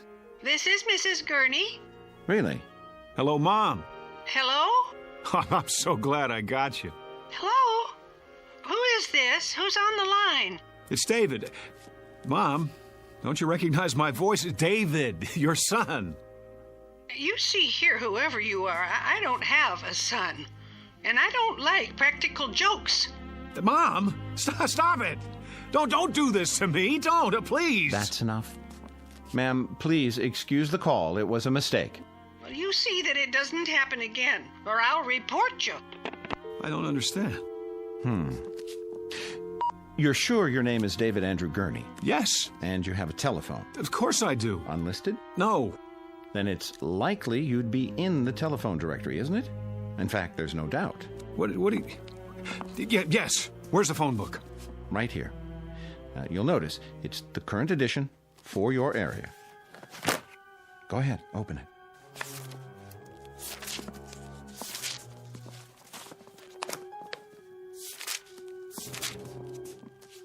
Gurney, Bertram J, 26837 Broadview, no. Elizabeth Y, 6578 Logan Street, Van Nuys. Well? It's not here. I believe that's called evidence. Now, are you ready to consider an alternative? But if I'm not David Gurney, then who am I? That's what we're going to find out. Now the real work begins. In other words, I'm crazy, just like the guy who thinks he's Jack the Ripper? That's what you're telling me? Well, let's say temporarily disoriented. It's not uncommon when one is under stress. I know it must be difficult to accept, but looking at it logically, could there be any other explanation? Sometime last night, you suffered a break, became confused, entered Miss Berenson's apartment. No, for some reason that's what you want me to believe, but it isn't true. Because in spite of everything, I know who I am. If I don't know that, I don't know anything. Oh, I was afraid of that. You know, I've been through this a great many times. Too many. And it's what I was trained to do, and I'm very good at it. Always ends up the same way. with the patient either returning to a normal productive life or entering into a lifetime of treatment. Why? Because they won't break? Hear me out. We're not playing around in here. I can give you a prescription for drugs, set up a schedule of visits, but it's maintenance, that's all. The bottom line is it's up to you. If you behave that way, you become that sort of animal. My name is David Gurney. I live at 2457 Lime Rock Avenue. Look out the window. You see all those people on the grounds walking back and forth? Some of them look normal enough, some of them look like zombies. But all of them are here for the long haul. It's such a waste of time, money, human lives. Don't do this. You're an intelligent, educated man. The system is what it is. You can't beat it. Take my advice. Learn to play ball right now, before it's too late. Or else... Not this way. What other way is there? I have to know. Do you understand? Either I am crazy, or somebody's gone to a lot of trouble to blot me out. Use your brain. Why would anyone want to blot you out? How should I know? What, the CIA? This is not a spy novel. Whoever or whatever it is, they can rig all the phone books in the world and they can pay off everybody who ever knew me, but there's one thing they can't do. They can't get inside my mind, and they can't think of everything. What do you mean? Something even Wilma doesn't know about. I just realized there's still one way to prove who I am. Well, I'll be happy to take it under consideration. Sure you will. Stand back. I'm going to make sure I get there first. Get away from the window. No, out of my way.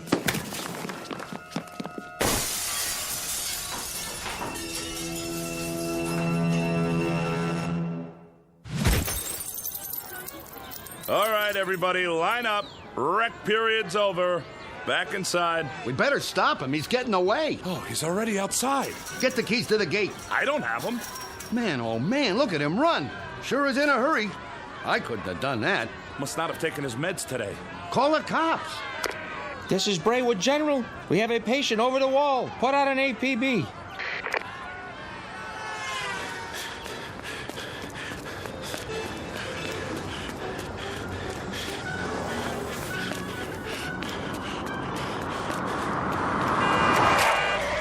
Hey, buddy, get out of the way. Give me a lift. Yeah, sure. I have to get out of here.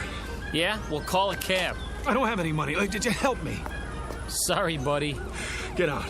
I need it. Get out. Hey, what are you doing? Then slide over. I'm in a hurry. Hey, look, man. I don't want any trouble, okay?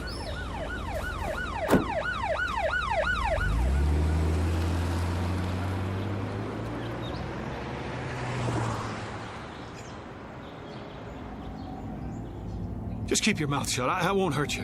Hey, who's after you? The cops? Huh? What'd you do? Nothing. That's just it. Nothing. And what are they chasing you for? Because I don't believe their lies. Oh, I get it. You're on the run, right? Is that it? Something like that. It's okay, man. I'll play ball. Just stay calm, okay? Turn right there. There's an alley. Oh, thanks, kid. Look, where do you want to go? Downtown L.A. You know how to get there from here? Sure, but don't take the freeway. Go the back streets. I'll show you.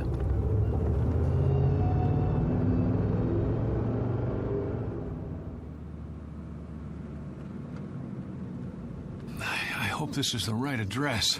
So, can I go now? Now, go on. I can handle it from here.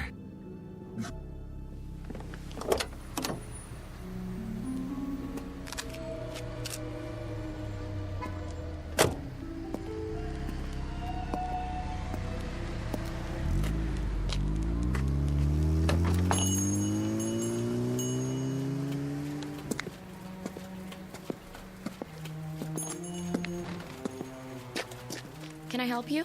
Oh, I sure hope so. This is the place where people pick up photos, right? Sure is. Good. I thought I got it right. You have a receipt? What? The receipt for the photo. Did someone take your picture? That's right. And he told you to come here? It was in Griffith Park with my wife. We were walking past the merry-go-round. It was last Sunday. A man came by with one of those big cameras. Dave, that man just took our picture. Beautiful shot, too. What are you doing? Here you go, folks. I didn't say you could do that. Oh, there's no obligation. Take this ticket to Photos R Us. Address is right on it. If you like the picture, it won't cost you an arm and a leg. 8x10s, wallet size, 3x5. He gave you a ticket. Yeah, but I don't have it with me. Then I can't help you. We have hundreds of proof prints. That's what I need. Proof. Hold on. I can almost see the number in my mind. 670. Yeah. That's it. 6708777. I remember because of the 4 sevens. Maybe your wife's got the ticket. No, she's forgotten about it. I was going to surprise her. Sunday, that would be the 14th. I'll check the files.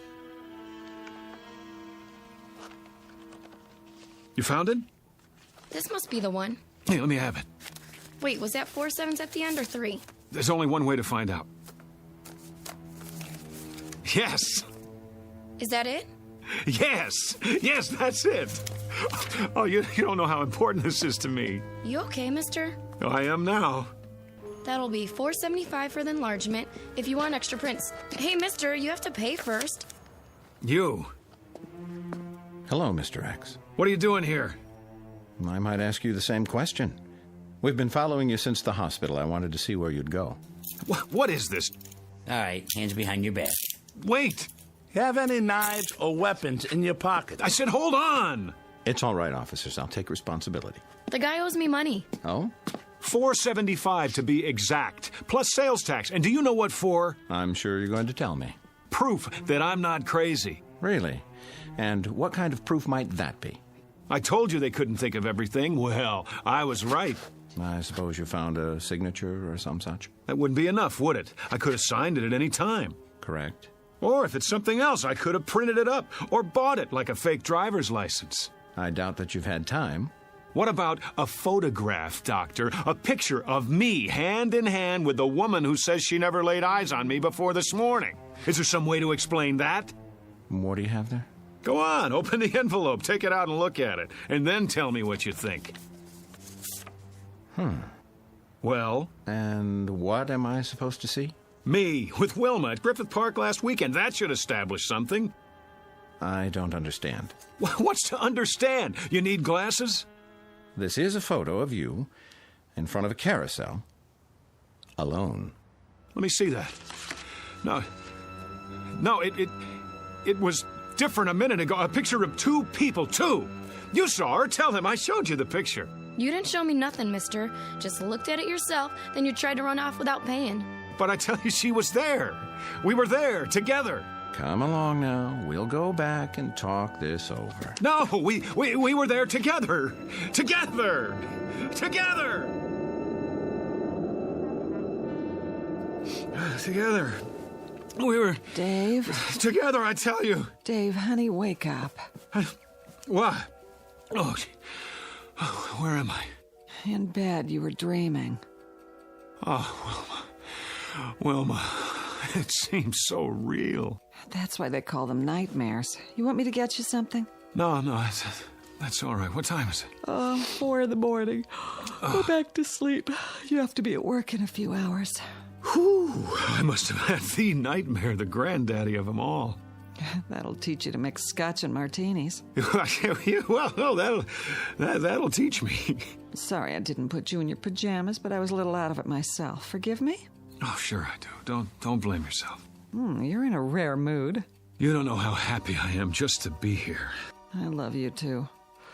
Oh, you better check the alarm. I'm not sure if I set it. I can't see. Now turn on the lamp.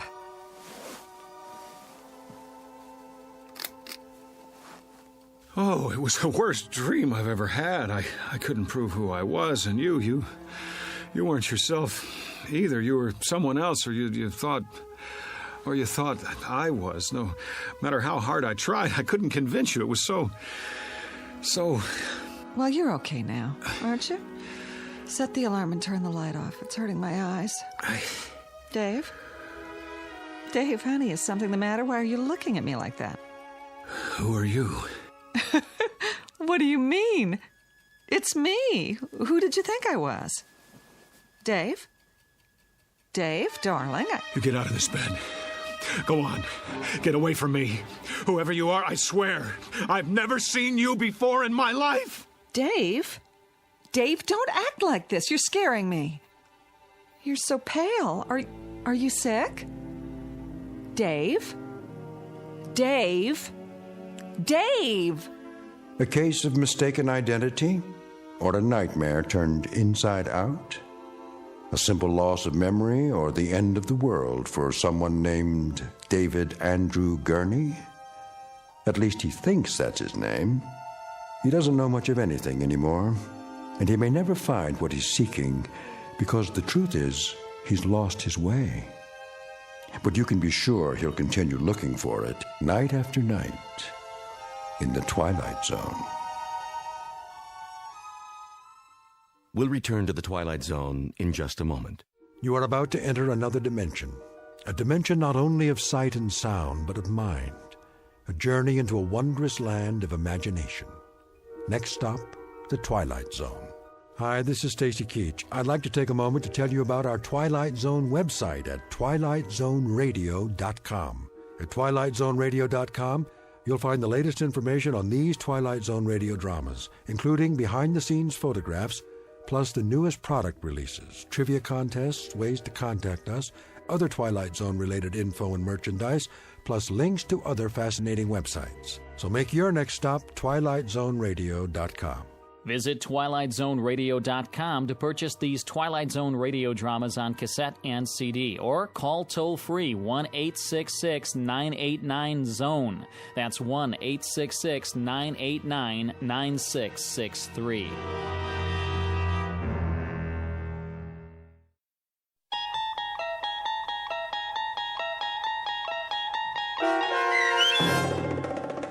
Person or Persons Unknown, starring John Schneider, with Stacy Keach as your narrator, was adapted for radio by Dennis Etchison and written for The Twilight Zone by Charles Beaumont.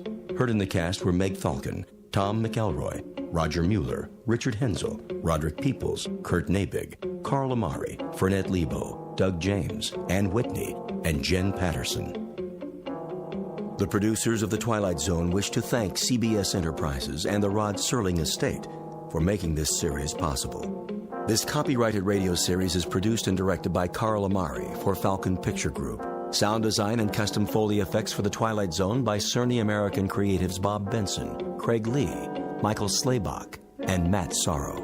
To learn more about the Twilight Zone radio dramas and to contact us, visit our official website at twilightzoneradio.com. Doug James speaking.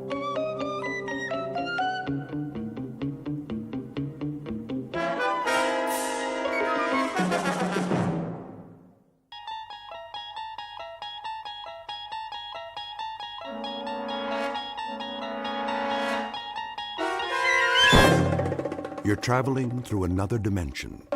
A dimension not only of sight and sound, but of mind. A journey into a wondrous land whose boundaries are those of imagination. Your next stop, the Twilight Zone.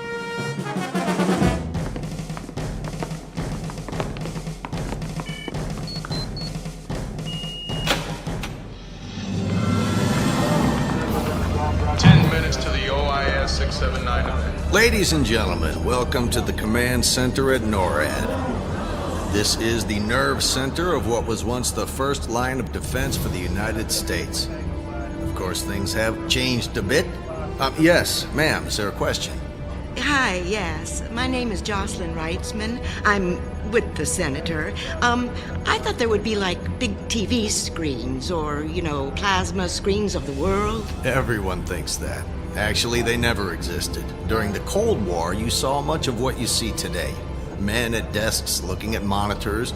Only today, well, they are plasma screens, but smaller. There was never a big board. So who would have seen the incoming missiles from Russia? Actually, multiple monitors would have shown that level of attack very clearly. And what do they do now? They watch the Weather Channel?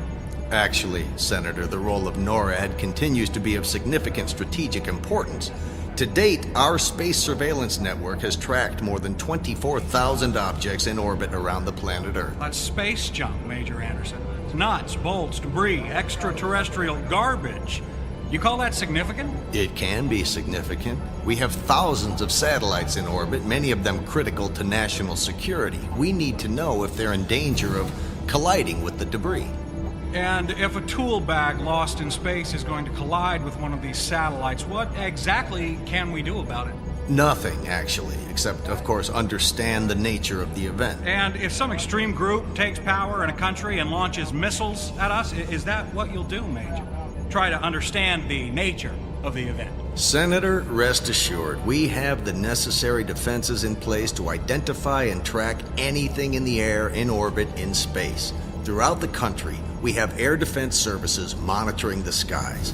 But if you think about it, the only way we can be sure of what it is and where it's coming from is to be able to differentiate it from the space junk. We are 1 minute to the OIS 679 event. Ah, that's great.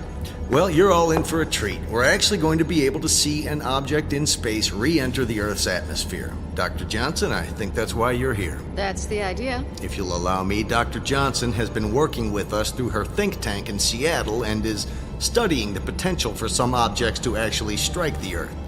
What's an OS-69? Good question. Doctor, would you do the honors? OIS, actually. Object in space. We don't call them UFOs. We know what they are. 678 is the number of objects of significant size that have re-entered the atmosphere. This next one will be 679. How big is this thing? Believe it or not, 100 pounds. Mostly lost tools from various shuttle missions. In fact, it may be that tool bag you mentioned earlier, Senator. You've got to be kidding. 10 seconds to OIS 679 event.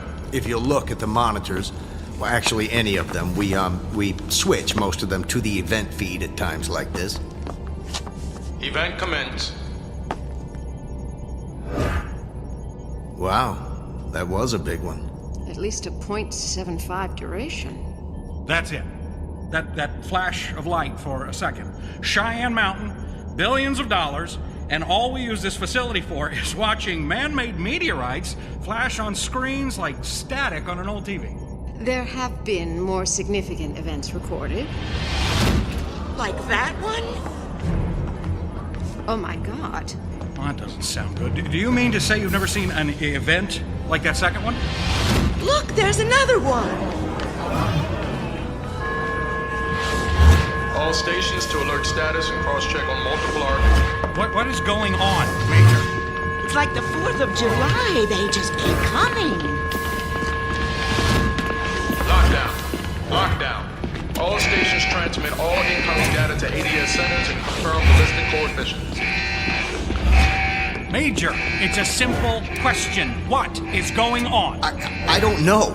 This has never happened before. I mean, it's Sunday. The commanding officer isn't here. I just do the tours. Can someone please tell me what's going on?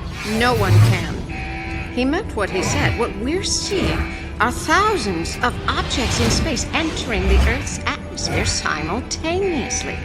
If this had happened before, we'd all know it. Are they asteroids?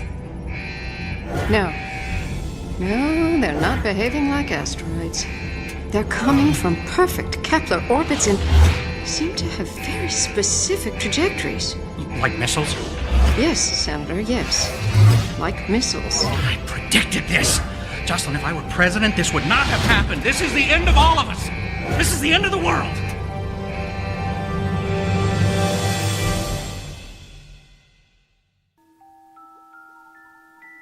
Meet Senator Jack Wrightsman. Charlatan, fraud, politician. A man with few principles who sees monsters in the closet and enemies in every backyard. He's on a mission to save the world with his own brand of truth. It's a truth he's about to uncover in a place where good and evil have taken a rest to bring something new to a familiar planet known as the Twilight Zone.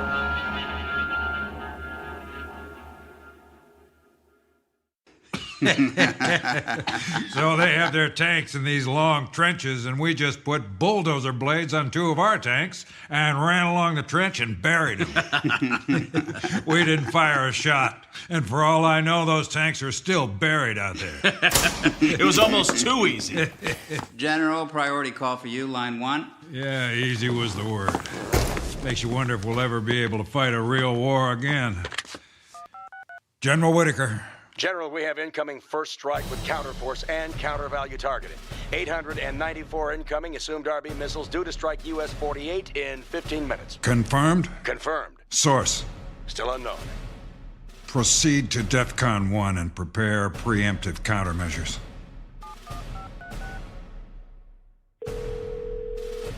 Yes, General Whitaker. Connect me with the President.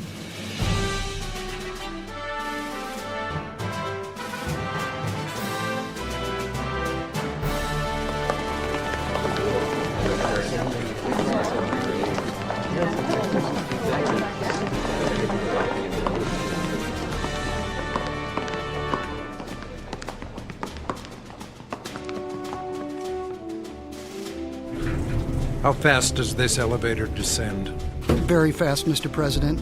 We'll be 1,000 feet below the White House in another 10 seconds. What do we know so far? The first U.S. impact is estimated to occur in 10 minutes. Who did this? Russia? China?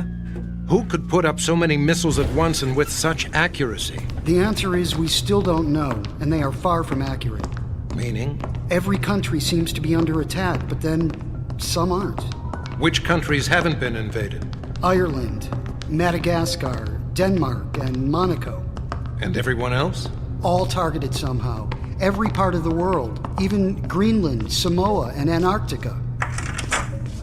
And is someone going to explain why this is happening? We have the Joint Chiefs of Staff, the CIA, and an expert on this subject on the phone who should be able to help. Dr. Anna Johnson. She's at Cheyenne Mountain right now. She's the top authority on objects in space and atmospheric re-entry. She's our best bet to sorting this out. In the next few minutes, I hope. Anna, you there? I'm here. Anna, this is the President. What can you tell us? There are now about 4,000 objects entering Earth's atmosphere with an angle of attack indicating non-ballistic re-entry with trajectories delivering impacts in the next 1 to 20 minutes across the globe. I was told 10 minutes. Anna, this is the Secretary of Defense. My information was 10 minutes to impact. That's correct. Or at least it was about 5 minutes ago. But now, some of them have sped up, some have slowed down, and some of them have stopped. Have any cities been hit? No. I mean, some of the objects just stopped. Stopped at various altitudes, some 20 miles above the surface of the Earth, and others just a couple of thousand feet from the surface. Mr. President, this is General Whitaker. What's your recommendation, General? Give me the order to shoot them down. Have any of them exploded? No, but some of them have landed. What was the size of the impact? No impact. They actually landed very gently. Where? Where exactly did they land? New York, Chicago, L.A.? Mr. President, I'm not requesting permission to retaliate, but please let us try to shoot them down while we have time. Anna, how many have stopped or landed so far? And how exactly do they stop in mid-air? About 600 of them have landed, and we don't know how they are doing any of this. Any major cities? Mr. President! Generals, stand down. I'm not going to blow up our cities shooting at things that aren't attacking us. Mr. President, the odd thing is they're not landing in cities. They're landing in places that are desolate and unoccupied. Mr. President, we have defensive and offensive capabilities hidden in places desolate and unoccupied across the country. And are any of these objects in those areas? No. Anna, what are these things? I'm not really sure. We have live video of some of them. I'm transmitting it to you now. They appear to be large cylinders about 300 feet in diameter and about 400 feet high. Most are flat on the top and bottom, but a few appear to have a blunt, conical top. Anna, what are they? The surface of the objects are pitted and streaked. No markings or other features are apparent. Wait a minute. It appears all of the remaining objects we're viewing are now moving in unison toward the surface. Mr. President, this is our last chance. Where are they heading, Anna? What cities are in danger? Only a small farm town. No major cities. One of them is landing in a farmer's field outside of a small town in Iowa. All the rest are landing in remote, deserted areas or in water. How many have landed now? Almost all of them. Whoa! Wait. Anna, you have to tell us what you see. Over areas of China, we're seeing significant explosions. The Chinese are trying to shoot them down. We have to join this fight, Mr. President. General, in case it hasn't occurred to you, this doesn't seem to be an attack launched by any nation on Earth. Speaking of which, Dr. Johnson, other than China, are any other nations taking defensive or offensive measures against the objects? It's hard to tell. No apparent use of nuclear weapons. Everything is in the form of conventional weapons. I don't think anyone else wants to blow themselves up. No surprise. Neither do we. General Whitaker, let's be safe. As chairman of the Joint Chiefs, get a team together fast and get some military supervision and security to every one of these objects. Do not attack without my orders. Alert FEMA. Evacuate the local civilian population as you see fit. We'll contact the diplomatic corps in case someone thinks this was our idea. Anna, have they all landed? Most. The rest are either hovering or underwater at points throughout the world. What do they want? They? John, do we have some idea where these came from? You said it yourself, sir. Anna, you're the expert. What do we have here? Without any additional evidence, I would guess this is a full-scale invasion of the planet Earth by an alien race with vastly superior intelligence and technology. Well then, let's get some more evidence and be sure. Until then, we take no chances and we take no offensive action. Look, if this is a visit from some life form from another planet, we need to know the answer to two fundamental questions. Are they good or are they bad? I'm afraid it's one or the other, but let's be sure before we make what could be a bad situation worse. And if they attack us? General, if they attack, the order is to defend us. But only if they attack. Understood. Mr. President, if they are here for the good of mankind, I would like to be the first to welcome them. Who is that? This is a secure line. I'm sorry, it's Senator Reitzman. He's here at Cheyenne Mountain. What the? Mr. President, I'm here, and I witnessed this event as it happened. I can lead the diplomatic team that welcomes our guests. Senator, I would appreciate it if you and everyone else stayed in Cheyenne Mountain until we better understand this situation. Oh, no, you are not getting all the glory on this one. We get equal time. This is bigger than you and your party. Senator, the President is the Commander-in-Chief and you will do what you are told. Fine. But someday, I am getting out of this mountain prison, and if this thing blows up on you guys, I am telling the world that I could have been the hand that extended peace to our new neighbors. You may get your chance, Senator, but until we understand the situation better, you will remain at Cheyenne Mountain. Anna, do you see any objects headed for Washington, D.C.? No. The closest is about 100 miles away, landing in a swamp in Virginia. We're monitoring the object via satellite. Wait a minute. The swamp is drying up. The object appears to be consuming all the water. Mr. President, it's obvious what they're here to do. They want to take all our natural resources. They'll leave us a desert planet, and we'll all be dead in days. We have to act. Anna, are any of the other objects consuming water or any other resources? No, just this one. Maybe they were thirsty. And who is that? Sorry. It's the Senator's wife. The room is secure now. I don't know how they got in. Dr. Johnson, I need you to go to one of these landing sites. Take whatever and whoever you need and see if you can get some answers. Understood. General Whitaker. Yes, sir. I need to hear from you immediately if these things make any offensive maneuvers. Don't fire until I give the order. I don't want to escalate this situation because a swamp or two has lost some water. And if they attack my troops? Return fire. Now, let's get to work.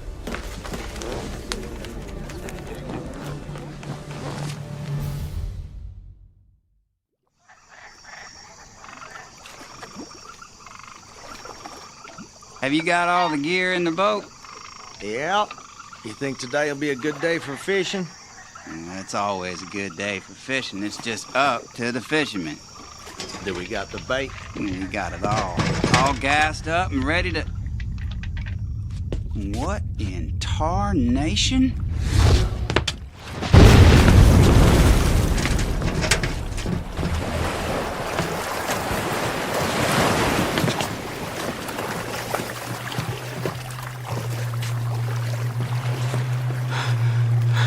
You okay, Jimmy? Yeah, I'm all right. Where did that come from? It just fell out of the sky. What is it? Looks like a giant tin can. Tin cans don't fall out of the sky, Bobby. It's on your property, Jimmy. You own it now. I own it? Well, what the hell am I supposed to do with it? Kinda looks like an oversized oil drum. Maybe we should call the sheriff. Oh, what's he gonna do, Bobby? But the same thing we're doing, just sit here and stare at it. I don't like this, Jimmy. We ought to get out of here. Yeah, maybe right. Hey, let's give it a minute. I want to see if something happens. I don't think anyone could move that thing. You're gonna have it sticking out of your lake from now on, man. Gonna ruin the fishing. Just be quiet, I'm thinking. You know, a lot of people would pay good money to see something like this. Yeah? Yeah, I suppose they would. You know, we could charge admission. That big field on the old road, heck, you could park a few hundred cars. At $10 a head, that's a couple of grand a day. Let them take all the pictures they want, and then, hey, you know what? We could even have a concession stand. Heck, with the money we're gonna make, we'll open a restaurant. And a big deck where you can eat and look at the thing. Let's go.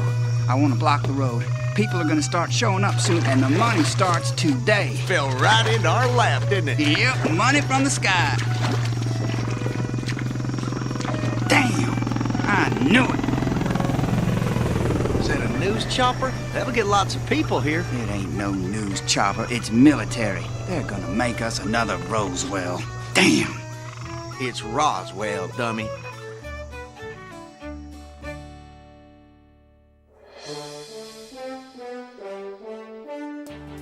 We interrupt this broadcast to bring you a special report. Good evening. What you are about to see may be the most incredible occurrence in the history of humanity. Across the globe, thousands of large cylindrical objects have landed on the surface of the Earth. Others are reported to be hovering over the planet's surface, and an undetermined number below the surface of the Earth's oceans, lakes, and rivers. The reaction across the globe can best be described as a mixture of shock, fear, and for some people, hope.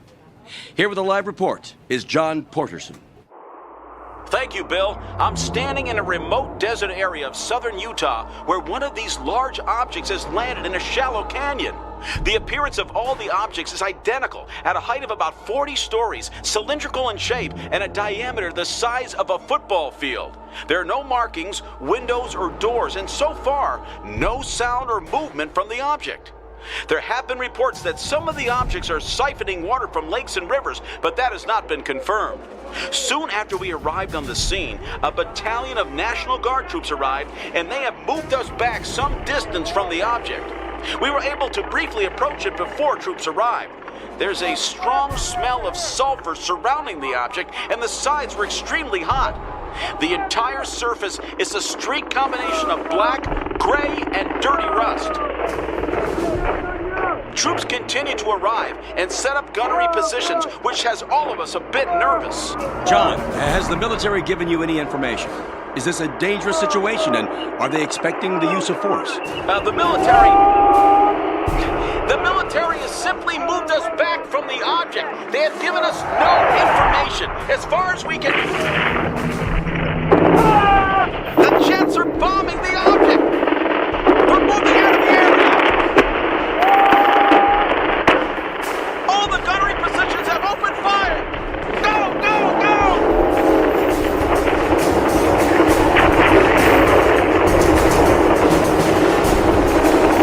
There doesn't seem to be any movement or return fire from the object! We're all getting out of the...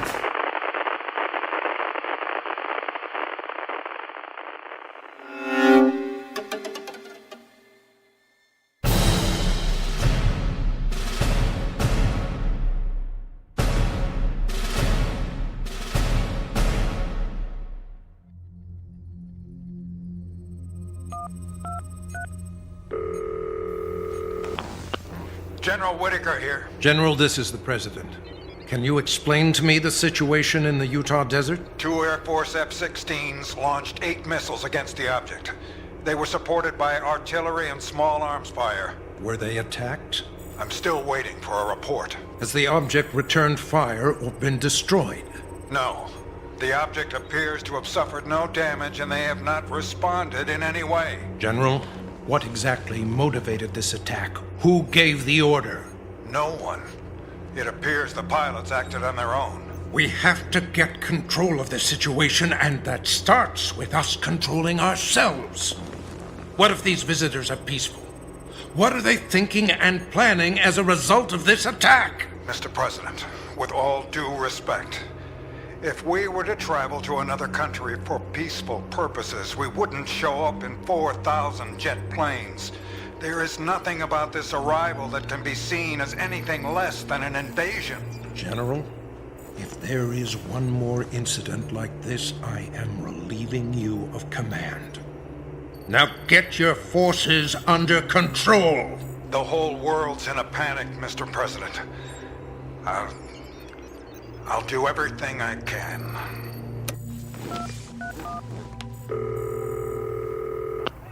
Position 43? Bob, is that you? Yes, Mr. Secretary. Has Dr. Johnson made any progress? I'll patch you through.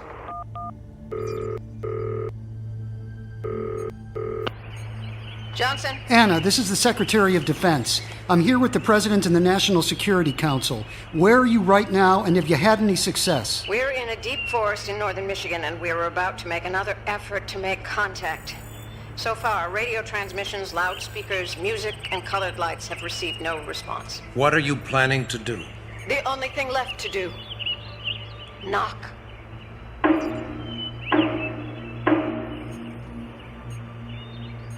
Try it again.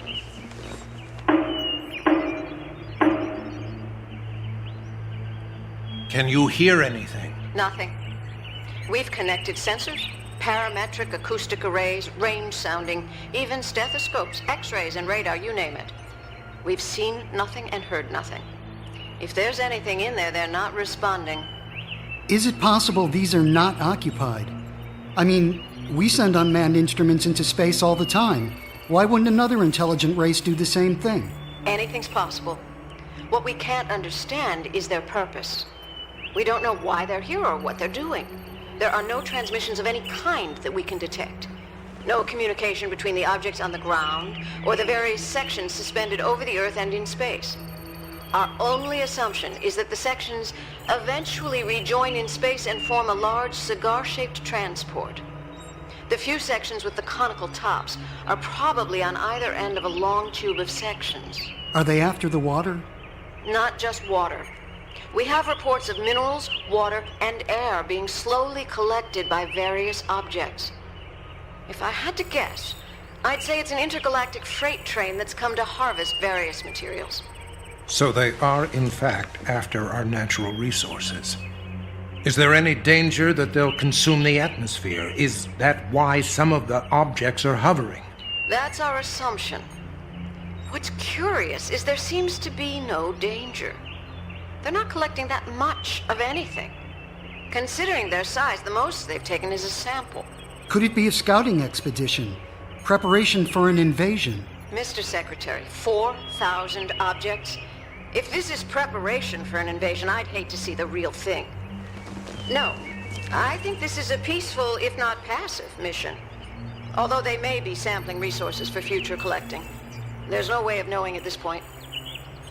Keep trying, Doctor. We need some answers. Things are getting out of hand. What do you mean? The military.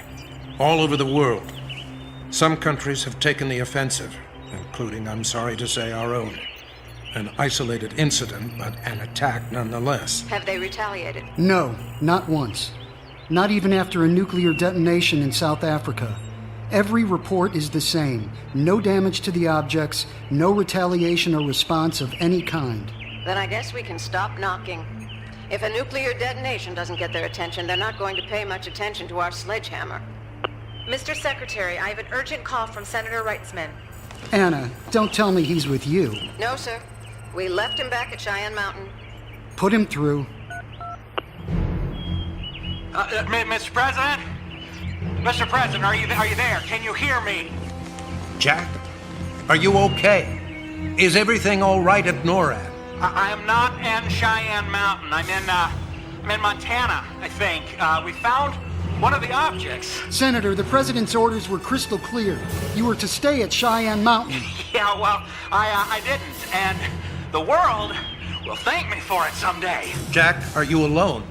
No, my wife is here, and a lieutenant who I ordered to fly us here in his chopper. We need cameras, Mr. President, the news media, the world has to see this. Senator, the world has been staring at pictures of these objects for almost 2 days now. Believe me, yours is no different. Well, that is where you're wrong.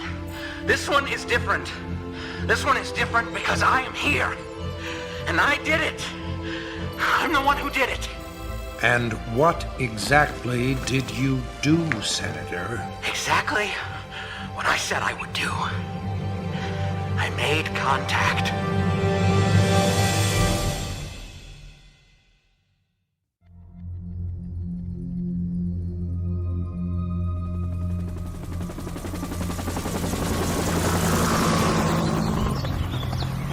This is Tom Hillridge reporting from southern Montana. In an amazing turn of events, Senator Jack Wrightsman claims to have successfully made contact with what are believed to be a highly advanced form of life from another planet. This is the first time anyone on Earth has succeeded. Accompanied by his wife Jocelyn, the senator will read a statement he has prepared to reassure the visitors that we can coexist in peace and mutual trade.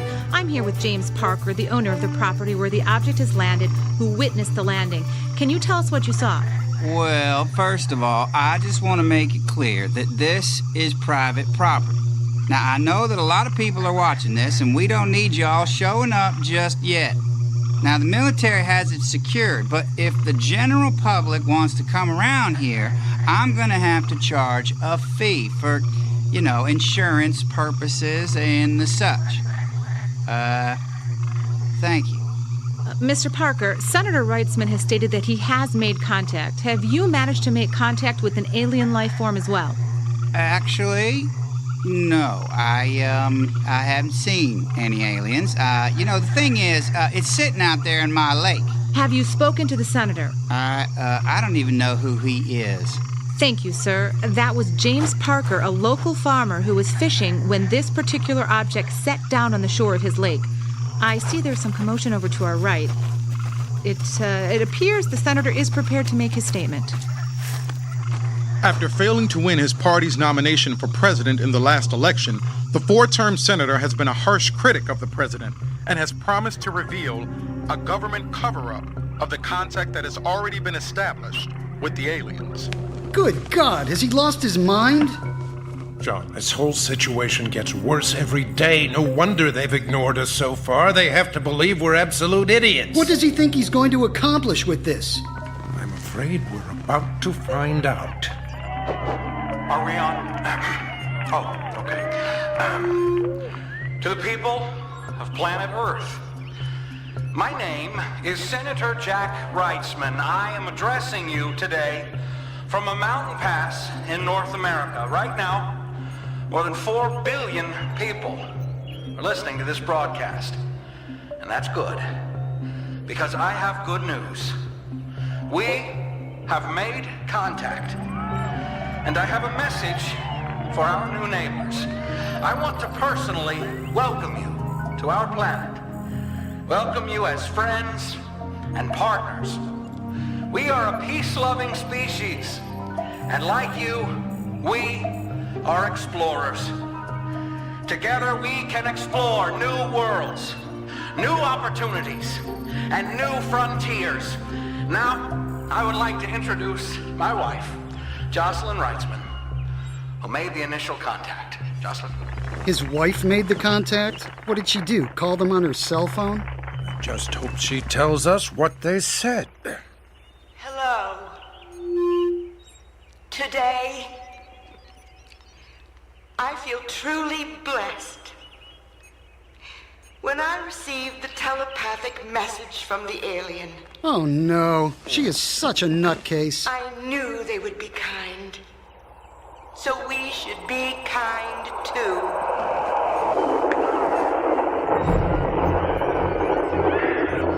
Are you getting that? Are you getting that? The ship is leaving! The entire thing is rising into the air!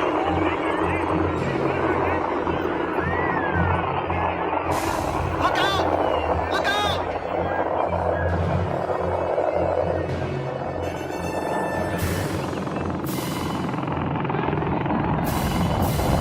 This is Tom Hillridge reporting. The object that has occupied this spot in the Rocky Mountains for the last 3 days has taken off and is rising high into the atmosphere. All that's left is a deep impression in the ground. It was pandemonium here for a moment, but people are settling down and most are watching the object rise into the sky and wait a minute, on the horizon I can see another object rising up as well. Wow, what's that? Yes, I see it. To the east of us, there's another object rising at a greater distance. Senator, do you think they heard you? Did they get the message? Not only did they get the message, but I'm convinced that it's what they came to hear. That's why they're leaving. That is what they wanted, and I delivered.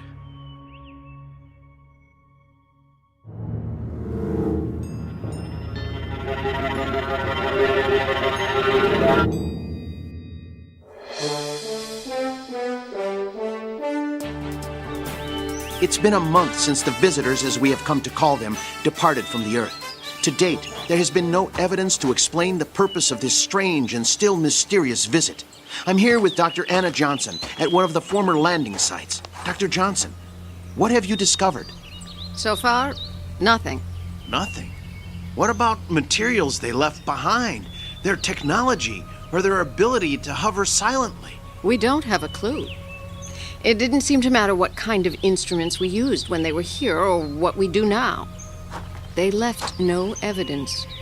We don't know how or why they traveled here or anything about their technology. Many people are claiming that there is a pattern in their landing sites and that we simply haven't decoded the hidden message yet. We have many specialists trying to determine why they landed where they did, and all we can conclude is that it's a totally random pattern, although they seem to avoid areas where their landing would cause any harm to people. So no one was injured? Not as a result of any of the objects. Unfortunately, we do have reports of more than 800,000 fatalities worldwide due to various and assorted actions taken by governments and the military. Senator Reitzman has announced his candidacy for president and continues to claim he was responsible for the departure of the visitors. What did he say that resonated with them? I'm sorry, but objects across the world were departing up to 20 minutes before the senator said a word. And the claims his wife has made about a telepathic message? That's her claim. No one else anywhere had a similar experience, although some people are beginning to come out of the woodwork to claim they did. Do you think they'll be back? It's quite possible. I mean, they obviously know where we are. And which will it be? Invasion or new alliance? Quite frankly, I'd settle for either one. Unfortunately, I think if they do return, we're in for more of the same. Which is? Nothing. They didn't even seem to care that we existed. To put it bluntly, they came, they saw, they left.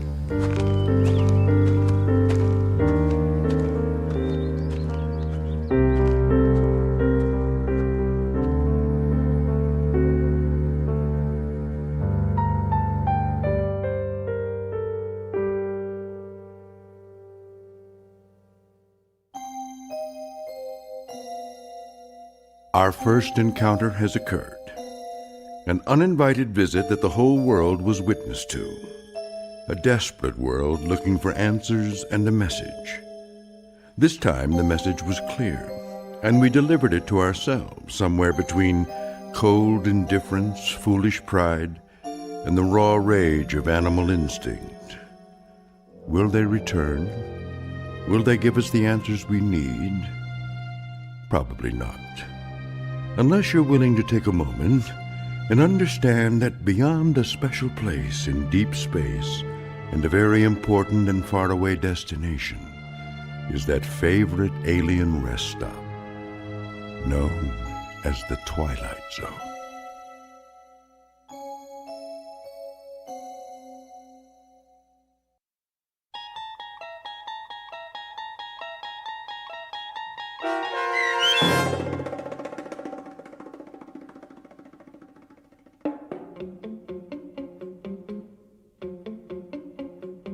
Rest Stop, starring Brandon Eales with Stacy Keach as your narrator, was written for The Twilight Zone by Steve Newby. Heard in the cast were Christian Stolte, Danny Goldring, Linda Reiter, Frenette Lebo, Torrio Davis, Jeff Lupitan, Jim McCants, Lisa Wolfe, Jamie Barron, Sean Cooper, Doug James, and Joby Cerny. The producers of The Twilight Zone wish to thank CBS Enterprises and the Rod Serling Estate for making this series possible. This copyrighted radio series is produced and directed by Carl Amari for Falcon Picture Group.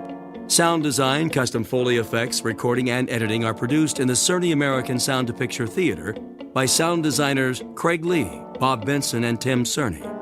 Music for The Twilight Zone is provided by CBS and American Music Incorporated, New York. To learn more about the Twilight Zone radio dramas and to download episodes, including 6 free episodes on our homepage, visit our official website at twilightzoneradio.com. Doug James speaking.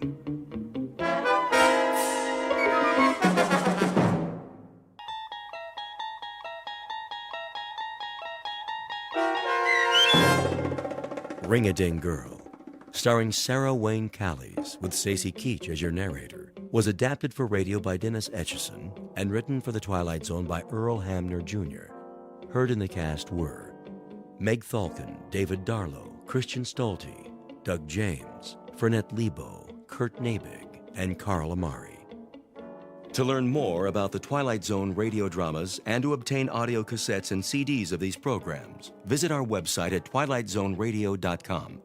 The producers of The Twilight Zone wish to thank CBS Enterprises, Carol Serling, Dennis Etchison, Dick Brescia Associates, Claire Simon Casting, Terry Jennings, XM Satellite Radio, the American Forces Radio and Television Service, Sirius Satellite Radio, our sponsors, and our radio affiliates for helping make this series possible. This copyrighted radio series is produced and directed by Carl Amari and Roger Wolski for Falcon Picture Group. Doug James speaking.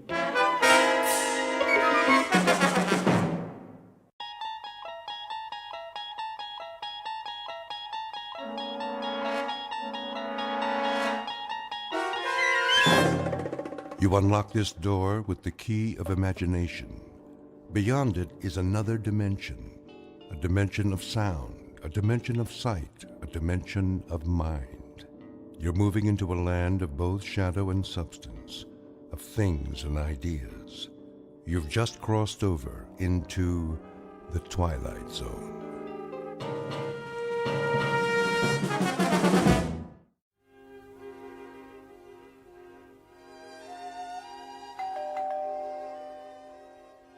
Cece? Yes? Get that, will you? Right away. Just a minute.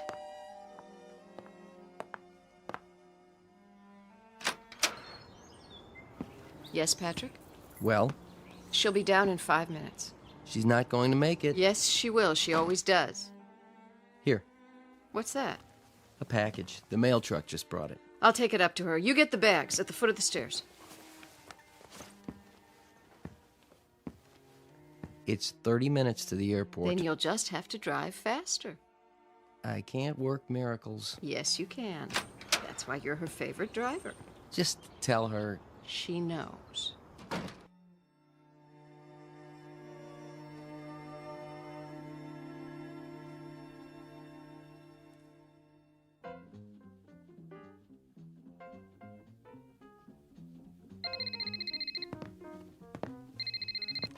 Ring-a-ding girl.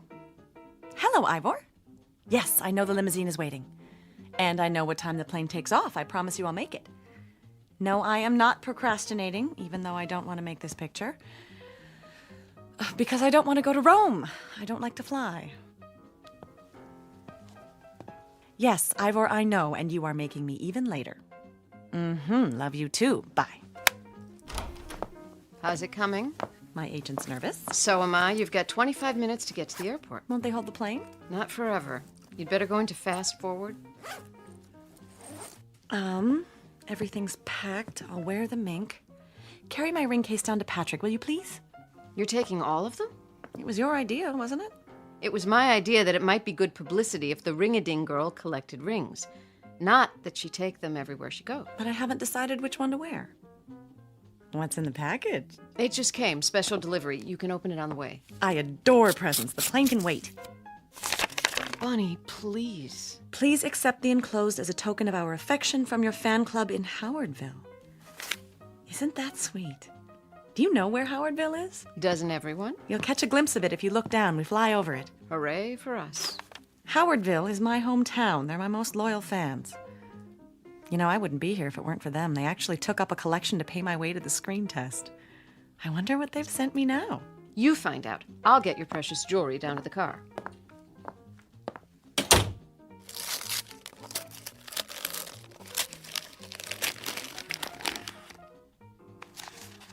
Oh, look, such a big ring. I hope it didn't cost them a fortune. What's in the stone? A picture? How did they do that? Bunny, this is your sister. Come home, Bunny. Please, I need you. Come home right now.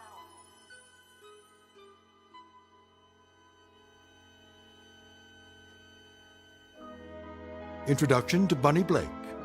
Occupation, film actress. Residence, Hollywood, California. Or anywhere in the world the cameras happen to be rolling. Miss Blake is a beautiful and extremely public figure. What she wears, eats, says, even thinks is news. But underneath the glamour, the makeup, the publicity, is a flesh and blood person. One who has just been handed the role of a lifetime. Because on the way to her next shoot, she will take an unscheduled side trip to a location in the Twilight Zone. And now, The Twilight Zone and our story, Ring-a-Ding Girl, starring Sarah Wayne Callies, with Stacy Keach as your narrator.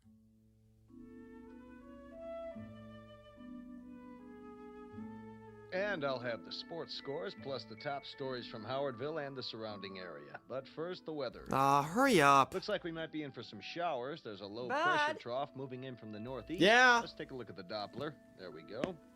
That high pressure Bud. front is moving in, bringing Yes, with it I some high said. altitude precipitation. I need the No picnic storm basket from the advisory yet, but cellar. Stay tuned throughout the day for updates every 23 Soon as he minutes. gives the scores. For all you folks in the southern part of the county, the annual picnic and fundraiser is happening this afternoon. Bud, better carry an umbrella just Now, to be on the safe. Buster, I'm packing the sandwiches just as soon as I finish vacuuming. The news guy said it's gonna rain. I know he did. So does the radio. But just in the northern part of the county. Now, get me that picnic basket. Did you clean your room? Not yet. Then get a move on. I'm going. Did you mow the lawn yet? Oh, Mom. We had an agreement. You want your allowance, don't you? Yes, ma'am. Then let me hear that lawnmower. Okay. Thank you. Would you plug in the vacuum cleaner cord for me, please? Isn't there a law against child labor in this state? Now, young man.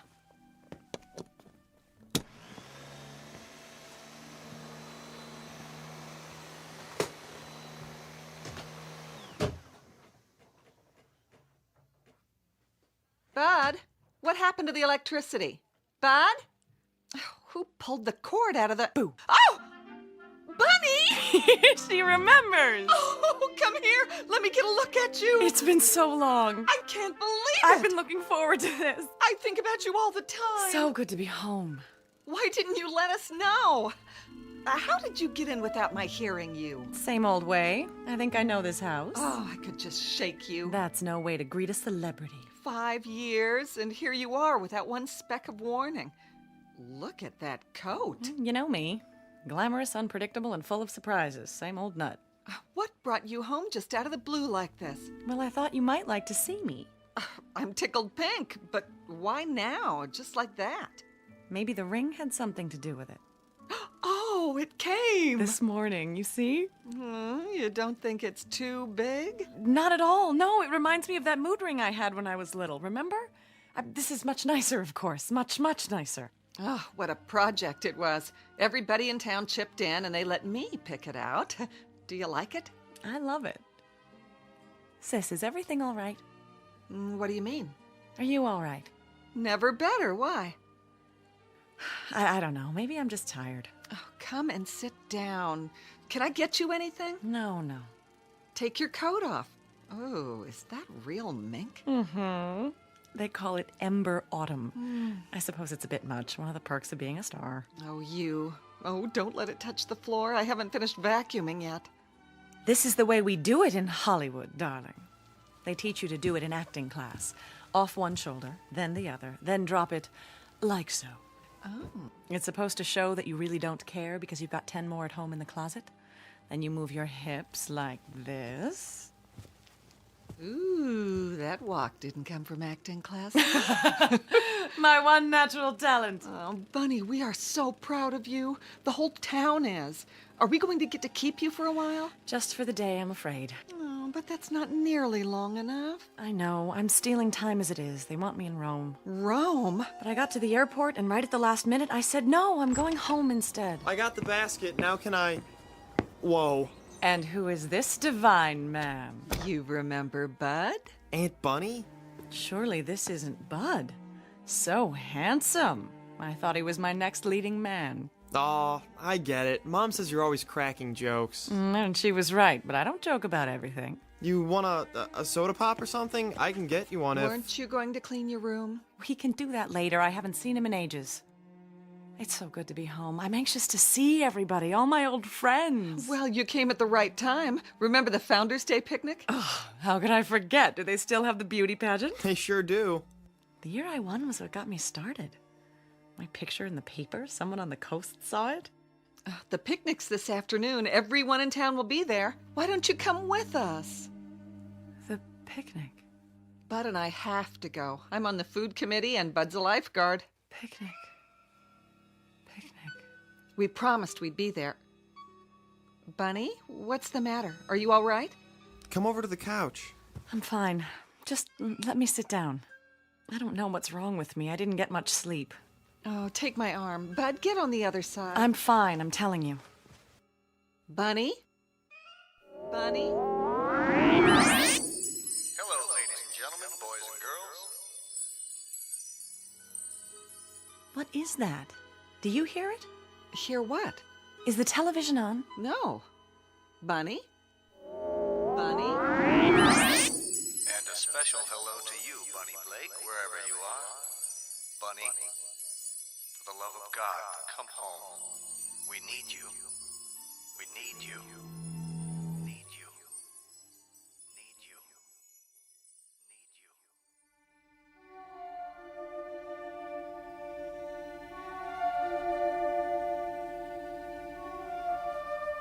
you. You're pale. You look like you're going to faint.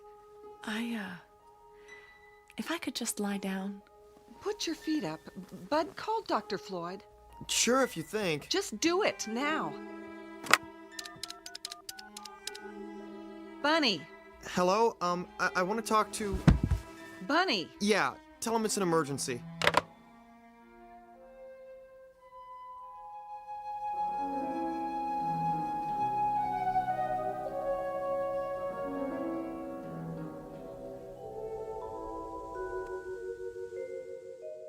And open. There. Well, what's the verdict? Will I live or will I die? Temperature's normal. Pulse is strong enough. You do seem a little tired. I played a nurse once in a movie. Doctor reminded me of you. The gruff but kindly old family physician. I saw it. The medical profession should have sued. Stay off your feet a while longer. Oh, please, don't you get it? I was faking. About being sick, I mean. I just wanted to see you. I'm flattered.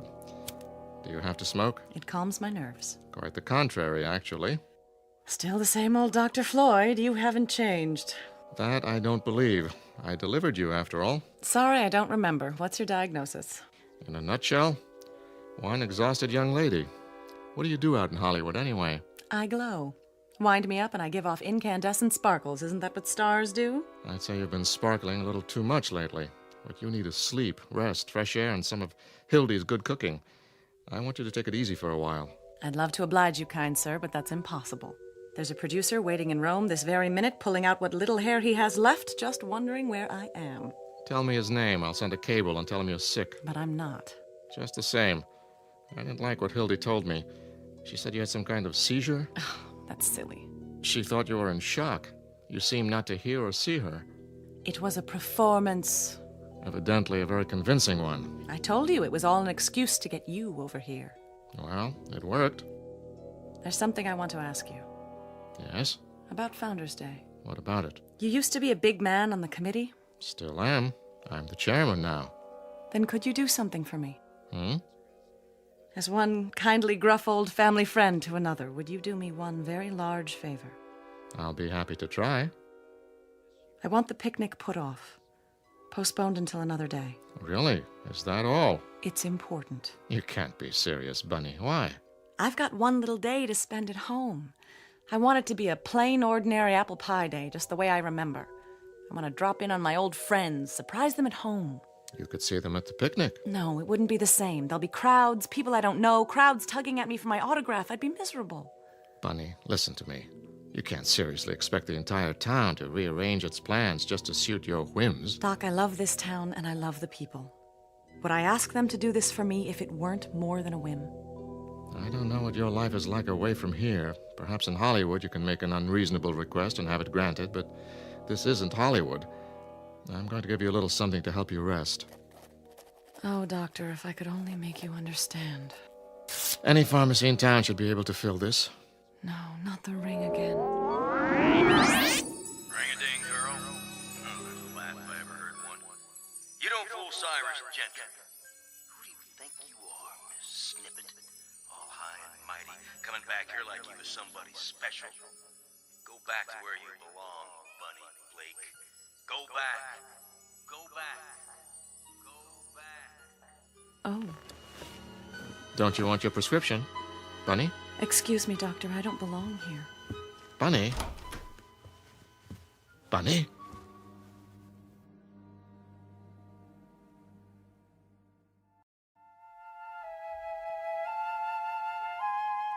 Hildy, can you come here? Yes, Doctor. How is the patient? Where is the patient? She went upstairs. She did? Very agitated all of a sudden. The look on her face. Hildy, what's upsetting your sister? I wish I knew. She seems to be under a severe strain and acting quite irrationally. I know. I'm delighted to see her, of course, but to fly here like this without so much as a call? There's something downright odd about it. I want you to get this filled. Some pills to relax her. Keep her as quiet as possible. And by no means let her go to Rome. At least not right away. I'll try, but she's always had her own mind. It may be just fatigue, but then again... Should I be worried? It's too soon to say. For now, let's keep an eye on her. Thank you, Doctor. I'll do my best. Call me if you need me. I will. Thank you so much for stopping by.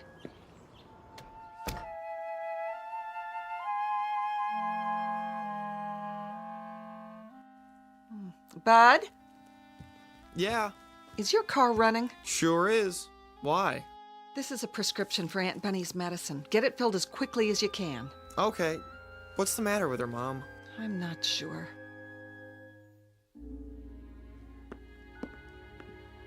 Not one single solitary thing is the matter, Hildy. I could have told you that. I'm really shocked at how old Dr. Floyd's getting. I think that sweet old man ought to put himself out to pasture, don't you? He thinks you ought to get some rest. Does he? Well, I'm not the least bit tired. He's the one that needs rest, poor dear. Did you see the way his hands tremble? Nevertheless, he left a prescription for you. Something to help you relax. Bud's going to go get it. Meanwhile, why don't you just lie down and take it easy? I can make us something while we wait. You mean stay here? I can just hear what people will say. Bunny didn't bother to see any of her old friends. She's so stuck up now that she's a movie star. No one will say that. I'll explain that you didn't feel well. Bobby Woodson used to be my best friend. I've just got to see her. There'll be time. And Ben Braden. You remember that excruciating crush he had on me? What happened to Ben? Still here. He runs the television station. Oh. Does the news and all the local shows. And the sports, too. I could have married that old boy. Did you know that? I've got a good mind to walk in and surprise him. I really don't think you should leave the house today, honey. Oh, you don't? Well, I can't stand being cooped up. Sometimes I get that closed-in feeling at my house in California. I get that, too. You know what I do? I take off every stitch of clothes and I jump into the pool and swim like a fish. You do? Bud, why don't you go get that prescription now? Remember when we used to skinny dip at the old swimming hole? It must be very interesting for your neighbors. Nobody's complained yet. I'll bet. But I have an idea. You want to go for a walk and say hello to some people? The doctor said you need to rest. He also said I need fresh air. Oh, at least wait till Bud gets back from the drugstore with your medicine. Got a better idea. I'll ride to the drugstore with him. What do you say, Bud? Well, sure, I guess. I don't think... What could be more restful than a little ride? Unless you're one of those drag racers, are you? Not me. I am. You ought to see me on the Hollywood freeway. Once, I got up to 105, and this divine cop flagged me down and said, "Where's the fire, lady?" I mean, he actually said that. Well, I said, "Sugar, I'm late for work, and the studio's gonna suspend me if I'm late one more time." Bunny. It ended up with Dollface giving me a police escort right to the studio gate. I even had dinner with him a couple of times. Till I found out he was married. You did? Well, you going with me, or are we gonna stand here talking all day? Heck no. I mean, yes. I mean... But the picnic! You worry too much, Hildy. We'll be back in plenty of time, I promise. Want your coat? Why, thank you, kind sir. Let me get the door. Well, what do you know? That's a real ring-a-ding sky.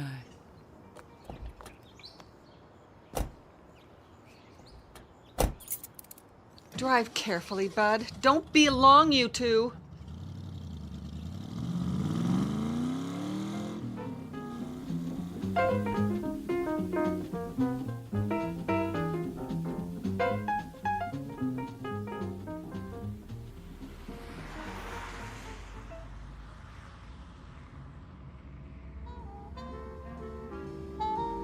Well, what do you think, Aunt Bunny?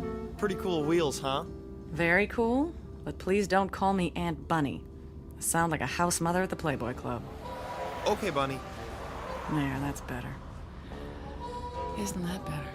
Must be pretty boring for you. I wouldn't say that. Compared to Hollywood and everything, you know a lot of movie stars. A few. What are they like? Which ones? Oh, I don't know. You go to parties and all that stuff? Not very often. Mostly I stay home, study my lines, and go to bed. You do? I have to get up early when I'm on a picture. Do you have one of those...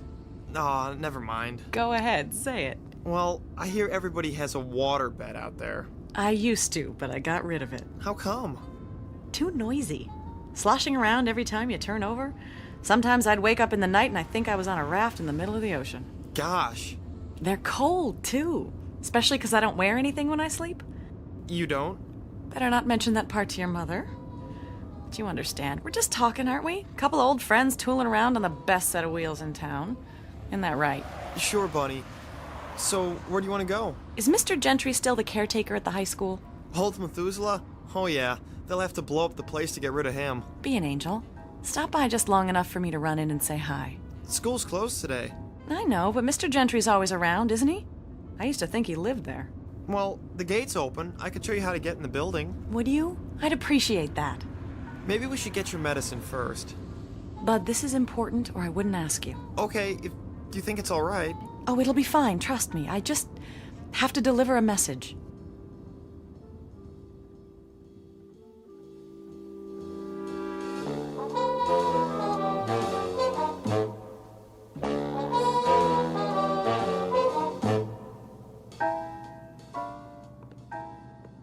Mr. Gentry? Are you in here, Mr. Who's there? Dang kids. Mr. Gentry, remember me? Barbara Blake. That you? It's me. How are you? I'm kicking pretty high for an old man. So you finally came back. Get your fill of Hollywood, did you? No, I like it there. It's not what you think. Isn't it? We read all about the hijinks you get into. Can't say I'd be proud of it. I don't know what you mean, Mr. Gentry. It's just a town like any other. What brings you back here, Barbara? I'm not sure. It was an impulse. You picked a time.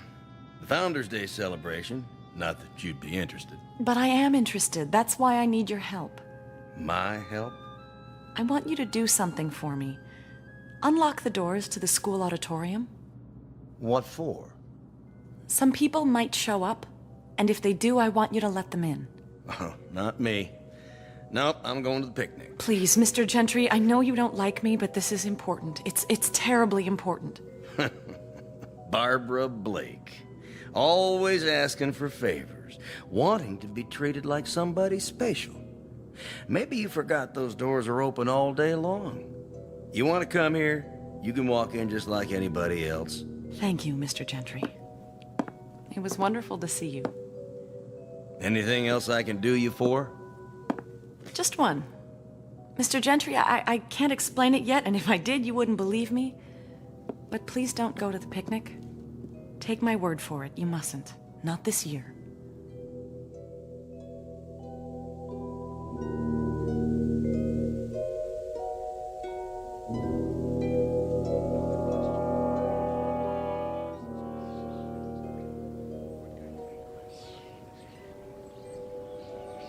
Well, how does the old town look? So good, I wonder why I ever left. Why did you leave, I mean? Oh, I guess I could have stayed and done Blythe's Spirit in the little theater and played an angel in the church pageant at Christmas time, but I was too ambitious. Too talented, you mean? Oh, I don't know if it was that.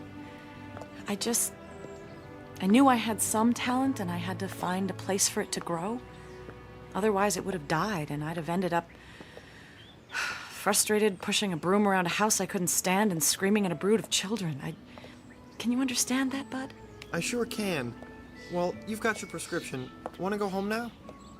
Wait. What's the matter?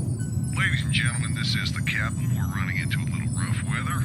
Fasten your seatbelts, please. It might get a little bumpy up here. Bunny, something wrong with your ring? What? Oh. Oh, no, nothing at all. It's just the way it catches the light. Sometimes I think I see a picture in it. Yeah. Do you want to go home? Is the television station still on this street? Uh-huh. Right over there. Wait for me, will you, Bud? I'll be right back.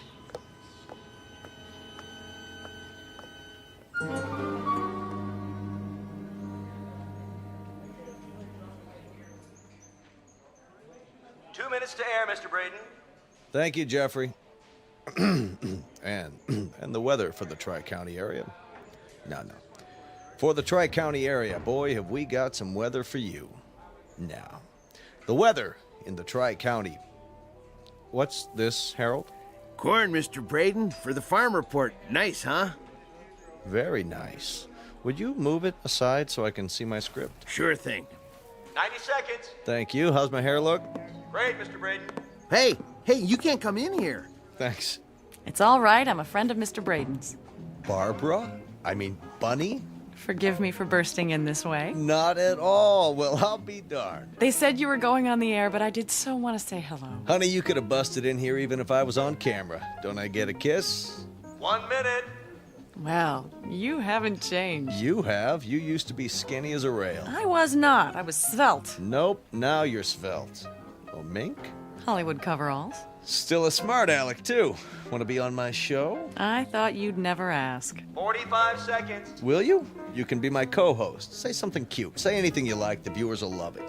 As a matter of fact, that's exactly what I had in mind. I wanted to make an announcement. Oh, yeah? Got a new movie to plug? No, not at all. More along the lines of a public service announcement. Sounds worthwhile. I hope so. Because I have a feeling this one might be a matter of life and death.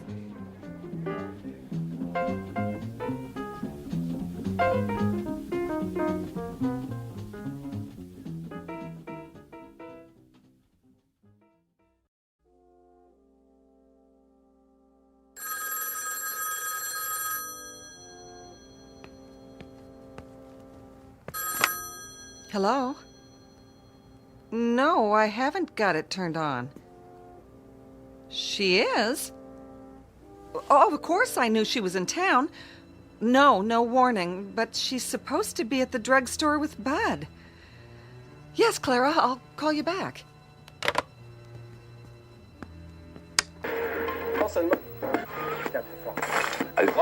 Yes, Ben, you can't imagine how happy I am to be back in Howardville. It hasn't changed a bit, and I mean that in a good way. What in the world? Will you be with us for a nice long visit this time, buddy? Unfortunately, I have to leave tonight. Work calls. Oh, a new picture? I'm starting one in Rome. That sounds exciting. Yes, it's a wonderful script. I'm looking forward to it. Everyone in town has been following your career. I'm sure a lot of your old friends would like to see you. Well, but they can if they really want to. Are you kidding? You know that one-woman show I did in Las Vegas last winter? We read all about it. Well, I'm giving a special performance this afternoon in the high school auditorium. And I hope everyone in town will come. As my guest, of course. Wow, did you hear that, ladies and gentlemen? It's my way of giving back to the community. You know, everyone here has always been so supportive of me. This is just a little token of my appreciation. Oops, I think we've got a conflict here. The Founders Day picnic starts at 3 o'clock. You remember what a big event that always is. I know, but I'm afraid it just has to be today. All I can say is that you'll have a choice of coming to see me at 3 o'clock, or going over to Riverside Park and getting hit by... By? a bunch of ants. You heard it here, folks. Well, Bunny, thank you so much for stopping by.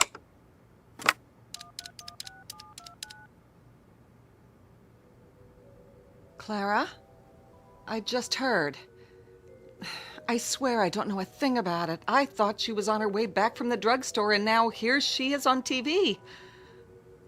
Why, I don't know which one I'll go to. They'll expect me at the picnic. The way I feel now, I'd be too embarrassed to show my face anywhere. Oh, here they are now. I'll call you back.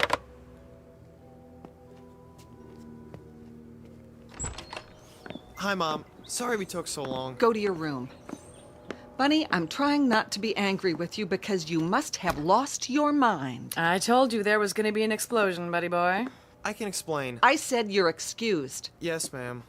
It wasn't his fault. This is nothing to joke about. People are calling here. And what do they say? They're confused. They don't know whether to go to the picnic or this, whatever it is you're putting on at the school. I can understand that, but... What are you trying to do? I owe this town, Hildy. It's just my way of paying back a debt. It doesn't look that way. It looks like you're a show-off. A big celebrity who's trying to impress a lot of small-town hicks. That's not it at all. Then what is it? Sis, let's not fight. I can't condone what you're doing, Bunny, and I won't be a part of it. Bud and I will be at the picnic. Oh, Hildy, you don't understand. No. Not the ring. Is that Howardville down there? That's it. That fly speck next to the river. That's what you wanted to go home to? Forget it, Bunny. We don't have time.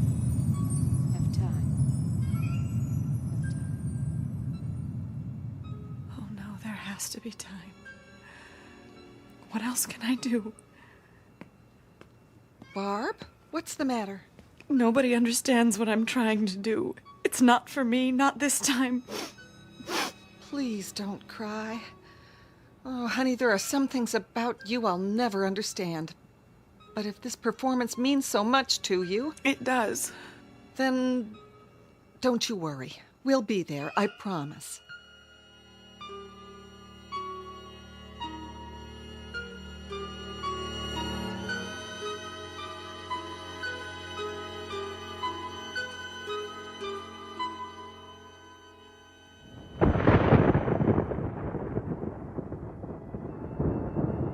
Time to go. We're late. Don't worry. One thing's for sure. They can't start the show till I get there. Ooh, better take an umbrella. Thanks. Bud, we're waiting. I can't find my blue tie. Then wear another one. We're late as it is. You'd better fire your weatherman. Now, Bud. Coming. The streets will be a fright. Remember how we used to lie in our beds on rainy nights and talk to each other when we were kids? Oh, it was fun, wasn't it? Being kids. It was special. I'll never forget it. It's raining really heavy. Well, we'll just have to brave it. I have an audience waiting. Oh, we need raincoats. They're in the hall closet. You wear one. I'm going in style. That fur'll get all ruined. Don't worry about me. Help me on with it, will you? Your ring looks really pretty. Thank you, bud.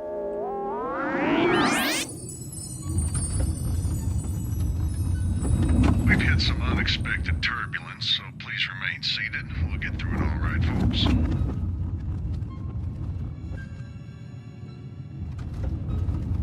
Getting kind of rough. Don't worry, Cece. It was meant to be. You aren't scared at all, are you? Why should I be?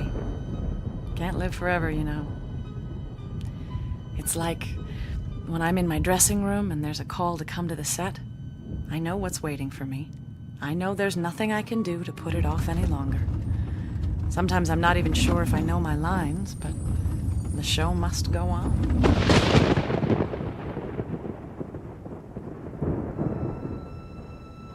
Hildy. Yes? I'm going now. I'm coming. Not this time. What do you mean? And Hildy, thank you. For what? For being my sister. I always loved you, you know. Bunny? That one's a fire engine. Sounds like an awful lot of them. Turn on the news. Goodbye, Hildy. And Buddy, take good care. Bunny? Major disaster. We'll bring you updates as they come in. For now, the Highway Patrol has issued a bulletin for everyone Turn that to remain down. inside. Hello? Mrs. Blake, Yes. this is Jim Haddock with the State Troopers. Oh, what is it, Jim? I'm out at the park. I thought you ought to know. No, what? Bud, where's Bunny? I don't know. It's terrible. I've never seen anything like it. Like what? Jim, will you please tell me what it is you're talking about? The crash. It happened minutes ago. What crash? Passenger jet. LA to New York. Got torn up in that storm. Crashed right in the middle of the picnic grounds. Hildy, your sister is dead. Bunny is dead. Dead? That's crazy. She was a passenger on that plane. She and another woman sitting right next to each other. Jim, my sister is here. Now. I saw the body myself. Hildy, there's no mistake. It was Bunny Blake. I'm sorry to be the one to tell you. Bunny? Bunny, where are you? She's not here, Mom. Want to hear the news? Fortunately, only a Bunny? handful of people attended this year's Founders Day picnic, so a disaster of even greater proportions was averted. Bunny! Most of the population is safe at the high school auditorium, where they gathered for a special performance by our own local celebrity, Miss Bunny Blake. Conflicting reports claimed that she was a passenger on the ill-fated plane, but witnesses swear, I would swear, that she was here in Howardville this afternoon. Until the mystery is solved, only one thing is certain. There's been a terrible crash, the worst in the state's history. Bunny!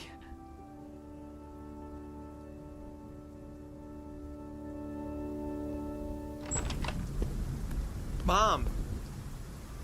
That ring you gave her. I got it. She dropped it on the porch. Mom?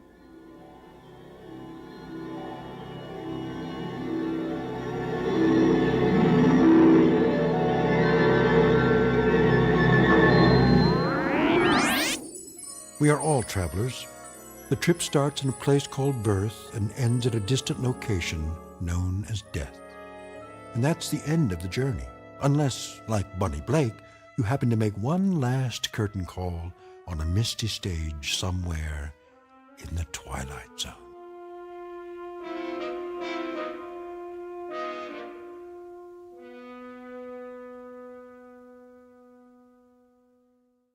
We'll return to the Twilight Zone in just a moment.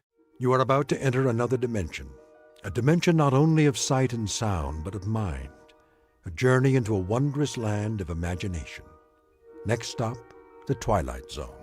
Hi, this is Stacy Keach. I'd like to take a moment to tell you about our Twilight Zone website at twilightzoneradio.com.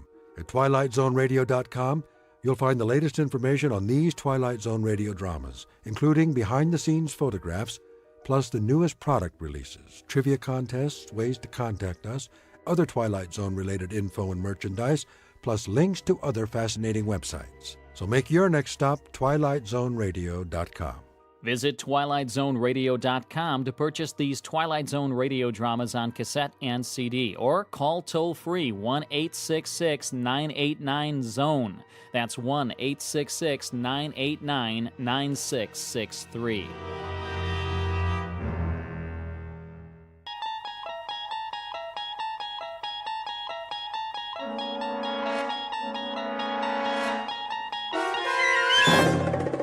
You unlock this door with the key of imagination. Beyond it is another dimension, a dimension of sound, a dimension of sight, a dimension of mind. You're moving into a land of both shadow and substance, of things and ideas. You've just crossed over into the Twilight Zone.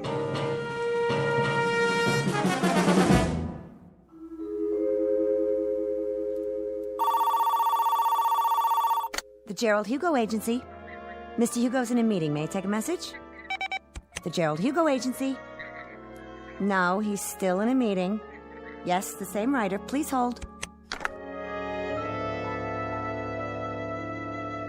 Now get this, Mr. Hugo. If this one ain't surefire, I'll cut off both my hands.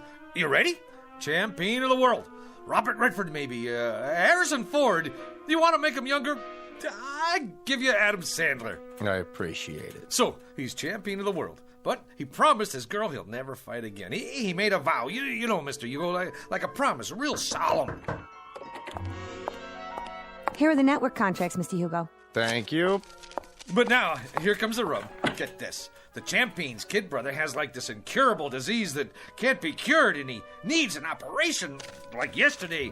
Mm-hmm. Yeah, and the doctor comes to the fighter and he says, "Hey, man, you want like your kid brother should live or what? I mean, that's the conflict. Don't you think it's a kick right in the head?" I do feel a dull ache. Here's this prize fighter who made this vow to the girl, and the newspaper guys start in on him, see? But I mean with the needle. Spider is a cheese champion. Who's Spider? The fighter. And now, here comes the meat. He promised his girl, but when he tells her he's gonna fight, she starts palpitating, and she calls him a filthy, rotten, dirty...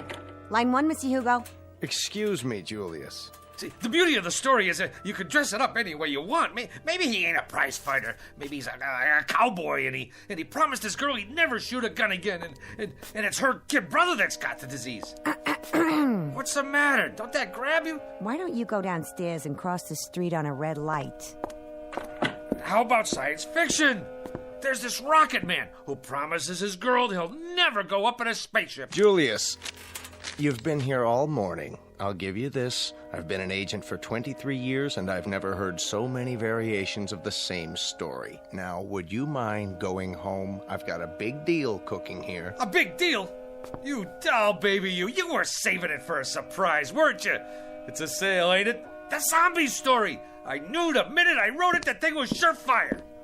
Listen to this, honey. It's fantastic. This dame marries a guy who walks around on his heels all the time. She thinks he's punchy, but it turns out he's dead. All the time they're married, she don't know it. Julius, let me put it to you this way.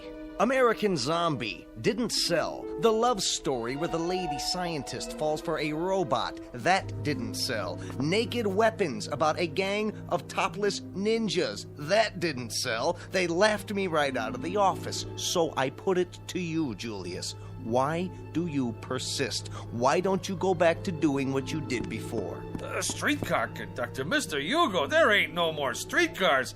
And besides, I get motion sickness. Let me put it to you another way. Number 1, you will never make a writer. Number 2, you'll starve to death if you try. And number 3, you're wasting my time, the producer's time, and everybody's time. Helen, phone up Jerry Bradshaw at Paramount. Tell him I've got a series proposal to show him. That's it, a TV series. Oh, Mr. Hugo, don't you get it? This is an absolute bolt from heaven. I got so many television series ideas, I can't sleep at night. Boy meets girl. Every week, we get a different boy and a different girl. Julius. Oh, how about a quiz show? Pick your own embalmer, we'll call it.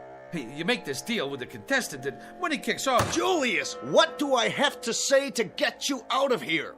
Give me a chance. It's all I ask. Let me write a pilot script. Julius, my boy, I'm not a hard man. The television industry today is looking for talent, and the writer is a major commodity. But for me, to try to sell you to a network is like trying to con the Queen of England into buying a salami. But I could give it a whirl, couldn't I? What's the series about? Maybe it's right up my alley. That's the point. This particular series and you go together like the black and tan at an IRA picnic. It happens to be based on black magic, conjuring, that kind of thing. Now, what do you know about black magic? What do I know about it? What do I know? You ask me, Julius Mulmer, what he knows about black magic. I could research it. Julius, let me get back to work now. What about the series, Mr. Hugo? My career is on the line. Give me till next Wednesday. Make it Tuesday in a pinch. All right, Julius, you latch onto a couple of books, knock out a rough outline, and let me have it by 4 o'clock Monday. I'll submit it for you. Why, I don't know, but I will. Mr. Hugo, you're not going to live to regret it, and I mean that from the cockles of my heart. You're absolutely dead right, Julius, and I mean that from the cockles of my heart. You've just witnessed opportunity, if not knocking, at least scratching plaintively on a closed door. Mr. Julius Mulmer, a would-be writer who, if talent came 25 cents a pound, would be worth less than car fare. But in a moment, Mr. Mulmer, through the offices of some black magic, is about to embark on a brand new career.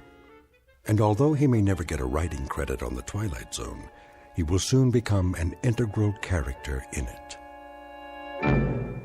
And now, back to the Twilight Zone and our story, The Bard, starring John Ratzenberger and Stacy Keach.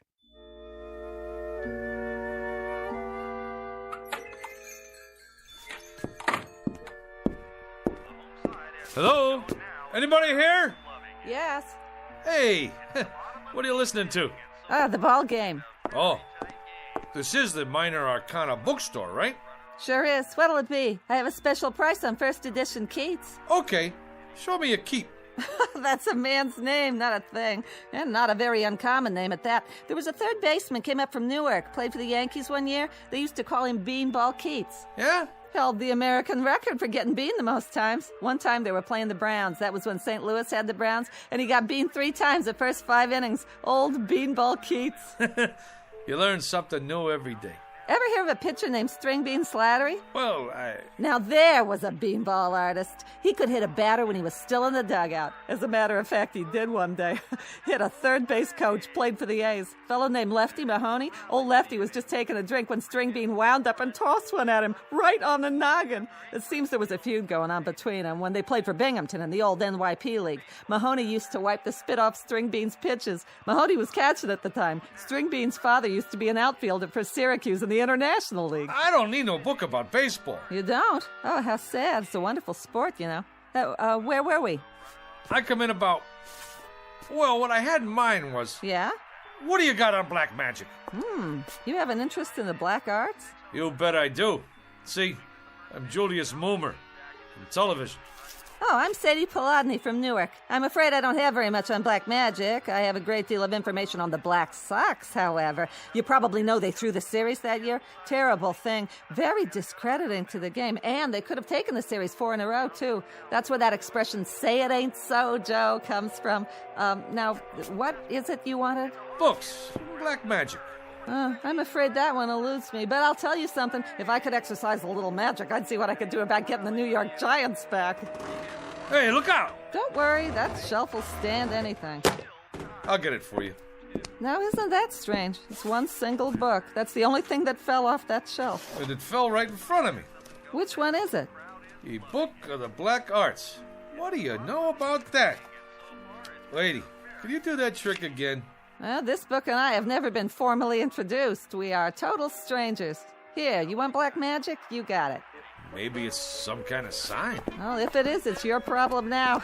It's been a real pleasure meeting you, having this chat. Mutual. You didn't happen to play third base for the Elmira Pioneers one year, did you? How much I owe you for the book? Nothing. Accept it as a gift. You're a wonderful ball player and a credit to the sport. It's been great. Now, bye.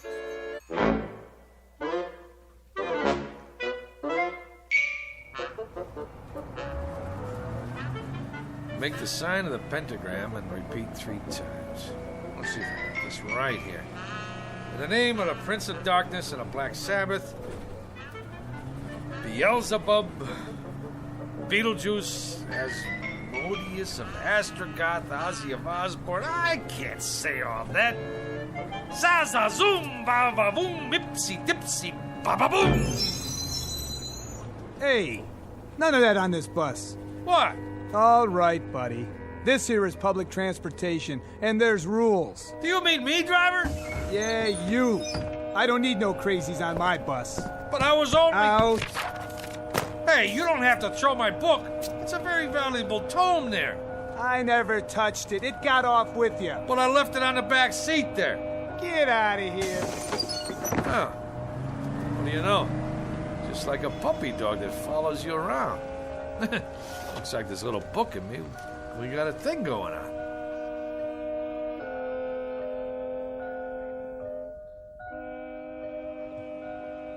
Seven times 7 be thy number, but 666 be thy fate. Yeah, right. It's all this mumbo jumbo anyway. What's going on here, Jack? Not a thing, officer. I was just reading. Yeah? Well, do me a favor, will you, bud? Read someplace else. What's the matter? There's a law against sitting on a bench in Central Park with literature? There is if you make my horse nervous. He knows when somebody's up to something. He's got instincts. So whatever it is, do it someplace else. I don't get it. On account of why? Move it! Cossack. Stormtrooper.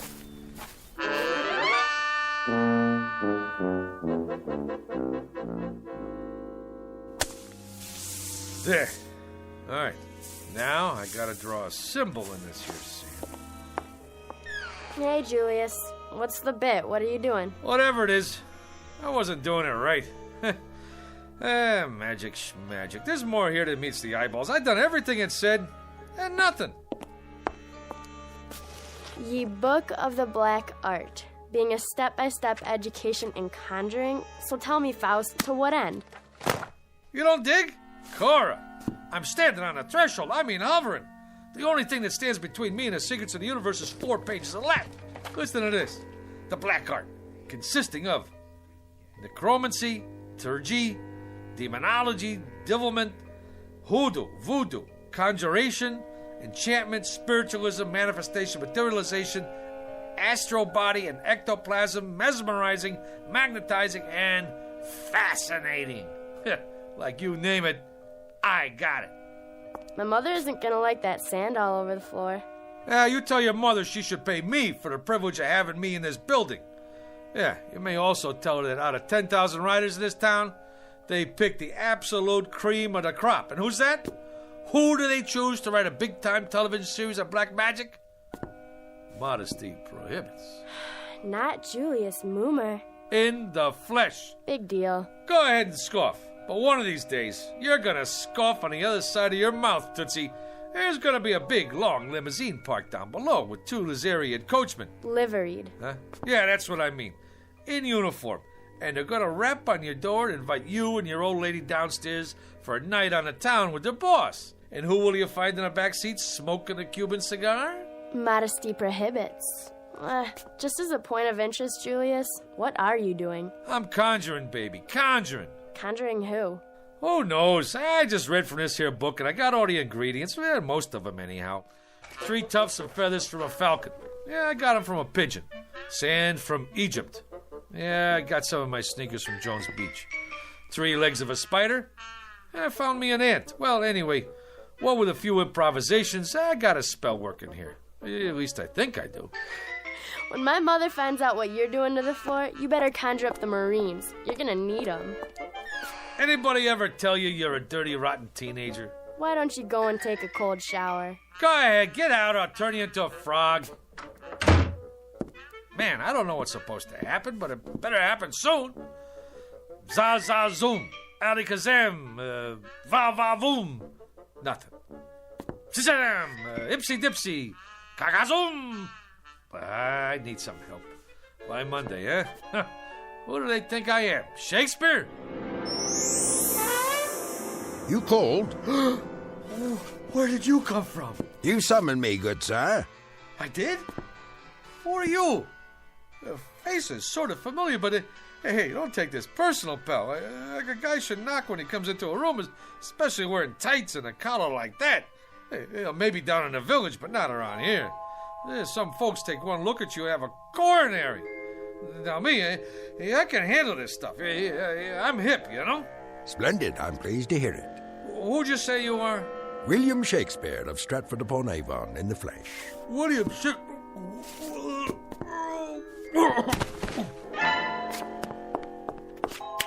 Good sir, I await your pleasure.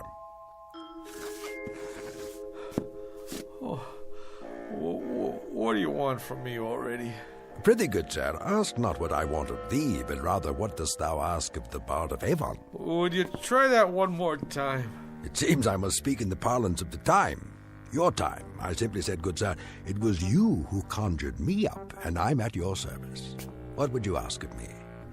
On the level, Pops. You mean to say you're the Shakespeare? Man, you've been dead 1,000 years. 'Tis true, of course, but death be not proud. You required a service of me, hence I am at your disposal. Well, He speaks, yet he says nothing. Romeo and Juliet, Act 2, Scene 2.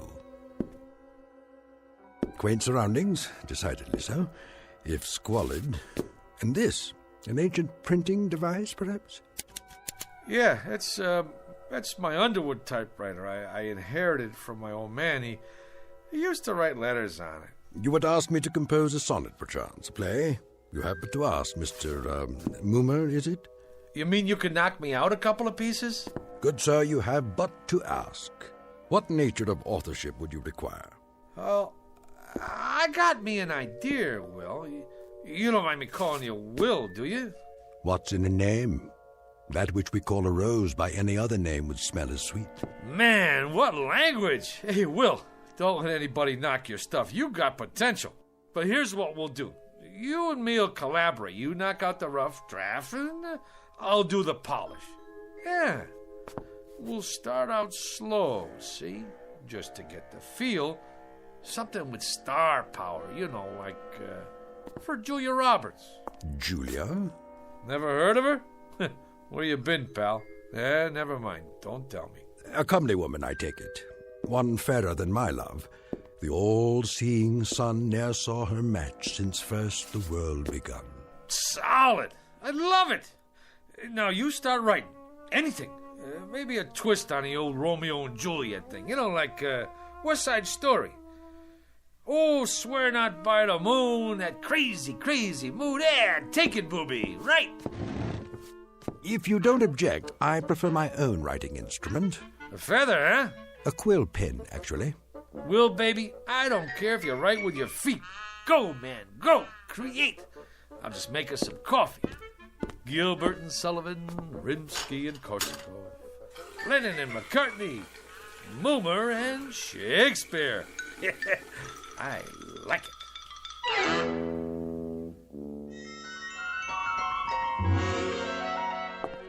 What are they saying? I presume they're talking about your script. That's the point, honey. What else is there to talk about? The stuff is poetry. I don't mean if you can keep your head when all about you kind of guff. This here is class. It's downright Shakespearean. Is Mr. Blumberg in there with Mr. Hugo? We're from the network. They're expecting you, sir. Go right in. Blumberg?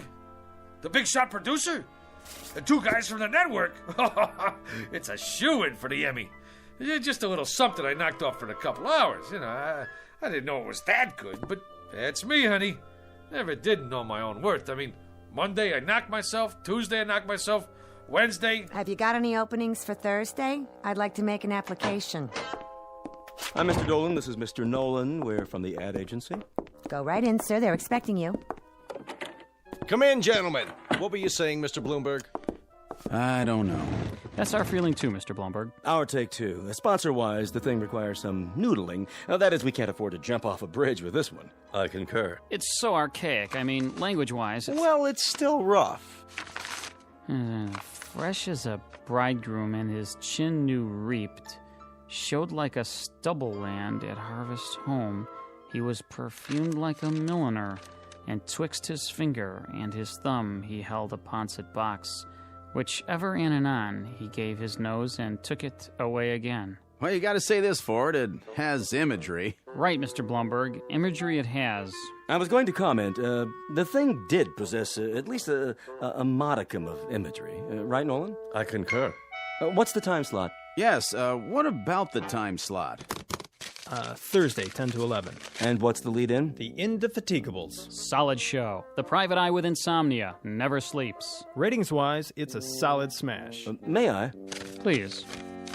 And if the boy have not a woman's gift to rain a shower of commanded tears, an onion will do well for such a shift. Onion?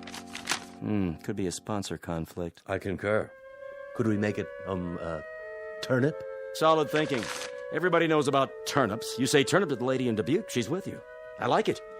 A shower of commanded tears. Shower. Suggest inclement weather. And people don't shop in inclement weather. Make it a sunshine of commanded tears. Solid. I concur.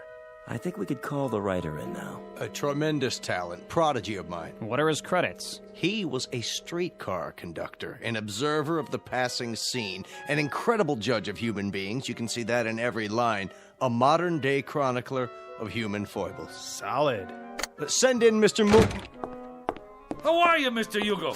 Gentlemen, well, what do you think? Like literature, huh? It shows some promise. Mr. Dolan here represents the sponsor of the Shannon Classic Playhouse. The Shannon Food Corporation. You no doubt have eaten their products. Oh, endlessly. This boy is a Shannon booster from way back. Oh, man, that's the truth. That Shannon's onion soup, this I dig. We don't make onion soup. That's French in origin. We're an American firm. Red, white, and blue, right down the line. I concur. Man, I'm glad you said that, because I always say, if it's good enough for the lady in Dubuque, it's good enough for me. Now, let's get down to some business here. The Tragic Cycle, written by Julius Moomer. Act 1, Scene 1. The camera fades in on a shot of the garden. You know, like with turnips.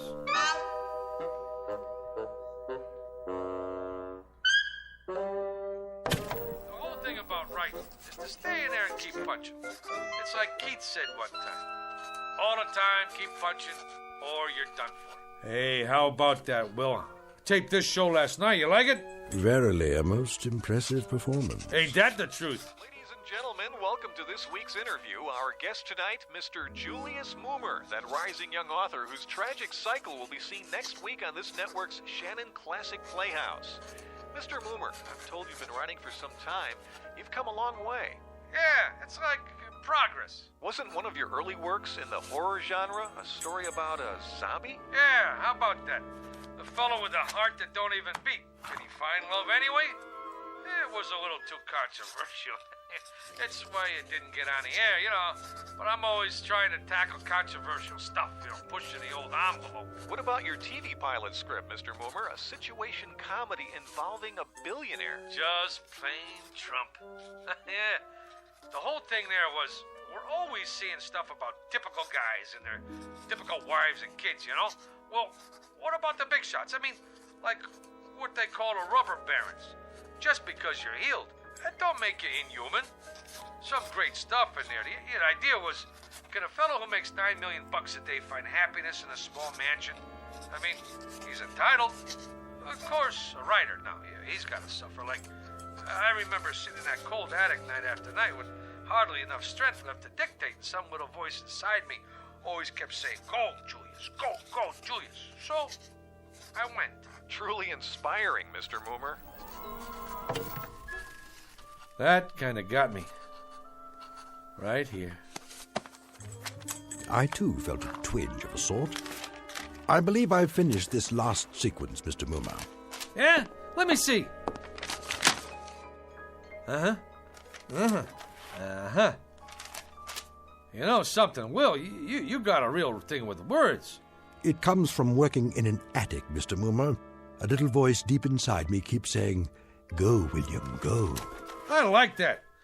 Anyway, can't you just see it? The Shannon Food Corporation. Ta-da! Presents The Tragic Cycle, written by, ta-da! Julius Moomer. From an original story by Julius Moomer. Additional dialogue by Julius Moomer. Lucky I'm so modest. A thing like this could go to a guy's head. They're already talking another miniseries, movie contracts even. Maybe a Broadway musical. Well, you don't look so good. Like a strutting player whose conceit lies in his hamstring. That's from Troilus and Cressida, Act 1, Scene 3. In short, Mr. Moomer, you have not been prone to extend credit where it is due. At no time, for example, have I heard the name Shakespeare, or for that matter, any suggestion of collaboration on our play. Well, baby, we gotta play this one by ear. I tell him a guy named Shakespeare helped me write this, they'd stick me in a straitjacket. Be that as it may, the point is, Mr. Moomer, I have finished my task. I will now take my leave. What, are you out of your mind? This whole thing is coming out velvet. You want to creep back in some crypt and get forgotten? Come on, man, you're big time now. I'm making you a household word all over again. With all due modesty, would the name of William Shakespeare have survived the test of time without the support of Julius Moomer? Yeah, but fame flits. Who remembers yesterday's champions? Sure, Root hit a lot of home runs, but who asked him for his autograph now? Nobody. Nijinsky, that's pretty good, but who remembers her last movie? You did something right, but out of sight, out of mind. Shakespeare's dead, long live Mickey Spillane. Get me? My good man. You can't desert the ship. Now, what are people gonna say? That Fink who didn't have no gratitude? We got projects to do. Go out to Hollywood. Hey, the babes go crazy for guys with beards. I shall ponder it, Mr. Moomer. Till when? Till the morrow. To date, you have not seen fit to invite me to any rehearsals. Tomorrow I shall survey the actors performing in it, and if justice is done to what I have wrought, perhaps I shall remain for a time longer. Now you're talking. Now I shall take a walk. I am that merry wanderer of the night, Midsummer Night's Dream. Act 2, Scene 1. To be or not to be, Mr. Moomer, that is the question. Oh, wait a minute. Rehearsal? How can he go to the rehearsal? Will, do me a favor, please. Don't rock the boat.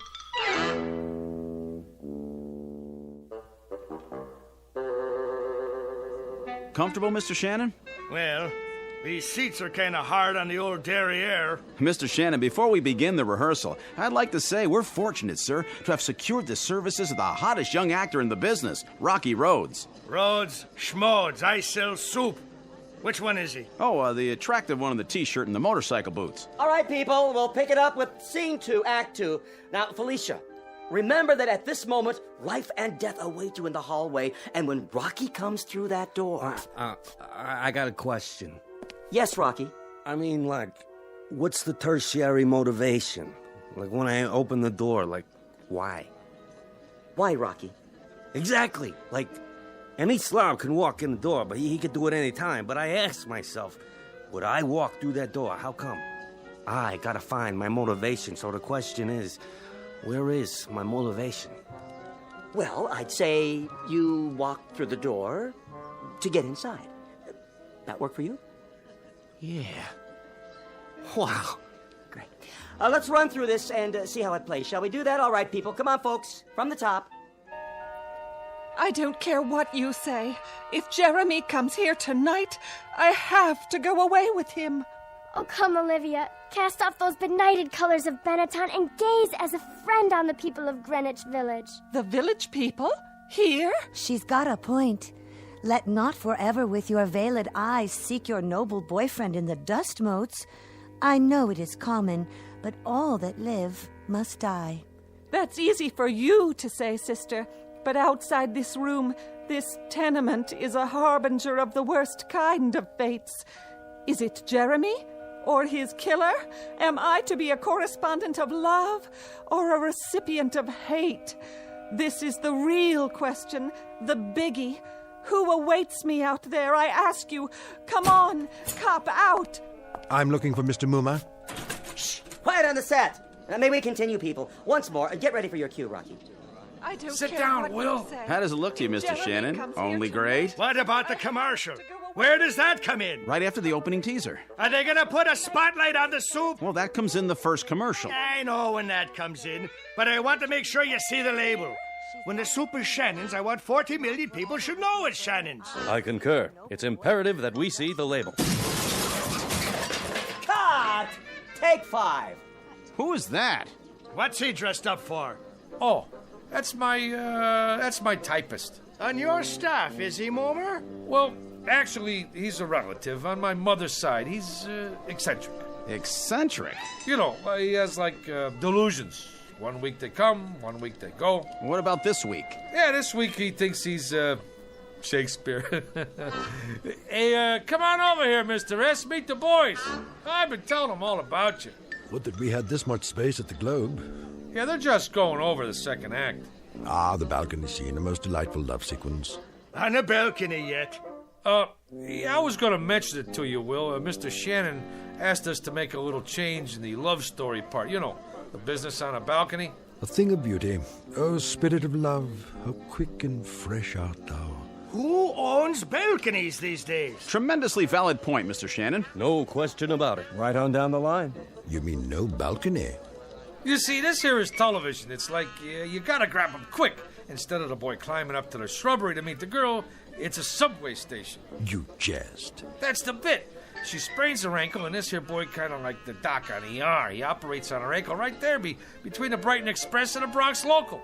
You see, doctor stories are big this season. All right, cast. I want to run through the next scene. Mr. Mumma. What's the trouble, Will? Is that Esmeralda? In the blue canvas breeches? The jeans? Yeah, that's the chick. But if what you told me is true, what is the reason for her suicide?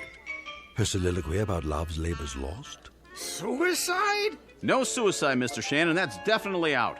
Oh, I meant to mention that to you, Will. She don't stick herself with a shiv. Now she runs off with a guitar player. That was my wife's suggestion. And an inspired one at that. It was indeed. I concur. And the father and brother who burst in? My wife didn't care for that. The way we play it now, the two guys who come in are cops. Cops? Policemen. And then later, the scene where the mother starts talking about all the blood on her hands, she ain't the mother anymore. She's the gardener's wife who did time for embezzlement. But she has the most definitive line of the play. In the epilogue, I took it from Twelfth Night, if music be the food of love, play on, give me excess of it, that surfeiting the appetite may sicken and so die. Sicken? The Shannon Food Company is paying this kind of money to make people sick? Will, get with it. You're taking the butter right off the toast, baby. Here we go, people. Let's hear the narration just for the timing. On October 13th, the gardener's wife returned to the scene of the crime. The police had already arrived, and once again, the Federal Bureau of Investigation... Enough of this idiocy. There is no soliloquy here. What is going on? Blow, blow, thou winter wind. Thou art not so unkind as man's ingratitude. As you like it, Act 2, Scene 7. Will, what are you doing? You're lousing up the whole deal. What am I going to tell them? Tell them that foolery, sir, does walk about the orb like the sun. It shines everywhere. Act 3, Scene 1, 12th Night. And you, foolish mortal, who could have covered himself with a cloak of immortality, who has succumbed to the rankest compound of villainous smell that ever offended nostril. To you, Julius Moomer, lots of luck. Hey, Julius, for a week now you look like somebody told you to go out and scrub a lizard. He finked out. The guy finked out. You want some advice? Knock off on The Conjuring. Get yourself a nice, clean, safe job on a streetcar. Whether it is nobler in the mind to suffer the slings and arrows of outrageous fortune, or to take arms against the sea of troubles. Did that boy have talent or what? Man, oh man, I was on my way. They was already talking about my next assignment, a miniseries on American history. What do you know about American history? Eeny, meeny, chili beanie, the spirits are about to appear. Ma, he's doing it again. I'm sorry, Mr. Bloomberg, but writers are temperamental. No, he didn't care about the reviews. As I recall, he said something about foolery walking around the orb like the sun. Who knows what it means? The American history thing? Frankly, Mr. Bloomberg, I haven't been able to reach him. Mr. Hugo, he's outside. Who is? Julius, he's got some people with him. Mr. Bloomberg, he's here. The boy has come back into the fold. I knew we could count on Moomer. I'll get right back to you. Hey, Mr. Hugo. Julius, my boy, where have you been? A whole week. The networks are screaming for you. The agencies are screaming. My clients are screaming. They want that new miniseries. I'm right in the middle of it. Me and my staff been working night and day. Not that person in the knee breeches. Don't worry about him. He's out.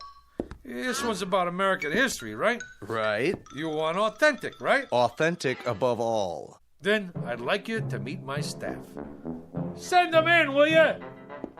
General Robert E. Lee, General Ulysses S. Grant, George Washington, Abe Lincoln, and the little lady here is Pocahontas, in the flesh.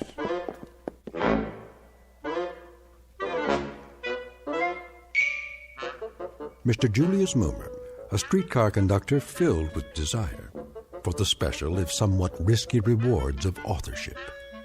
And if the tale just told seems a bit tall, remember a thing known as poetic license in a place called the Twilight Zone.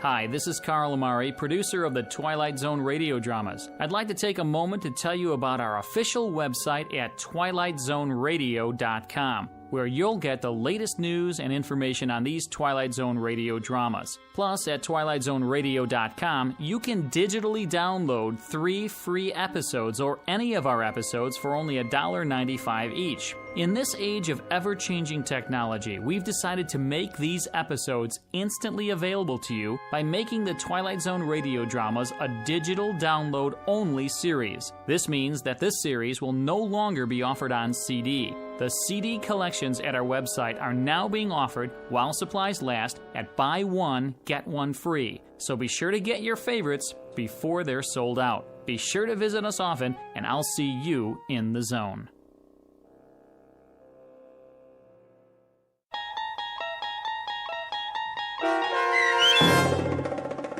The Bard, starring John Ratzenberger with Stacy Keach as Shakespeare and your narrator, was adapted for radio by Dennis Etchison and based on a script by Rod Serling. Heard in the cast were Christian Stolte, Susan Hart, Jessica Schramm, Meg Falcon, Lynn Foley, Mike Baccarella, Doug James, Jeff Lupetin, Joe Forbrick, Carl Amari, Roger Wolski, and Paul Patch. To learn more about the Twilight Zone radio dramas and to obtain audio cassettes and CDs of these programs, visit our website at twilightzoneradio.com. This copyrighted radio series is produced and directed by Carl Amari and Roger Wolski for Falcon Picture Group. Doug James speaking.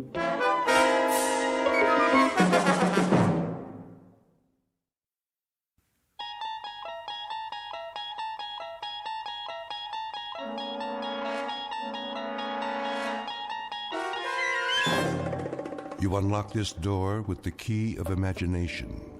Beyond it is another dimension, a dimension of sound, a dimension of sight, a dimension of mind. You're moving into a land of both shadow and substance, of things and ideas. You've just crossed over into the Twilight Zone.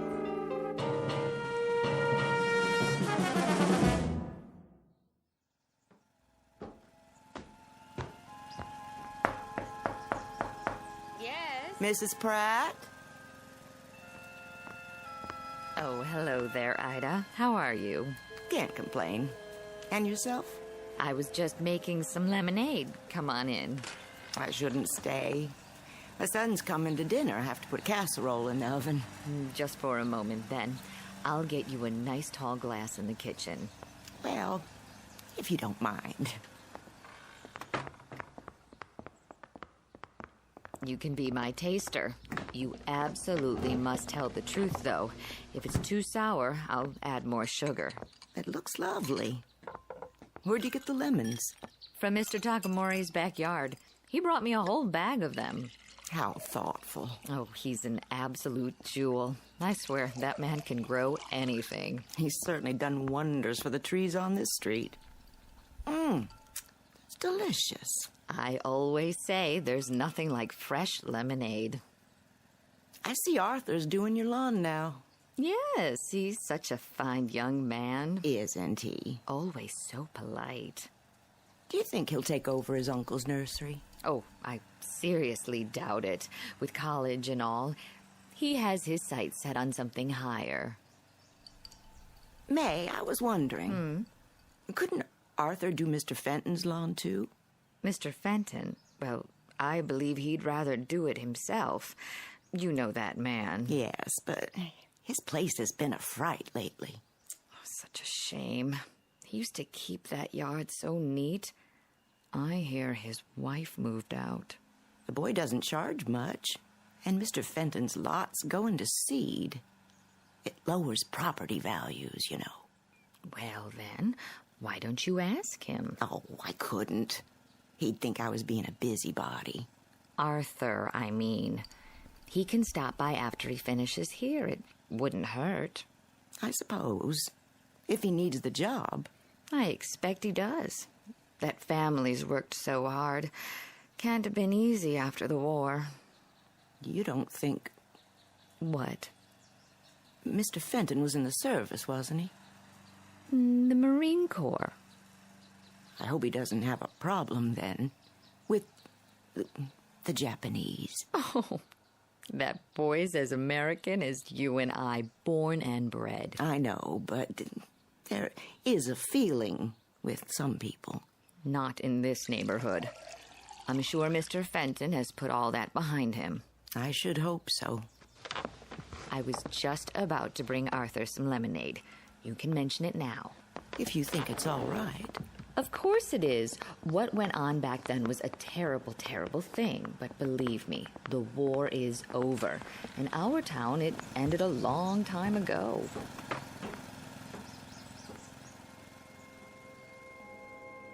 A trip back in time to an era that's now ancient history. The period, the early 1960s, 20-odd years since Pearl Harbor. The war ended long ago, but for some, so much bitterness and loss are not easily forgotten. Such is the case with our two antagonists whom you are about to meet. Mr. Walter Fenton, veteran of World War II and an officer in the United States Marine Corps, and young Mr. Arthur Takamori, first-generation son of Japanese immigrants who has no memory at all of those years. Despite their best intentions, this unlikely pair will soon square off for a battle with the ghosts of the past in the darkest, most haunted reaches of the Twilight Zone. And now, The Twilight Zone and our story, The Encounter, starring Stacy Keach and Byron Mann.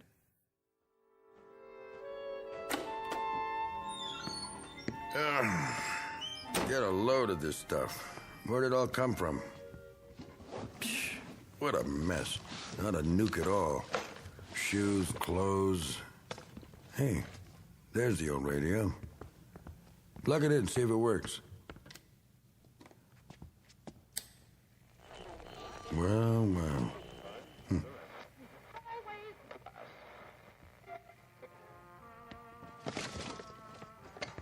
A whole lot of junk and nothing but. Say, what's in the trunk? Well, will you look at that? The sword.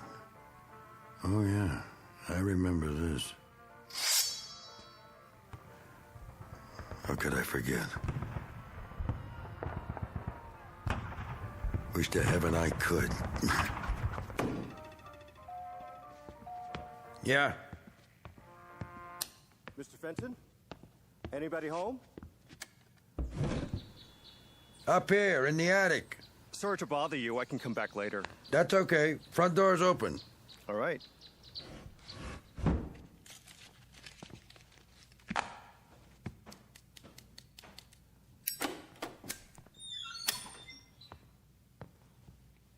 Mr. Fenton? It's me. Sorry if I disturbed you. What do you want? Well, Mrs. Bowles down the street sent me over. Oh, she did, huh? Said you wanted somebody to take care of the yard. My yard? How would she know? Oh. Well, if it was a mistake, I apologize. No, hold on. Matter of fact, she's right. Might as well come in. Are you sure? Yep. Well, if you say so. Lots of cobwebs. Haven't been up here for a while. Oh, that's okay. Haven't I seen you around? Maybe. I cut the grass with some of the people on the block. My uncle runs the nursery at the corner. Oh, yeah. So, what do you think? About what? The lawn. Yeah, I could use a hand, I guess. If it's just the front, I can take care of it twice a month. Charge you the same as Mrs. Bowles and Mrs. Platt. Sounds fair enough. Anything more would have to be extra. Like? You know, the backyard or the lot. Is that yours too? Yeah, don't worry about that. At least not right away. I ought to warn you, though. Yes? It won't be steady work. Sir? Don't get the idea it's a regular job or anything. Oh, that's all right. I've got plenty of other jobs. Good, because I'm going to sell this termite dump as soon as I find someone fool enough to buy it. I understand, Mr. Fenton. Got it listed already. A little fixer-upper, a handyman's dream with a semi-vacant lot attached. Sounds pretty good, huh? I can only come on the weekends. I go to school the rest of the time. Sold. I'll be back at the end of the day then, if that's all right. Good enough. Well, nice meeting you. Wait a minute. Yes? What's your hurry? I better get back to Mrs. Platt's. Sit down. We'll have a beer on it. No thanks, just the same. I'm serious. Plenty on ice downstairs. Besides, we have something else to talk about. We do? Pull up a box and take a load off. Well, I haven't started Mrs. Bowles' lawn yet, and it's getting pretty late. Nuts to Mrs. Bowles. Knock off for 10 minutes. You need extra money, right? Sure. Same as everybody. I got an idea. What's that? There's a way you can make some more cash on the side. Could add up. How? All you have to do is give me a hand. Do some sorting, get some cardboard boxes. I'm pretty busy already. Hear me out at least. Well, 10 minutes then. Let me make room for you. I can stand. No trouble. I need some help with this junk up here. Anything you see, you can have. Most of it, anyway. Resell it, whatever you want. I just have to get rid of it before I show the house. What do you say? I'm not very good at garage sales. I don't care about that. Never know what you might find. Yeah, I got a lot of clothes, gadgets, old magazines, books my wife like to read. I don't know. What's your name, boy? Arthur. Arthur? Arthur Takamori. Anything wrong with that? No, it just sounds funny. Why? Well, you have to admit you don't look like an Arthur. I'm an American citizen. Yeah, sure you are. I was born in this country. Who said you weren't? Did I say that? Not in so many words. Then take that chip off your shoulder. I gotta go. What about that beer? No thanks. I'm not thirsty. Come on, I didn't mean anything. You're awful sensitive. Am I? Maybe I am. There, see? My given name is Ito. I changed it because nobody ever spells it right. So, a rose is a rose. You know what I mean? Not really. Watch your head there, Arthur. The ceiling's pretty low. What a junk pile, huh? I've seen worse. I bet you have. The attic's been this way for 20 years. I don't go up here much. The wife used to yell about it. But I was so stubborn. Now she's gone to stay with her sister. Or so she says. Wouldn't be surprised if she never comes back. Sorry. Don't be. We all get what we deserve. Don't you think? I couldn't say. Well, I could. You ever know something before you know it? How do you mean? In your gut, in your bones, the way a dog knows an earthquake's coming, the way the birds get quiet right before a storm. It doesn't matter what anybody says, it's a fact. It's closing in on you, and there's nothing you can do about it. We always have a choice. Doesn't mean a thing. I know it and she knows it. She's got my number, all right. A guy who's never going to amount to a hill of beans, and he's drowning in junk. I'm sure these things meant a lot to you, or you wouldn't have saved them. What else could I do? It's all I got. I couldn't just let it go. Even stuff from the war. You see that mannequin in the corner? Was that your uniform? Sure was. Get a load of it. Used to be pretty spiffy. I'll bet. Don't mind the dust. Yeah, I put this on and people would step out of the way, even when I got home. My dress cap, brass buttons, like they thought I was a movie star. My girl was proud to go out with me to the movies, to get an ice cream, and just to walk around. I was a war hero. But after a while, that didn't cut it anymore. You ought to pack it away. Put it in mothballs. What for? I'll never wear it again. Hard to imagine. This monkey suit used to fit me to a T, with all the buttons and everything. It probably still would. Now you're being polite. I turned into a tub of rancid lard, I know that. But I was pretty tough once. Were you? I went all through Saipan and Okinawa. Oh. Check the fruit salad. The what? That's what they call the ribbons and medals. I got a whole box of them from this and that campaign. All put away. I don't know what for. Never wear them again as long as I live. I don't know much about the war. No? It's before my time. Yeah. You ever see one of these? Yeah, in the movies. Genuine samurai sword. Not a fake like you see nowadays. I took it from a Jap who was trying to cut off my noggin. A what? Excuse me, a Japanese officer. You see the blade? Got something engraved on it. Mm-hmm. Hey, you think you could translate it for me? Could I? Well, I can't read it. Always wonder what it means. Sorry to disappoint you. Why? I don't know the language. You don't? Only English. Oh, come on, boy. My mother used to speak Japanese around the house when I was little, but I never learned. That a fact. You said you wanted help with this junk? Oh, yeah. But first, let me get those beers. None for me. Well, I need one. My throat's full of dust. I can't stay. Be back in a jiffy. Oh, better put that sword away. The blade's still razor sharp.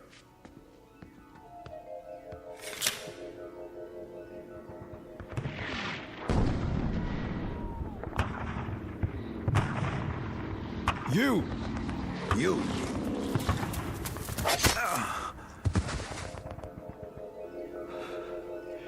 It can't be. I don't know how or why, but I'm gonna kill this man. I'm gonna kill him. I can feel it. I'm gonna kill him with this sword.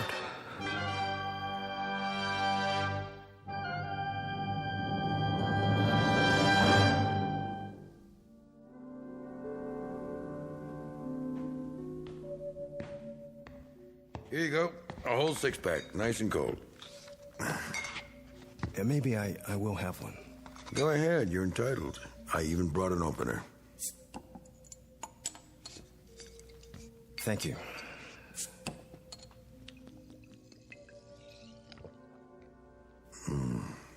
Always tastes better in glass, don't you think? Yeah, I guess so. You partial to beer, Ito? American beer, I mean. The name's Arthur. Oh, yeah, I forgot. It's just, when I look at you, I don't think Arthur. You understand? You don't look like much of a soldier either. Huh. You got me there, boy. You sure do. And while you're at it, Mr. Fenton, I don't like to be called boy. Europeans always call the natives boy and moan about the white man's burden. Hey, now, simmer down. The fact is, I'm a full-grown man, I work for a living, and the name I answer to is Arthur, or Artie, to my friends. And once in a while, believe it or not, to Mr. Takamuri. Man, are you wound up? Do this every time a guy offers you a beer? Sorry, nothing personal. No, it sure isn't. I just wanted to set the record straight, so we understand each other. I get tired of being treated like I'm different. Let's forget it. The war's over. Yes, it is. And in case you don't know it, there isn't a serviceman who saw combat in the Pacific and doesn't respect the Japanese army. They fought like tigers. Well, that's what soldiers do. Fight when there's a war. It was a rare thing to take them alive. They just wouldn't give up. Is that supposed to be a backhanded compliment? I guess it is. Well, here's to bravery. Banzai. Okay. I get it. Say, where did I put that pig sticker? What? The sword. I put it back in the holder, like you said. Then I set it on those National Geographics. Well, it's not there now. Well, maybe it slipped down. Not that I can see. Funny if it got lost. I've been trying to lose it for years. I never could, though. Why would you want to do that? This thing gives me the willies. I should have left it instead of taking it as a souvenir, you know what I mean? Maybe you should have. I tried to sell it, hawk it, give it away, even throw it out in the trash. Each time it comes back. I suppose you're going to tell me it's haunted. No, I don't believe in that jazz. But when people refuse it, even as a gift, and when the man on the garbage truck leave it, well, you give up after a while. Say, why don't you take it? I don't think so. Why not? What would I do with it? Well, you could frame it, put it on the wall, sell it, or you could always give it back to me. Point first, if that's what you'd like to do. I don't know what you're talking about. No, I'm just kidding. Anyway, I don't blame you for not wanting it. It's a pretty ugly thing. Not really. Sure it is, if you think about it, especially with what's engraved on the blade. I thought you couldn't read it. I can't, but I like to imagine. I always thought it said something real poetic, like, "This sword will avenge me." What do you think? I wouldn't know. Oh, come off it, Arthur. Look, Mr. Fenton, I'm kind of in a hurry. I work hard and... So what's so special about working for a living? You said that twice. Don't you think I work for a living?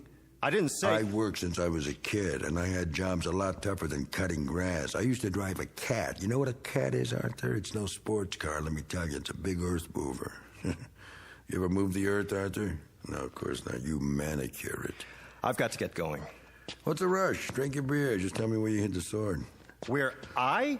You buried it in here somewhere, didn't you, when I was gone? You're crazy. To get it out of the way. For what reason? Oh, I don't know. It could be dangerous in the wrong hands. Whose? Mine or yours? I left the sword with you next to this stack of magazines. I remember distinctly. Tell me something, Arthur. You don't seem very relaxed. Are you, by any chance, afraid of me? Why should I be? Oh, I can think of a few reasons. Such as? Well, my background, for one. What's so special about that? Because I was a soldier. So were a lot of people. Really, there's no point talking about it now, is there? I was in a fighting outfit. You know what that means? It's not like the recruiting posters, let me tell you. Pictures of a nice, clean-cut kid helping little old ladies cross the street, starting fires by rubbing two Boy Scouts together. A soldier like that wouldn't last one night on the beach or in a foxhole. A real soldier's a highly trained machine, made for one purpose, combat. Split-second reactions in place of emotions. He's on a high wire, always on his toes. His nerve ends are dead, and he's as cold and hard as this helmet, like this one right here. It saw me through plenty. Yeah, it still fits. It always will. Like it's a part of me, the part that survived. He doesn't feel anything. Funny thing is, he doesn't even hate anymore. He can kill without hating. He'd better. It takes time to hate, see? They don't talk about that at home. But he's really something to fear. In fact, nothing is more terrible to meet on a dark night than a trained U.S. soldier with an M1, a Thompson, a grenade, a trench knife with brass knucks, or his bare hands.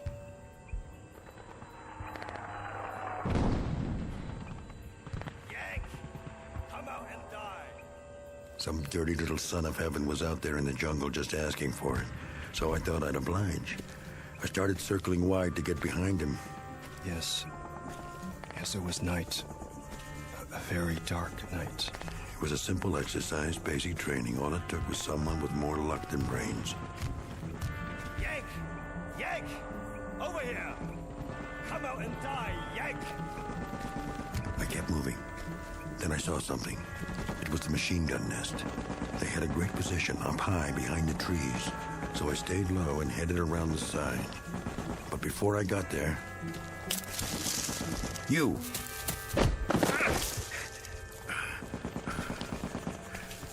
No more, Yank. Now you die. Go on. Do it. Do it, you dirty little... No, wait. Stop. Stop! What? Put the sword down. It was only a story. Story, yes. Don't get carried away. I was only telling you how it was. I'm sorry. Man, for a minute there. I don't know what got into me. Where'd you find it? What? The sword. It must have slipped down behind the trunk. All of a sudden, I saw it and... You handled it like you were gonna prune a tree. Good thing you hesitated. That officer I was telling you about, he would have gotten me for sure. Yes. I know. What do you mean by that? Something tells me you didn't get that sword the way you said you did. No? No. You shot him after he surrendered. What? The Japanese officer? He dropped the sword and surrendered. You killed him in cold blood. All right, so what if I did? So what? I don't know. That's your problem. I don't feel well. What am I doing here? I've got to get out of here. Yeah, maybe you should.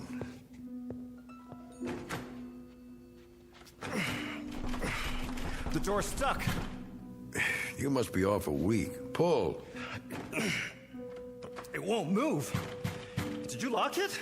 How could I? There's no lock on the inside. Here, let me try. I'll pull with you.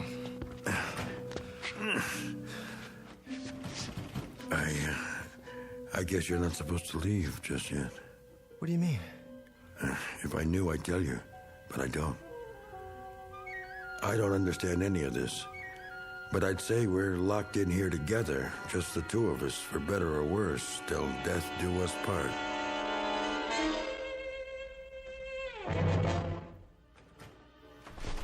Still stuck. I'll try the window. Just our luck that won't open either.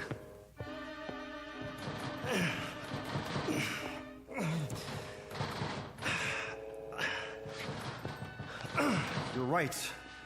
I don't know what's making it do this. It hasn't happened before. Never mind, there must be some tools up here. I can take the hinges off. Yeah, you do that.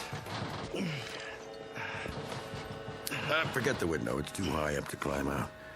Of course, we could break the glass and yell for help, but that'll be a last resort. See if you can find a screwdriver. I wouldn't know where to look.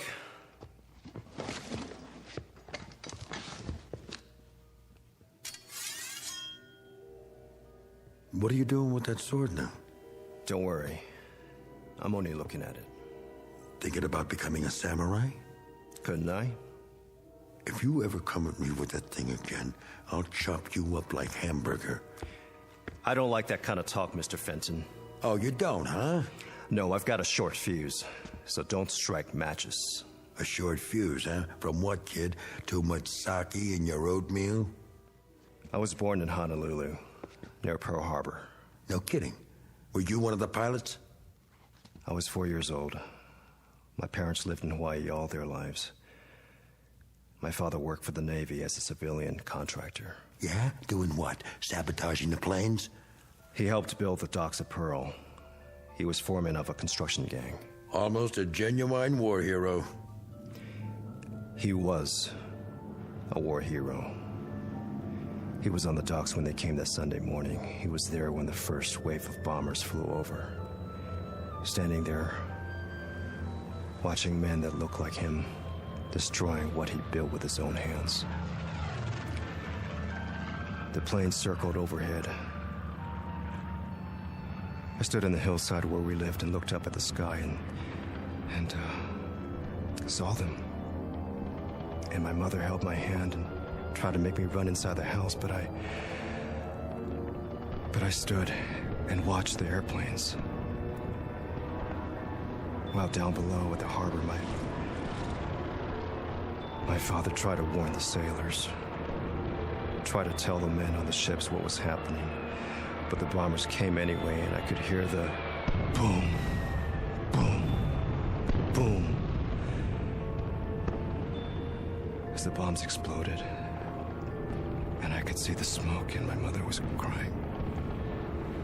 My father was yelling to warn the sailors, yelling for them to fire back, and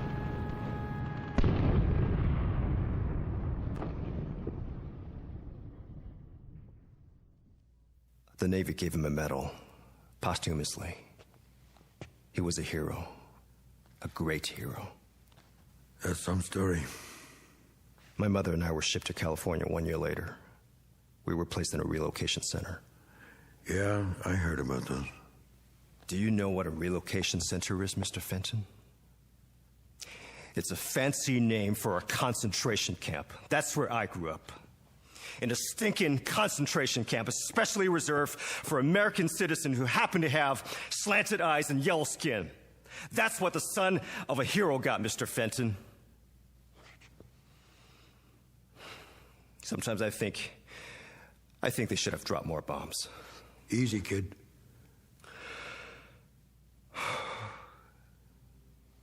I'm such a liar. What? We all are sometimes. Don't be so hard on yourself. It didn't happen that way. Oh, come on. He was a traitor. He signaled the planes. He showed them where to drop the bombs. Do you hear what I'm saying?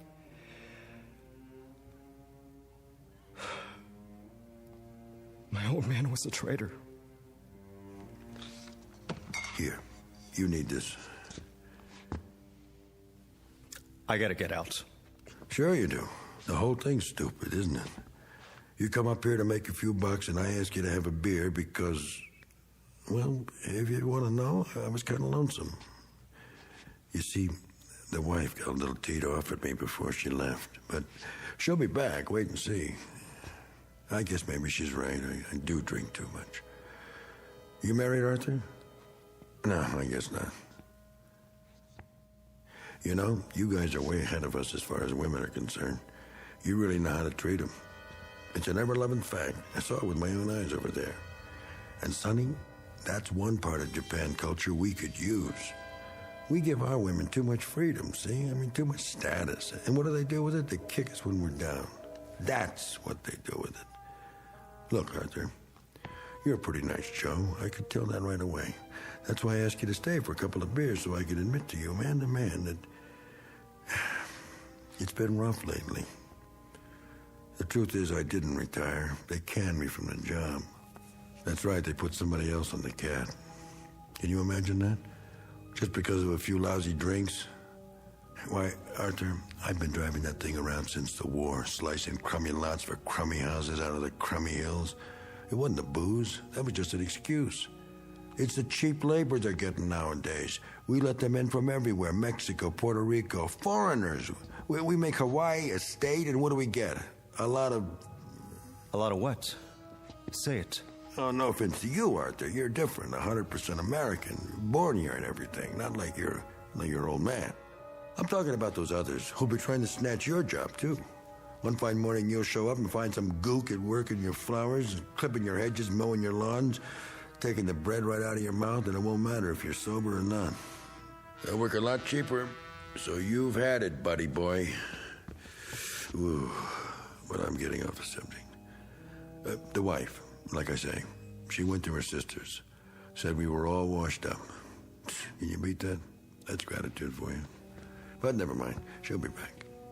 She knows which side her bread's buttered on, and if she doesn't come back, who needs her? A man can make it alone, Arthur. Women are a dime a dozen. Anyone who's ever been to the Orient knows that. You're awful quiet, Arthur. Still holding on to that sword, huh? What's the matter, Arthur? Or do you want me to call you Ito now? I have nothing to say. Listen, don't take it so hard. I mean, just because your old man was a sneaky little double-dealing traitor, it doesn't mean you are. I mean, what the hell? You don't have to go and change your name and all and forget you know how to speak Japanese. There are plenty of sneaks and double-crossers on both sides. Like you. Hold it right there, buddy. You were no better. You were a murderer. You killed a defenseless man. Now take it easy. What happened on Okinawa? Well, you can't blame me. You know we had orders not to take any prisoners. That's right. No prisoners, they said. Seems the little monkeys were coming in with their hands behind their heads and grenades in their loincloths. And they'd pitch them at you without the slightest hesitation the first chance they got. The kamikaze philosophy. So, no prisoners. That was the order, straight from topside. You had your philosophy, too. You can't hold a man responsible for obeying orders, can you? You get shot in wartime for having a mind of your own. Follow orders if you want to stay alive. Oh, yeah, I know, those Nazi generals in Nuremberg. You're going to bring that up. Well, let's face it, they had a point. They were ordered to do what they did, and they had to obey. The oldest offense in the world. So, who's guilty of what? Think about it. Where does it begin and where does it end? In the Pacific, we were told you people were some species of ape, not even human, so we shouldn't worry about burning you out of caves. Today, all of a sudden, you're fine people, highly cultured, and it was all propaganda about your lousy transistor radios. Is that all we represent to you? Come on, Arthur, put down the sword and let's have another beer. Stay where you are. I don't like to drink alone. And to tell you the truth, I'm a little shaky today. Last night, I put away a fifth of scotch. Can't hold your liquor, huh?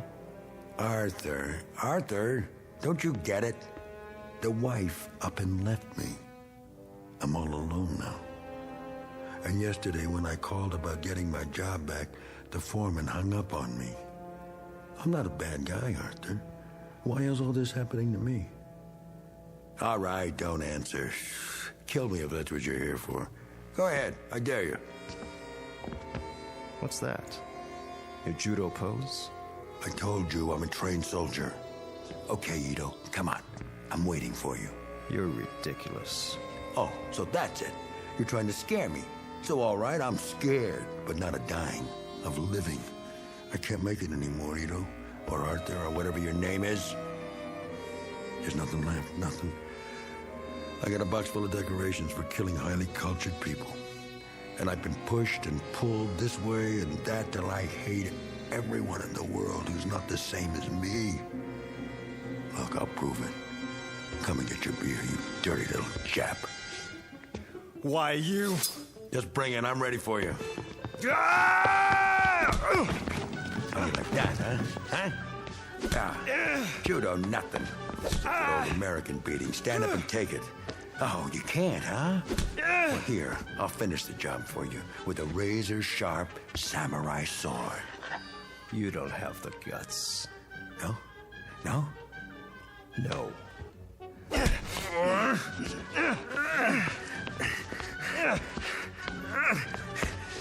Let go of it!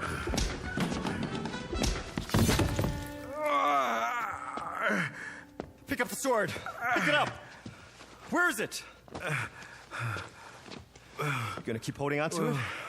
Roll over. Let's see what...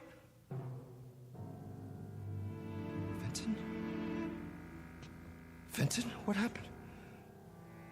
What have you done? What have I done? How do you know? It really is you. Mr. Fenton. I'll call an ambulance. It's too late. It went clean through me. What do you want me to do? Pull it out. Pull it out. Oh, that's better. I didn't want to kill anybody. I was just trying to make a point.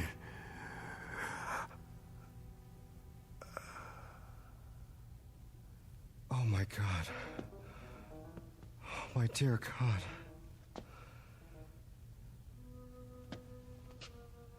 Arthur? Mrs. Pratt? Mr. Fenton, is Arthur in there with you? Mr. Fenton?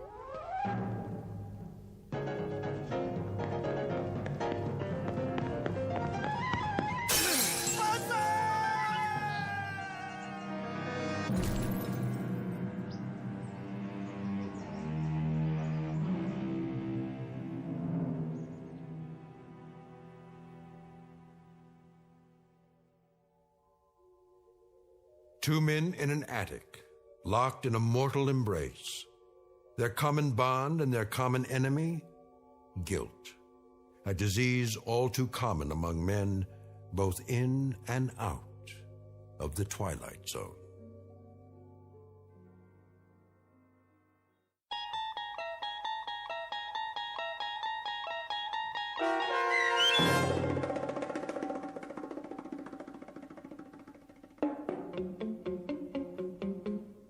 The Encounter, starring Stacy Keach and Byron Mann, was adapted for radio by Dennis Etchison and written for The Twilight Zone by Montgomery Pittman. Heard in the cast were Linda Ryder and Ilissa Fraden. The producers of The Twilight Zone wish to thank CBS Enterprises and the Rod Serling Estate for making this series possible. This copyrighted radio series is produced and directed by Carl Amari for Falcon Picture Group. Sound design and custom Foley effects for The Twilight Zone by Cerny American creatives Bob Benson, Craig Lee, Michael Slaybach, and Matt Sorrow. To learn more about the Twilight Zone radio dramas and to contact us, visit our official website at twilightzoneradio.com. Doug James speaking.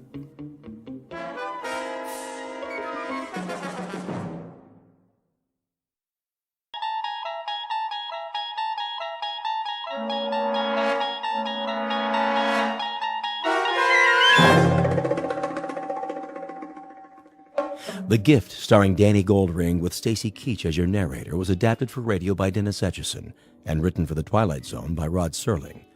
Heard in the cast were Jonathan Rodriguez, Sandra Marquez, Tony Castillo, Gustavo Malado, Dale Rivera, Ivan Vega, Joseph Minoso, Joe Caballero, Eddie Martinez, and Javier Salas. To learn more about the Twilight Zone radio dramas and to obtain audio cassettes and CDs of these programs, visit our website at twilightzoneradio.com. The producers of The Twilight Zone wish to thank CBS Enterprises, Carol Serling, Dennis Etchison, Dick Brescia Associates, Claire Simon Casting, Terry Jennings, XM Satellite Radio, Sirius Satellite Radio, our sponsors, and our radio affiliates for helping make this series possible. This copyrighted radio series is produced and directed by Carl Amari for Falcon Picture Group.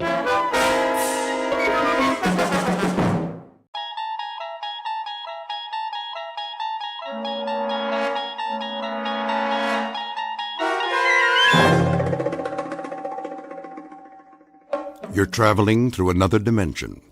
A dimension not only of sight and sound, but of mind. A journey into a wondrous land whose boundaries are those of imagination. Your next stop, the Twilight Zone.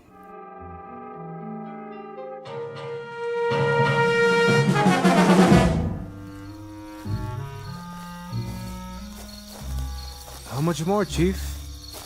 Not so far. Only to the end of the road in the arroyo. Why must we do this? There is nothing but the night and the stars. It's our duty to keep the village safe. But it is already safe. I was born in this village. As was I. And I know these paths as I know my hand. There is nothing that is not here by day. Listen to the crickets. When their song is clear and strong, the valley is at peace. Is it? Once, when I was a deputy, I made my rounds, as we are doing tonight. I was tired, so I turned back to the cantina. In the morning, Captain Munoz found the body of an Americana. No. Yes, Salvador. She was strangled. By one of our own? By men from across the river. If I had gone to the arroyo, I might have stopped it. Were they caught? In Texas. But if she had been one of ours, with no clues, who can say? All right, Sanchez. All right. We go to the arroyo. But you will see, the moon is full and there are no campfires. The village is secure for another night.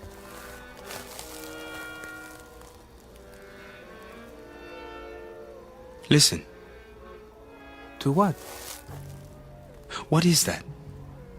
What do you think? A wolf pack. They howl at the face in the moon. I mean the crickets. All of them. They do not sing. You are right. What is it? Quickly!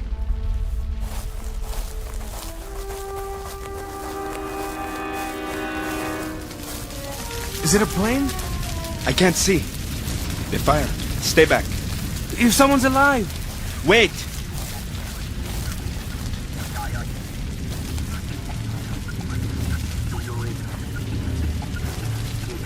This is not a plane.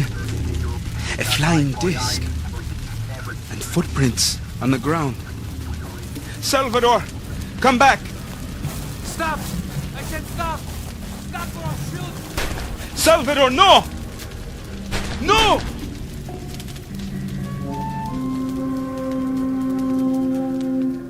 The place is Malero, Mexico, just across the Texas border. A mountain village held back in time by its remoteness and unprepared for the sudden intrusion of visitors from another place. Fear and superstition have gradually lost their hold, replaced by the rule of law and order. But what law can protect against unscheduled crash landings? Police Chief Sanchez and his deputy have a job to keep the area safe from outsiders and troublemakers. But does that include aliens who are truly undocumented, whose mode of transport, whose very purpose are completely unknown? In a moment, you will meet the people of this peaceful village and one 12-year-old named Pedro, who is about to make the acquaintance of a most unusual traveler. We are at present very near the Rio Grande, and yet, as you might have guessed, somewhere deep within the borders of the Twilight Zone. And now, The Twilight Zone and our story, The Gift, starring Danny Goldring, with Stacy Keach as your narrator.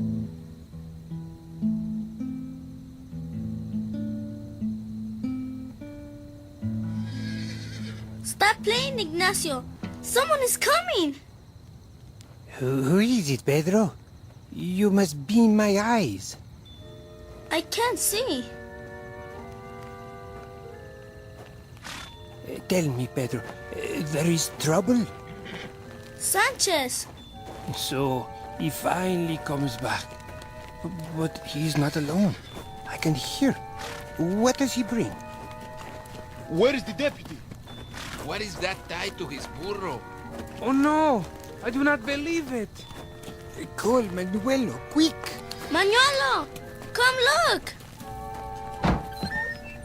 What's the matter now, Pedro? Chief Sanchez? Where are you going and what? Why doesn't he speak? That's a body on the saddle. Whose body? It is Salvador.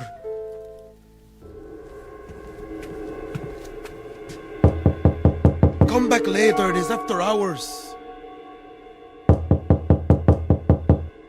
All right, I'm coming. Do you know what time it is? I close at 4 in the afternoon. For 23 years, I've closed at 4 and... Sanchez, because you are a policeman does not give you the right to... I must send a telegram. What has happened? The telegram will explain. Is that Salvador? Is he? Yes. Here is the pencil and paper. Write it down. I will send it immediately. I'll tell it to you. Send it as I tell it. Yes. To whom does it go? To the Prefect of Police, Mexico City. Prefect of Police? Rodolfo, just send it. Don't question it. Prefect of Police, Mexico City. Unidentified aircraft. Something like a plane, but not a plane. Crashed into the hills north of our village late last night. It did? Object is metal and circular. Officer Hermano Salvador and I investigated scene of the crash. Evidence of footprints and broken brush discovered. I heard a scream, then sound of gunshots. Found body of Salvador, fatally wounded by his own pistol. Say that I followed the figure of a monster in the darkness. A monster? I fired several times. I believe I wounded whatever it was. There was evidence of blood stains on a boulder. Now say, I need additional men here to help search the hills. It is sent. Oh, Sanchez, this is a terrible thing.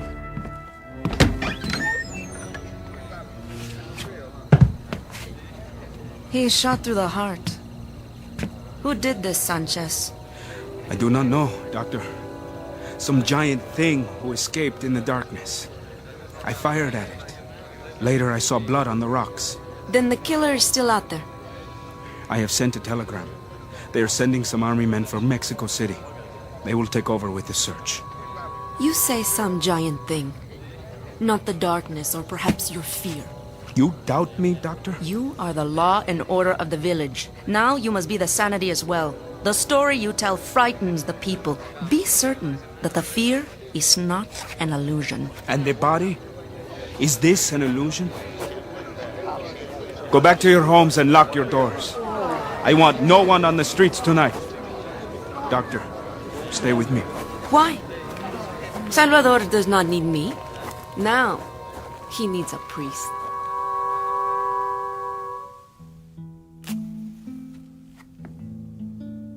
Doctor, I want to close. I have no doubt. You play a sad song tonight, Ignacio. I play what I see.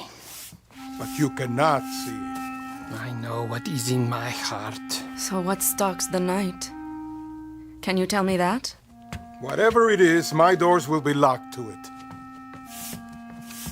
I am here, Manuelo. Hello, Pedro. Well, well. Thank you for finally coming, little stargazer. I am cursed in my old age with this astronomer on my payroll. Still looking at the stars, Pedro? Sometimes, Doctor. So what do you learn from the stars? Have they ever taught you how to sweep this place properly? Or even to clean a glass? It is said there is life on some stars.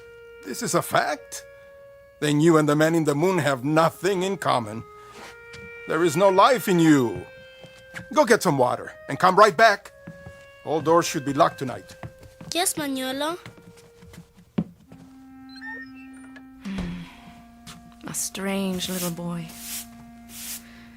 Where did he come from? Who knows? The son of a bracero, so it is said.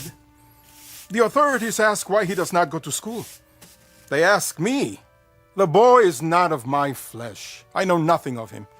He cleans up my cantina and serves tables, and he has a room in the back. I overpay him, believe me.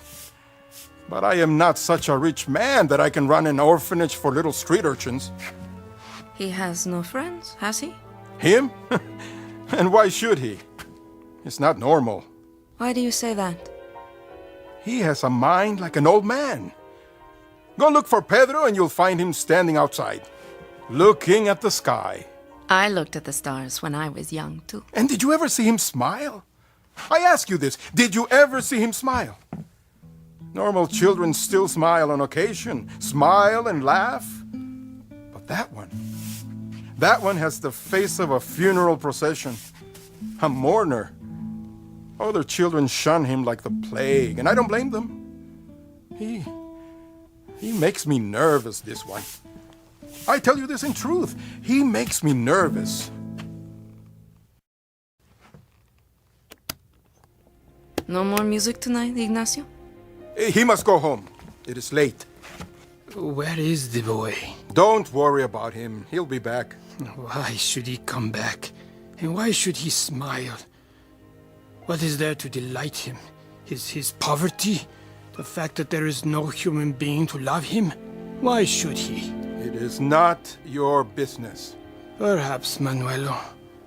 Perhaps on some occasion, some festive occasion, if you like, instead of giving him a broom or a tray, extend him your hand.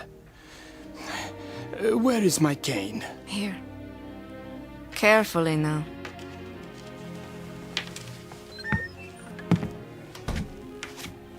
Here's the water, Manuelo. Over here. Shall I see you home, Ignacio? No, thank you, Pedro. I know the way. Are you sure? With me, darkness is a friend. But you stay here, where it is safe. I'm closing up, Doctor.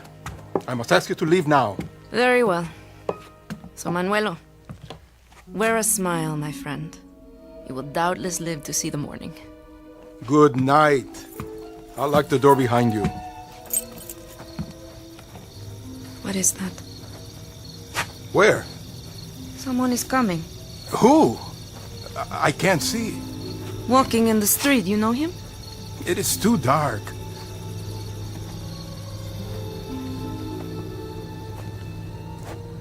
Hello, señor.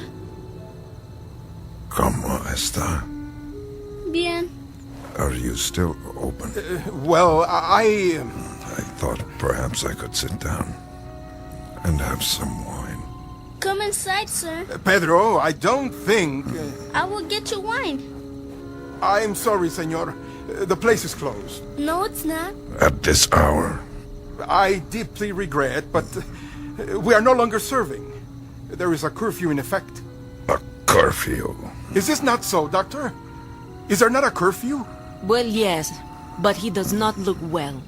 Perhaps this man needs to sit for a moment. I won't stay. Just long enough for one drink of wine. I promise you, I won't stay. Well, perhaps one drink.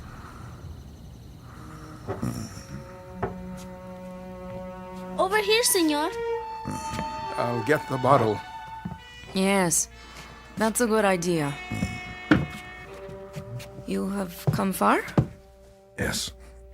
You might say very far. Here is your wine. I wonder, could you remove the cork for me? Is something wrong with your arm? My arm? The way it hangs at your side. I may have injured it. Uncork the bottle, Manuelo. All right. Let me help you. Get away. I can do it. The cork is stuck. Don't drop it. Aye! I'll get it. Oh, it has spilled. No, it has not spilled. The cork is still tight. Then what is that puddle on the floor? Not wine.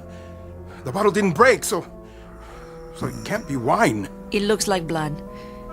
Let me see that arm. Blood? Sanchez! In here! Please, don't call anybody. I mean you no harm. Stop. Get away from me. Move away. Let me explain. Put down that bottle. No, stop it, please. No. Are you okay? Are you okay? Are you alright? I didn't want to hurt him. You saw, he gave me no choice. I tried to explain. His head is not cut. Please, just listen to me. I tried to explain before to that policeman or soldier, whoever he was. I tried to tell him I'd come in peace, but he only wanted to kill me. Who? You mean the deputy? Salvador? I tried to get the gun away from him. It went off against his body, and the other one who came afterwards, he kept firing at me. Why? Manuelo? Get him! You'd be all right, Manuelo. If you'd only listen, all of you, please, just listen to what I have to tell you. He's bleeding. Manuelo, stay back. He has a wound on his arm. A deep one. His clothing, he is soaked with blood. Is he dead? No, but he has lost so much blood that he should be. I don't understand how he could walk or stand. What can we do, doctor? Pedro, get a basin full of boiling water from the stove and as many clean towels as you can find. Bring them to your room. Quickly, now, before it's too late. Yes, doctor.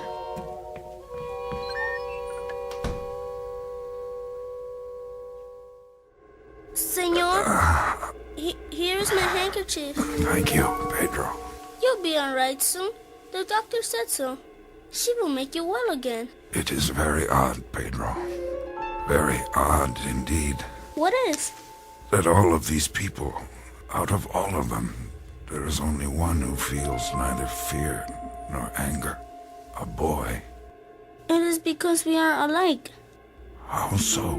Well, you are a stranger, and I am a stranger here too.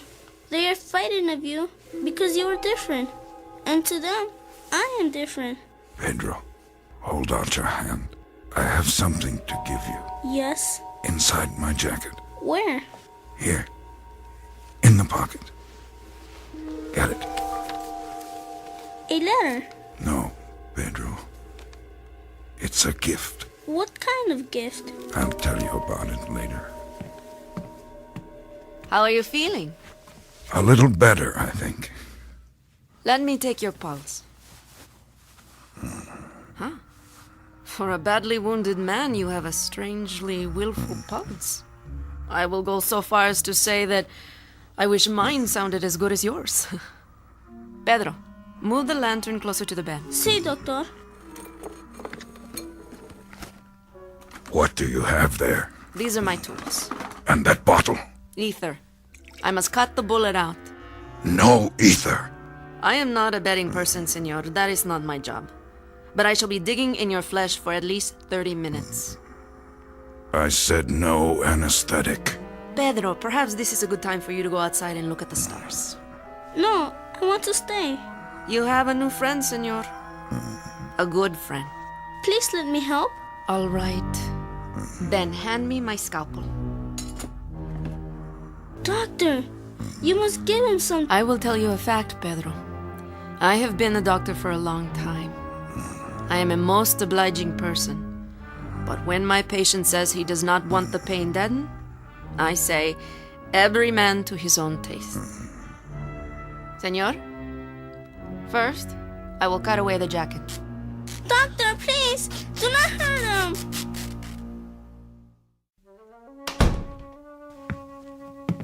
He lives?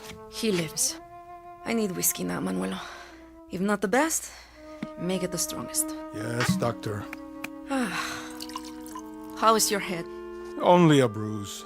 Good. I am too tough for the stranger. Too tough to kill. He didn't want to kill you, only to stop you. Who is this man? I don't know very much.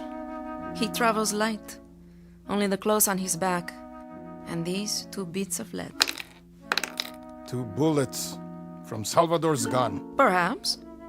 And you help him? I must. I am a doctor. I will have a drink now, too. For Salvador. Salud. He was very brave, doctor. Not a cry from him. Not so much as a sound. All the time. Very brave. And what do you know of him, Pedro? I know nothing else. Except... Except what? Except that he is my friend. I know that he is a good man, and that he has never done anything wrong. Don't be fooled. Whether he is good or bad, that still doesn't explain it.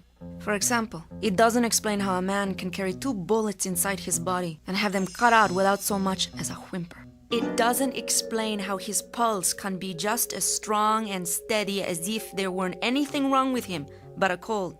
And it doesn't explain why this man should remain alive when by rights he should be dead. Perhaps he's not like us. Perhaps he is... We got to him in time, Doctor. Didn't we?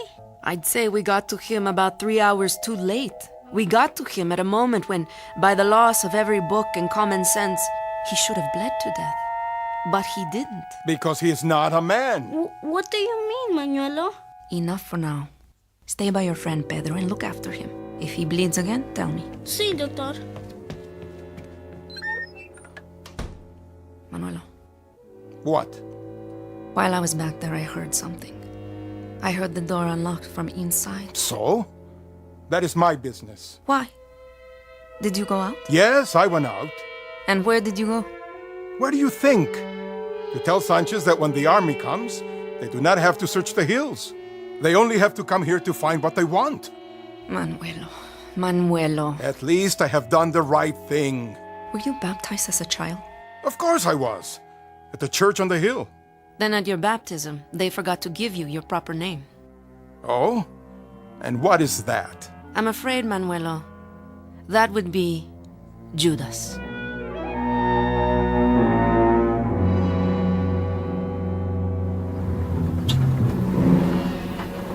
Give me the map. Yes, Captain. How much farther? There's a fork in the road soon. One way goes to the river. The other goes south again, into the countryside. Which one do we take, sir? Find the quadrant first. Here. The village is called Malero. It's not on this map. I know. It is too small. But the general gave me the coordinates. Here are the numbers. I will try. The men are wandering, sir. Why do we go so far for such a small village?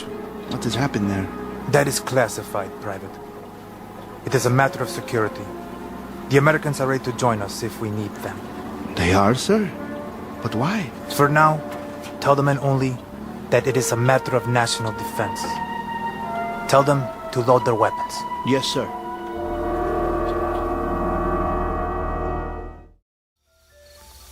Pedro, You are awake? and you must be tired. It doesn't matter, senor. I can't sleep any time. Now you must sleep and get well. I can't sleep. Why not? I've been thinking. You have a poet here, Pedro.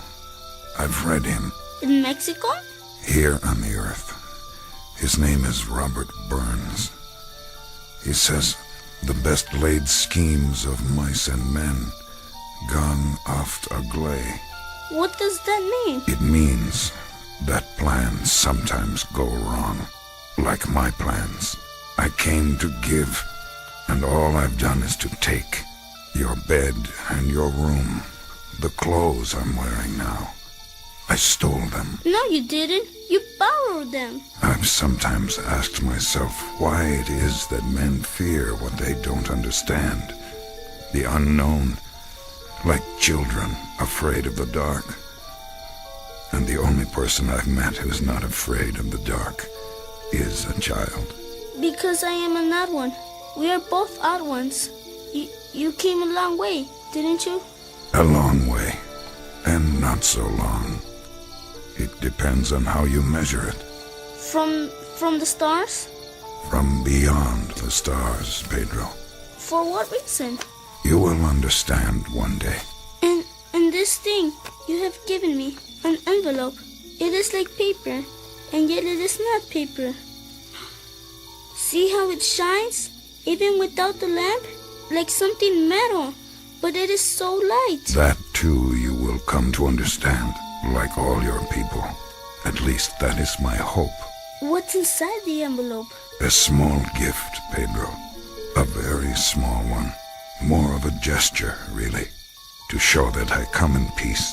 That I am only a visitor and not an invader. How long will you stay? Not much longer. I must get back to my ship and see if I can repair it.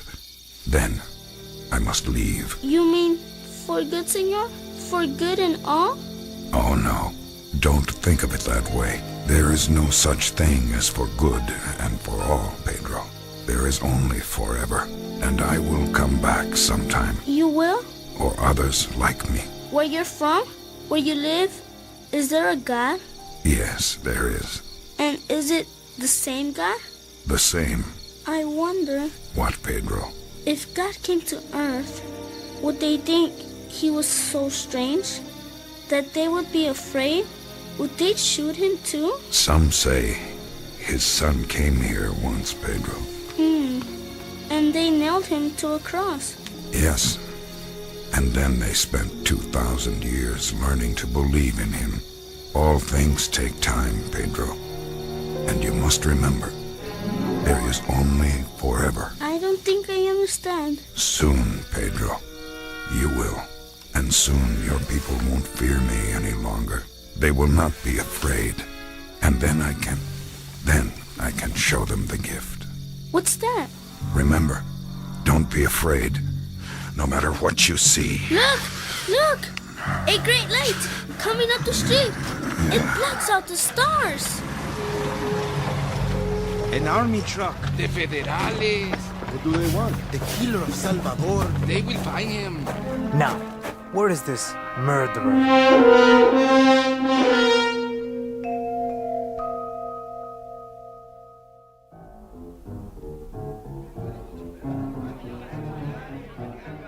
Who's your policeman here? I am Sanchez, sir.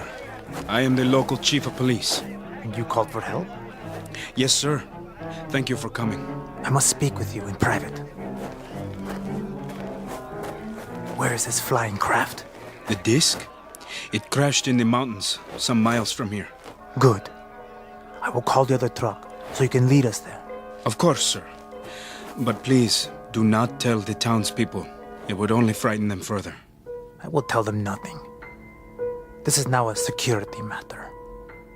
What of the fugitive? Oh, yes. The killer of police. Where did you see him? You do not have to search. I know where he is. And where is that? Inside the cantina. Not in the jail? Well, we don't have a proper jail. But you have caught him. It was I myself who shot him and brought him down. Now he lies on a bed inside, too weak to move. You are a brave man, Chief Sanchez. Thank you, sir. But please, explain to me. Anything. If he is wounded and too weak to move... Yes? Why did you need us to help you? You do not understand, sir. What is to understand? This is not a man. This is a creature. Oh, what kind of creature? I'm not sure. Only God knows what are his powers. He has powers, too? He came from the flying disc. And does he wear a spacesuit? Well, no. What then? I don't know. It was too dark. But you captured him. You, yourself. Oh, yes, Captain. He is very dangerous, this creature? Very. He killed my deputy. And how did he kill him? With a pistol. Oh. He carries a sidearm? Well, no. It was Salvador's gun. I see. Never mind. We will take over now. Sergeant! Yes, Captain. Come with me. Yes, sir. How many men? Tell them to wait by the truck, with rifles at the ready, just in case. Men, prepare arms.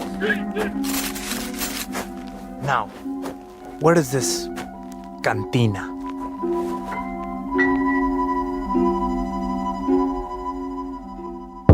Open up! Don't shoot! No, Manuelo! Don't let them in! Are you the owner? This is Manuelo. The person you seek is inside, Captain. I have held him here for you. Another brave man. I am in the presence of such courage, Mr. Bartender. A village of lions, eh? The people of Malero welcome you, my captain. Sergeant, in here with me. Forgive me, Captain, but he is too ill to be moved. Oh? And you would be... I am the doctor here. I have been treating the man. He was wounded, Captain, after killing one of our policemen. A very fine man. Why don't you step aside, Doctor, and let the captain do his duty? I would be happy to allow the captain to do his duty. But first, I must recognize my own. The man is my patient, Captain, and he has been badly wounded. He can do no one any harm. Unfortunately, Doctor, my orders from Mexico City are to pick up a killer, not a patient. Stand aside. No, no! Get out of the way, Pedro. He must rest. The doctor said he must rest. I told you, get out of the way. Here he is, Captain. And who is he? The invisible man? What? The window! He has gone out the window! Have the men block off the streets immediately. He can't have gone very far. At once, Captain. And you, Mr. Bartender, if there's ever a need of a town jailer here, I hope you don't see fit to run for the office. You did this, Doctor. I was not in the boy's room. Then, Pedro, I've told you to do as I say. Oh, no, Manuelo. Stop! Let go of my arm. A man does not raise a fist to a child. I will do as I please. No, you will not. Not while I am here. Strike the boy again and I speak to the authorities. They will see that he has a proper home. Start at both ends of the street and move out. We must find him.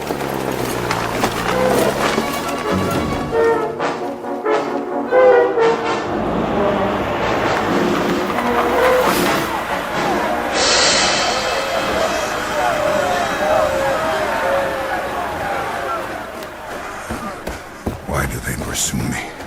I mean them no harm. There he is. He's in here. He's in the alley. Go on, run! Run so I can shoot you! I can't run anymore. There, in the alley. Get him! He killed Salvador. Stop him! You are under arrest, senor. What is the charge? Murder. I come in peace. The death, that was an accident. You will have a trial. But first, put up your hands and walk towards me. Slowly. All right. You don't need that gun. Careful. He's not a man. He is a monster. Wait! Wait! Don't hurt him. He is my friend. Pedro, the gift. Remember, show them the gift. Give it to the doctor. She will explain it to them. Here. See? This is the gift. Give me that. What manner of thing is this? It shines like silver, yet it has no weight. Destroy it. It is the devil's work. Hurry, quickly! Burn it! Give me that torch! Wait! Don't burn it! Put it out! Why did you do that, Manuela? Why? You don't even know what it is. Not the gift. Pedro, it's all right. Somebody stop him. He's going to hurt the boy.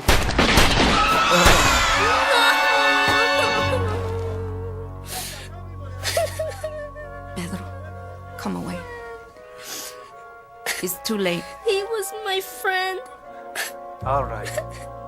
That's the end of it. Everybody back to your homes. Clear the streets.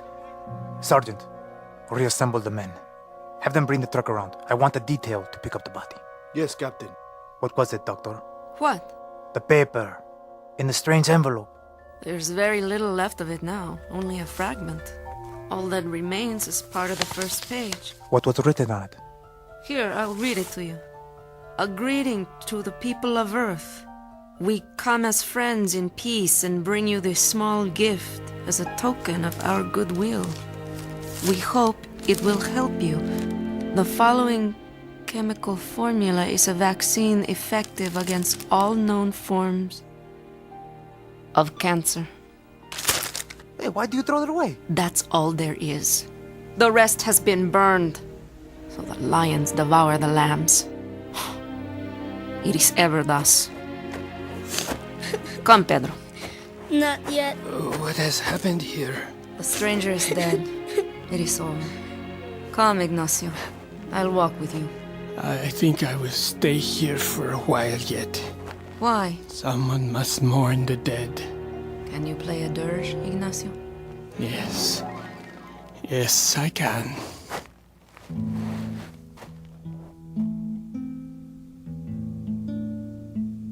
Now come away, Pedro.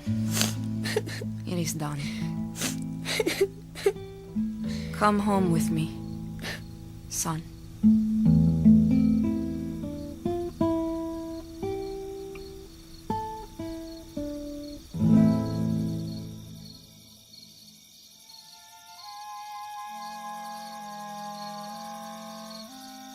A small village in Malero, Mexico, not on any map. Time, the present.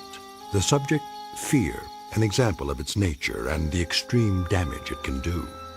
The cure, perhaps a little more faith among men, administered slowly and steadily with the greatest of loving care. Prognosis, that's hard to predict, because these things can take time. But when the disease is contagious, time must be measured in careful doses before it too runs out. An off-the-shelf remedy offered free of charge in a place called the Twilight Zone.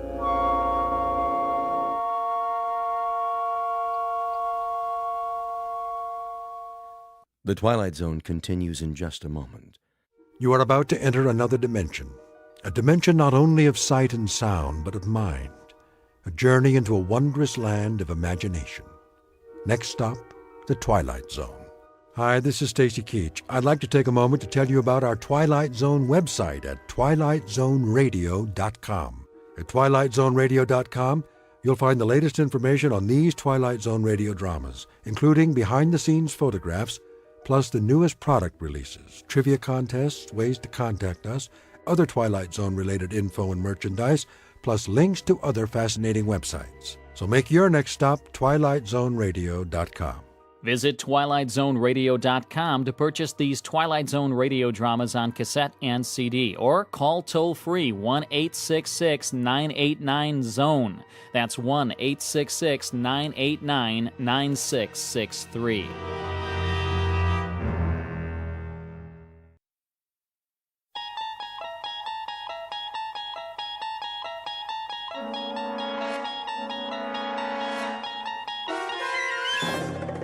You unlock this door with the key of imagination. Beyond it is another dimension, a dimension of sound, a dimension of sight, a dimension of mind. You're moving into a land of both shadow and substance, of things and ideas. You've just crossed over into the Twilight Zone.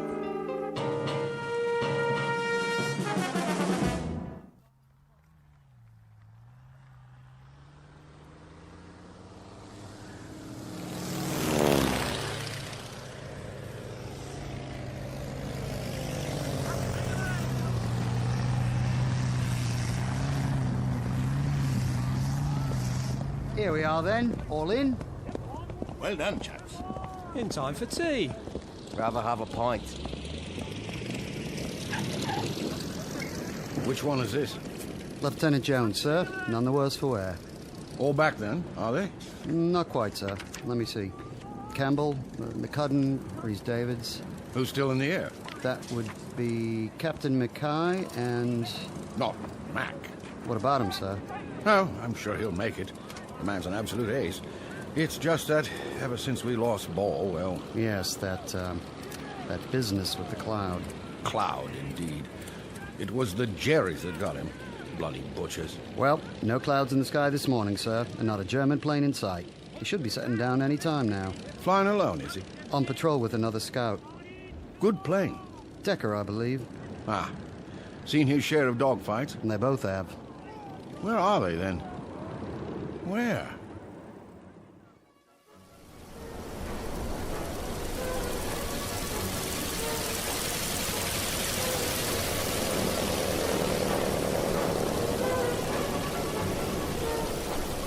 Where's he going now?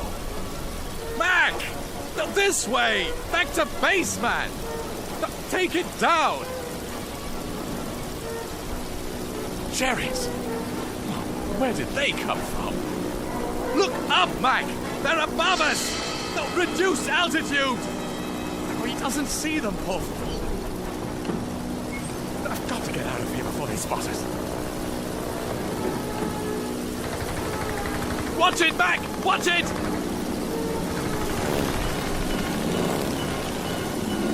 We can't fight them all. Mac! Mac, come on! Let's get out of here! We've got to lose them. We've simply got to! What's this? A cloud? Can't see a blasted thing! Where's the base? Oh, flying blind! What's happening? I can't hear anything either. Mac? Mac? Where are you? Where am I?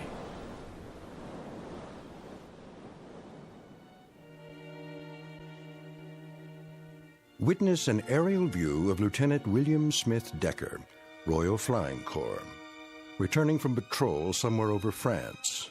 The year is 1917. And at this given moment, Lieutenant Decker has just discovered that he is lost. But less than 1 minute from now, the lieutenant will discover that there are degrees to being lost. Degrees not only to be measured in miles, but perhaps in eternities. That is, if one has flown into the Twilight Zone. And now, The Twilight Zone and our story, The Last Flight, starring Charles Shaughnessy, with Stacy Keach as your narrator.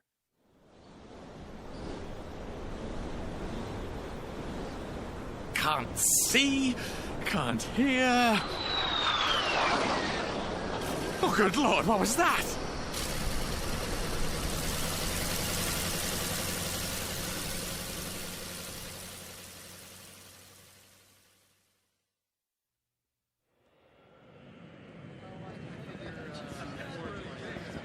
Hey, take a gander at that. What in the... Is this a joke? Who does he think he is? What are you men standing around for? Just heading into the hangar, sir. Corporal, what is that anyway? What's what? That, sir. Take a look. With 4 wings? At least something's holding it up. Up in the sky. It's a bird. It's a plane. It's super junk heap. Some antique, huh? Get off the field, all of you. Where are you going? To tell the Major. I want to know about this.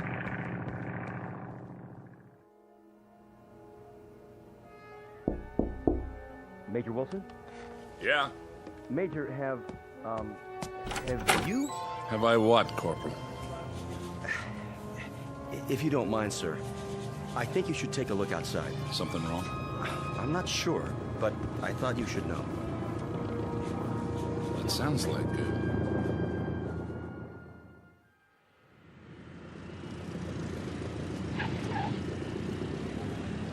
Hey, what gives? Some kind of old-timey stunt pilot. Dig those crazy goggles. So that's a biplane. If I remember my history books, it's a Newport Scout. Favorite of the RAF. Must be from an air show or something, huh, Major? No air shows around here. Who gave him clearance to land? That's just it, sir. As far as I can tell, no one. Look, he didn't get shot down. This is restricted airspace. Jeep. Driver for the Major. On the double.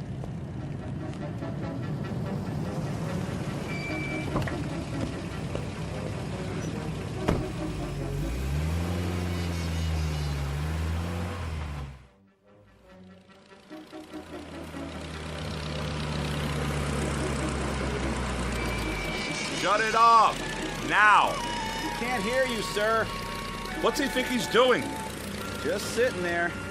He looks scared. He's trying to take off again. Block the runway, man. Move! Can't roll over us. That's it. Cut him off. My best, sir. All right. I surrender. Shut off your engine and climb down. Now. Look at those boots.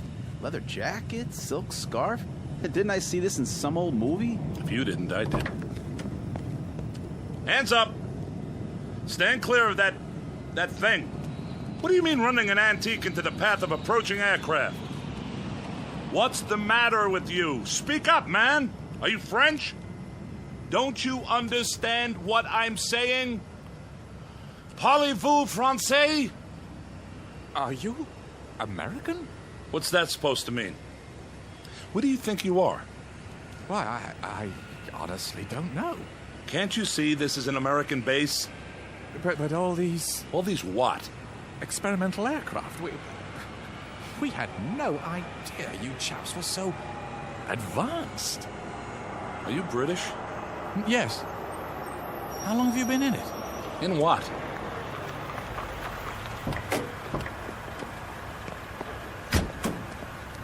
What's going on, sir? Get it out of here. How do we do that?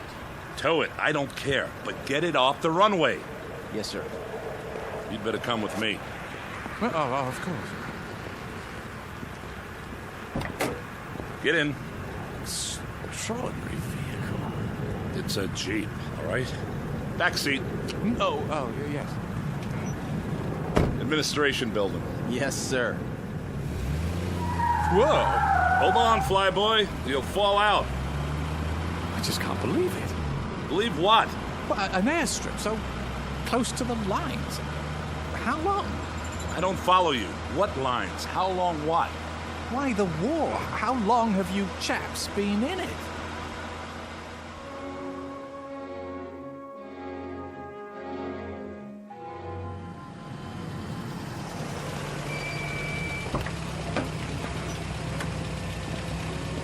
This way. Quite impressive. I have to hand it to you, Yanks. Major? Lieutenant. I say, what's she doing in uniform? She's a WAF. How's that? Women's Air Force. I see.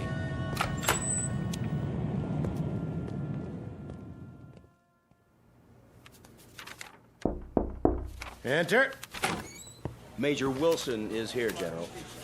Ask him if he can't wait till later. I have to sign off on this report. It's something kind of special, sir. Oh, all right. Show him in. Come in, Major. What is it, Wilson? I thought everything was under control. Someone to see you, sir. Who's this? Well, sir, this man, he's British apparently, landed on our airstrip a few minutes ago, delaying Captain Bradford's takeoff, I might add. The aircraft, such as it is... Who are you? William Smith Decker, sir. First Lieutenant, Royal Flying Corps. You mean Royal Air Force? No, sir. Royal Flying Corps. All right. Well, what are you doing here? Doing, sir? Why are you dressed like that? Is there an air circus nearby? Air circus? Stunt pilots, that sort of thing. Or are you making a film? Film? A remake of Wings, perhaps. I don't recall an authorization from headquarters.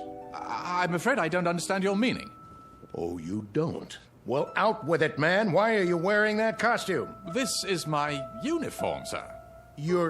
I say, where exactly am I? Where exactly do you think you are? Well, I must admit, it's all a bit confusing. I thought I was landing at the 56th Squadron Air Base RFC. Must have gone considerably off course. He's disoriented. He certainly is. Either that or he's pulling an elaborate joke, something I have an extremely low tolerance for. If you'd like me to take him to the infirmary... I'll handle this. If you'll allow me to explain...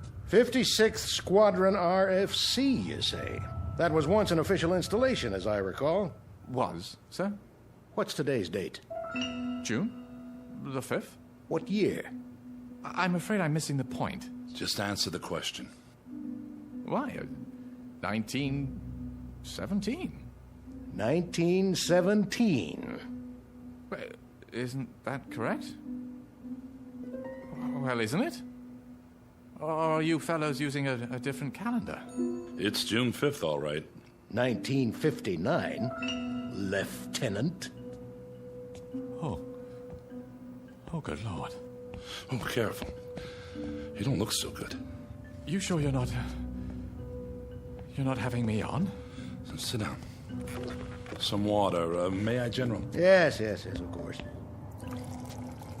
Did you say 1959? Drink this. You don't have anything stronger? Lieutenant... Decker, sir.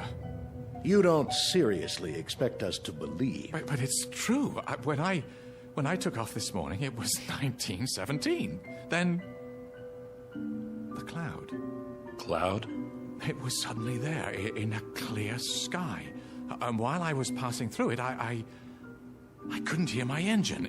It was like being swallowed up. Oh, come now, man. Yes, the same sort of thing happened to Geinmeyer. Who? Geinmeyer. Wasn't he a French fighter pilot? Yeah, he simply disappeared one day while flying. At the memorial service, a cardinal said he belonged to the skies and the skies have taken him. And in my own outfit, Captain Ball disappeared the same way. He was last seen flying into a dense white cloud. I should have known. Say, just who the devil do you think you're fooling, Decker? Or whatever your name Sir, is? I swear to you, when I left base this morning, it was June 5th, 1917. Mac and I were going on our usual patrol and... Who? Mac, Captain Mackay. Mackay? Yes. Alexander Mackay? How did you know? What have you to do with him? How did you know? I suppose you're going to tell us that you didn't know that Alexander Mackay, Air Vice Marshal Alexander Mackay, is at this very moment en route to this base for a tour of inspection, that your arrival here is purely a coincidence. Well, that's impossible. And why is it impossible, Lieutenant Decker? Because he's dead.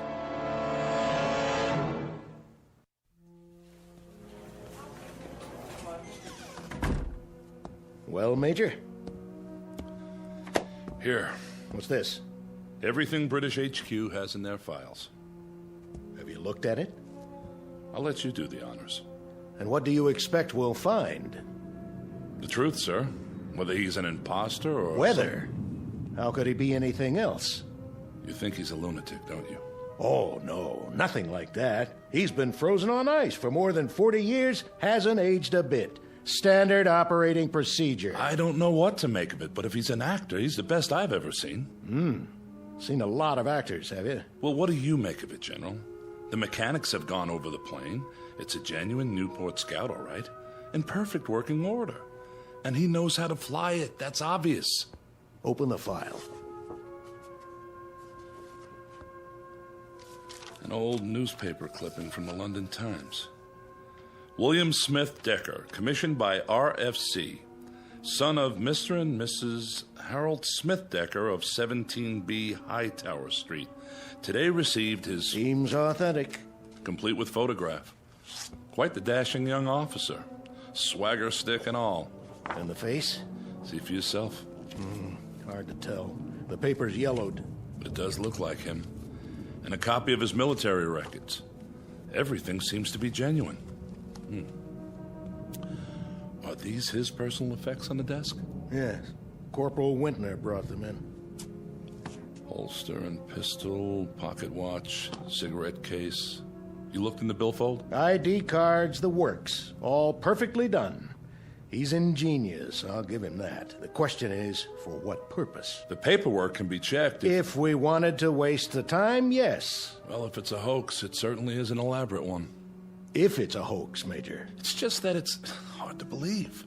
Why would anyone go to such incredible lengths merely to play a joke? Who said it was a joke? What do you mean, sir?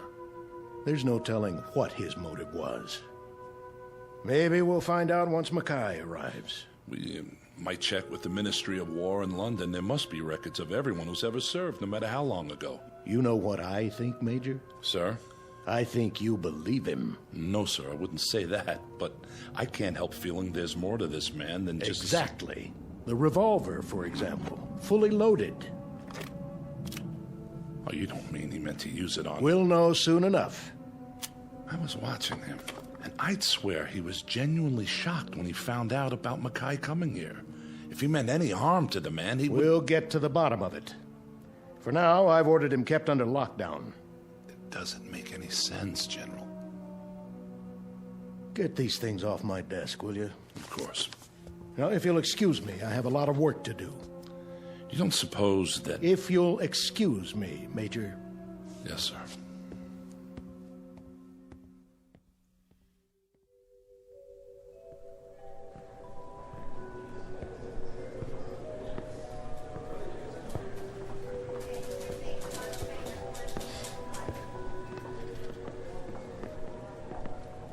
Major?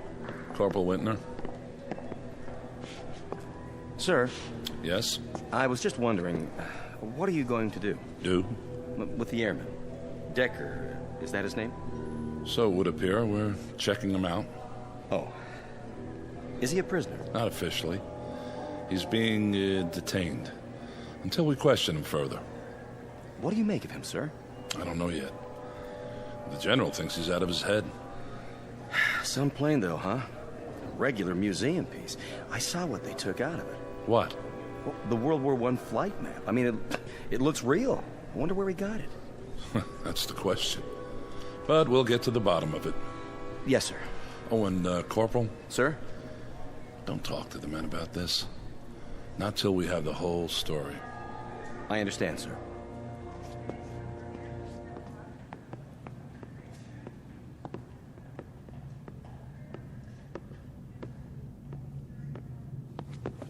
Major Wilson? At ease. How is he? He asked for tea, sir, with milk. Can you beat that? Had some brought over from the commissary. That's fine. I'll be inside with him. Yes, sir. Lieutenant? Why am I a prisoner here? That's not quite that bad. I'm being kept here, am I not? For the time being. But I'm not free to leave. I'm only following orders, Decker, until Vice Marshal Mackay arrives.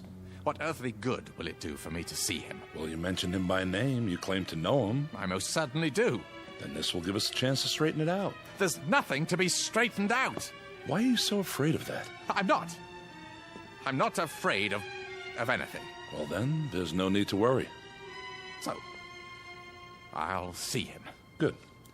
I wanted to ask you something about that cloud you spoke of. I've told you everything. Why don't you relax? Sit down. I don't care to sit down just now. Nervous, are you? I wouldn't say that. You do realize, Decker, that you're asking us to believe something rather incredible. A cloud of silence in a clear blue sky. A World War I pilot landing at an American SAC base in present-day France. Such a thing doesn't happen every day, you know. Yet it did happen, and it happened today. We're in agreement on that. Look, I told you I'd see Mackay. Look, why don't you leave me alone till then, You really feel you know him, don't you? Know him? Ha! Old Leadbottom. Leadbottom? Whenever we flew over German lines, the soldiers fired at us, quite naturally. And one day Mac got hit in a most embarrassing spot. I always called him Old Leadbottom afterwards. It's a personal joke, of course. Mac's a proud sort, don't you know? He wouldn't like it if I bruited it about. Why did you keep insisting before that he was dead? Because the last I saw of him, he was caught in a circle of 7 German planes. 7 biplanes. There was nothing I could do, you understand? I was in my own plane, involved with 3 others. They were closing in on me. So he got away. I don't see how he could have. He not only could have, he did. He was one of Britain's great heroes during the Blitz. What do you mean by Blitz? The second war we told you about. He won the DFC for knocking down 3 German bombers one night over London. Undoubtedly saved hundreds of lives. Oh. Decker! I have to get out of here! Oh, you don't. I've got him. Sit down, Decker, now! Can you manage, sir? Yes. Stay outside. For the love of God! Sit down. Now you tell me, what is wrong? I must leave. I'm afraid that's impossible. When Mackay arrives, we'll get to the bottom of everything. I tell you, I can't see him. Why? Look, it wouldn't make sense to you. Try me. Because he'll know me for what I am. And what is that? A coward. A coward. I'm sorry. I've always been a coward. All my life, running away. Pretending to be something I never was, never could be. That's why I'm here now, because I ran away, because I wanted so desperately to escape that I did. The chaps in the 56th are such bloody heroes, don't you know? Men like Ball, McCudden, Rice David, so brilliant pilots, magnificent fighters.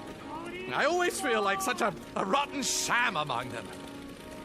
I keep talking about it as if it were the present, don't I? Yet it isn't. If I can believe my own senses, it's the past now. 42 years in the past.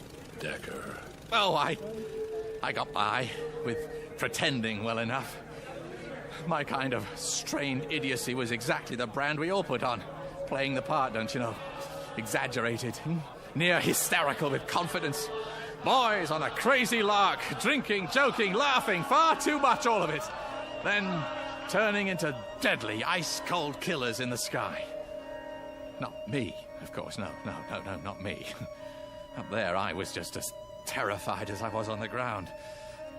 Even more so.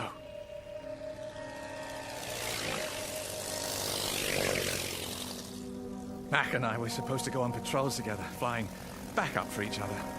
Most of the time, I talked him into splitting up, but he didn't mind. I believe he actually hoped he'd run into trouble. Me? I'd just linger in the clouds, if there were any, flying back and forth around in circles, dreading the possibility that I'd see an enemy ship. Waiting for enough time to pass so I could go back and pretend I'd flown the course. Sometimes I even thought I'll land behind the German lines, let myself be captured. Their pilots always get the best of treatment as prisoners of war. Except I've been afraid of doing even that. Afraid that somehow the truth would come out and I'd be discovered. Discredited. I couldn't bear that. I'm such a dreadful coward that I'm even afraid to admit my own cowardice. I have to carry on the self-delusion, don't you know? I've actually fired revolver bullets through the cockpit walls just so, later on, the chaps would see them and be impressed. I told them I took enemy gunfire. God help me.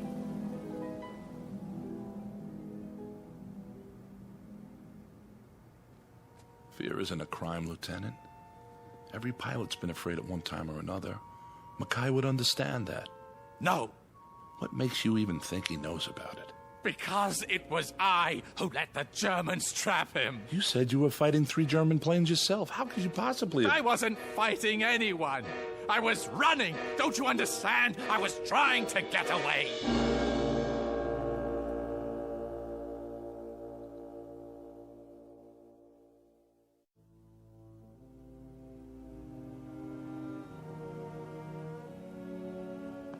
Easy, Lieutenant. It's true. When the Germans came at us, I flew away. I just deserted him, left him up there to die. But he didn't die. Listen to me. I don't understand what you're saying. I mean, it's not possible. Perhaps he got help. What? How's that? What is it? What you just said. I only meant that... That he got help. Oh. Could it be? Well, it's certainly in the realm of possibility. Then don't you see? See what? Maybe I'm the one who helped him. Maybe... Decker, when I said he got help, I was referring to other pilots in the area, other fighter planes. But there wasn't anyone within 50 kilometers who could have helped him. Decker, what do you... Well, maybe it wasn't just an accident that made me land here. Maybe I was brought here for a purpose. To find out that Max survived. To find out that time has given me a second chance. I'm not sure You've got to let me go. I can't do that. You must! Don't you see? It's the only chance I have. The only chance he has. But he's alive, Decker. He's on his way here now. How can you be sure? How do you know that if I don't get back, he may not be here? How do you know that he won't have been killed 42 years ago? There's no reason to think that this man's I'm the reason, standing right in front of you. This is insanity. It isn't. Look, I tell you, history may be changed if I don't do something. Mac will have died because he had to die. Unless I help him. Stop it. I beg of you, in the name of pity, let me go back. I deal in human lives here, Decker. How to save them, how to protect them, and all that goes with it. My job is to issue orders, and those orders are reviewed. If they don't pass muster, someone else overrides them. You don't have to explain military procedure to me. Good, because there's more at stake here than personal opinion, no matter how strong. What goes down under my command is subject to scrutiny, very close, rational scrutiny. I follow your logic. The problem is it doesn't jibe with reality, military or otherwise. I'm talking about something much more important. Are you? Take a look out the window, Lieutenant. Those are jets out there, fueled and ready to go at a moment's notice. We're the DEW line for security in this part of the world. You won't know what I'm talking about, but there are bombs now that can destroy entire countries. Enemy forces held in check only by our presence. Not by feelings or emotions, but by the threat of mutual annihilation. Say I wanted to help you. Say I believed your story, no matter how outlandish it sounds. Even so, there's nothing, absolutely nothing I can... Well, maybe you can't, but I still can. Where's Major Wilson? Out of my way. What are you... I said, get out of my way. Here now, you can't... Stop it! Someone, please! Where are the hangars? Help! The prisoner's escaping! For the love of God, woman, I only want to see my plane. Where? The South Field, but... Thanks. You've just changed the course of history. Cheers! Hey, stop him!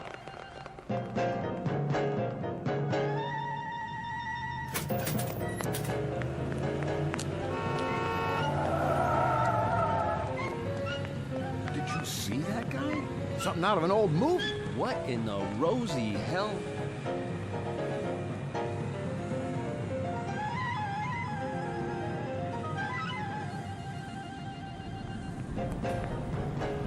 Hey, fella, where do you think you're going? The Scout. You can't come in the hangars. This is off limits. No, the plane, the Scout. Where is it? Not in here. And for God's sake, why are you dressed like that? Ah, I see it. Where'd he go, Sarge? There! Running out the other end! Stop him! Will you get a load of that? Chasing some guy in a white scarf and breeches. What is this, the Dawn Patrol?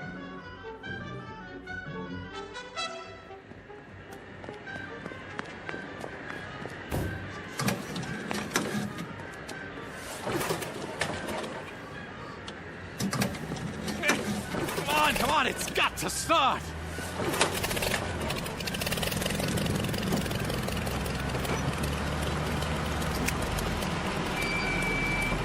Turn it off, Decker!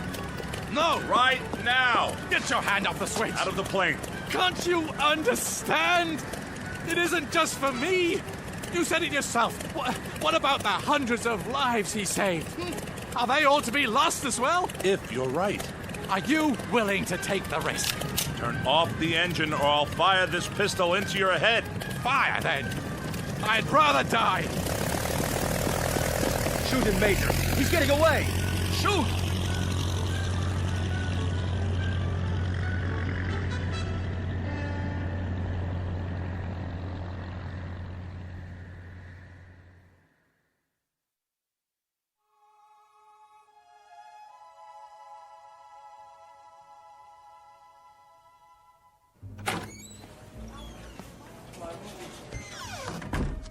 General. You're in trouble, Major. I hope you know that. I understand, sir. Well, what do you have to say for yourself? I don't know how to explain it. I just couldn't pull the trigger. Your thought processes elude me, Wilson. They positively elude me. Letting that maniac loose. Yes, sir. I'm trying to understand. You had him. How could you? Yes? Air Vice Marshal Mackay, sir. Fine. We were supposed to meet him when he landed. I know, sir. I'm sorry. Marshal Mackay. How'd you do, General? Very pleased to meet you, sir. I trust you had a comfortable flight. Oh, yes. Splendid. Good, good. This is Major Wilson. Honored, Major. The honor is mine.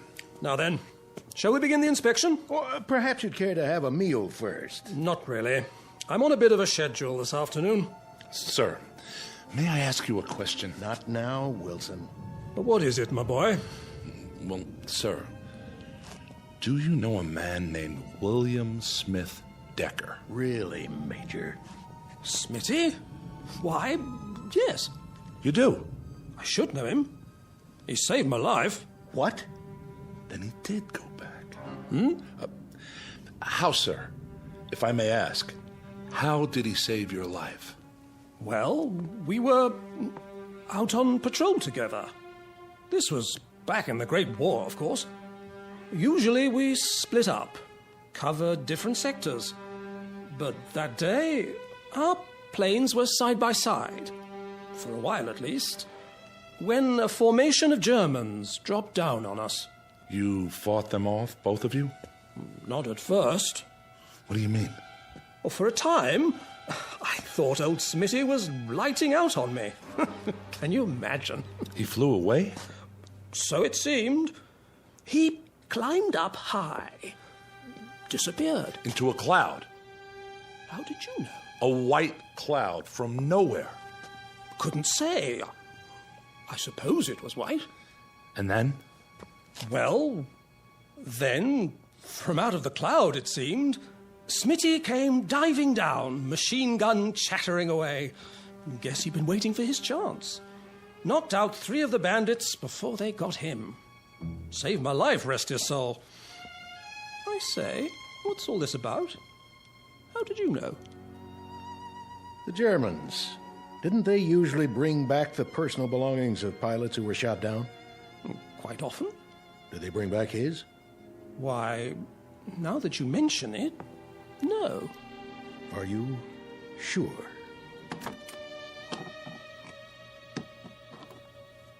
Where in heaven's name did you get these? They're his. Know them anywhere. But how? So, you've never known exactly what happened to him, to your friend Smitty. What the devil is going on here? We might be able to fill you in on the details. After all these years? How could you? Maybe you'd better sit down, old lead bottom. What did you call me?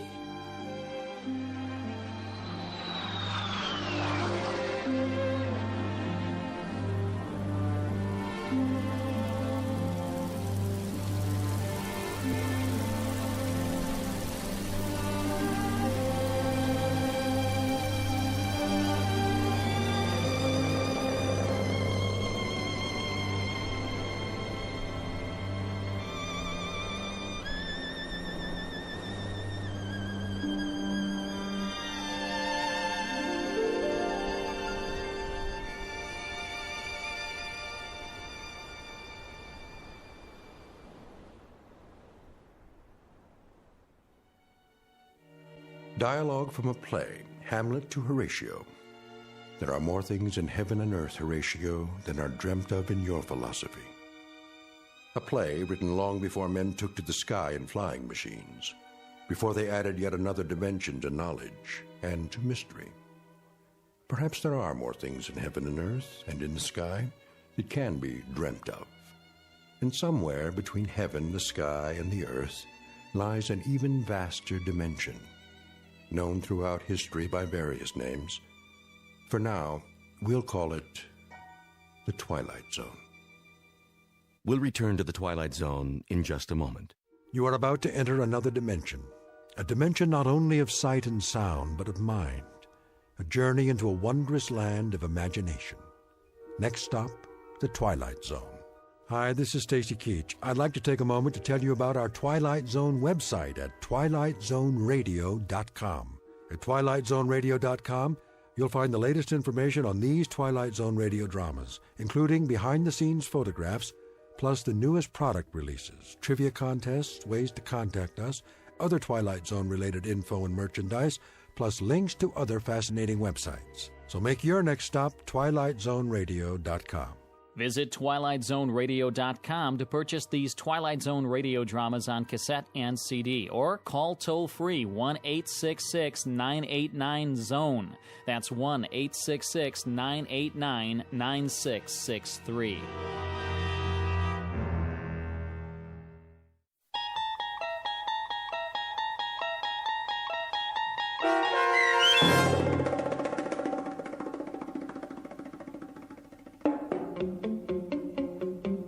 The Last Flight, starring Charles Shaughnessy with Stacy Keach as your narrator, was adapted for radio by Dennis Etchison and written for The Twilight Zone by Richard Matheson. Heard in the cast were Mike Starr, Roderick Peoples, Nigel Patterson, Doug James, Jeff Lupetin, Kurt Napig, Steve Kay, Carl Amari, Richard Hensel, Jamie Barron, and Linda Reiter. The producers of The Twilight Zone wish to thank CBS Enterprises and the Rod Serling Estate for making this series possible. This copyrighted radio series is produced and directed by Carl Amari for Falcon Picture Group. Sound design and custom Foley effects for The Twilight Zone by Cerny American creatives Bob Benson, Craig Lee, Michael Slaybach, and Matt Sorrow. To learn more about the Twilight Zone radio dramas and to contact us, visit our official website at twilightzoneradio.com. Doug James speaking.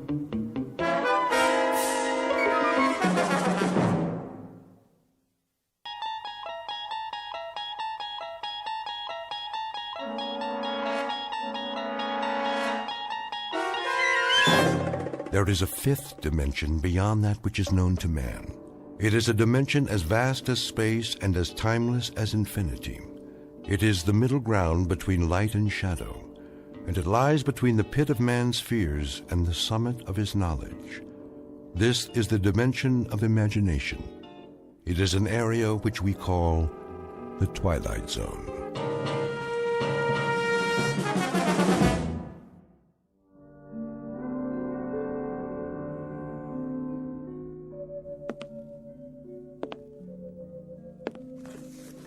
Entry.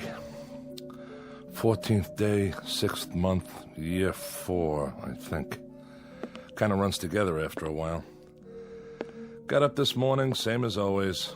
Big deal, huh? I even made my bed. See, it's strictly the honor system up here. Yeah, one more day scratched off the old calendar. First thing I did was, let's see, I made a pot of coffee. That's what they call this stuff. Next, some breakfast. Fake bacon and eggs. Hear that? Mm-hmm. Kind of makes your mouth water, doesn't it? Gotta watch the calories, though. Putting on some pounds around the middle. That's bad for the ticker. Wouldn't want to check out before my time. I make it 46 more years, give or take a few. Anyway, welcome to my world. At least I'll have something to play back later. Otherwise, I wouldn't have anybody to listen to. Because this way I know I'm dealing with a higher class individual. Corey, you did it again. My compliments to the chef. Now let's go outside and take a look around. Don't mind if I do. This is my backyard. And my front yard. It's all my yard now. No footprints in the sand except mine. I never even locked the door. Why should I? Nobody comes calling. Not even a lizard. Just miles and miles and nothing. Anyway, be back in a while. Time to go to work. I got a 1947 pickup truck out there. Been restoring it for years. Gives me something to do, like a hobby, you know? Alan B., he brings me parts a little bit at a time. Wonder how he's gonna get the long block here. Now that's gotta weigh more than a few pounds. Bye for now. This is Corey, signing off.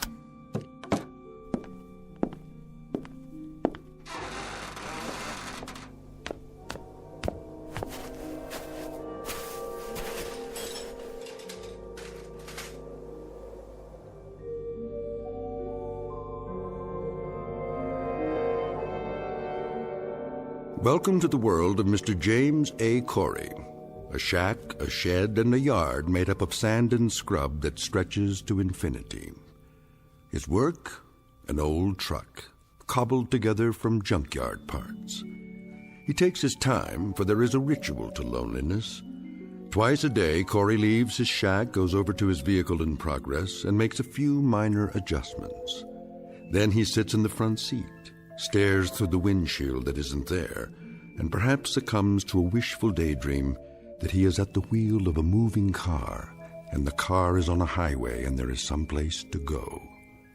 But this will have to remain a dream, because where this man is, there are no highways, no places to go, and no people to see. For the record, let it be known that James A. Corey is a convicted criminal placed in solitary confinement. And it matters very little that his confinement stretches as far as the eye can see. His sentence is the kind of isolation that can destroy a human mind. It is an exile far worse than a dungeon at the ends of the earth, because he has been banished to a place well beyond the earth. In just a moment, Mr. Corey will discover that he may not be alone for the rest of his life after all. And with that discovery will come the requisite spark of hope. But a spark is all it takes to fire a man's imagination in the Twilight Zone. And now, The Twilight Zone, and our story, The Lonely, starring Mike Starr, with Stacy Keach as your narrator. There she is, dead ahead. Got it, Captain. Prepare for planetfall. All systems check. Sir? What is it, Carstairs? I got a question for you. How can we still call it planetfall if it's only an asteroid? That's a good one. Well, call it whatever you like, off the record. But we're on the record now. This isn't a training mission. Set the coordinates. Yes, sir. The surface is coming up mighty fast. I don't know how you can tell one sand dune from another. By doing this every 4 months, year after year. That's how. Corey's shack is just over the rise. I don't see... It's right there. Fire retro rockets. Decreasing speed. Ready to nose up. Nose up. 40 degrees. 60. Keep pulling. 75. 80. 88. 90 degrees, sir. Now angle her down. Tail first. Piece of cake, Captain. What are the numbers? 0400 hours, Earth time. Fuel 0.87 capacity. Cutting in a little close, sir. Ah, those meteors on the way out. We lost some precious time. Corey won't be very happy. He's not supposed to be happy, is he? You don't know him the way I do, Adams. He waits for these deliveries like a kid on Christmas. Always wants to hear how things are back home. What the women look like, how the world has changed. I'm the only contact he's got. If I didn't stop here, I think he'd go stir-crazy. What do you do, anyway? He stopped caring, that's what. After he lost his wife. Yeah? And he got in a fight. Some say it wasn't his fault. The guy died, and he ended up here. They don't have room for any more criminals back home. The new regime, huh? I read about that. But he's had a lot of time to think. Nothing to do here but think. Prepare to set her down. I want a 3-point landing this time. Yes, sir. Tail fins ready. We're going in.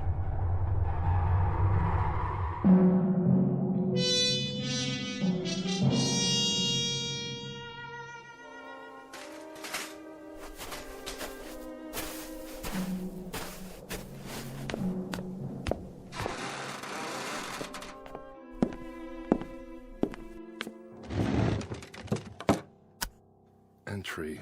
15th day, 6th month, year 4. I'm even measuring time by this place now. I go on every day like the day before and the day before that. The weeks, the months. But I can't give in. I have to stick it out. There'll be a supply drop coming soon, I think. They're overdue. Hope it's Allenby's ship, because he's a decent man and he brings me things. Like he sneaked the parts for that antique out there. Few pieces at a time, as much as he could carry. Thank God for that truck and the hours it used up. I can look at it out there and know it's real. And reality is what I need. Because what else is left that I can believe in? The desert? The wind? Myself? Here's a thought. Maybe I'll end up like that truck. Inanimate. Nothing but an object sitting in the sand. Wonder if I'd still feel the loneliness. Would I feel anything? Hey, that's it. The ship.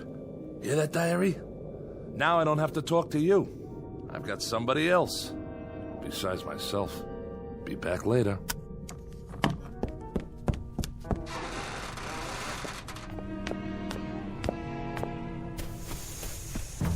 Hey! Hey! How you doing, Allenby? Corey, how are you? All right. Corey, Well, don't just stand there. Come on inside. It's hotter than blazes.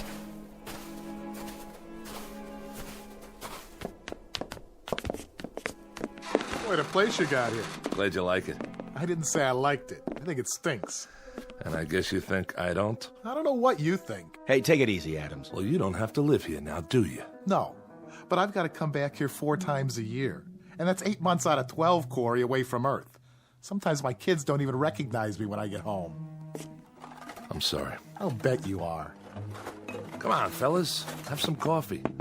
I got some clean cups. That's all right. Corey. Wait, what am I thinking? Let me pour you a real drink. Thanks, Corey. It's real nice of you. Not right now, Carstairs. If you say so, Captain. Hey, this isn't so bad, huh? I like the way you set it up in here. Sure. I have what I need. Most of it anyway. Thanks to the captain there. Yep, you got it made. This is Corey's kingdom, and it never changes. Sit down, everybody. How about a little poker? 4-handed draw, jacks to open. Who's in? We don't have much of a layover this time. All right, no openers. Joke is wild. There was some trouble on the way, and we lost time. Deuce is wild. How's that? Or blackjack? Anybody want to play blackjack? You can count to 21, can't you, Adams? Listen to this guy. Look, we've only got 15 minutes, guys. So what? Nobody's checking your schedule out here. What's the big deal? I'm sorry, Corey. This isn't an arbitrary decision. If we delay our departure by more than 15 minutes, that places us in a different orbital position. We'd never make it back to Earth on the fuel we've got. We'd have to stay at least 14 days before we're in position again. So? Why not hang out here? I've got some beer put away. I can turn up the generator and get it cold. We'll sit around, talk. It's just not possible. It's a few lousy days. A few hours, even. A couple of card games, at least. How about you guys? What's the matter? Think I'll murder you or something over a bad hand? Not this time, Corey. All right. 3 or 4 minutes gone already. Better get going. I wouldn't want to foul up your schedule. Not for a lousy game of cards or a few bottles of crummy beer. How's your water supply? Don't worry about it. I got plenty. Well, I'll have a cupful then, if you can spare it. Sure. We've got some fresh on board. I'll have the men bring it over. You do that. Brought you a few more things, too. I thought you could use them. Thanks. Any news? Not yet. But I told you last time, there's been some pressure back home about this kind of punishment. A lot of people think it's unnecessarily cruel. Well, who knows what'll happen the next couple of years. They may change their minds, rewrite the law, bring you back to a prison on Earth like the old days. Allenby, I have to tell you something. Every morning when I get up, I tell myself that this is the last time. That I won't be able to live another day alone, not another day. And by noon, when I can't keep still anymore and the inside of my mouth feels like gunpowder and burnt copper and deep down in my gut, I've got an ache that won't go away and it starts to spread through my body, tearing little chunks out of me. Then I think that I've got to hold out for one more day, just one more day. But I can't keep doing that forever. You hear me? Or I swear I'll lose my mind. You're breaking my heart. What do you know about it?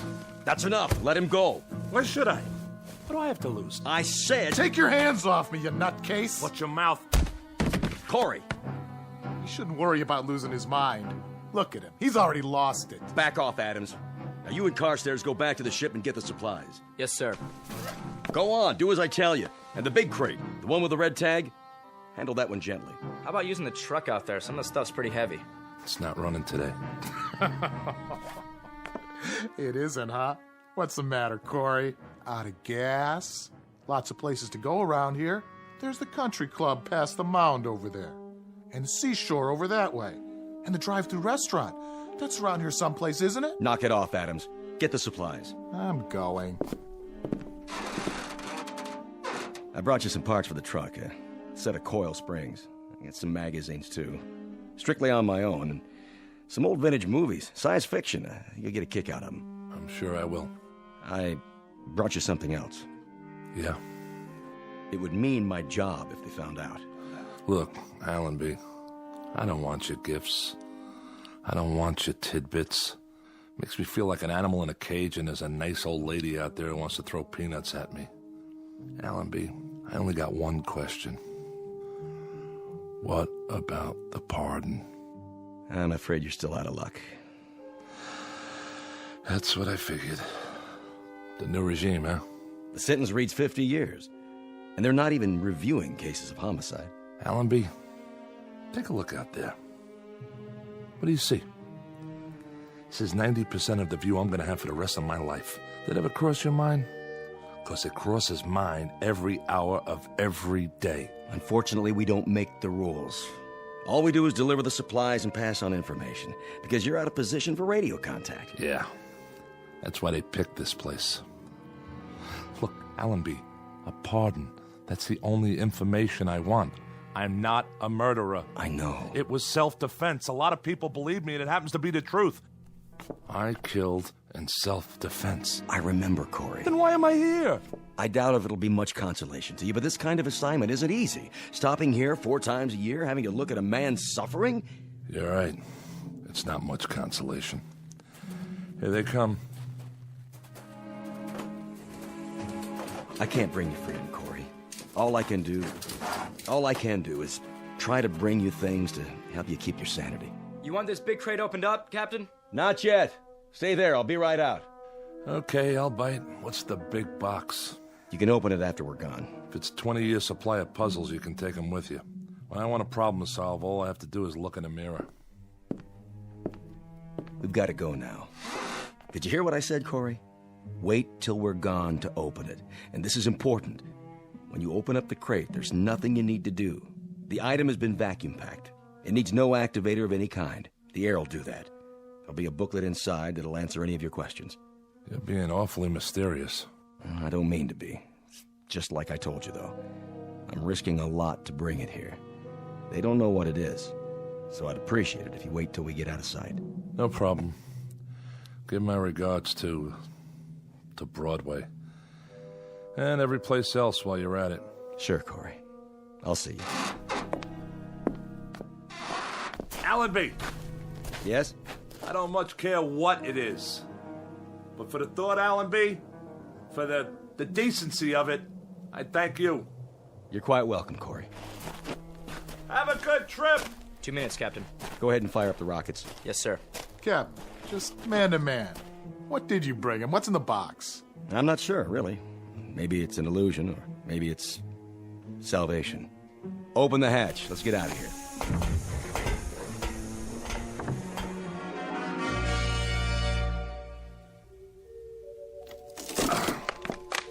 What? You are now the proud owner of an XB-1 robot. This model represents the latest in modern technology. Do not think of it as a machine. For all intents and purposes, it functions as a highly sophisticated simulacrum of a human being. Hello. My name's Alicia. What's yours? Hold on a minute here. Don't I speak clearly enough? No, you sound fine. Fine. What is this thing? Both physiologically and psychologically, she is comparable to a living human with a full set of emotions, a writable memory track, and the ability to reason and to speak. She is immune to organic illness and under normal circumstances should have a lifespan similar to that of a human being. Caution must be taken against exposure to excessive heat and moisture. She comes complete with a loose-fitting microfiber garment for general use. Would you answer my question, please? What question? What's your name? Corey. My name's Corey. I like that name. Good. Glad to hear it. Now, if you don't mind, what are you doing? What is this place? This is mine. My place. Yours? Where I live. Alone. Allenby must think I'm pretty far gone. Hey, don't move that. It's my cup. I've still got some water left. Water? Do you like water, Corey? Yeah, I like it.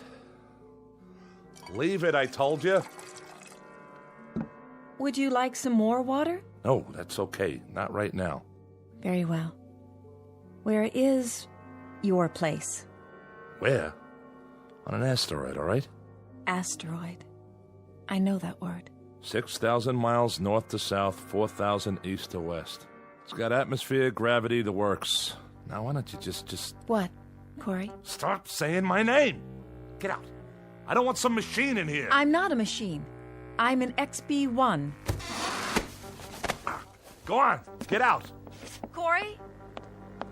Corey? Corey?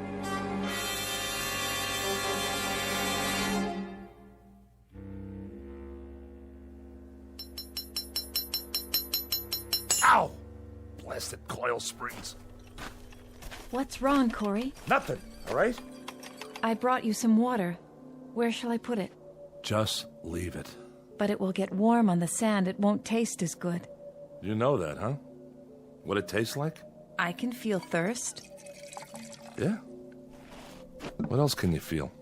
I don't understand. Can you feel heat and cold? The wind? Yes. How about pain? Can you feel pain? That too? Ow. How can you? You're a machine. Excuse me. A different kind of machine. Yes. Of course you are. So why didn't they build you to look like a machine? Why aren't you made of metal with nuts and bolts sticking out of you? With wires and electrodes? Would you prefer that? You know, I might. Because then you wouldn't be a lie. A lie? Why do they cover you with stuff that looks like flesh? Why even give you a face in the first place? A face that if I look at it long enough, it almost makes me believe that... Believe what? Stop asking me stupid questions. I didn't mean to. Look at me. Don't hang your head. Corey. Turn that face up. I'm talking to you. Corey, please. Don't come in there phony stuff. Somebody program it into you? Why? What's the point? To mock me? I'm not mocking you, Corey. Yes, you are. Every time you talk to me, every time you look at me, like right now, I'm being mocked. You hurt me, Corey. Hurt you? How could I hurt you? This arm, it isn't real. Please, let go of me. There aren't any nerves under there. There aren't any tendons or muscles. There isn't any flesh and blood. But you don't even know what I'm talking about, do you? What are you doing? Oh, just what do you think? I'm looking for the right tool for the job, and you know what that job is? No. I'm going to turn you back into parts the way you should have been in the first place. Maybe I can use some of them in the truck. Corey, that's a hammer. That's right. That's what it is. You know what you are? You're like this broken down heap of iron sitting here. Exactly like it. You're just a hunk of metal and plastic and God knows what, with arms and legs instead of wheels. But that heap doesn't mock me the way you do. Doesn't look at me with make-believe eyes and talk to me with a make-believe voice. No. Well, listen, you machine. I'm sick of being mocked by some kind of ghost, by the memory of what a woman looks like. Well, I don't need it. I've got enough memories. I don't have to be reminded of anything. And that's all you are. Nothing but a reminder that I'm so lonely I'm about to lose my mind. That's right. Close your eyes if you want. I don't care. Corey. What are you... Oh, Corey. Are those tears? Yes. You can cry, too? When I have reason. I can't stand to see that. But why? What are you crying for? I'm frightened. Frightened of me? You can feel fear? Yes. The book said with a full set of emotions. What else can you feel? Sadness. You can? And happiness, joy, mystery, wonder, and other things. Such as? Loneliness. I don't believe it. Don't you? There you go again. Listen, it's hot out here. Yes, that's not good for me. We'll go back inside. All right. Yeah, better? Much better. In a little while, maybe we'll have some dinner or something, okay?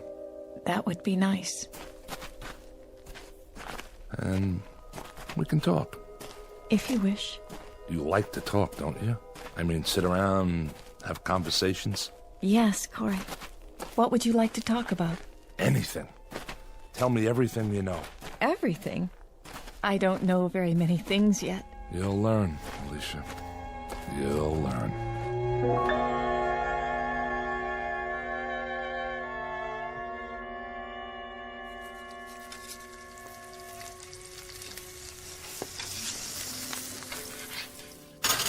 Here you go.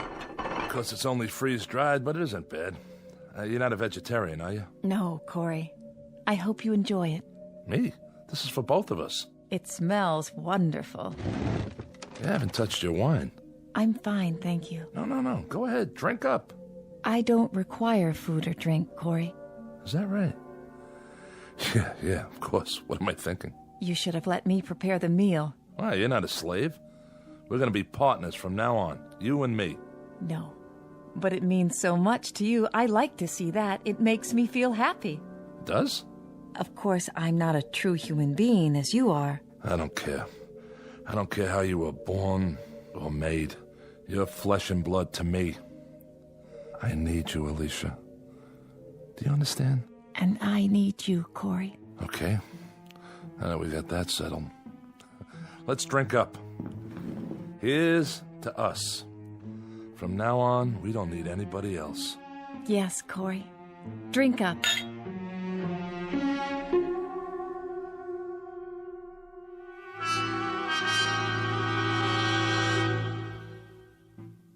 Alicia has been with me for 11 months now. Twice when Allenby brought the ship in with supplies, I've hidden her so the others wouldn't see. But each time, I've seen the question in Allenby's eyes. It's a question I have myself. And I don't have the answer. It's difficult to explain the sum total of this relationship. It's strange, all right. Man and machine. But it's also man and woman. There are times when even I know that Alicia is simply an extension of me, a mirror of my needs. I hear my own words coming from her. The things she's learned to love are the things I love. Where do you want to store the magazines and books, Corey? Anywhere, Alicia. Anywhere you'd like. I think I've reached the point now where I won't analyze her any longer. I accept her as a part of my life, an integral part. I don't know how I ever got along without her. Because I'm not lonely anymore. Each day is something I can live with, something new. It's a gift. Nothing else matters. Because I love her. I've been trying to get up the courage to tell her. That's all for now. Alicia? Yes? I think I'll go outside and work on the truck for a while. Shall I go with you? That's all right. No, wait. Why not? You can see how it's coming. Just don't stay in the sun too long. I won't. I haven't done much work on it lately, but it's gonna get finished.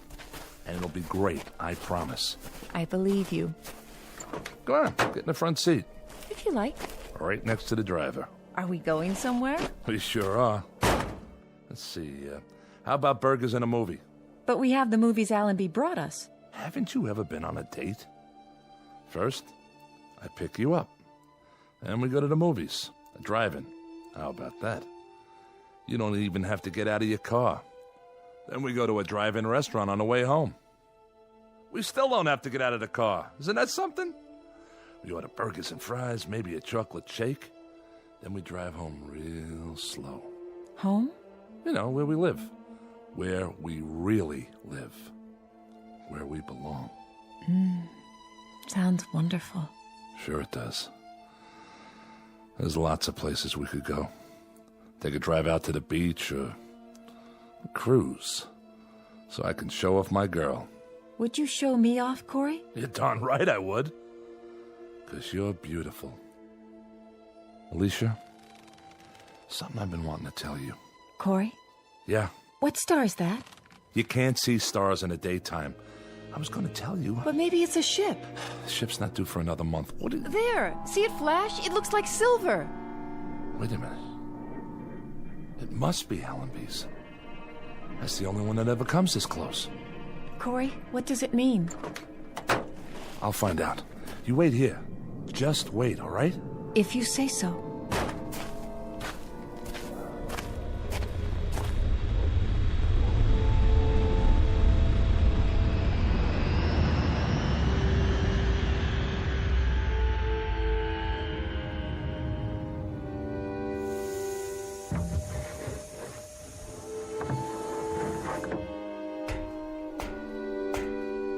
Allenby? Hello, Corey. What are you doing here? Have some trouble? No, we had no trouble. What's the matter, Corey? Aren't you glad to see us? But you don't have a scheduled stop for another month. This is a scheduled stop. What are you talking about? We've got good news for you, Corey. Hold on. Let me tell him. Tell me what? Well, Corey... Forget it. Whatever it is, I'm not interested. You'd better hear what it is first. You heard me, Allenby. I'm not interested. Don't you get it? I don't care what happens on Earth. Not anymore. You will this time. I guarantee it. Doesn't make any difference. It's worse. If we'd come back a month from now, he'd have been eating sand or something. I'll see you guys. Leave the supplies by the shack. Corey, listen to me. It's this way, Corey. All the sentences have been reviewed. They've given you a pardon. We're not here to bring supplies. We're here to take you back home. What? But we've got to take off in exactly 10 minutes. We can't wait any longer. We're almost out of fuel. Any more than 10 minutes, and the coordinates will be wrong, and then I don't think we'd ever make it. Wait a minute, Allenby. What did you just say? What did you say about... You heard me right. A pardon. It won't do any of us any good unless you pack your stuff and get ready to move, Corey. We've picked up 7 men from other asteroids, and we've only got room for about 15 pounds of gear. So grab what you need and leave the rest of it behind, such as it is. I don't even have 15 pounds of stuff. I've got a shirt, a pencil, and a recordable diary. Pair of shoes. The truck you can leave here for the next poor devil. There won't be any next poor devil. There won't be any more exiles. You're the last. We'll leave it here to Russ then. The farthest auto junkyard in the known universe. And Alicia and I will wave to it as we leave. We'll just look out of the porthole and throw it a kiss goodbye. The car, the shack, the salt beds, the sand dunes, the whole works. Alicia and I will just... Who? Who, Corey? Oh, my dear God. I forgot. Allenby, it's Alicia. You remember her. Is he out of his mind? Who's Alicia, Corey? Who's Alicia? Adams, you idiot. You brought her here. You brought her in a box with a red tag on it. She's a woman. Well, a robot, technically, but closer to a woman. Much closer. She kept me alive. I swear to you, if it weren't for her... Corey, I don't know what to say. You worried about Alicia? You don't have to be. I tell you, she's just like a woman. And she's gentle and kind, and without her, I tell you, I'd be finished. I'd have given up. The only reason you'd have to come back would be to bury me. That's what you wouldn't let us look at, huh, Captain? The crate. Sorry if I wasn't supposed to tell them. It doesn't matter now, Corey. But unfortunately, there's another problem. Problem? There are no problems left on heaven and earth. We'll pack up 15 pounds of stuff and we'll climb in that ship of yours, and when we get back to that beautiful green earth... 15 pounds? 15 pounds? You've got to have room for more than that. Throw out some equipment. Alicia weighs more than 15 pounds. That's the point, Corey. We're stripped now. We've got room for you and nothing else except that little recorder of yours and the pencil. You'll have to leave the robot here. Allenby, she's not just a robot. You leave her behind. That's murder. I'm sorry, Corey. No, you don't understand. You can't leave her. Alicia! Come here! You'll see. You'll see why you can't leave her. Alicia! Alicia! Where is she, Corey? I don't know. Look, just pack your gear and get out. Captain, we've only got a few more minutes. Come on, Corey. No! I'm not leaving without her. I told you that. I can't leave. This is our last trip. It's off the route now. That means no supplies. That means if you stay here, you die here. And if you make that choice, there'll be a day, Corey, when you'll pray for death to come quickly. I can't help it, Allenby. I can't leave her behind. And you won't take her. So that means I stay. Alicia! Come here, Alicia! Let them see you. Don't be afraid. Corey, listen to me. I saw this thing get crated, shoved into a box. It's a machine with servo motor and wires and circuits and batteries. She's a woman! Captain Allenby, we've got to take off. How about it, Captain? We better leave him. We can't do that. Sick, mad, or half alive, we've got to bring him back. Those are the orders. Corey, it isn't just you now, it's all of us. So we can't argue anymore, Corey. We have to take you one way or another. I'm sorry, Corey. Grab him. No, you don't. Alicia! Stop him. Corey! Come on, Corey. We'll carry you if we have to. There you are. Alicia, talk to them. Tell them you're a woman. Tell them... Corey, is it all right? You said to hide. What are they doing? Are they hurting you, Corey? I have no choice, Corey. No choice at all. No, Allenby, I tell you, she's a human being. She's... Corey, I'm frightened. Corey! No! You see, Corey? There's nothing behind that face except wires and circuits and visual receptors. Alicia! Alicia... Corey? Corey? Corey? Corey? Corey? Come along now. It's over. Yeah. It's over. It's gotta be now, Captain. Put it behind you, Corey, like a bad dream. When you wake up, you'll be on Earth. You'll be home. Home? That's right. All you're leaving behind is loneliness. I'll have to remember. Remember to keep that in mind. Let's go, Corey. Let's go home.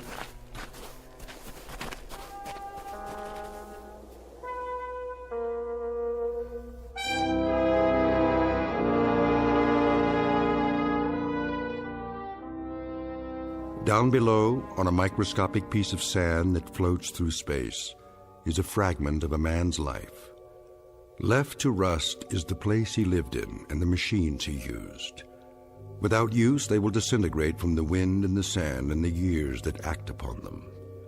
All of Mr. Corey's machines, including the one made in his image and kept alive by love, but now obsolete, in the Twilight Zone.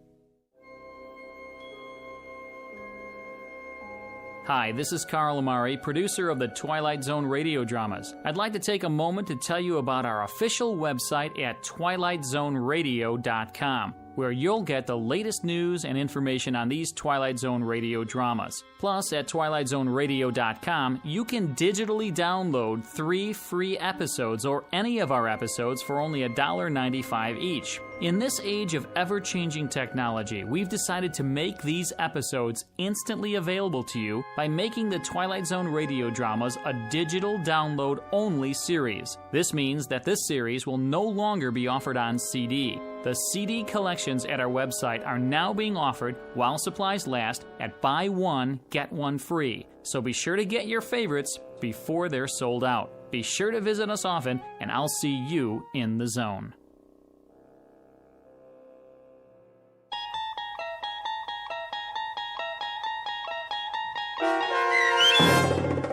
The Lonely, starring Mike Starr with Stacy Keach as your narrator, was adapted for radio by Dennis Etchison and based on a script by Rod Serling.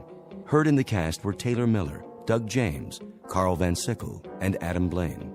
To learn more about the Twilight Zone radio dramas and to obtain audio cassettes and CDs of these programs, visit our website at twilightzoneradio.com. This copyrighted radio series is produced and directed by Carl Amari and Roger Wolski for Falcon Picture Group. Doug James speaking.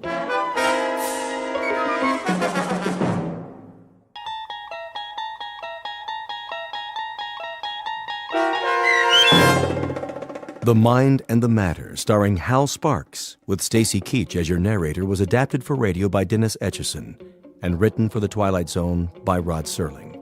Heard in the cast were Rich Komanek, Lisa Joyce, Jeff Lupetin, Doug James, Vince Amari, Meg Thalken, Roderick Peoples, C.J. Amari, Roger Wolski, Karen Olson, Carl Amari, and Lynn Foley.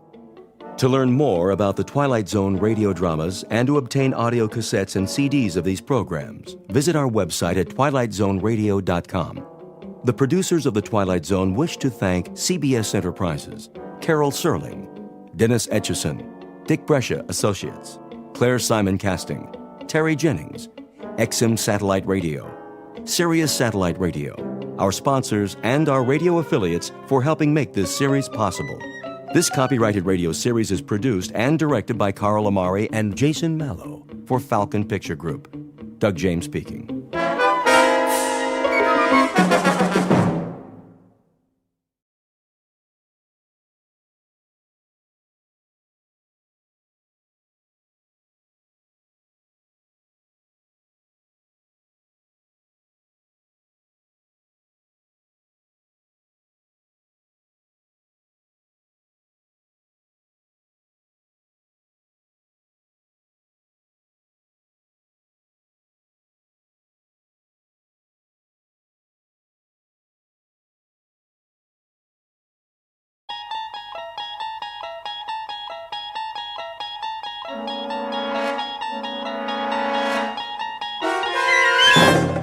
You're traveling through another dimension, a dimension not only of sight and sound, but of mind.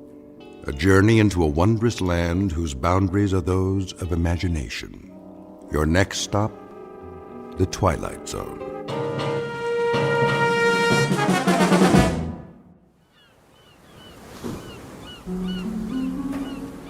My name is Archibald Beechcraft, and to coin a phrase, welcome to my world.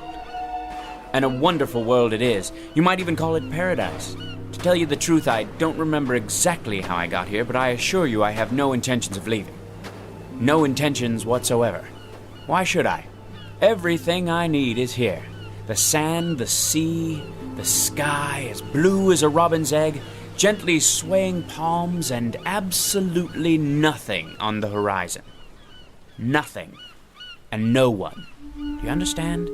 Not a soul in sight as far as the eye can see. Only the occasional bottle that washes up on the beach. Like this one. They're all the same, with a note inside, some poor soul scribbling a message for help. Whoever reads this, I am stranded on a desert island. Please send a rescue ship at once. Stranded? A rescue ship? The fool! Doesn't he know he's finally found peace? He's escaped from the crowds, the rat race, from civilization. Obviously an imbecile. Who would want to go back to that world? Cars, subways, buses, and people. Everywhere you look, yammering away, pushing and shoving till you can't breathe, can't think. No thanks. I've had my fill of people.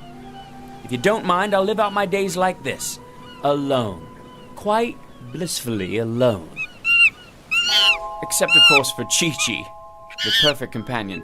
Never a word of disagreement. In fact, never a word of any kind, because, you see, he's a chimpanzee.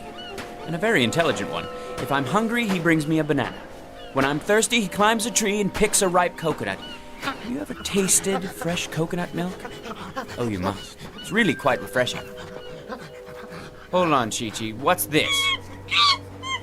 A footprint? Well, that means we're not alone after all. But how can that be? This is my world. Wait a minute. Whoever made this footprint, do you suppose his name might be Friday?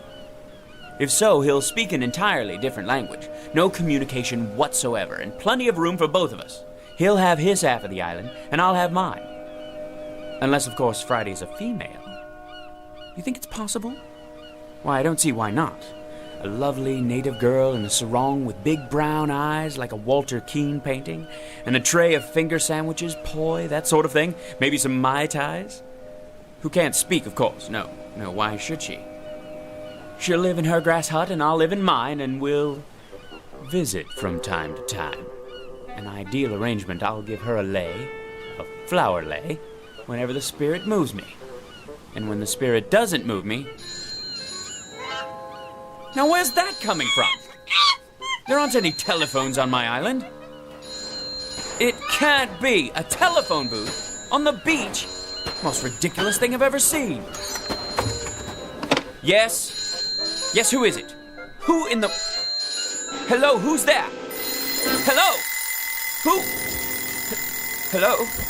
Tropical Paradise, Beechcraft speaking. Hello? Hello? Oh, the alarm clock. I must have been dreaming again. What time is it?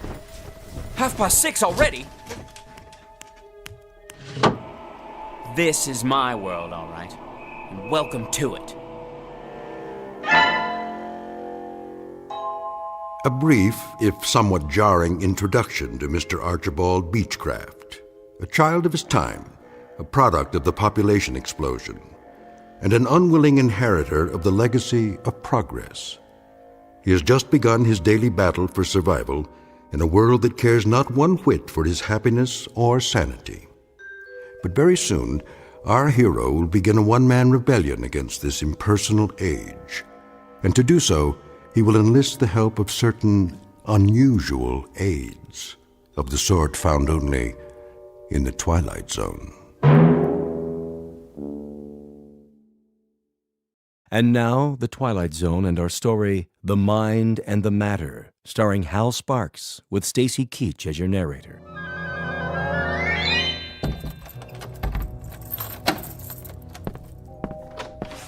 Morning, Beechcraft. I don't see what's so good about it. How's that? If you'll excuse me, I'm late. You're always late. Take it easy. You'll get there. I'm sure I will. And what an unmitigated joy that will be. 91, 92, 93. Stand aside. I don't have to. My mom said I could play. And I said move it. 94, 95, 96, 97. Why do you have to do that here, inside the building? Oh, you made me lose count. Now I have to start all over again. 1, 2, 3, 4. Get out of my way, you little wretch. Ma, that man called me a wretch.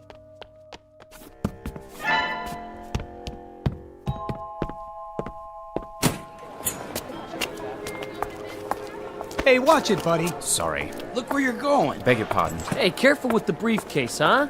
I'm late, you see. Hey, he almost knocked me down. If I miss my train... Red light, mister, red light. But I can't wait for the light to change. If I do miss my train, then they'll dock my pay, meager though it may be. And if they do that, well, there's no limit to what they can do. I'm not about to jeopardize my position just because of all the rude, inconsiderate people who are ruining this city. Positively ruining.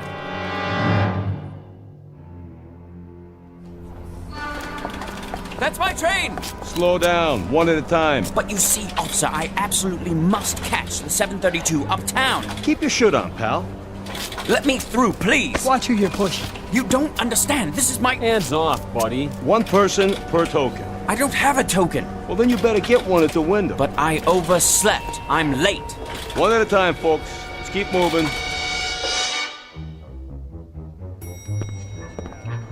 Let me on, please. Hey, you stepped on my foot. Move to the back, please. This elevator's full. But I absolutely must get to the 15th floor. Why don't you wait for the next one? I can't wait. I'm late as it is. I said this one's full. Surely there's room for one more. Sorry, Beechcraft. If I could just squeeze in. Will you watch the elbow? I do apologize. Going up.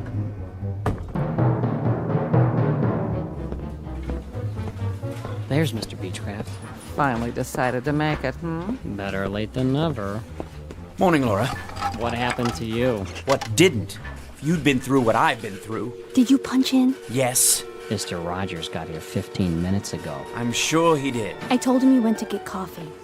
Coffee. That's what I need. Not now. And my blood pressure pills. Wait till the break. Look like you're busy. You mean pretend?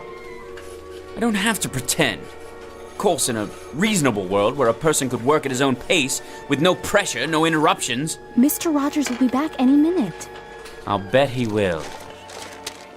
All right. Where did I leave off yesterday? The Campbell file, as I recall. I'm finishing it for you. What? You shouldn't have done that. I'm quite capable. I know you are. I was only trying to help. Thank you, Laura. But if I could be allowed to concentrate without so many distractions, there'd be no problem. Here's your coffee, Miss Petty.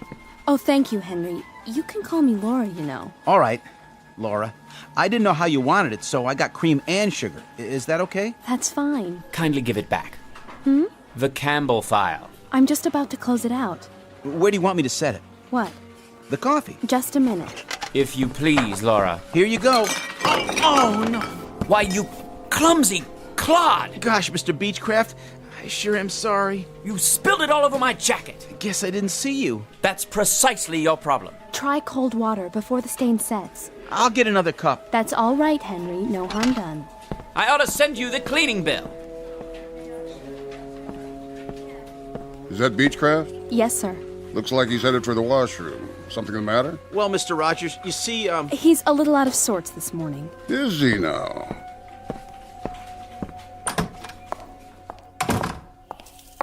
Feeling ill, Beechcraft? No, sir. Nothing like that. If you'll forgive an observation, you're not looking too well. I'm all right, Mr. Rogers. You look tired. You know, Beechcraft, keeping yourself fit is not only a personal responsibility. In a larger sense, it's part of your obligation to the firm that employs you. Healthy body, healthy mind, and so forth. I'm not unaware of that. Then why don't you pull yourself together, man? Get enough sleep at night. I try to, sir. Eat regular meals. Lots of fresh vegetables, greens. Oh, you can't beat those greens for vitamins. I'm a sprouts and spinach man myself. Are you? I'd have them for breakfast if I could. Believe me, Beechcraft, the secret is definitely in the greens. It's the color of power. I see. Not drinking, are you, Beechcraft? Touch of the old sauce? I don't drink, Mr. Rogers. Well, if you don't drink and you don't stay out late at night, you must not be watching your diet. From now on, see that you do. If you'd really like to know, Mr. Rogers, if you'd really like to know precisely why I'm so dead tired, try coming to work on the 732 subway train every morning, then jamming into an elevator with a herd of cattle, then trying to work in that den of cacophony you call an office. Take hold of yourself, Beechcraft. Then standing in line in that so-called cafeteria during that so-called lunch hour, which is never more than 42 minutes. Oh, that's really good for the digestion. Then getting trampled to death in the subway again at 5:38 every night. Then standing in line with more people at a Greasy Spoon restaurant, followed by another line at a movie or a concert or anywhere else I care to go. But always standing in line, always getting shoved, always getting jostled, always getting pushed around by more people. For goodness sakes, man, take hold. I'll take hold, Mr. Rogers. I'll take hold when I can achieve that milestone, that millennium, that absolute perfection that only comes with solitude. Understand? Solitude. That means no people. You read me, Mr. Rogers? They're the ultimate insult, and my problem is simply that I can't get away from them. At no time, except during the wondrous 7.5 hours I spend in my bed every night. And even then, I hear them outside. Hear what? People. Raucous, shrieking, shouting people. Herds, droves, legions, hosts, armies, bevies, flocks and coveys of people. I don't like that look in your eye, Beechcraft. I don't like it one bit. If I had my way, here's how I'd fix the universe. I'd eliminate them all. I mean, cross them off. Get rid of them. Send them packing. Destroy them. And then there'd be only one man left. Me. Archibald Beechcraft, Esquire. Let me out of here. You're quite mad. Do you know that, Beechcraft? You're either off or en route away from your rocker. Well, if I am, I very much prefer my madness to the so-called sanity around me. People, as far as I'm concerned, you can have them. If I had my way, I'd make them all disappear. Every last one. Well. Old Beechcraft's finally showing some gumption. Just the same, I'd best keep a close eye on him. A very close eye indeed.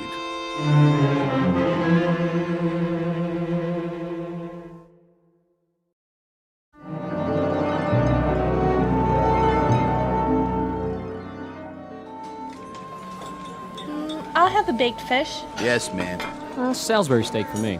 Coming right up. Oh, and an extra roll. Vegetables with that? Broccoli. Sure thing. No mashed potatoes, no french fries, no... I'll have the succotash today. Club sandwich here. Dessert? How's the tapioca pudding? Lumpy. I need another fork. This one's dirty. You got it. One club sandwich, coleslaw, no fries, coffee black. There you go.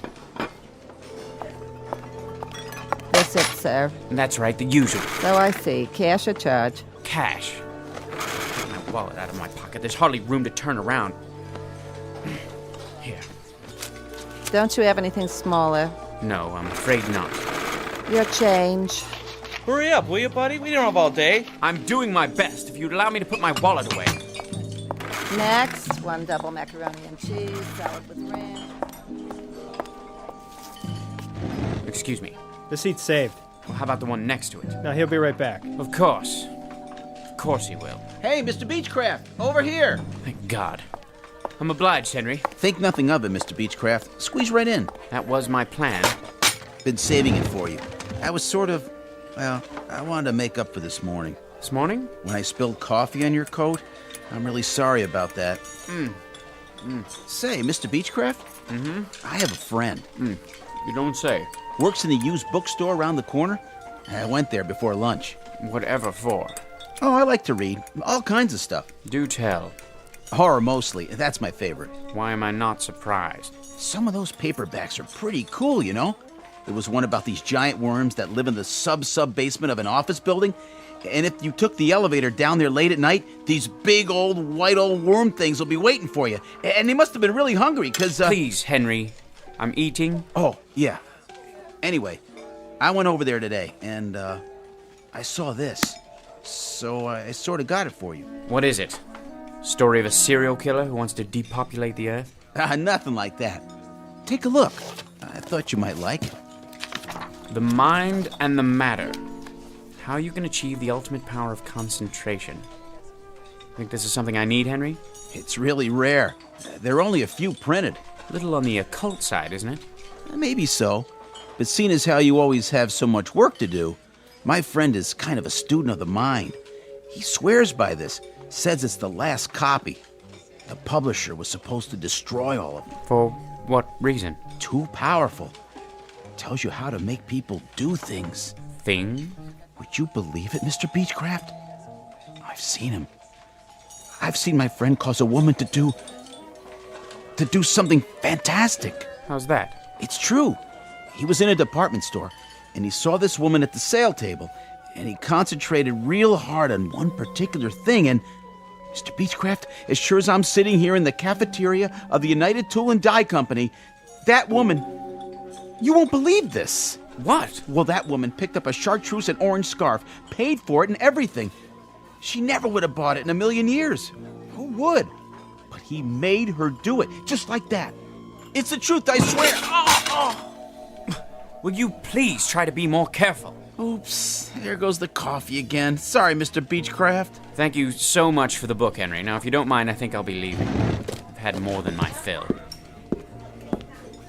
Mr. Beechcraft, Chapter 3. Read that one first. Remember, Chapter 3. Right, Henry. Chapter 3. Initial phenomenon of intense concentration. Focus on a single desired outcome, then close your eyes, mental picture, repeat 3 times. Ready to go back? Not yet. I have to fix my makeup. Okay. Wait, I think I'll have a soda first. Want one? Nah. Let me see. Orange, root beer, grape. Might as well give it a try. Concentrate. Tropical punch. Pick tropical punch. I just can't make up my mind. It's delicious. Try it. You'll like it. Why'd you pick that one? I don't know. I really don't. I was going to choose lemon lime, but for some reason my finger pressed tropical punch. How's it taste? Might as well find out. Yes! You'll see. It's absolutely delicious. Puts one in the mind of a Mai Tai. I think I'd better read the entire book. Chapter 4, To Achieve Your Heart's Desire. Heart's Desire, eh? Very interesting. Very interesting indeed.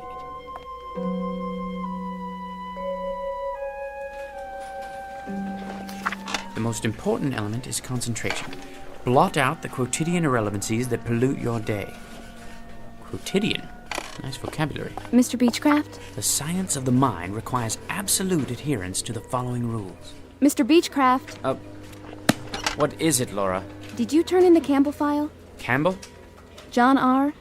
From this morning. I don't see it. I'll get to it. Now then. The following rules of mental control over the omnipresent phenomenology of the modern environment. I really need the file before Mr. Rogers comes by again. Silence! Can't you see I'm reading? Sorry I disturbed you. Oh, Laura, how was your beverage, by the way? Beverage? In the hall, the can of soda. Tropical punch, wasn't it? Oh, yeah. Not bad, actually. Reminded me of a pina colada. Did it now? Delicious, I bet. I'll just get back to my book. A very important book. Very, very important. Distractions which divert 98% of our brain capacity from the more highly evolved regions of the cerebral cortex.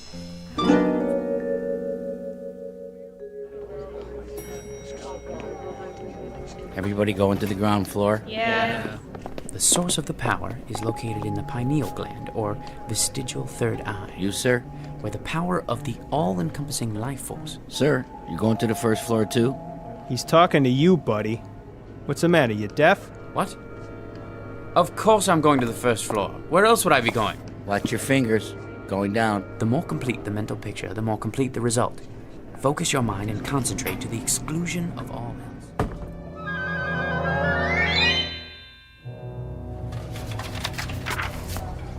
from the lower to the higher chakras, until you feel the power surging. You getting on the train or what? Oh, yes, yes. Then move along. All aboard? Please step back. The doors are closing. Mental imaging of the desired result to the exclusion of all else.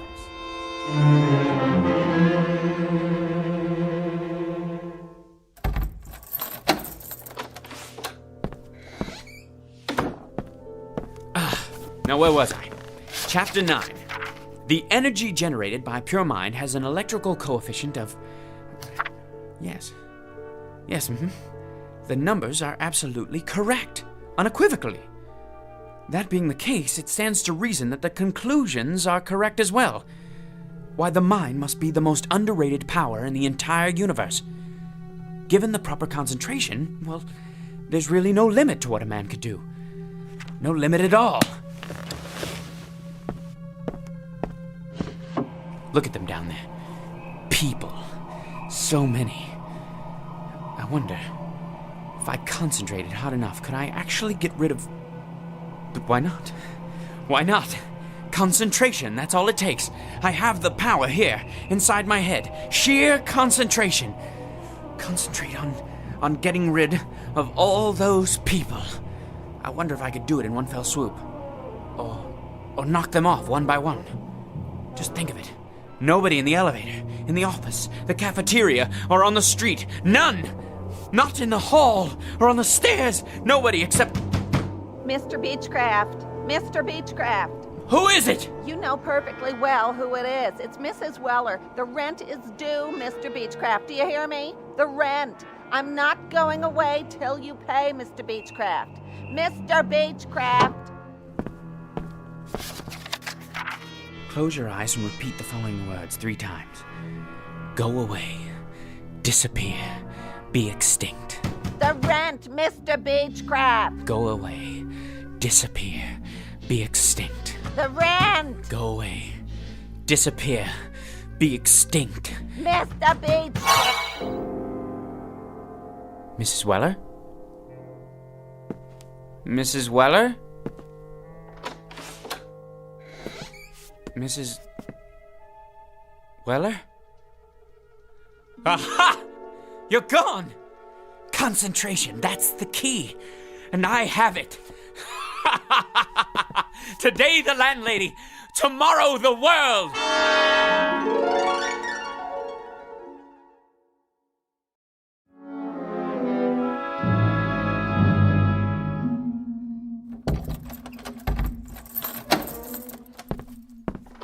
Good morning, Beechcraft. Is it? I only meant... I know perfectly well what you meant. Why don't you just keep to yourself and mind your own beeswax? Well, I don't know why I bother, Beechcraft. I was only trying to be a good neighbor. I've tried to be a good neighbor for years, and what good does it do me? Why don't Go you keep away, to yourself from now disappear, on? I'll stay in my be apartment, extinct. and you stay in yours. Go and away, never the twain disappear, shall meet, okay? be That extinct. Suit you because it suits... Aha! I wasn't dreaming. It works. 113, 114, 115, 116. Out of the way, son. Make me. 117. Very well. 118, Go away, disappear, be extinct. Go away, disappear, be extinct. Hey, give me back my ball. I don't have your ball, young man. Then where did it go? Ma! Silence! Ma, the I'm afraid bandit you took leave my me no ball. choice. Go away, disappear, Ma, be he won't give it extinct. back. He won't. And another one bites the dust.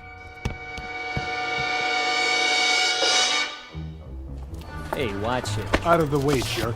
I was here first. Let me through, please. I need to catch the 732. Officer, that man cut in front of me. Hey, you! I said you! Surely you're not addressing me. Put a token in like everybody else. I don't have a token. So get one. I don't have time to buy tokens. If I miss my train... Step out of the line. What for? I'm writing you up. You're gonna get a big fat fine for cheating the city out of... But it's only a token. I'll mail it to you. I'll deposit 2 tokens tomorrow morning, but I simply do not have the time. Yeah, I heard it all before. This one may take some doing. What'd you say? Nothing, officer.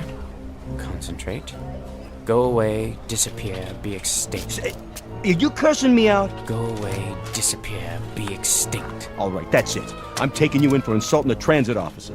I got a nice pair of bracelets that'll fit you just fine. Go away, disappear, be extinct. You were saying, officer? You were saying? All right, 732, let's get ready to rumble. Beechcraft is coming through.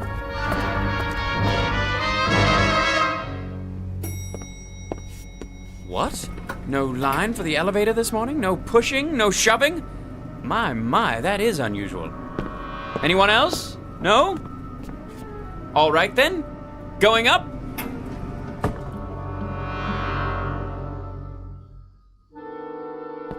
Morning, everyone. Laura? You're not here, are you? Slept in, I presume? Like a great many people. Fine with me. I'll just sit down here and get to work without being rushed. Now, where was I? Oh, yes. Jones Stephen. A rather large export to the UK. I'll just see if everything's in order. At my own pace for once. Yes. Better finish this one before Mr. Rogers gets here. If he ever shows up. Now, let me see. Oh, well and good. A major improvement. Only, when I finish this and the other files, what else is there to do? With no one breathing down my neck, how should one occupy his time? Isn't it time for lunch yet?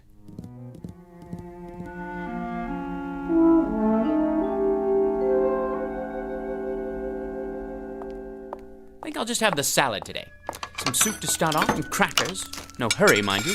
Plenty of time to digest my meal. Where to sit? Why, any table at all? The morning paper. What's new in the world today? White House. Middle East. Federal Reserve Bank. Oh, it's no use. I hate eating alone. And worse than that, I'm bored. If only I had someone to talk to. One person, that's all. Someone quiet, well-mannered, intelligent, someone like me, in other words. That's it. Concentrate, Beechcraft, concentrate.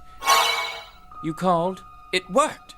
Of course it worked. Don't you have any confidence in yourself? Pleased to meet you. The name's Beechcraft. I know. And your name is? Archibald. Call me Archie. You too. Call me Archie as well, if you like. I like it just fine. How's tricks, Arch, old man? Bit on the slow side this morning. Look here, Arch. This isn't working. Wouldn't you agree? Why not? Let's be frank. Too much of a good thing. Well, I wouldn't say so. But you're thinking it. Let's just say I'm temporarily accessible to suggestions about how to occupy my time. Face it, you're bored to tears. Solitude is one thing, but loneliness is quite another. Loneliness. I despise people, loathe them. And I, Archibald Beechcraft, have done away with them. For good and all, mind you, for good and all. I'm leaving. You haven't finished your lunch. I don't have much of an appetite. Thought about any alternatives? Alternatives to what? To this. It's like an empty movie set in here. I don't even want to think about what it's like outside. Look at yourself. You don't have idea one about how to fill the day. People are bad enough, but inactivity's even worse. You're talking nonsense. I'm content. I'm honestly and truly content. For the first time in my life, I have managed to rid myself of the worst scourge there is. The general populace. So what are you going to do? Splurge and buy a can of tropical fruit punch from the soft drink machine? Will that do it for you? If the truth be known, I would appreciate a little diversion of some kind. Any kind. You mean like a change in the weather? That's it. Perhaps a little unseasonal rain. Or a lot of rain. Let's make it a tropical storm with thunder and lightning. The works. That should shake things up. All I have to do is concentrate. Not that exciting, is it? Maybe we need to add something spectacular. Like an earthquake. Sure you want to do that? Why not? Here goes. You mean there it goes? I can imagine what the office looks like right now. My desk! All your files on the floor. Gonna take some sorting. Enough! No earthquake and no storm either. Forget it! So now what, Arch, old man? I've had it for the day. I'm gonna take the rest of the afternoon off. And do what? Stroll down the street? Take a ride on the subway all by your lonesome? Boy, I'll bet the old apartment building's quiet as a tomb. It's starting to get to you, isn't it? The thing of it is, I don't care much for people, but it's difficult not having anyone, present company excluded. I guess it's a trade-off.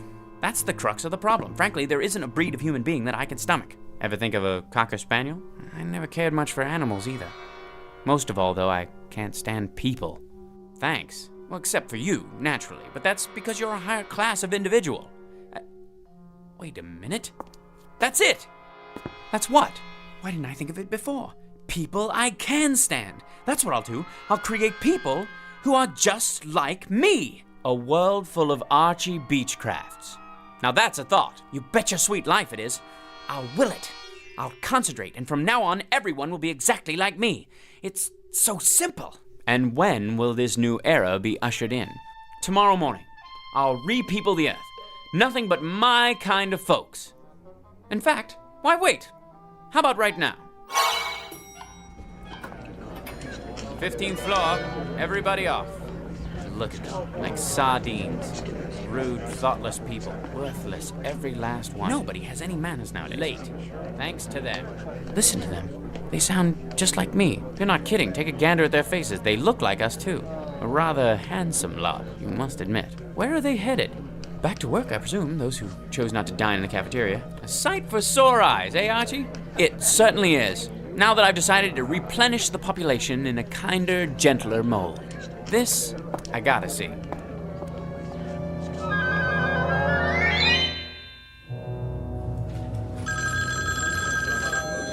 United Tool and Die, one moment, please. Rude son of a noise, miserable noise. I'll go out of my ever-loving mind. Keep it down, I'm trying to work. Can't hear myself think. People. Is there no respite? Herds, droves, legions, armies, hosts, bevies, coveys of people. Deliver me, please, deliver me. Hear that, Arch? I've heard more than enough. You asked for it, you got it. A sty. That's what it is. Nothing but a pigsty. A people sty. Had it? Undeniably. Finally getting through to you, huh? Without a doubt. A lot of me is just as bad as a lot of them. You said it. So, what's to do now? Nothing else to do but put it back the way it was. Just like that. Just like that. Mind over matter. Concentrate. Go away, disappear, be extinct. Go away, disappear, be extinct. Go away, disappear, be extinct.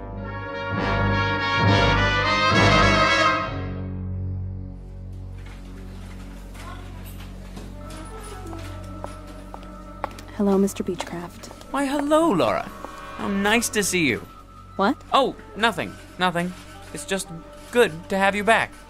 I haven't been anywhere. No, of course not. Hi, Mr. Beechcraft. I got your coffee. Miss Petty, Laura. You didn't have to do that, Henry. Careful now. Oh, Mr. Beechcraft, sir. Please forgive me. You should be more... Forget it, Henry. Nothing serious. It isn't? Not at all. Just another little spill on the old sleeve. I'll take care of it with my handkerchief. Gee, thanks, Mr. Beechcraft, for being so nice about it. Tut-tut, my lad, tut-tut. Something else, Henry? I was just wondering, sir. Yes? That book I gave you? Did you get anything out of it? Not really. Why don't you take it back? You sure? Frankly, it's a lot of pap. Interesting, but totally unbelievable. And now, if you'll excuse me, I think I'll get back to work.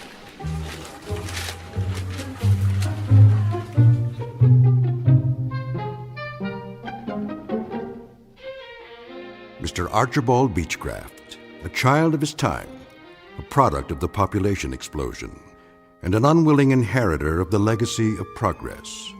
A man who has just found out through trial and error that with all its faults, this may well be the best of all possible worlds, people notwithstanding. Tonight's case in point, in the Twilight Zone. More from the Twilight Zone after this. Hello, I'm Stacy Keach. I hope you're enjoying this edition of the Twilight Zone radio dramas. To learn more about this series, be sure to log on to our official website at twilightzoneradio.com. You'll find special discounts on our Twilight Zone audio collections, listings of our radio stations, links to other websites, and a photo gallery of our recording studio and some of our stars in action, plus ways to contact us with questions or comments about the show. And for a limited time, when you log on to twilightzoneradio.com, you can send in for a free CD of the show. So be sure to visit us at twilightzoneradio.com.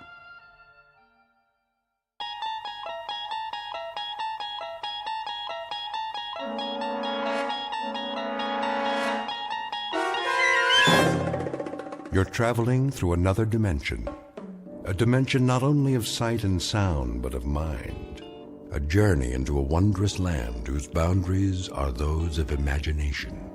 Your next stop, the Twilight Zone.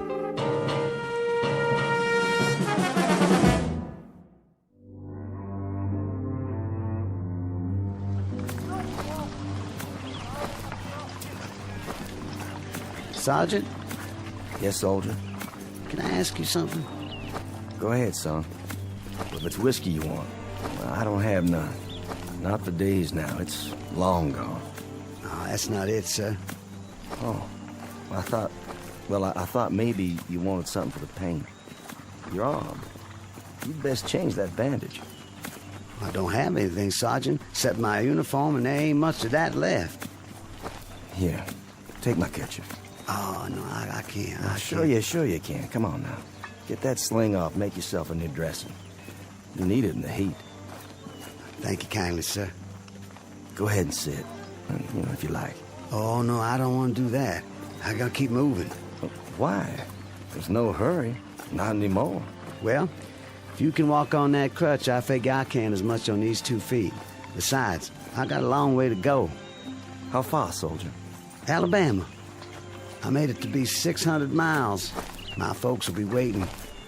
Stop now, I might not get there at all. Now you'll get there all right. We all will, one way or the other.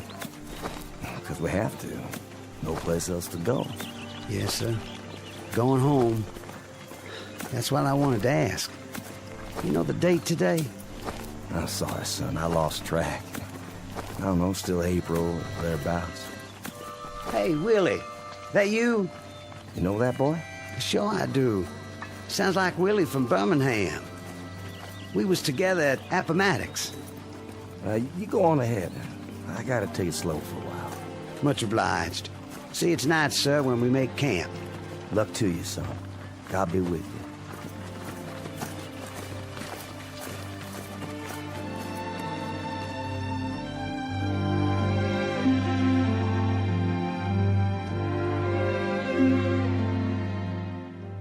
This is the year of our Lord, 1865, and these are Confederate soldiers not long after General Robert E. Lee handed over his sword to General Grant. Lee's troops have been released from duty, and for most that means traveling on foot, carrying with them the last vestiges of dignity in defeat. They walk these roads by the thousands, by the tens of thousands, with one goal in mind, to get home. They survived a war that cost more than 1 million lives, and those left are the walking wounded, bandaged, dirty, bearded, and exhausted, moving past burned-out homes in a burned-out land that now relinquishes a burned-out cause. But in a moment, the dusty road that began at Fort Sumter, South Carolina, and ended at Appomattox, littered with the residue of broken battles and shattered dreams, will terminate in a strange province that knows neither north nor south, a place we call the Twilight Zone.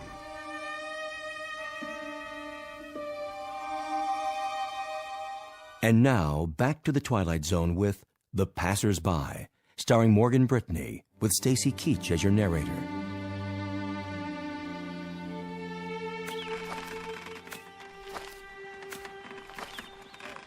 Miss? Yes? I was wondering, Come closer to the porch so I can see you. mind if I take some of your water, miss? The canteen's run dry. Please. The well's just there. Have all you like. Thank you kindly.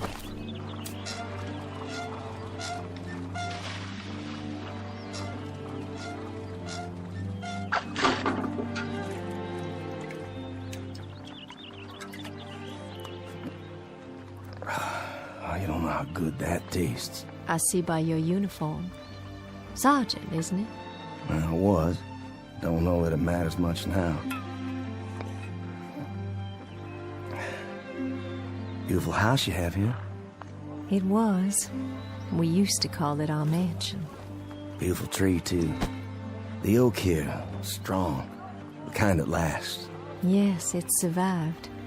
It was here before the house was built, and now it's the only one left. War claims a lot of victims. Different kinds. Men, animals, God's own beauty. You mind if I sit here a spell? Not at all. It's nice to talk to someone. I feel as if I haven't had a conversation in years. What if I strum my guitar a bit? You have a guitar? Carried it all through the war. Would it bother you? Oh, it would be lovely. My husband used to play a guitar. Did he? Oh, he played so well. He's where, ma'am? He was killed at Yellow Tavern with General Stewart. I'm sorry. You have a wife back home? No kin at all. It was just my father, but he died the first year of the war. I'm sorry. Ah, it's all right. It's been a while now. I mean the crutch. I didn't see it. You've lost your leg. No matter, ma'am. Didn't exactly lose it anyway. I know just where they buried it. Outside of Chickamauga. It must be hard walking for you. Do you have a long way to go? Why, I guess I do. I kinda lost track. Have you been on the road long? Reckon I have. Since the beginning of time. Leastways, that's the way it seems. I don't quite remember when I wasn't moving down a road someplace. Like all those men passing by day and night. Oh, I got plenty of company. But it's different now. There isn't anything in the world sadder than a defeated army crawling home. And how different it was when they marched off. Brand new gray and gold braid and 1,000 flags. With trumpets and drums. Nothing but trumpets and drums. I thought it sounded so wonderful. I remember. Gonna lick the Yanks in a month. That's what they said. In a month. How wrong they were. And we stood by in our summer dresses and cheered them on and threw flowers and felt so grand. Just a few tears. Not many. Because we were so sure they'd all be coming back just as they left. And how wrong we were.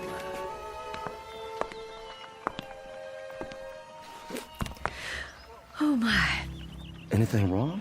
I'm feeling a little dizzy. Ma'am, please sit down. I don't think you're well. It's the fever. But I'm on the mend now. It just left me weak, that's all. Just a little weak. And still they come. Morning and night, night and morning. The young ones and the old ones. And oh, how tired they look. How worn. Are there hundreds of them or thousands of them? More than that. And wouldn't you think that with so many, my Judd? Ma'am? Sergeant, do me a favor. Play your guitar real loud. I mean real loud. Drown me out. I'm so sick to death of hearing my own crying and the sound of footsteps on the road. Please play it loud so I can hear music. Please, Sergeant. My pleasure.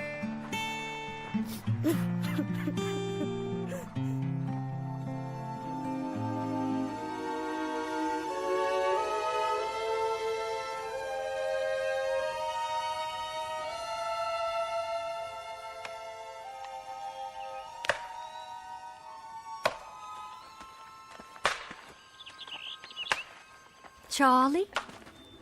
Charlie Constable, is that you?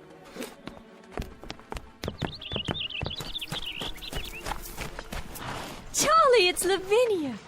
Charlie, we thought you'd been killed. That's what everyone said. They said you'd been shot in the head at Gettysburg. Afternoon, ma'am. Sorry to disturb you, ma'am. Good day to you. It's Charlie I want to talk to. Can't you hear me? Couldn't you stop a minute, Charlie? Couldn't you stop a minute and talk? I'm so glad you're all right. I'm so glad you got back. I'm almost there, Lavinia. Almost there. I don't think I'll need all this weight. You can store my blanket roll for me, but I gotta keep moving. I'm almost there now, you see. I'll be there by nightfall. Oh, Charlie. Your wife will be so glad to see you. So very, very glad. Goodbye, Lavinia. Will you give Susan my best, Charlie? Tell her when you get settled to please come over. Would you do that for me? No, I'll expect she'll want to keep you to herself for some time. I know if it were Judd come home to me, I'd hold him close. So close, Charlie. And I'd not let him leave again. I'm sure, Lavinia. Charlie, wait. You might need some of your bedroll. The Yanks took most of the blankets. Susan might have use for yours. Well, I'll keep it for you then. Do you hear me? I'll keep it here for you. That was Charlie Constable. Was it? They said he'd been killed at Gettysburg, shot through the head, that's what they said. Oh, but thank God they made a mistake. Thank God he's all right and come home again. What's the matter, ma'am? Why are you looking at your hands like that? There's blood. Where? Why, Charlie's cap. It's tied to its bedroll and there's blood on it. There's blood on Charlie's cap.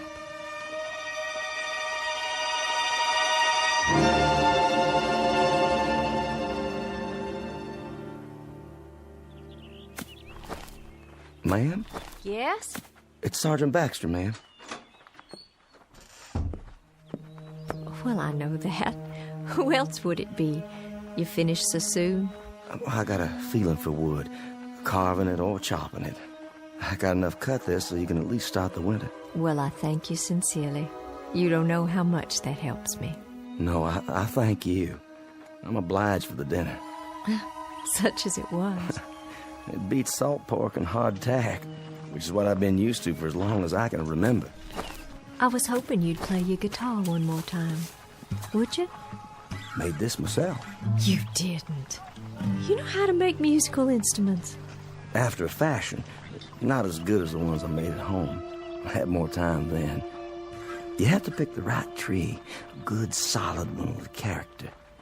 You cut a branch and strip off the bark and take the wood in layers, but carefully, just right. Then you soak it and bend it into the shape you want. Well, there's plenty to it, believe me.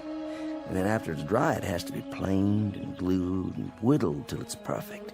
And then comes the tuning. You know, they say a good guitar takes on the voice of the man who made it. If he has a voice to start with. Seems some men don't. No matter what they play, it just comes out flat and dead.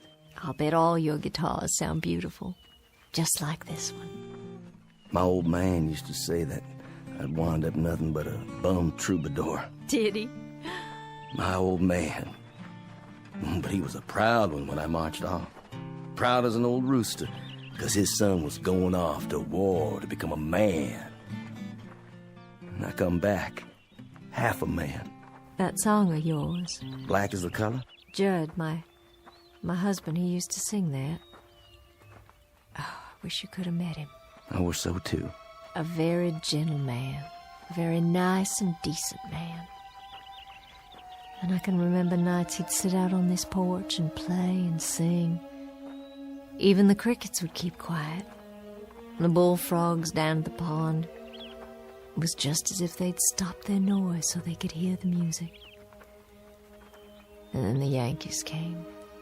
Like blue locusts who had to eat away the trees and the land and everything on it. I owe them for much. For our house, our lawn, our trees, for everything that was. Including my husband's life, I owe them for very much. Ma'am? Why don't you leave here? This place is no good for you. This place is all I have. Just an empty shell of an old house and a burned-out field. But it belongs to me, and it's all I've got. You need something else, something different. Being here alone and sick and staring out toward that road, that ain't gonna cure anything. Fever, sadness, heartache. It won't cure nothing at all. What do you suppose happened to him? Your husband? The Yankee who killed my husband. Do you suppose he's marching home now, back to his own kin? Do you suppose he's laughing and singing and telling all his neighborhood about the rebels he killed? All the bullets and the heads he shot them through? I don't reckon that at all. You shouldn't either, ma'am. There's been a lifetime of suffering on both sides. I got a gun inside the house. An old shotgun. And I keep thinking about how someday, some moment, a Yankee will ride by, and I'll take out that gun, and I'll aim it at him. I'll aim it steady. But first, I'll tell him. I'll tell him that he can consider this the last shot of the Civil War. A bullet in exchange for the one my husband took. You let that kind of poison sit on your mind, you'll die from it, I swear. Who's coming? Can't see yet. It's him. What do you mean? The Yankee. Well, hold on now. It's a hot night. Hot indeed, Lieutenant. Couldn't see if anyone still lives here. They do. You traveling a long way? Oh, just up the road. But I've been on it a long time. You too, Sergeant? Long time. I've got a half-full canteen, but my horse is running dry. Well, there's water in the well. I don't think they'd mind. Much appreciated. I know you, don't I? That's possible. I mean, I've seen you before. I seem to remember. Go on. What is it you remember? You'd best heed the sergeant's answer, because it's the last thing you'll ever hear. No, ma'am. Put the gun down. You don't understand. The last thing you'll hear on this earth. This I promise you.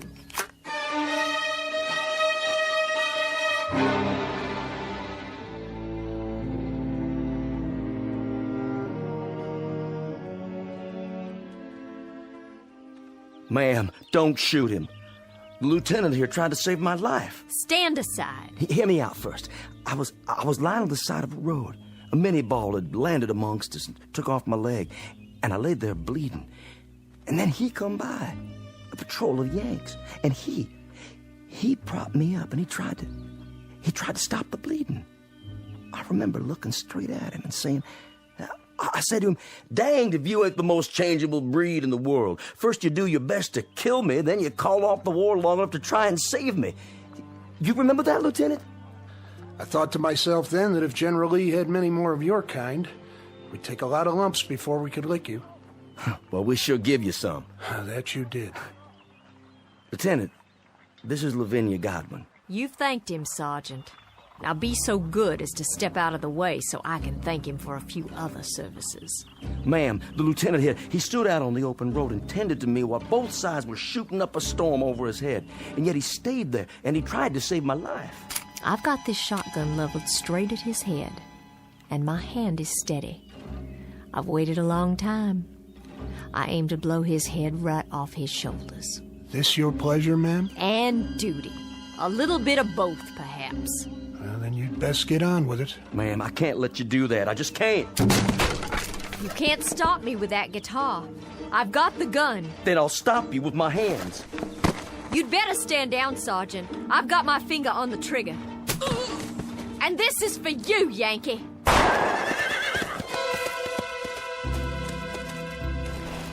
You could thank God for the darkness.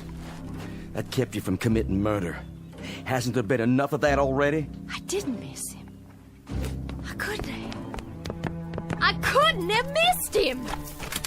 No, ma'am. You couldn't have. But it doesn't make any difference. Not anymore. I remember now. I do remember. They got you that day. They got you in the back while you were kneeling over me. You took a bullet in the back and you fell right over. Yes, I think that's how it happened.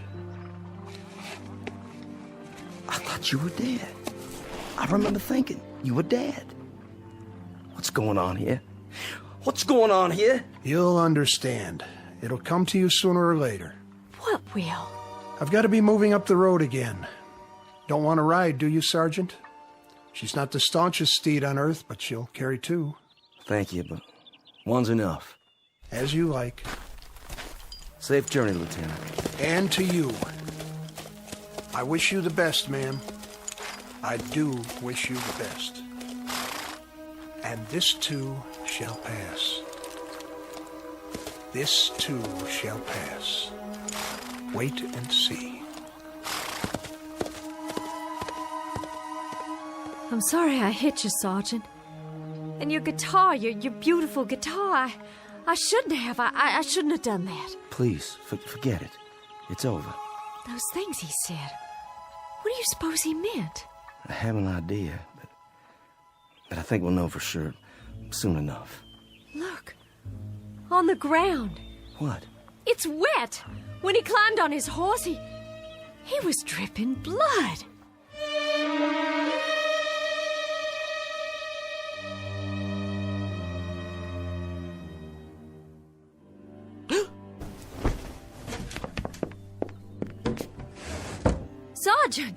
Sergeant Baxter! Ma'am? Would you come in the house, please? Can I help you? Do you hear that, Sergeant? Hear what, ma'am? That's just it. There's no one on the road anymore. They're all gone. They stopped coming during the night. It's been quiet ever since. Real quiet. Why are you carrying your bedroll? And your cap? Are you leaving? Yes, ma'am. I'm leaving. It's time for me. But where will you go? You told me yourself there's no one waiting for you at home. To wherever that road leads. I can tell you where that road leads. Past 50 miles of places like this. Past houses that were burned out and abandoned after the Bluecoats got finished with them. Burned out yards and crop fields. Some by Union soldiers, some by us.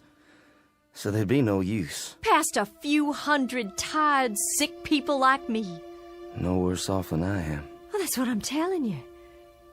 If you're looking for a change of scenery, Sergeant, you won't find it out there. Along that road. Mrs. Godwin, I was up most of the night. I was up and I was thinking about lots of different things, thinking it through. What did you decide? That lieutenant who came by, and the shotgun, and the blood on the ground. When he rode off, it seemed like a mystery. Yes, it does. And that young friend of yours, Constable. Charlie Constable. Yeah, with the bloody cap. And then before dawn, it came to me. What did? It's kind of hard to explain. Please try. It has to do with that road out there, and the men who are walking on it. What about them? Last night, after you'd gone to bed, I stood by the gate and I watched as they went by. There was Union soldiers, too. Yankees, many of them. Some helping our boys, some of our boys helping them. But all of them moving down the road, just as if... Just as if what? Just as if that road led someplace where they all had to go. You hear me? Had to. So wherever it leads, Mrs. Godwin, that's where I have to go, too. But why? What I discovered last night.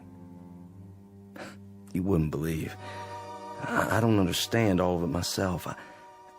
I understand enough to know that there's a billy club tapping on my good leg, telling me to move on.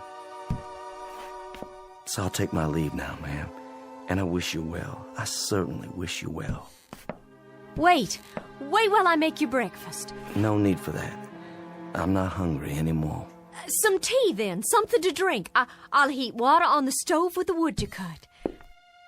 You have some for yourself, ma'am. I've got something stronger put away.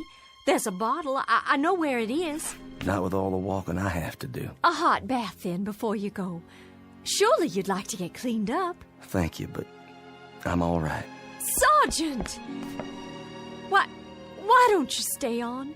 I need someone around here who can help.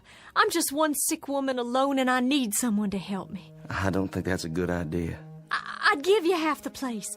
You could take a wife if you like and live here, and half of it would be yours. There's nothing here that could ever belong to me, ma'am. Nothing at all. Why not? If I say it does. And you know something else? There's nothing here for you either. Nothing but a lot of memories, and there's a prescribed period for mourning. Are you going to wear black for the rest of your days? My memory's a lot longer than yours, Sergeant. My hatreds don't die because somebody signed a slip of paper and turned in their sword. I don't think we need to compete when it comes to memories, Mrs. Godwin. I don't mean that. But as to hatreds, I'll concede that you carry yours for a lot longer than me, so you just stay on here and bide your time between some mourning and some hating.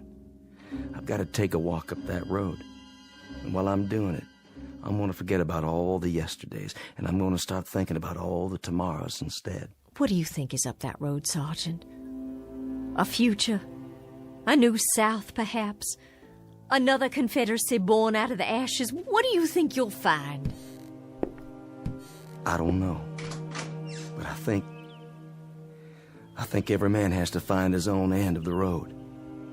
It's whatever he wants for himself, and every woman, too. What's that?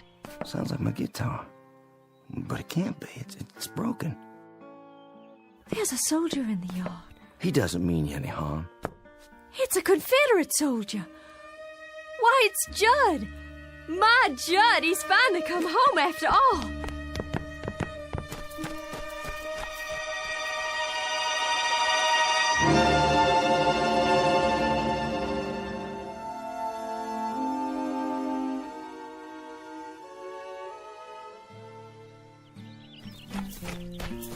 Oh, Judd, it is you.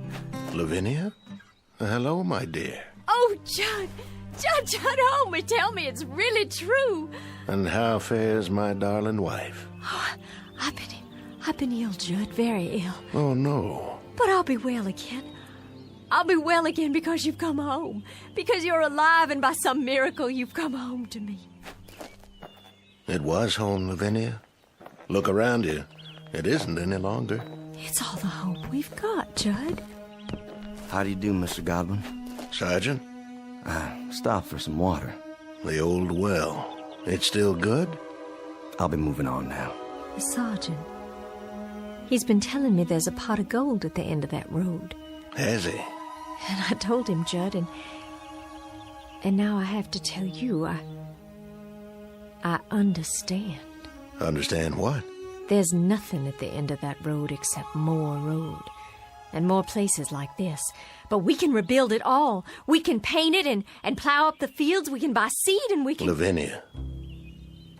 Judd, what is it? Sergeant? Yes, sir? Do you know? I think I do, yes. It's easier that way. I'm not sure, but I think I do. Goodbye, Mrs. Godwin. Goodbye, Sergeant. I'll no doubt be seeing you farther on. What does he mean? It's time now, Lavinia. Time? We've got to go. Judd, there's no place to go. This is just a stop along the route, Lavinia. A stop? This is home. Home is somewhere else. And you're saying we have to leave? Yes, Lavinia. We have to leave. Oh, you brought your guitar. I'm glad. This isn't mine. It's that sergeant's. But... See? You remember this guitar, Lavinia. It was all broken, wasn't it? And now it's all in one piece again. Why, yes, it was. How did you know? It was broken, but now it's been put together. And it can be played again, and music can come from it. It's sort of like a human being, Lavinia. A bullet comes along, or a cannonball, or a fever, and it breaks our bodies and throws them aside, and they're no use to us anymore. But then something else comes. What are you saying? With that comes a second chance. Judd, are we? Yes, dearest. My death came at Yellow Tavern with a bullet. Yours came here with the fever. No. Then you mean all those men? All those men are heading to the end of the road, to whatever it is that each of them yearns for. Yearns? To a place or moment that is their heart's desire, theirs and theirs alone. Are you ready? I'm alive, Judd. I have to be. I can feel it. I'm alive. And I don't want to leave here. I'm not ready. I don't want to leave here because if I do, that means I'll have given up. There's nothing to give up anymore, Lavinia. There's nothing at all. Yes, there is. There's the house and the field and the crops we planted that we'll plant again. And the trees and the leaves that rustle when there's a breeze all night long. And the livestock to replace. And sometime one day, the child will have you and me. And he'll grow strong and healthy.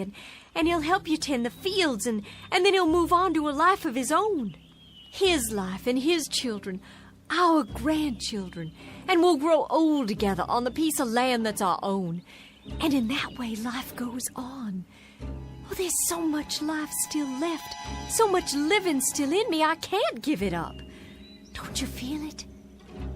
If you don't, I have enough for both of us. It's all I ever wanted, to be here with you. I'll see you later on, then, when you've made your peace. I'll wait for you, just as you waited for me. Oh, Judd, please. Please don't leave me. I'm not leaving you, my darling. I told you, I'll meet you at the end of the road, unless... Then you'll come back? You will. You'll find out what I already know. There isn't anything at the end of the road. There isn't anything at all you can't see right here. You'll come back, Judd. I know you will. That's as it may be, but I'll be waiting for you. Judd, please come back. Please come back to me. Go after him, my dear. Who are you? Just a fellow traveler. You must be tired. And hot in that black suit and that tall hat. Odd, isn't it? Passing strange how it doesn't seem to bother me now. I have some water if you like. That would be a most extraordinary kindness. Over here, there's a well. The water's cool and sweet. Here, drink your fill.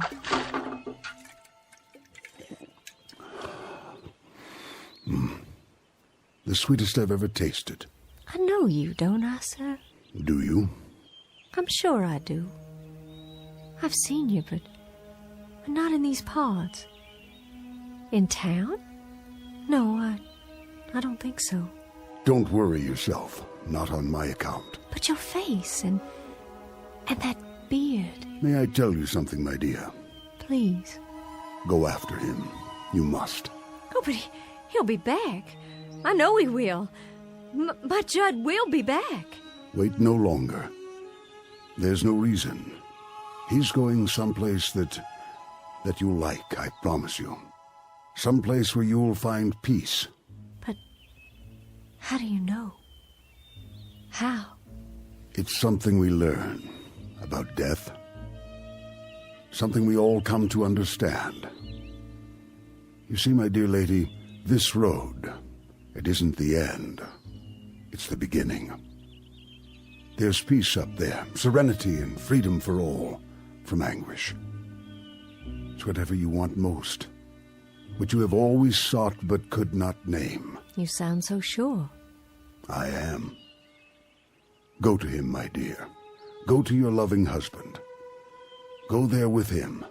I can see him on the road, can't you? Standing in the sun with his arms outstretched, waiting to receive you. Your face. I know that face. I've seen it in the newspapers. But you were shot, sir. I read it. You were shot by an assassin at Ford's Theater in Washington. But that's so far from here. How? So far that I can hardly remember. It all falls away, like seeds in the earth. And so now, Mr. President, you're one of the... Yes, my dear. I guess you might say that I am the final casualty of the Civil War. And now I'm the last man on this road, the very last. I think it only fitting that I be the last of the passers-by.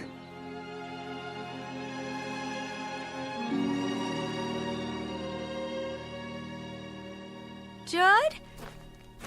Is that you? Lavinia. It is. I see you. Wait, Judd, I'm coming. I'm coming now.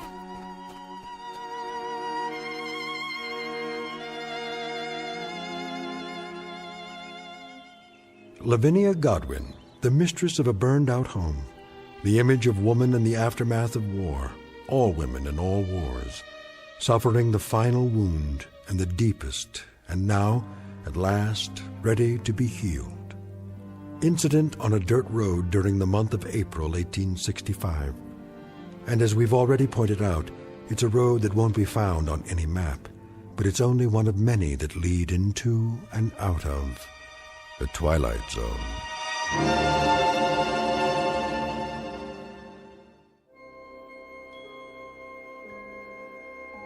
Hi, this is Carl Amari, producer of the Twilight Zone radio dramas. I'd like to take a moment to tell you about our official website at twilightzoneradio.com, where you'll get the latest news and information on these Twilight Zone radio dramas. Plus, at twilightzoneradio.com, you can digitally download 3 free episodes or any of our episodes for only $1.95 each. In this age of ever-changing technology, we've decided to make these episodes instantly available to you by making the Twilight Zone radio dramas a digital download-only series. This means that this series will no longer be offered on CD. The CD collections at our website are now being offered while supplies last at buy one, get one free. So be sure to get your favorites before they're sold out. Be sure to visit us often, and I'll see you in the zone.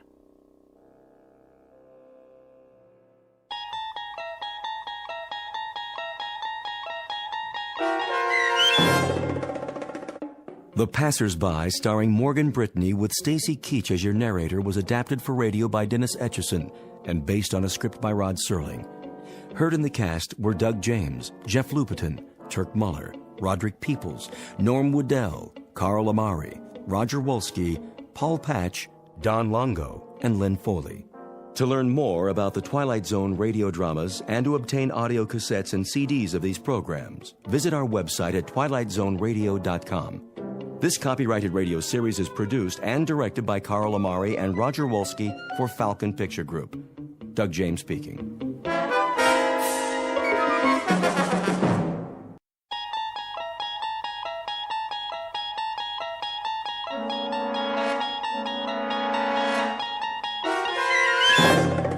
You unlock this door with the key of imagination. Beyond it is another dimension, a dimension of sound, a dimension of sight, a dimension of mind. You're moving into a land of both shadow and substance, of things and ideas. You've just crossed over into the Twilight Zone.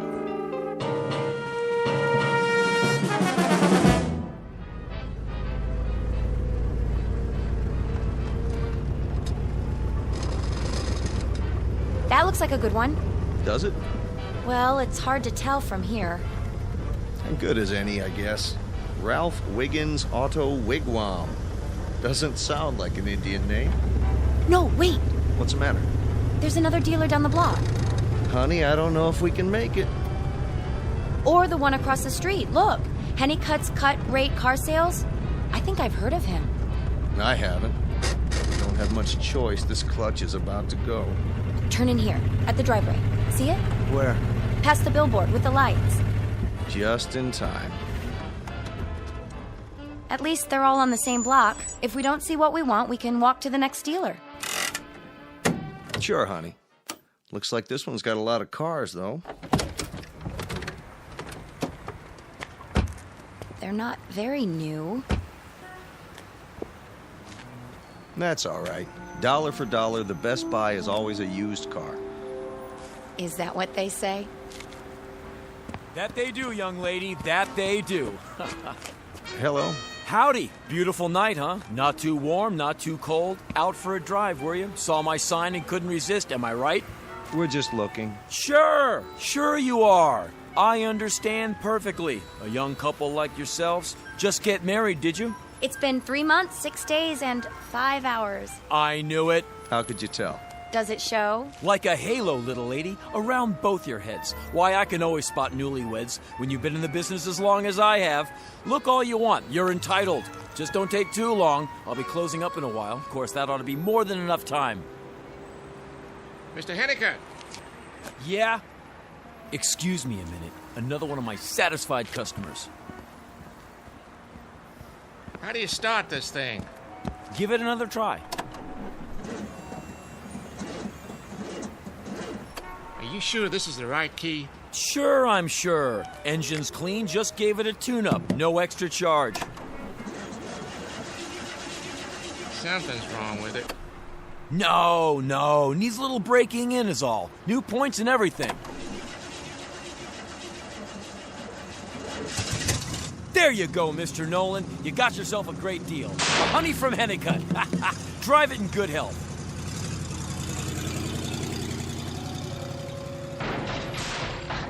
Whoa, too much power for him.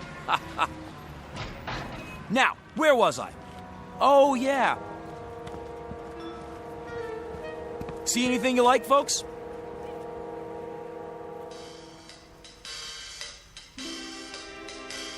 This, as the banner over his lot proclaims, is Mr. Harvey Hennicut, an expert on commerce and con jobs. A brash, bright, and larceny-loaded wheeler-dealer who, when the good Lord passed out consciences, must have gone for a beer and missed his. And there are a couple of other important characters in our story beyond the young couple you've just met. One is a little old man, and one is a Model A Ford. But not just any old man, and not just any Model A. There's something very special about both of them. As a matter of fact, in a few minutes, they'll give Harvey Hennicut a rare gift, something he's never experienced before. Exactly where they come from is conjecturable. But as to where they're headed, this much we know. All of them, and you, are on the threshold of the Twilight Zone. And now, The Twilight Zone and our story, The Whole Truth, starring Henry Rollins, with Stacy Keach as your narrator. Well, what's your pleasure, folks? Got every kind of car you could imagine. We're just looking. That's all right, isn't it? Of course it is. That's what we want you to do. Nobody pushes you around here. No, sir. Around here, you can take your time. Pause, check, recheck, think, peruse, contemplate, wade through, thumb over, and dip into. At your leisure. Be my guest, folks. Thank you. We were thinking maybe a little coupe, that doesn't cost too much. That's all we need. There's just the two of us. A compact, maybe. Something for a few $100s down. As late a model as we can get. Late? You shock me, you know that? You shocked me just then? Oh, we're sorry. We didn't mean... You know why you shocked me. I'll tell you why. It's because you've succumbed to the propaganda from every cement-headed clod up and down this street. They call it Dealer's Row, but that's all it is, propaganda. They like to push the late models, don't they? Am I right or am I right? Well, we haven't been to any other dealers yet, but... Then you're lucky. They all do. And you know why they push the late models? No, I can't say that You think it's because they're honest citizens? Upstanding, law-abiding churchgoers? Ha! Let me tell you something, young man. They push the late models because that's where the profit margin is. Plain and simple. I don't really know much about... I'll let you in on a trade secret. They'll cram those new babies down your gullet because they'd rather make a buck than a friend.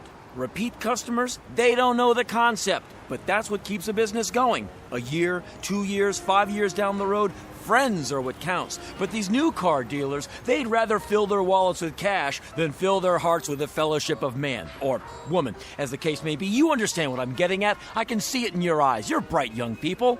We were just looking for transportation. We figured that the newer the car... New? Ha! That's where you're completely wrong, where you've suddenly gone amiss. That's the fork in the road and it's headed you straight up a blind alley. You don't want a late model car, one of those new jobs. Oh, no. We don't? Not one of those rinky-dink jobs slapped together on an assembly line covered with chintzy chrome and plastic or whatever they use now. Crazy designs, idiotic names, and no more workmanship than you can stick in a thimble. No. I'll tell you what you want. You want the craftsmanship that comes with age, the dependability of proven performance, the dignity of traditional engineering, the maturity. Well, this is what you've been looking for. Take a gander. It'll get you where you want to go, and it'll get you back home. You have my word on it. And just for a few dollars more, you can have that guarantee in writing. This one? But isn't it a little too old? Not at all. It's a classic. Kick the tires, put your foot up on the bumper. Go on, you can't hurt it. Oh! What happened? My mechanic, he just put a new grill on the front, so it'll look absolutely perfect. You can do that, anytime. All parts interchangeable. He was just about to torque down the connecting bolt, but he must have gone to get a different wrench. If you're gonna do a job, do it right, I always say. Maybe we should let him finish. Not to worry. Did you know that the original prototype of this car was a Mark II tank? Really? Oh, yeah. When you get on the freeway with this baby, everybody else, get out of the way.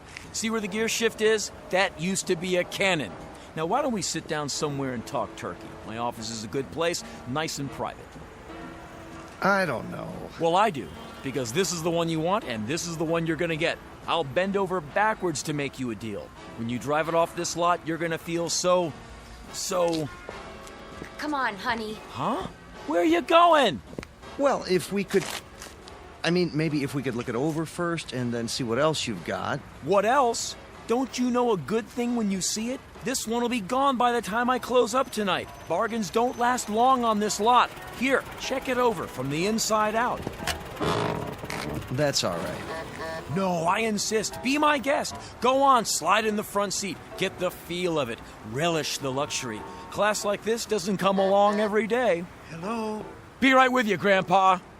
Come on, young fella. See how they built cars back when they knew how to build them. Well, if you say so. Come on, come on. You too, madam. Here, have a seat. Just slip right in. There we go. Park yourself in there and enjoy it to your heart's content. It does have a lot of room. Sure it does. Boy, oh boy, you know what you should have when you sit in a car like this? Moonlight and a bottle of good wine. To go with the music from the radio. This baby here has atmosphere, huh? But good.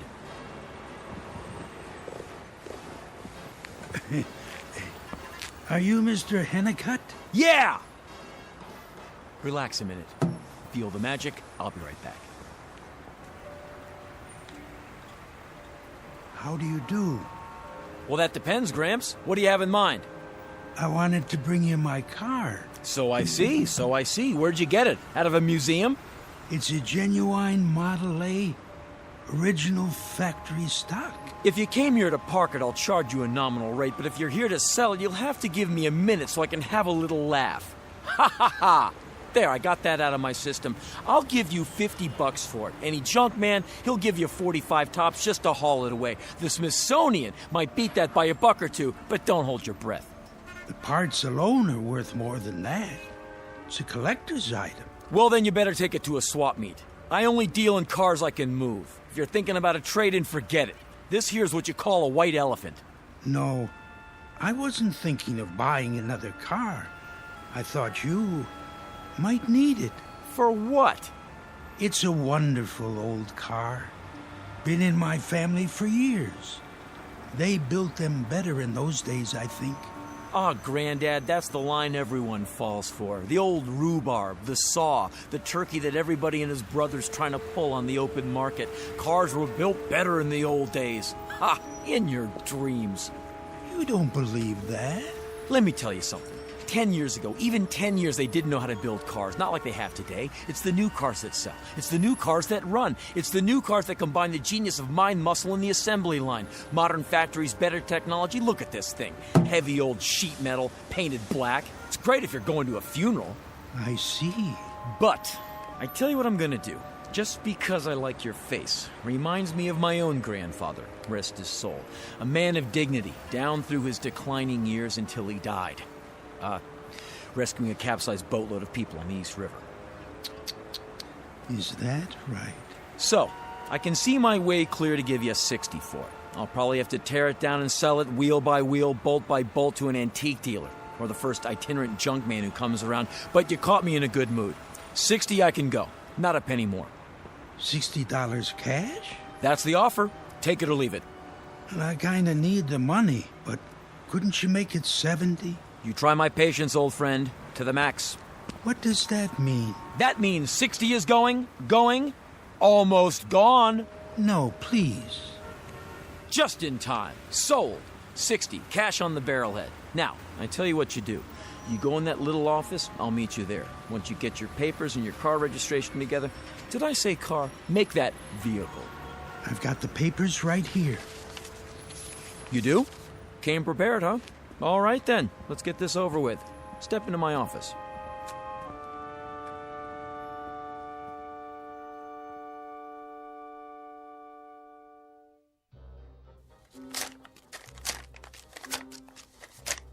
$50, $55, $60. There. Did you sign the bill of sale? At the bottom of the page. Good, good. And the pink slip? On the back. Perfect. Signed, sealed, and delivered. Mr. Hennicut. Mr. Hennicut, of course. Here are the keys. Thank you. Oh, by the way, Mr. Hennicut. Yes? There is one other small item I ought to mention, in the interests of full disclosure. Go ahead. It's haunted. Haunted? You don't say. Oh, yes. Without a doubt. The car is quite haunted. It's been haunted ever since it came off the assembly line, and every single one of its owners can attest to that fact. Well, now, I don't suppose you'd mind telling me how it's haunted. Oh, you'll find out soon enough. I will, huh? Did you sign the back of this form?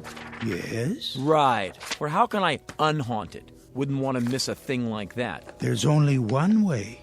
And that is? You'll have to sell the car. Oh, sure. I think I can remember that. Well, Mr. Hennicut, it's been a real pleasure doing business with you. Likewise. Watch your step going out. I think you may find that you have actually gotten the best of the bargain at that. My aged friend, you do me an incredible injustice. Our little transaction, haunted or otherwise, was my charity case for the day. You dwell on that, will you? Dwell on it. No, Mr. Hennicut. You dwell on it. And I rather think you will.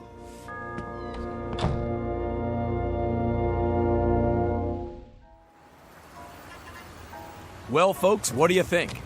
I think we'd like to get out now.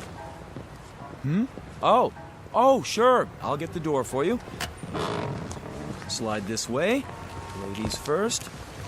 I don't know about the seat. It's not that comfortable. No? Maybe you were in the wrong position.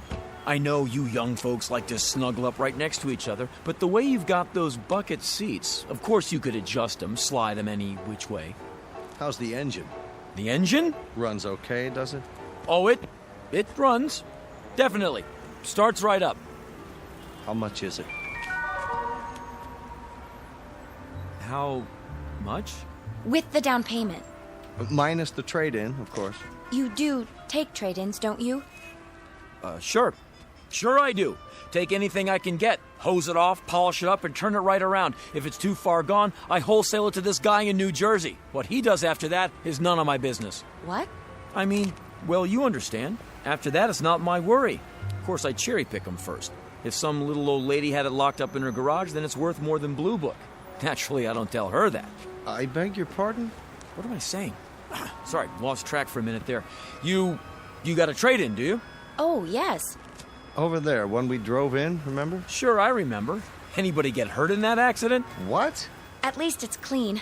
Bobby washes it every weekend and waxes it once a month. Then if you like it so much, why get rid of it? Well, it does need a little work. I just don't know how much more money we should put into it. A little work? I heard you coming. Tranny shot. You need a long block plus new shocks. And those brakes. Sounds like fingernails on a blackboard. All right, then. Without the trade-in. For the one you showed us, you don't have a price on the windshield. This car? Yeah, how much is it? It's not for sale. Why not? Well, I don't know. But it's the car we were just sitting in. Wine, music, atmosphere. Yeah, sure. The one you were pushing so hard?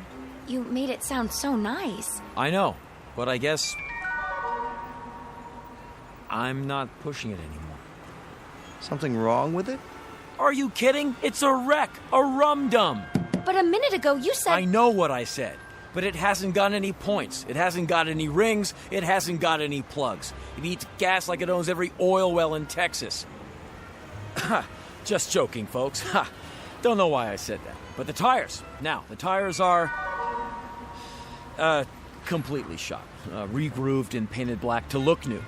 Plus the chassis bent. Got rolled so bad we had to weld the frame together from 3 junkers. So, could that cause a problem? I'll handle this, honey. All we want is something to get us around. Oh, it'll get you around. It'll get you around half a block and then it'll stop cold. You'll have to tow it in and the repairs will cost you double what you paid for it. It'll get to be a regular habit every 3rd Thursday of the month. Well, in that case, what else have you got? What else? Oh, well... You must have something in our price range.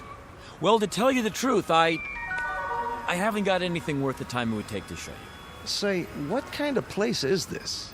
Just what it looks like. Everything in this lot should be condemned.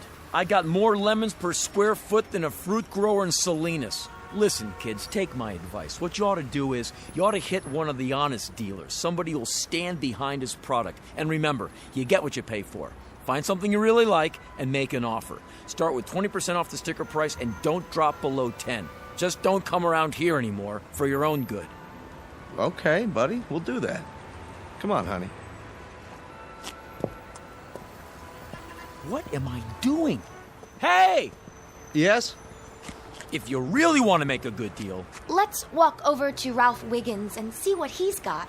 Good idea. You mind if we leave our car here for a while? Why would I mind? I got about as much business tonight as a dentist in a graveyard. What got into me?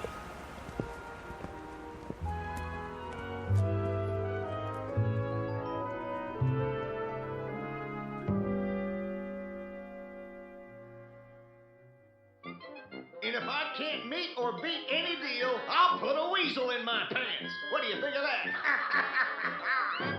And now back to our feature, Wagons Ho, starring Fess Parker, Dan Blocker, Jonathan Harker, Chris Marker, and Iron Eyes Cody. Hey, boss. Huh? Oh, hi, Irv. What's up? Nothing. Just taking a break. Hey, sorry I'm late. I was out at the junkyard trying to find a hubcap for that Chevy. I got 2 while I was at it. Good, good. So how's the action tonight? Everything's pretty quiet around here. Hey, Irv. Yeah? You wouldn't believe what I... Believe what? Nothing. Go on, I can take it. Ah, what's the point? You won't believe me. Oh, that bad, huh? Live and learn, right, boss? Well, what do you want me to do tonight? Stand on the corner and wave him in? Hey, I could put on that monkey suit again. Nah, it's too late. How about trying to move that old Essex? Move it is right. It's not going anywhere on its own. Knock it down 100. Tell everyone it's the last of its kind. Well, isn't it? That's right. It is, so you don't have to lie. That'll be a first. But listen, you gotta keep that hood closed. When they can't see the engine for the rust, you gotta play a little hide and seek. What we got is a car that could have carried the French soldiers to the first battle of the Marne. Nice. I like that. Just don't go advertising the fact. And Irv, I want you to do something else. I want you to put a sign on the car that says it's for sale as is, no guarantees. You're joking. And while you're at it, open up both sides of the hood so they can get a look at what they're buying. You're not joking. Just do it. Yeah, sure. One question, though. Yeah? You want to sell it or keep it around for an heirloom? You're right, Irv. Why am I shooting my mouth off like this? Don't know what got into me. Very funny. I knew you were pulling my leg. Irv, do I look all right to you? What did you have for dinner? Oh, this is nuts. The power of suggestion or something. What is? Some old gleep that sold me the Model A out there. Oh, yeah, I was wondering where that came from. What should we do, sell it off for parts? You know, there's a car club meets every month. He was real nutsy. Comes in here with a song and dance about a haunted car. Uh-huh. Did you get what I said? Haunted. That's a new one. And I was stupid enough to stand there and listen to him. What I should have done was call up the booby hatch and reserve a rubber room for him. I get it. You had a little drinky, didn't you? Just a little one, right? No, Irv, not a drop. I'm as sober as a judge. Then maybe that's the trouble. There's a bottle around here somewhere, boss. Later. Go on out in case anybody shows up. I gotta make a call. Sure, boss.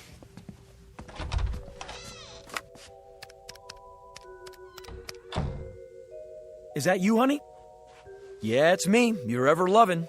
Say, baby, about tonight. I'm gonna be a little late. Well, it's inventory time.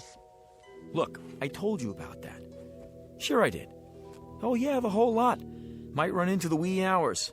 So what I'm gonna do, what I'm gonna be doing tonight is... I'm gonna be playing poker with the boys. And when I told you it was inventory time last month, I was playing poker with the boys then too. Honey, wait a minute. Hold on. I'm kidding. I didn't mean that. No, don't wait up for me, because... Oh, this is nuts. I'm the one who needs a rubber room. Must be sick or something. Yeah, I'm coming down with something. Look, what I'm really gonna be doing tonight is... playing poker with the boys. Oh, strike that! I'll call you right back. What is this? I got no control over what comes out of my mouth. No control at all.